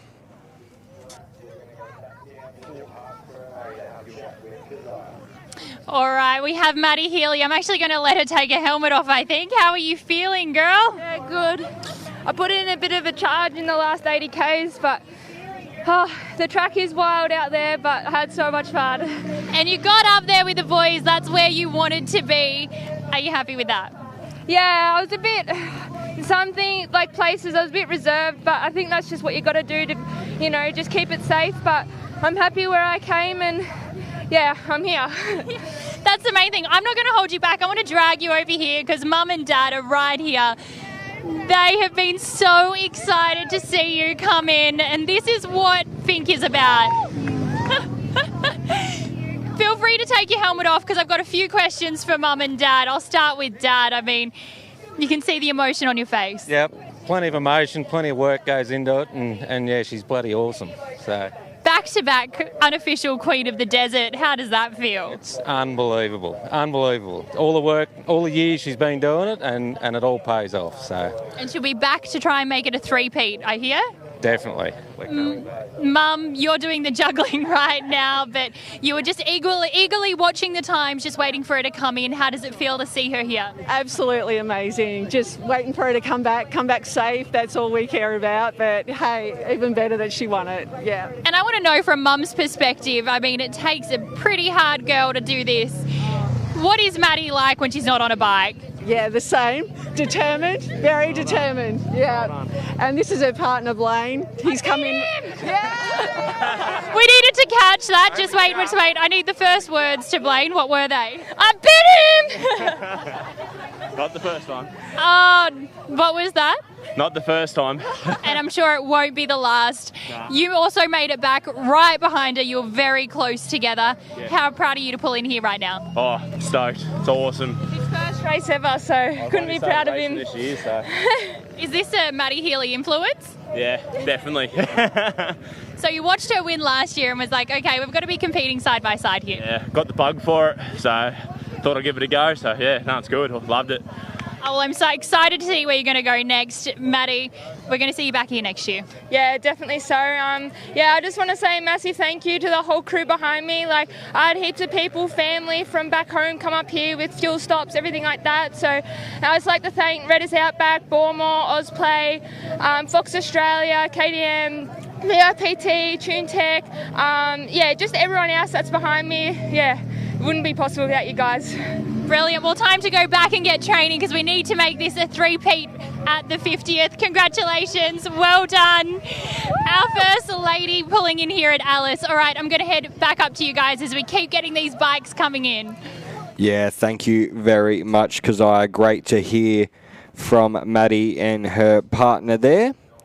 Pretty much rode with each other back into Alice. Jason Gunther was the 754 who had a stack on the second last corner, but got back up and rode across the line. I think he was a little bit sore now. Someone buy that man a drink. Yeah, went for the unofficial Jeff Pickering line there. Yes. Unfortunately, with the motorbike, just didn't quite respond as well. But great to see he got himself up and across the finish line. So close he can taste it as the 598 Stephen Morfitt across the finish line.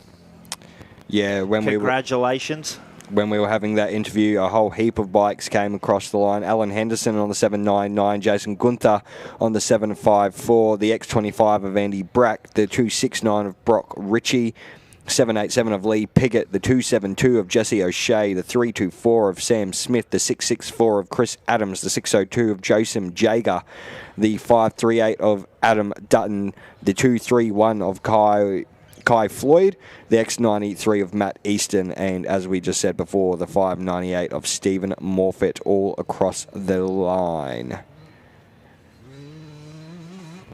The 199 machine, Cameron Loader, a.k.a. Travis Pastrana. Good number, 199. Good, solid number. The 259 of Ben Adamson, though, making his way into the stadium section and almost home to be under the Finke banner.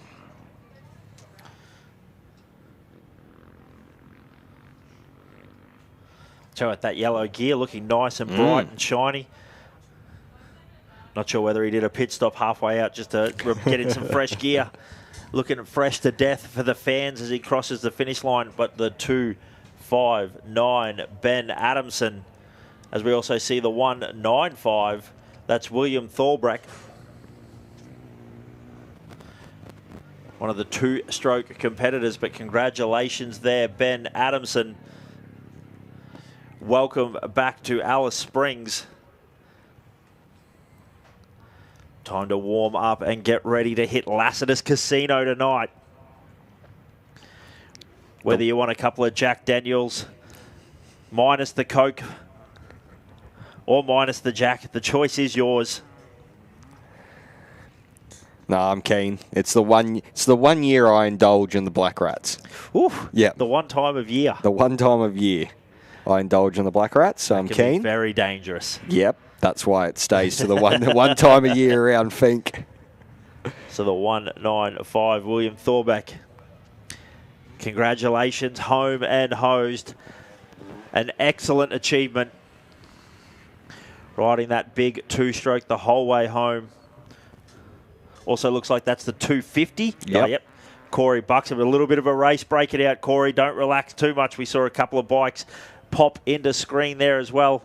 If they get a good rail on that rut around the outside there, they'll be coming for you. Corey getting a little bit wide, a little bit loose. It's exactly how Gunther got caught out. So Corey, the 250, and the 158 of Jason Briggs right behind him.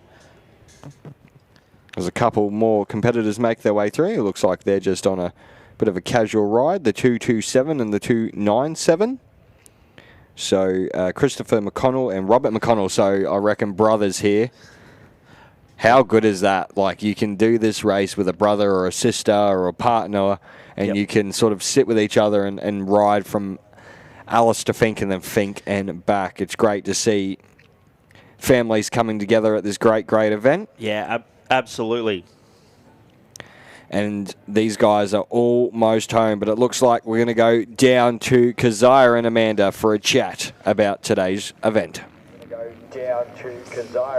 Oh, Amanda, I'm so glad to have found you here. This is my favourite part of the Tatts Finke Desert Race. It's seeing everyone come across the line, seeing all the families waiting to welcome their loved ones in here and for them to get their spike. It's your first Finke. Talk us through your experience. Oh my goodness. You know how they say that the red dirt gets in your blood? Well, it's up my nose and in my blood. I absolutely love it. I'm addicted now, Kez. It's been so fun. I'm so glad for Hamo coming across first. That was so great. And look, not even just all the front runners, but just seeing everyone get there and back, like you said to me, is the mission for most. And it's just so amazing to feel the vibe down here, and I love it. And you got to be here this morning when the Robinson brothers were the first two across the line. They went 1-2 for OBR. Travis Robinson, here's Navi, Paul Curry, followed by Bo Robinson, and here's Navi, Shane Hutt. How special was that for you? So amazing. I mean, just keeping it in the family like that. I think the Robinsons are going to be partying tonight for sure. But they were actually quite emotional. I think it was in the making for 35 years for Trav, and he did his dad proud. He's really, really happy. So I think it is an obsession. The Finke fever. It is a real thing, and it's such a beautiful thing to see. Up close. And there is just so much emotion that's gone into that family and that entire team being here. So see them 1-2, brilliant. Hemo, Campbell Hall, I mean, he was just happy to be inside the top 10. He came in second. And Brody, obviously, suffering a little bit of an injury there and a bit sore today, but he still got third place. That was incredibly special. I have to ask you, though, can we rope you back in to come back next year? I would absolutely love to if I am invited back. 100%, it's the 50th. It's going to be massive, Kez, so I would love to, yeah. Amazing. Well, I've loved working with you. I think you're absolutely brilliant. And you've learned so much about the sport and Finke this weekend. You're pretty much an expert now, so I'm fully confident you can come back and you can absolutely smash it again. Thank you so much for being with us. Thank you, everyone. This is our official sign-off. You will see Amanda tonight at the presentation night. But this is now time for everyone to celebrate, including us. Thank you so much for joining us for this year's Tatts Finke Desert Race. Enjoy the rest of your day. Thank you very much to Amanda and Keziah. It's great to have them here this weekend. And Amanda, I hope you enjoyed your first Finke here in the Alice, and Keziah, a big congratulations to your 4th year at this great event. You both provided great interviews and great insight from all our riders and drivers this weekend. The Joshes aren't going anywhere. Yeah, don't stress, we're not getting an early mark. Buckle up. It's probably only going to get more rogue and more loose as the reins get released to Josh and Josh to take charge of this show. The 7-Eleven Rick Hall is coming home, ladies and gentlemen, right on cue. The man that said, these kids keep complaining, I don't need steg pegs, I don't need this, I don't need that. It wasn't even rough out there. Well, Rick Hall's home. Put your hands together, ladies and gents. A little thumbs up as he crosses across the finish line there. What a great moment. Just decided to get off the couch and ride the Finke Desert Race. As it pops into focus, the 164 as well. Nicholas Ledetsky coming in around Jeff Pickering corner. I'm buying a sign. I'm sponsoring a sign next year, and we're calling it the Gentleman Jeff Corner. Absolutely love it, yes. Early on in Finke Prologue in his Class 7, got a little bit loose, climbed up over that berm there that we see catching a few people out even now, but not catching out the 1-2-9 machine. That is Riley Larkin across the finish line, closely followed by the 2-8-1. That is Hayden Vag. One last little burst of acceleration around that corner, a little bit of adrenaline as they punch their way through and across the Finke finish line. 7-3-4. That is Mark McConnell as well. So I wonder if that's another relation. We saw Christopher and Robert McConnell across the line. No, McDonnell, my bad. This one had a farm. Yes, he did. Or almost had a farm. Almost.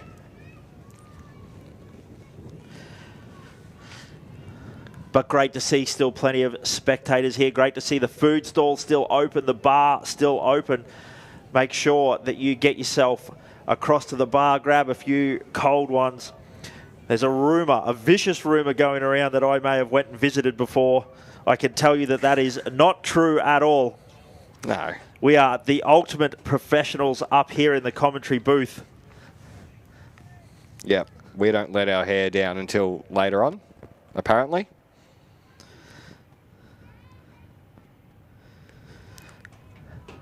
Like we haven't let it down during the past 3 days. It's been a big weekend, but we're having an absolute ball up here in the comms box. Next of our riders making their way through the final whoop section into the stadium section. Looks like the 703, if I'm not mistaken, of Daniel Dietrich. Having a good push. Looking good. Got the Fox gear on. Looking flash. Looking comfortable too. Just on that outside rut, cruising around, so close to home. But that's good. That's a good sign. Still standing up, still in a good riding position. And just so I say that, he sits down. But still standing up, still in a good riding position. That's what we like to see.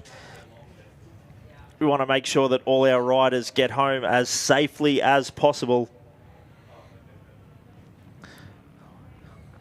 Yesterday we saw a couple of riders get bitten less than 100 metres from home. And we've seen Gunter as well today have a little bit of an issue close to home. Nothing too bad, was able to pick himself up, dust himself off and get across the finish line. But that is great to see the 7:03 Daniel Dietrich coming across the finish line. One last corner to go. Gets it up on the back wheel for an iconic finish here at the Tatts Finke Desert Race. A little bit of a rag hanging out the back there. The old microfiber. Must be to give the goggles a little bit of a clean at the fuel stop. So that's fantastic pre-planning there. Looks like the X52. Drake Mills. Drake Mills making his way through the stadium section, almost home for the X52 machine. Looking good as well out here this weekend. And here we go, a bit of a battle pack into the stadium section, the 741. And the 675. So the 675 Dane Robson and the 741 Darren Hansen. But it's the 652's time to shine. Drake Mills, across the line almost. Still a little bit rough there, isn't it? Very unforgiving. Even this stadium section proving to be slightly difficult. Right at the last minute, see a few little front end tucks, a little bit of a slide out there, hugging that inside line. Decides to go to the outside. Don't blow the berm, my man. Yeah, don't do it. Got to be careful on these last two corners because they are sketchy. But here we go. Navigates the first one well. Now the second. Done and dusted. Finished. Darren Hansen, put your hands together. Oh. Big fan crew for this one. That's the 675 Dane Robertson. So I think he just conserved a little bit of energy once he got close there, making sure he was able to pull it up as the 687 of Bradley Swan also across the finish line. Closely followed there by the 7, I believe that's the 254 Max Fultron across the line as well. Gives us a bit of bopper. And the X37 of Jet Williams making his way across the line. The 274 as well. That is James Besgrove.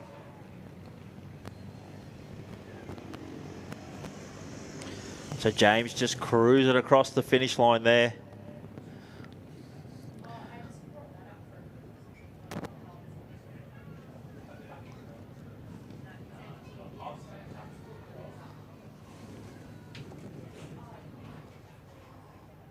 As we see the 550 pop in, that is Jack Sheether.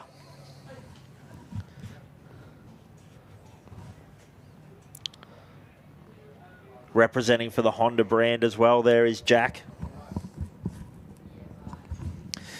He'll be getting off the bike. Hey, how'd my man Brody go? Well, your man Brody went very well, 3rd overall.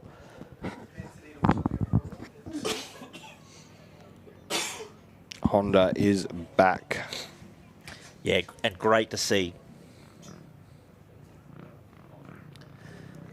550 just being nice and cautious in these last couple of corners.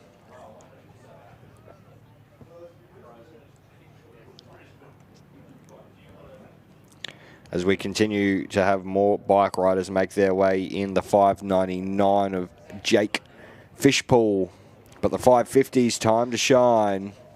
Jack Sheether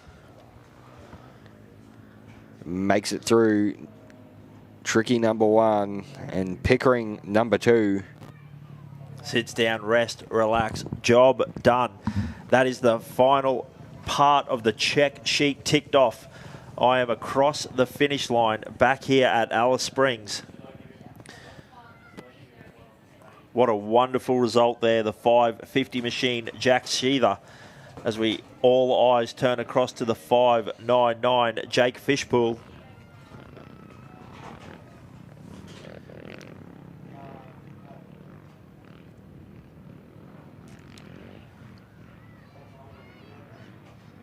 And the 196 also appearing us. That's Reese Parvilt.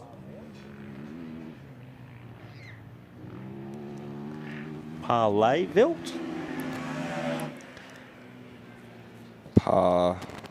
Parlavit, yep. And the 242, Sam Harmon. Giving the bike a little bit of love, showing a little bit of respect to his trusty steed as the 795. That's Aidan O'Callaghan as well across the finish line. The 299, though, of Nicholas Turner making his way across the line. Another one of our Alice locals. Rest up, relax, boys. Get plenty of water into the system. It has been a grueling day here at the Tatts Finke Desert Race. The 196. The X07 also appearing on our shot. That is Braden Hamilton.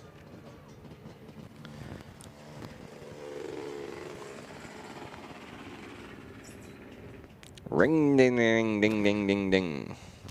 Another one of our great two-stroke competitors across the finish line there. Braden Hamilton.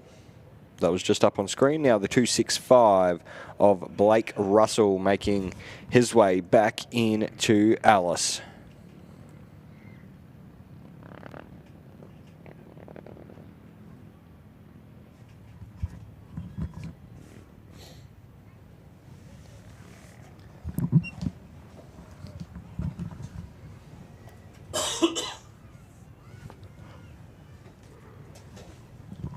The X07, though, now making their way in. Braden Hamilton. Nice and cautious in those last two corners across the line. 2 hours, 42 minutes. It's the 246 Quinn Callis making their way into the stadium section now. But the 265 is who we've got eyes for right now. Blake Russell making his way across the line very shortly here in Alice Springs. I love a good wheel stand finish. I love that these guys still have the energy left to pull it up onto the back wheel and to pull it off as well. I tell you, mad respect to the ones that can pull it off. There's been a few that have tried to pull it up onto the back wheel across under the finish line banner. It hasn't gone very successfully for them as well. So shout out to the big dogs that get it done. Speaking of getting it done, the 246 Quinn Kalis that beautiful purple riding gear. I want me some of that purple drink. And right on cue, brings it up. How much did you pay him to do that? I don't know, but he did me an absolute solid, that's for sure. As the 2:29 Jack Francis also across the finish line.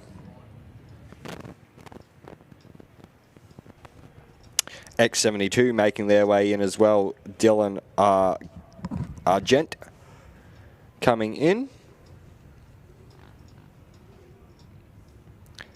But coming towards the line, just get a number for this one. It's going to be across the line for the 692 of Ross Staines. Good run from him. The 212 bike also making their way towards us. George Ruggless, your mate. Hey, my man, no toupee required here for George Ruggless. No, not at all. Gets the hairs on the back of your neck standing up when you see the Ruggless in town. Would be even better if his name was Doug. Yeah. I could call him Doug the Rug. But George Ruggless, what a great ride for him. We've enjoyed having a little bit of fun with his name, so thank you very much. But the X72, Dylan Argent.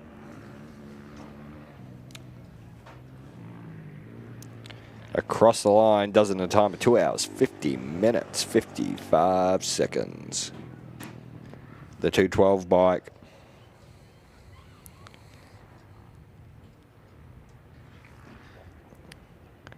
George making his way to the line.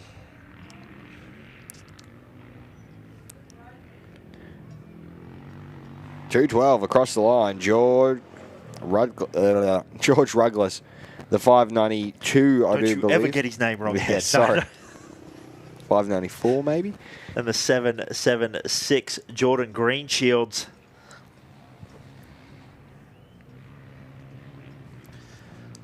And also hard charging all the way to the finish line, the 526. That is Zachary Lawrence. 210. 207 though, Ashley Faulting. Just attacked hard right at the end there. I like it. I like it a lot. The 594 of Brandon Height. Looks like he's missing his front peak of his helmet there. Not even a Red Bull helmet too. They're the ones that usually just the peak magically flies off. But the 594, as you said before, Brendan Height, and then Mitchell Johnson all the way through. Approaching from the Sydney end. Get ready for a broken arm. Yep. I'd laugh if he had the mow as well. Gets the crowd clapping as he's on his way across as the 210 machine. Joseph Blanick. How good is this? What a joy and a privilege it is to get to call our bike riders in across. These guys have laid it down for many a dusty kilometre today. Grant Pryor making his way towards the line now, as well as the 525 of Curtis Smith. The 895, Grant Pryor.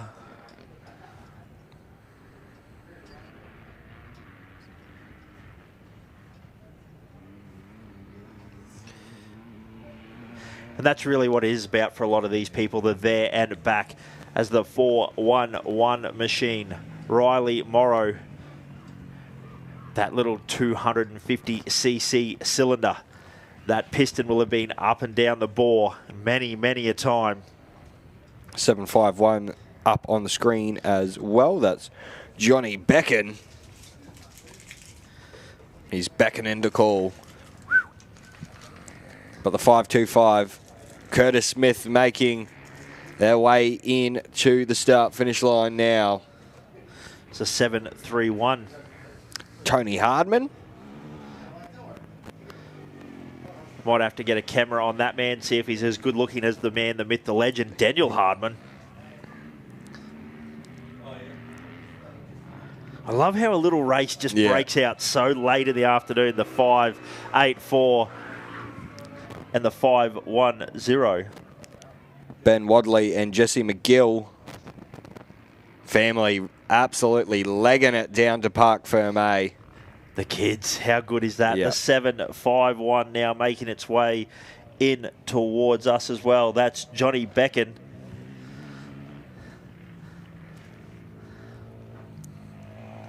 Got a reckon to beckon. Across the line, 2 hours 45 minutes as the 731 makes their way in. Tony Hardman. And the race along. Jackson Lumen. The 508 as well gets it up on the back wheel. I did get a little bit nervous for him there because he was committed. Yeah, yep. And pulled it up with a clutch kick as well, well and truly in some of the upper gears of that big KTM 500.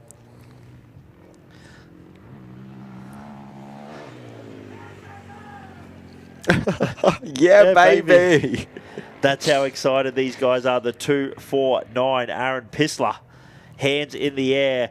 We could hear him from inside the commentary box scream out, yeah, baby, as the 660 of Jake Oliver crosses with a solid fist bump as well.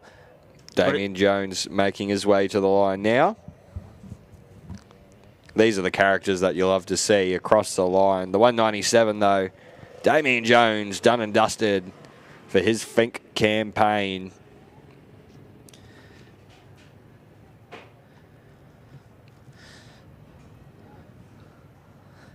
But how good is that on our effects mic? Even able to pick it up. Said so loudly that behind a bit of paned glass we're able to hear the yeah, baby.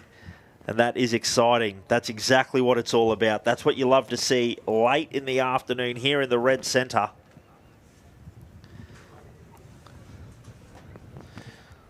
The 256 as well pops up on our screen. Mitchell Young. As well as the 577 of Casey Larkin making his way into Alice.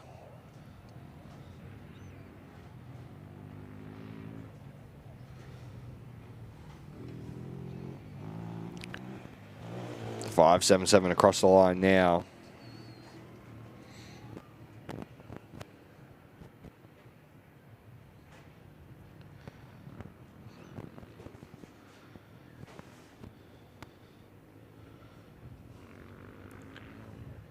Just wait on the number to pop up once again for this rider. And the 256, Mitchell Young. Last couple of corners for him.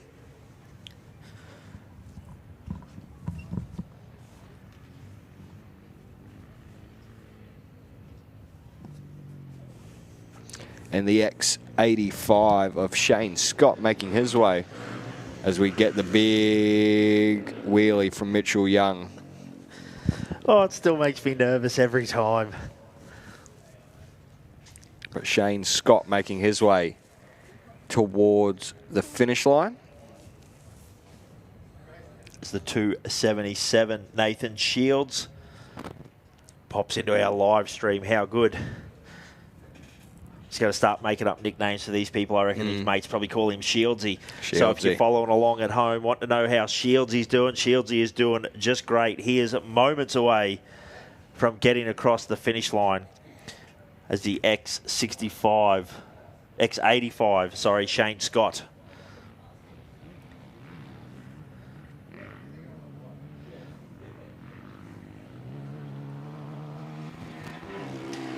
Scotto across the line.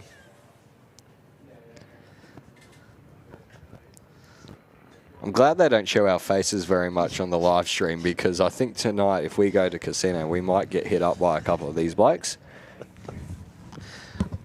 Especially Doug the Rug, mate. He might want to fight me for the vicious rumours I'm starting. The 277 though. The Shieldman. Yeah, good mono there by Shieldsy. As the 280? Yeah. Oh, no, 260, I believe. 260. Sean Waring. Now, I believe this is the self-proclaimed show and shine winner as well. Yep. The 260, that unique white bike. It's the 789 making their way in. Matthew Cahoon. The big kahuna. The big kahuna. Yahoon. But yeah, the 260 across the finish line now. Shauno getting over the back wheel. Leg out. Across the finish line on the limiter. Plenty of bopper. He's not worried about the crank dismembering itself there, putting oil on his car. He's already oil on his bike. He's already won the show and shine. As the 5.79 Stephen Bren. Steve-O across the line. As well as Nathan Antis.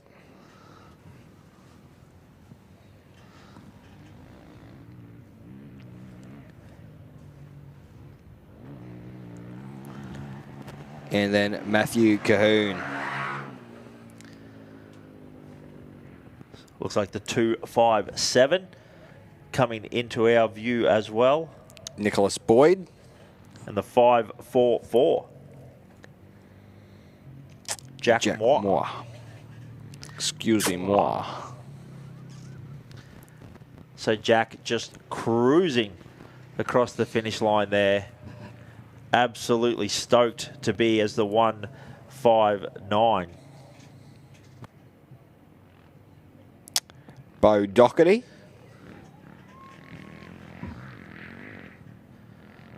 But well done, Jack. Not sure whether he's just sucking it all in, enjoying the moment, or physically exhausted. Either way, he seemed very content to just sit and cruise across the finish line, enjoy the moment. And why wouldn't you enjoy the moment? Oh, exactly. The 2.57 getting over the back wheel, powering all the way to that final corner.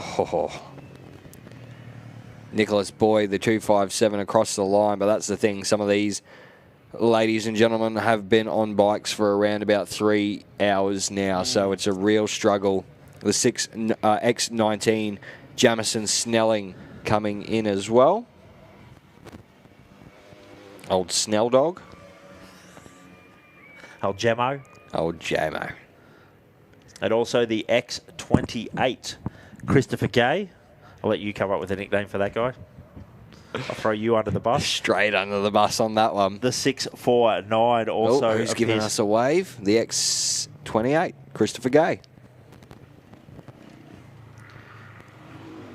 Does ride a Yamaha. You can infer what you want to infer. It's a little one for Danny Curran at home. So Justin Frank across the finish line as well. The 866 making its way in as well. William J. Willis. Another good name. Another great name.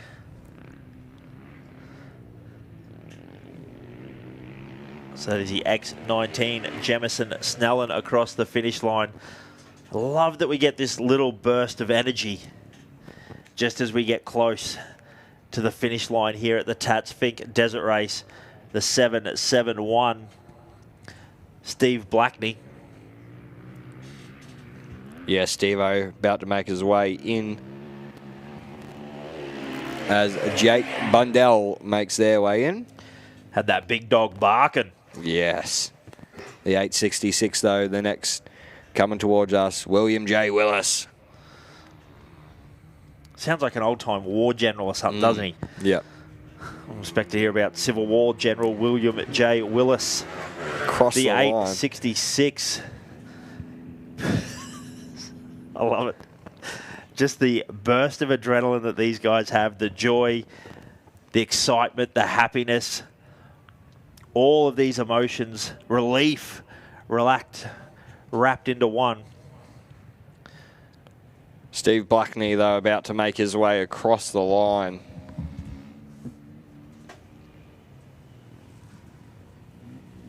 And does so now.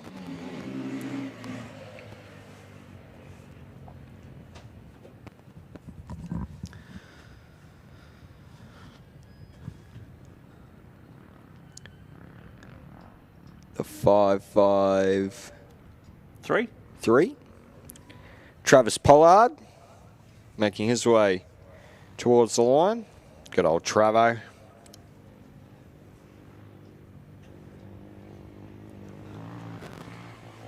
Oh, got a little bit sketchy there. Easy rod, easy rod. We don't need anything too crazy as the X54. Samuel Carell coming across the line.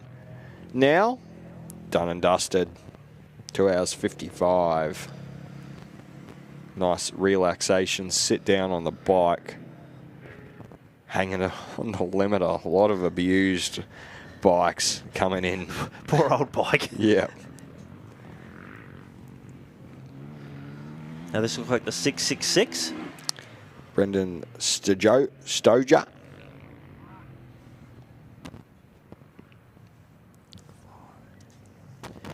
Yeah, these poor bikes. We've seen a few riders lean over and give them a little bit of a pat as they come across the finish line. So the 5.65. Angus McIntosh.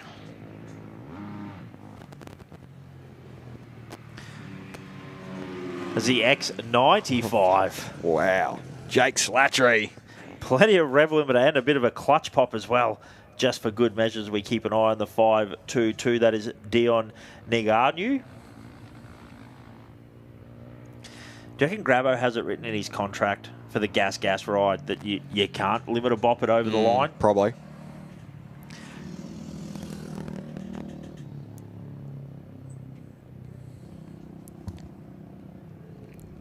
Guess depending on how hard it's been ridden.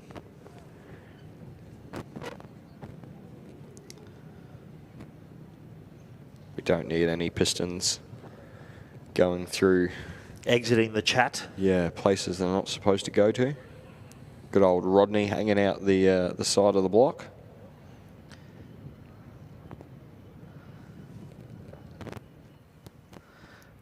X39, Sonny Warren.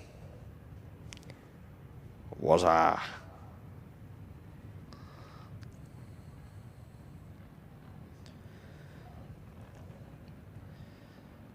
Yeah, particularly in the afternoon, these riders having to deal with the setting sun as they come back into this stadium section as well. The eyes adjusting, readjusting, because you turn around, the sun will be at your back, and then as you go through all these horseshoes or switchbacks, whatever you'd like to call them, you then come around and you're then facing the sun again. So few little tricky sections for these guys to have to traverse as the X39 gets a little bit loose there. Easy on the accelerator, Sonny. Get her home. We're all cheering you home. Plenty of people here still hanging around, wanting to make sure their loved ones, their family, their friends make it into the X39. Sonny Warren in the building.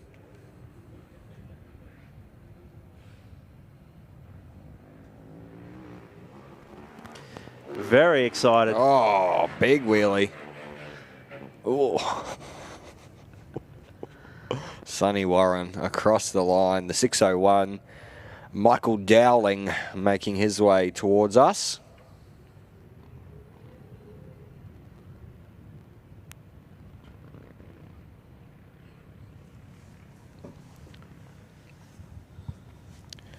Just coming through the stadium section.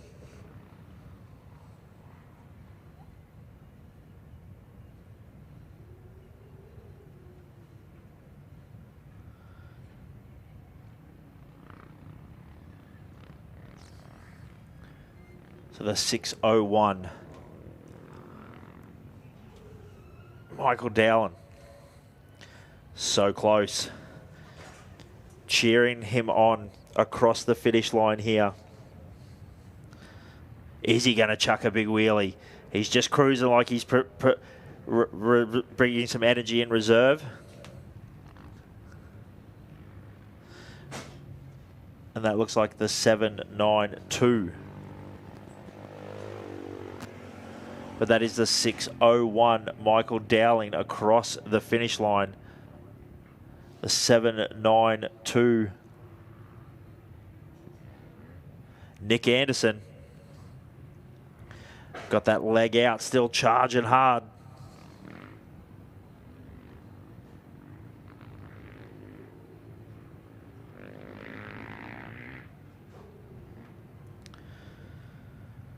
Also looks like the 5.83.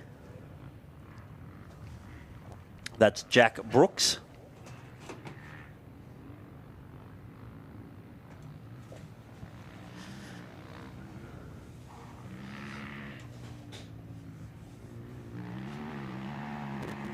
Hard on the gas. Fist pump in the air. Nick Anderson across the finish line. He is ecstatic. So we see the 5.82 making a bit of a late push as well. The 5.95. Toby Frisch.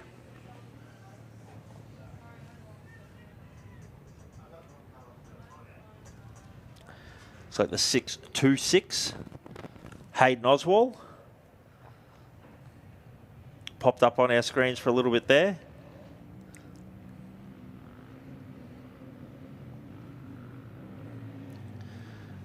And that would be the 5.83 of Jack Brooks across the finish line, closely followed by the 6.11 of Mark Noland.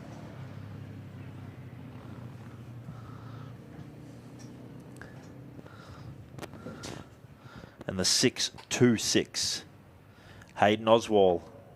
So close. Reckon he's on a family vacation. Could be.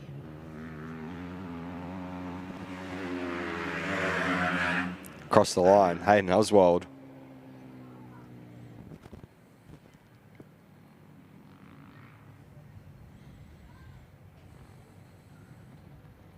That looks like the 8.63. Brad Nichols. And the 5.67 popping up on our screens as well. That is Lucas Draper. So great to see Lucas across the finish line. Very excited. Stretching out that left hand there. Little bit of a wrist roll. Get the blood flow back and happening.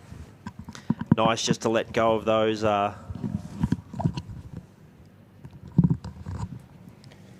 Paul Gunther makes his way to the line, the 7.26. Hey, I just realised too I was a little slow on the family vacation joke there. I had to think about it for a bit, but you're talking about good old Chevy Chase there. Oh, yeah.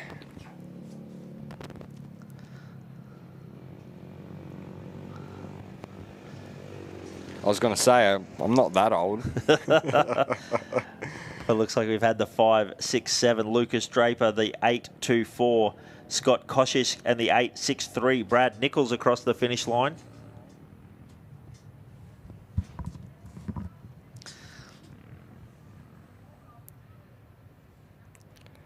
(7.26) making their way through. Paul Gunther.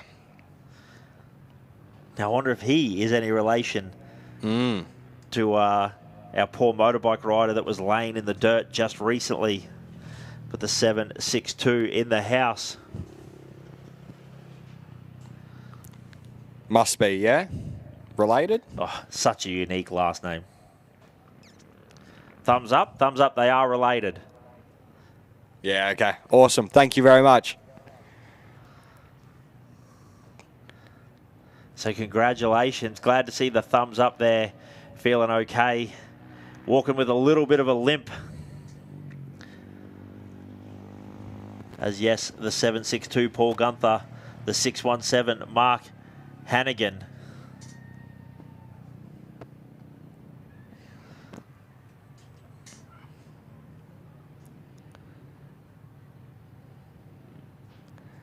Couple more bikes making their way in. The 5.09 there as well. Raymond McCann.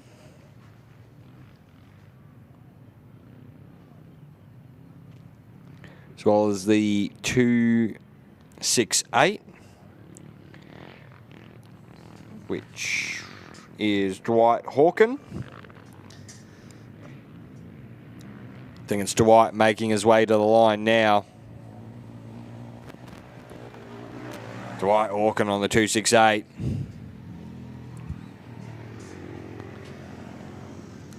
Ethan Dagg on the 6.85. The 8.37 of Wayne Erickson. The 5:09. X27 there of James Nicol and the 5:09 of Raymond McCann. Gee, they've all come in very close there. Big ride home. The 5:14, that is Gus Carberry, appears on our screen, shown up on the big screen for you guys here as well. But great to see Gus, the bus, trucking it the whole way home, the 5:14.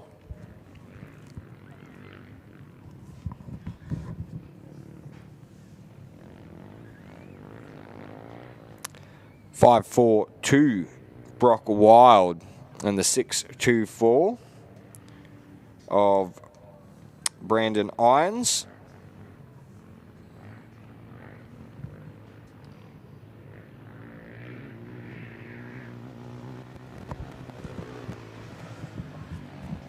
Brock Wild across the line.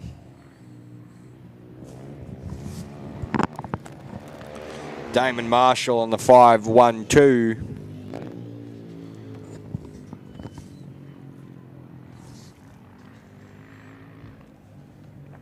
And the next X51? The X51, Zachary Malice on the bobber.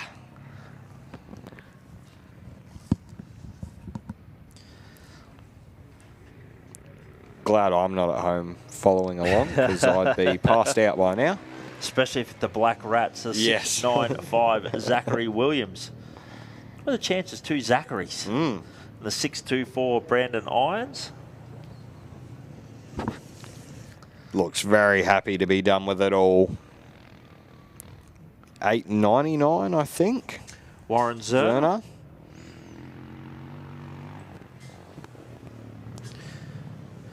Just cruises across the finish line. Job well done. That's that maturity level there that we expect to see in our veterans. As a 7.62, one of the Kawasaki's.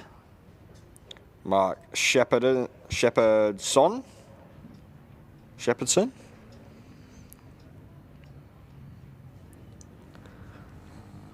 And Jack Heaton across the line on the 5.69.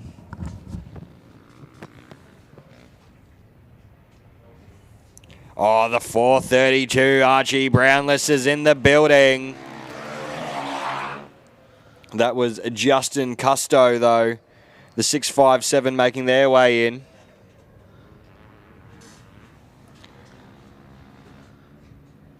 That's Julian Galindo.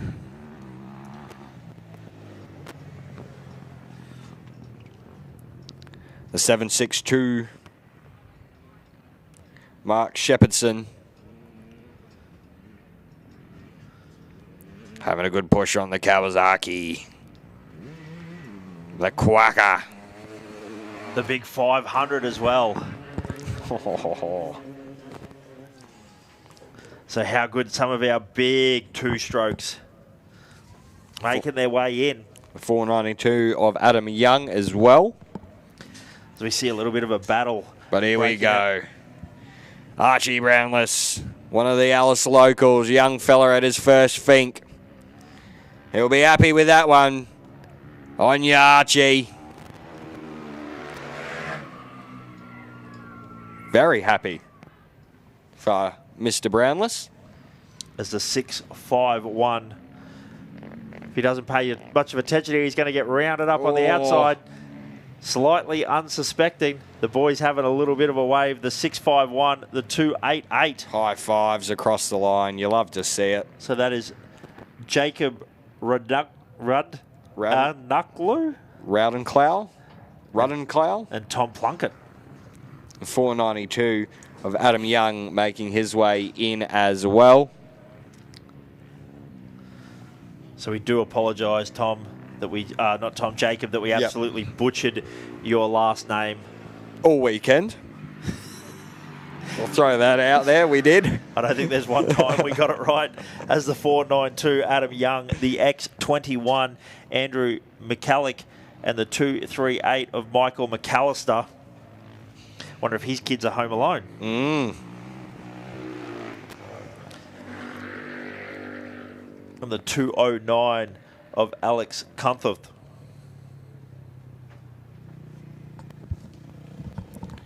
Stephen Ralph making his way across the line on the 7:42 as the 7:22 almost in to Alice. Jim Trepetsky, yep, I think. Let's just call him the Russian mobster. Yeah. TRCP.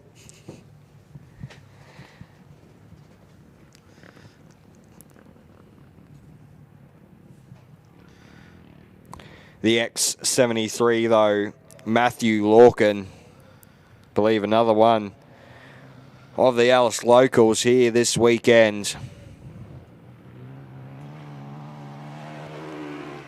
He'll be happy to be home. Must be. Crowded on song here today. Especially when you can hear them over motorbikes. The 2-3.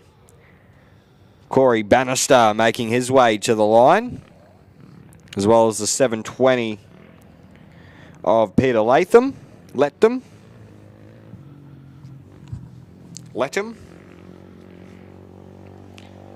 But Corey Bannister across the line on the bopper. Plenty of limiter action there. And that's what we like to see. Makes us happy up here in the commentary tower. Next through will be Michael Kilpatrick. Michael, if you're coming to casino, or anyone that knows him is coming to casino this evening, tell him to find one of the Joshes. I'll shout you some Kilpatrick oysters.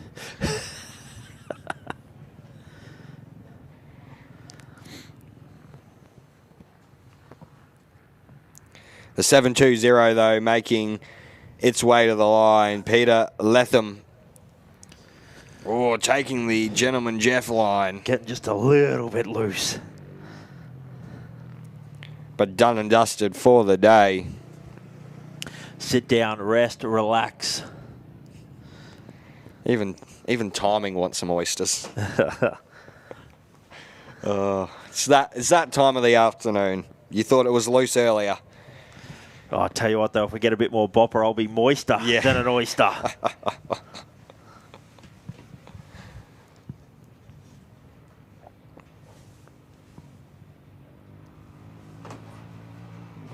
The 576, oh, he's gone again. Cooper Wagman. As the 764, the 749 also appears on our. That's Troy Blythman.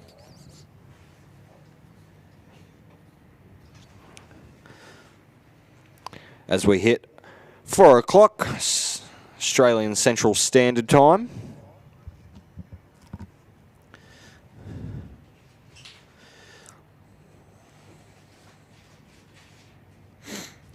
But a great run there, Troy Blythman. Cruising back in, like you said. Making sure he gets himself home safe and sound. Pulls it through a couple of gears, the big Yamaha.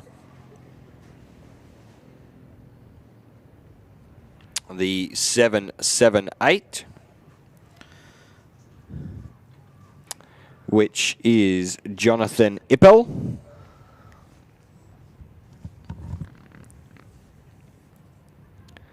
Making their way into Alice.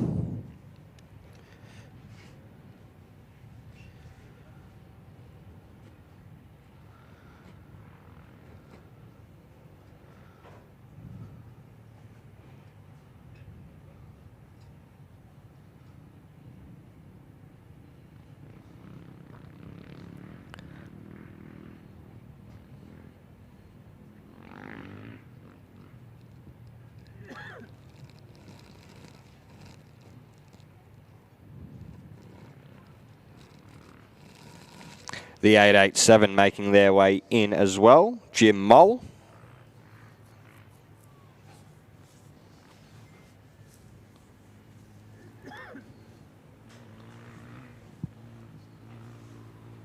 Put Jonathan Ipple across the line. Slow and steady for Jonathan across the finish line there.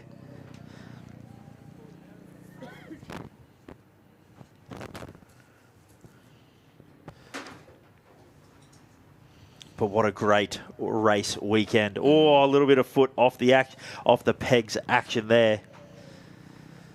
Yeah, I think that's the 887 of Jim Mole. So that being one of our veterans class, 55 years and above. Been on the bike well and truly into the 3-hour mark now for Jim. 5:05 of Luke Civitella. Oh, glad you got that one.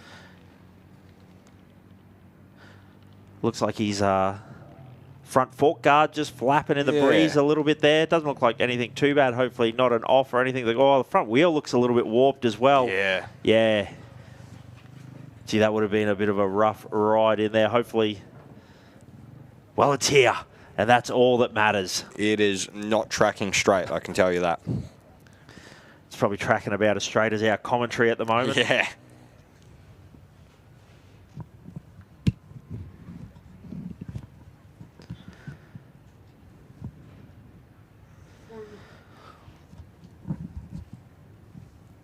.669 making its way in of Todd Jones.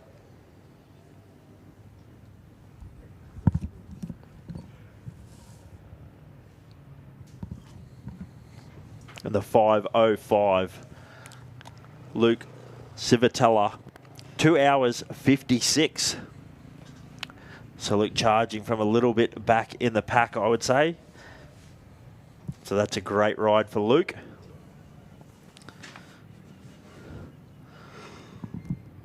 As the X36 appears on our screen as well, that's Zach King. Yeah, good run from Zach.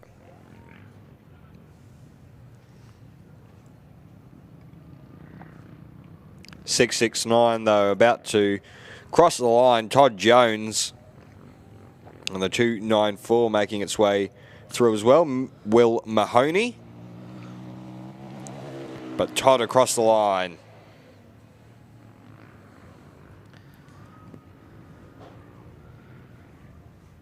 The 5:52, Angus Smith leading another competitor in across the line here. So Angus Smith across the line, closely followed by Jacob Wilkinson.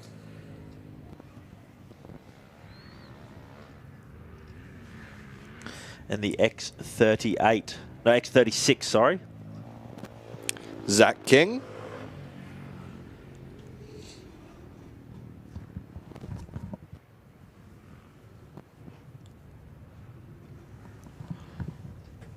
No rest for the wicked. The 5:18 comes through now.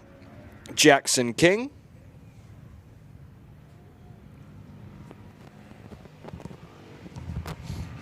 As the 294 Will Mahoney, the 225 Jesse Filand.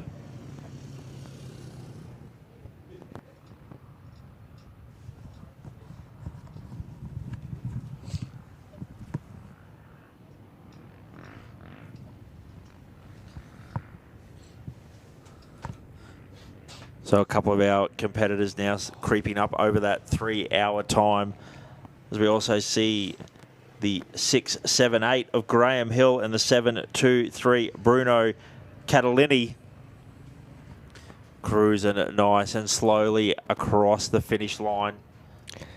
5:18 making its way towards the line as well. Jackson King.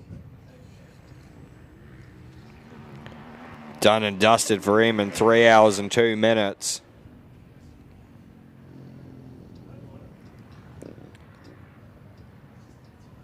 And also the 775 Daniel Brooks.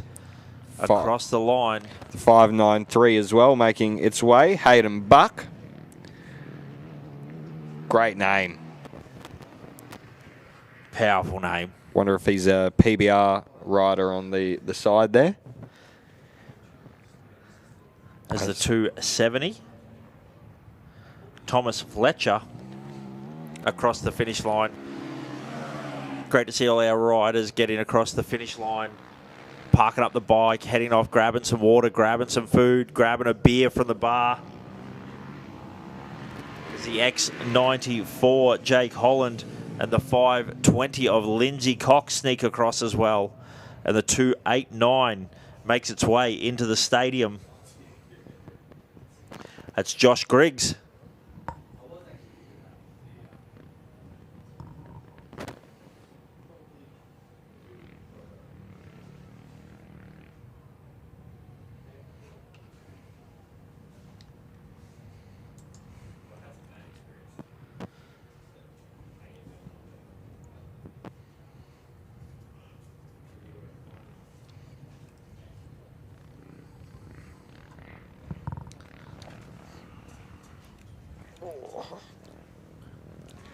The X92 making its way into the stadium section. Dominic Randall. As well as the 289. Josh Griggs. Another one of the legend out there. And another legend of a name as well. Real powerhouse name. So he's across the line. Josh, yeah. His fans approve as well. Standing up across the finish line, goggles off. Wants to rest and relax. Start getting that all-important recovery in. Imagine going back to work tomorrow. Well, the third leg of the Tatts Finke Desert Race, Lassiter's Casino tonight. Yep. The 683 popped up on our screens. So that is Justin McKinnon, but the X92. Dominic Randall. Dominic de Coco. The 777 bike as well. Lewis Bartel. Yeah, thumbs up. Thank you. We also have the 521, that's Clayton Snelling.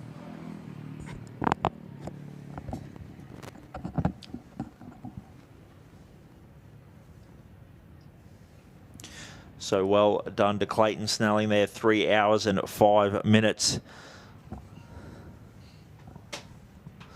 An incredible effort to all our riders here at the 49th running of the Tatts Finke Desert Race. The 683.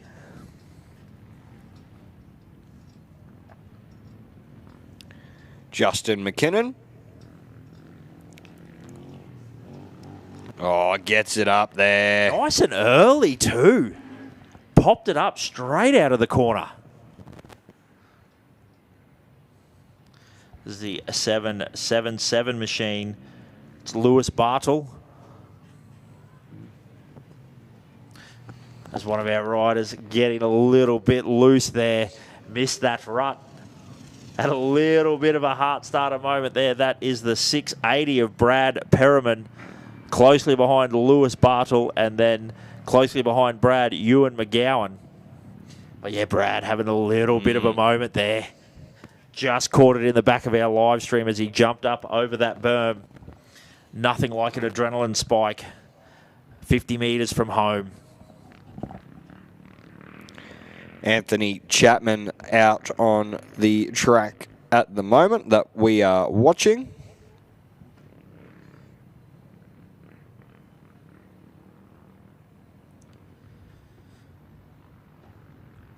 Not too far away from making his way into the final couple of corners and calling it a day.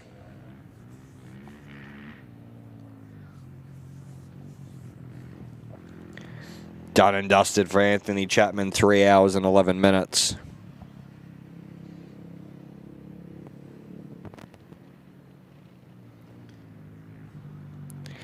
As well as our second place getter in class number 9, Chloe Barton. The the 5.68 of Ben Harris. Done and dusted, gives it the squirt on the line. Nathan Kelly making his way through as well.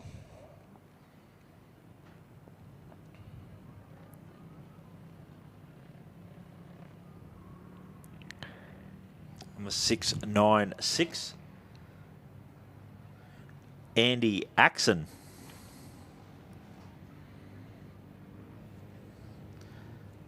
Making his way through. So that's the 5.68. Ben Harris. Yeah, the 7.55 as well just popped up on our screens there. So the 6.96 Andy Axon with a time of 3 hours and 6 as we see the X22 and the 7.72.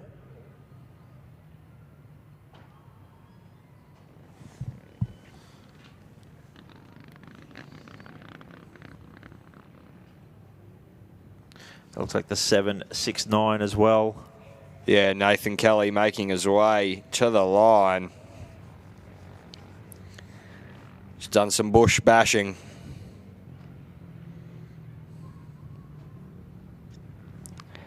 The X65, Kurt Lacey, just seen there as well.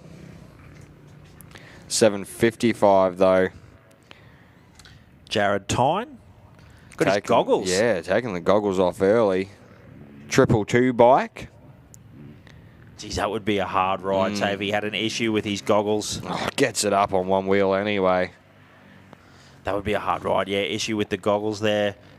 Just see him strapped onto his left arm. The 8.23. Reggie Nardo closely followed along behind. Looks like Ben Fogus and Paul Rook. So the X22 and the 7.72. I'm going to say they've purposely ridden in together. Both those bikes are very similarly wrapped. Very happy with that as well. Fist pumps in the air, high fives. You love to see it.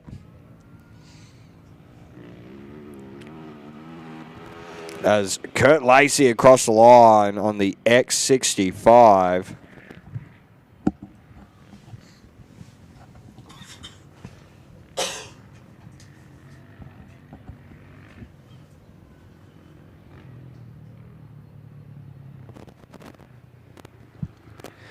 Next in, the 222 machine of Benjamin Tanner. As well as the two-banger of Ty Salisbury on the 150 bike. Yeah, happy as a pig in mud, fist pumping the air as Ty came across the line, as we also see the 286 of Aaron Mills. Looks like the 709 as well making their way in. So great to see that they're still very excited. That's John Dowie, the 709. Stands up, just soaks it all in. Throws the shackers at the support group that have stuck around here to watch him come in. The X24 as well. Was that a little look up at the camera like he knew it was filming him at that point in time? The X24, that is Josiah Barnes in as well.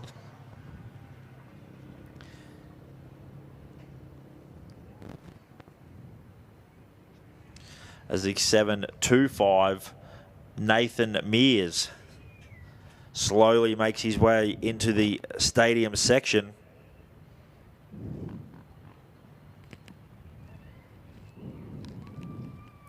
How good is it, though, that we still hear screams, cheers, the crowd super happy to see their person come in across the finish line. As we keep our eyes on the 725. And the 654 also in the building. That is Andrew Young. So Andrew Young making his way into the stadium section. As we see the 725 make his way around through the last lot of the S-Bends. Also the 710.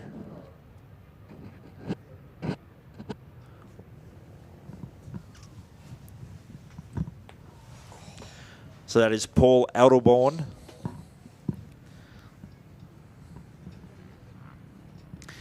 see just how cautious some of these guys are on the track there. The 7.94 or 7.84? No, 7.94. That is Glenn Holland.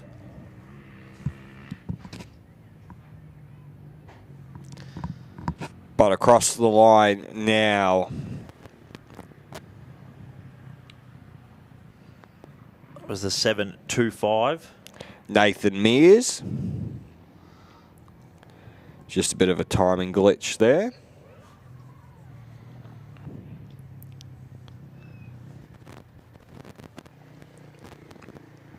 And the 6.54.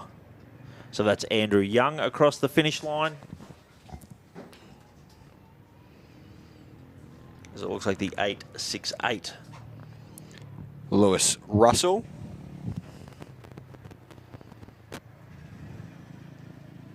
The 7.10. Paul Edelborn.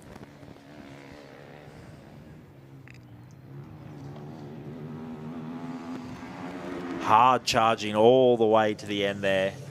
Glenn Holland on the 7.94. 8.68 of Lewis Russell.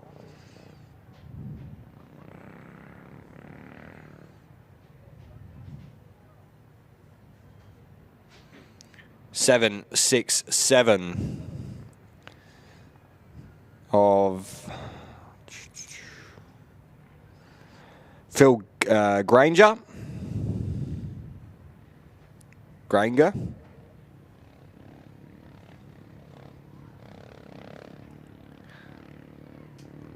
But across the line now, Lewis Russell.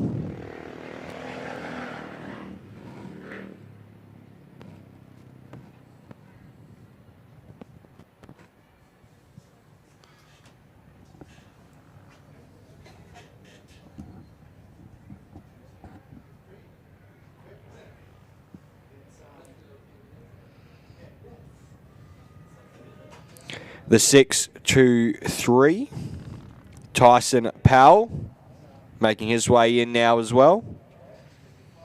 It's the 7.67. Gets a little bit loose there. Jumps over, but manages to save it. See him sit back. The head just leans back a little bit there. The 7.67, Phil Granger. Whew, take a breath, my man.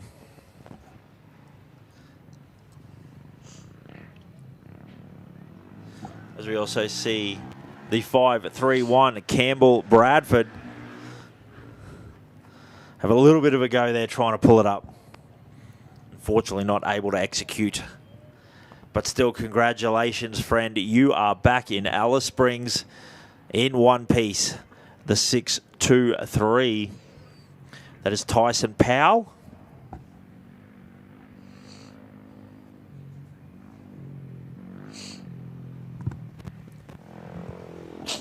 So Tyson across the finish line, 3 hours, 10 minutes, 39 seconds.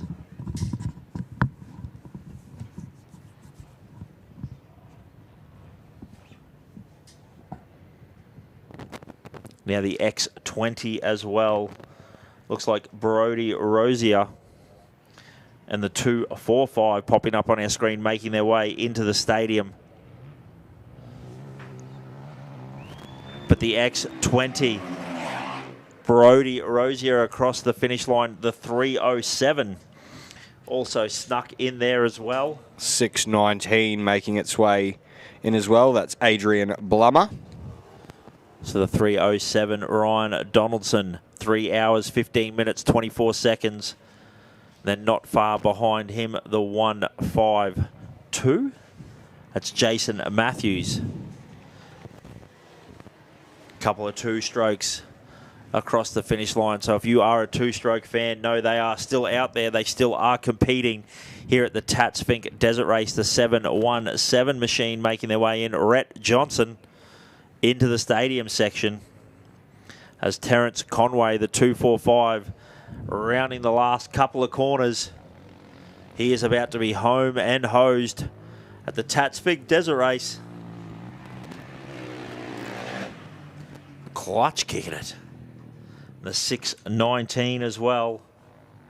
So Terence Conway, 3 hours, 15 minutes. This is the 6:19. Adrian Bulmer, 3 hours 13:25. Got to be very happy with that result. Time to chill back, grab yourself a 4X Gold, grab yourself a Black Rat. I'll tell you what, mate, maybe just a can of Coke. That is the winner's choice. But the 7:17 coming along the finish line. Can't even say the finish line straight anymore. The finish line chicane. So Rhett Johnson, 3 hours, 14 minutes, 55 for his return leg. Now, we're not going to be able to pick the number on this one because there is no number on the front. But we'll try and get it as it pops up on our timing screen. That is the 2:83 of James Mason at 3 hours 11.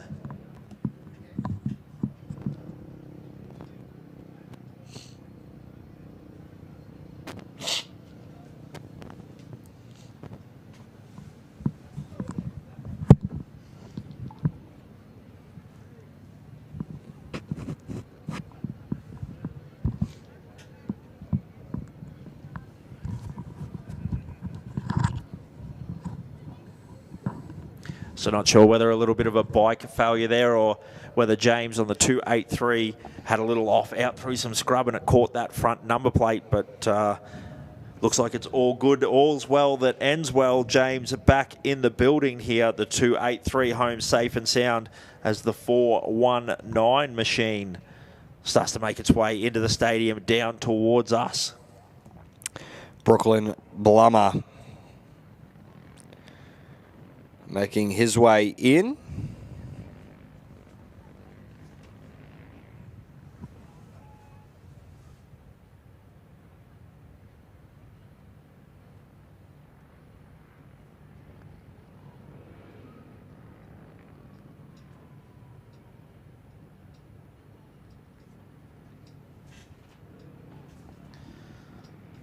Yeah, good to see our 250 machines still making it in. So, yeah, Brooklyn Bulmer.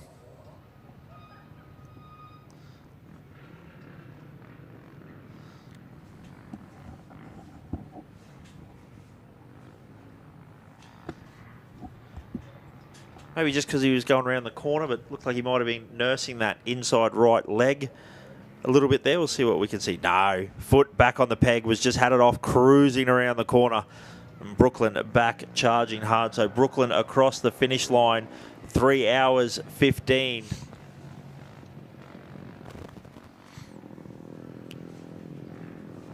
Also looks like the X10, Darcy McAllister, across the finish line with a big fist pump. Very happy about that result. That's what we love to see. Competitors getting excited. It gets us excited up here in the commentary booth.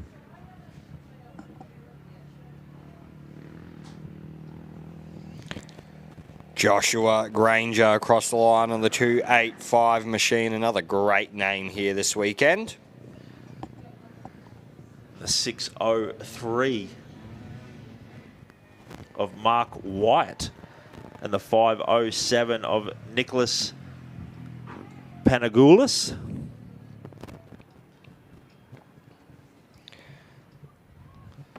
So it looks like the 202 making its way down into the stadium. Justin Pitts is just in time.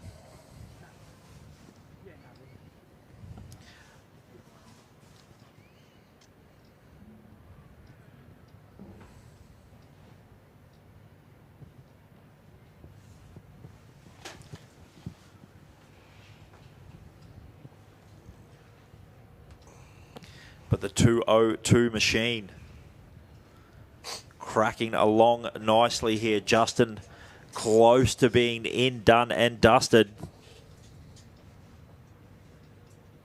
As also the 198. That looks like Matthew Pembleton.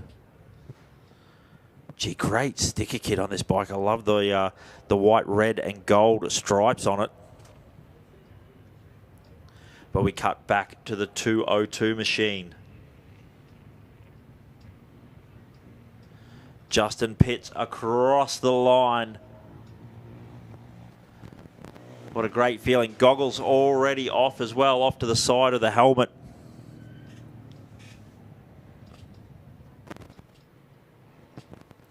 But the 198, oh, getting a little bit risque there.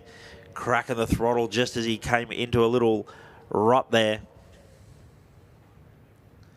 So Matthew Pemberton, so close.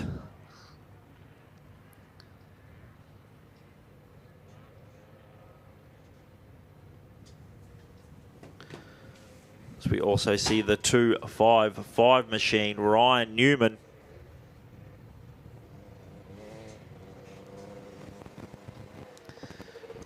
What a great feeling it must be to cruise across this line, collect the checkers flag, and know that the 2025 Finke Desert Race is complete for you this year. You've done it all. You've travelled out here to the Red Centre.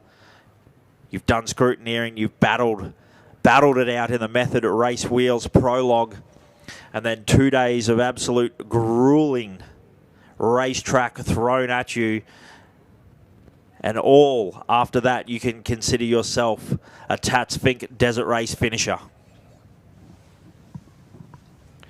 Yeah, huge effort by all these riders to get in as the 768 also makes its way into the stadium section. Chris Wagner.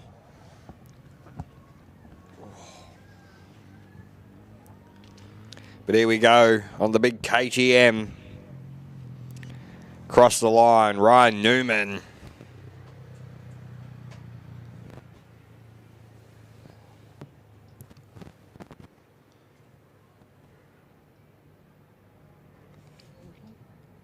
Seven, 6, 8. Chris Wagner. Almost here.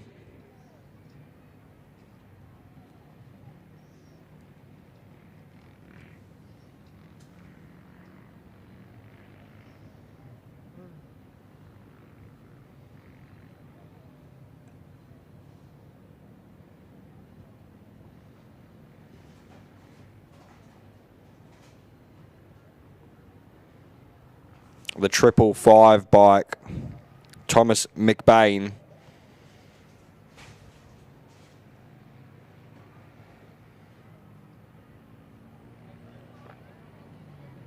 And the 989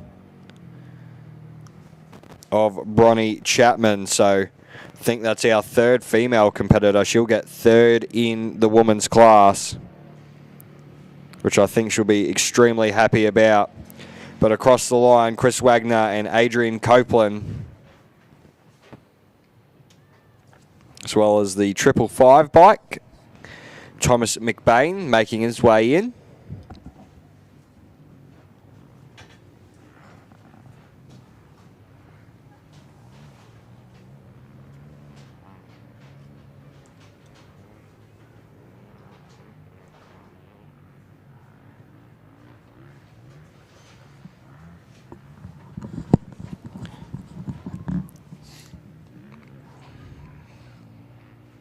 Triple five bike on its way in.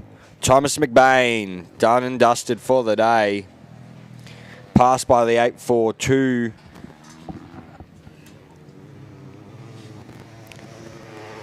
Gavin Pengilly and Bronnie Chapman in the 989 bike.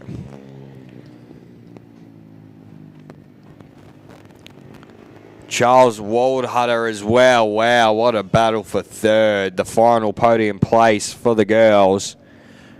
Yeah, they were close off the start line as well this morning or this afternoon. But, wow, they would have battled all the way down there. Well, Charlesy actually might have it.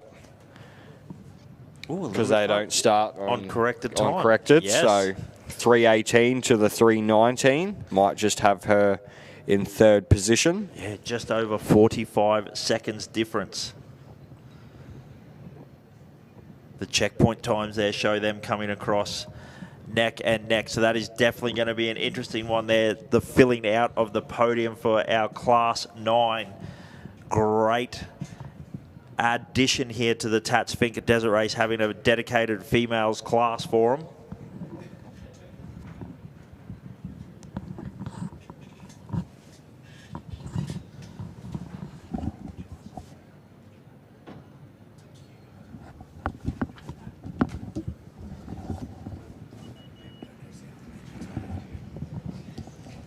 Well, with the last couple of bikes making their way through now, well, not the last couple, but the next couple, I apologise. Dylan DeZabo and Anthony Hammond on the 752 and the 247. What an absolute honour it has been to call this year's Tatts Finke Desert Race for 2025, getting to crown 2 new kings of the desert here in Alice Springs. Thank you very much for having myself, Joshua Graveling, and alongside me, Josh Curran. It's been an absolute honour to call this great event. We are signing off for the weekend. Hope to see either you or Dan, or maybe you guys might be racing next year, so you won't be in the box. But you look never forward know to what it. might happen. Dan and I, either way, we said we'd have to join forces for the 50th. Next year going to be a great celebration, but also want to give a massive shout out to the production crew. Their day not finished. They've got to start packing up and get everything ready for the live stream. So tonight of the presentation. So if you have enjoyed what you've seen and curious about some of the class battles, make sure that you tune in tonight for the live stream. Get the good goss there for sure. But yes, Josh, thank you very much for having us back in the booth again with you. Greatly appreciated it. No, it was an absolutely awesome weekend. Massive shout out to Global Headquarters, the production company, making this all run this weekend. We take our hats off to them and to the committee and all our volunteers for this great event. It has been an awesome 49th running of the Tatts Finke Desert Race. The Joshes are out, and we'll see you next year.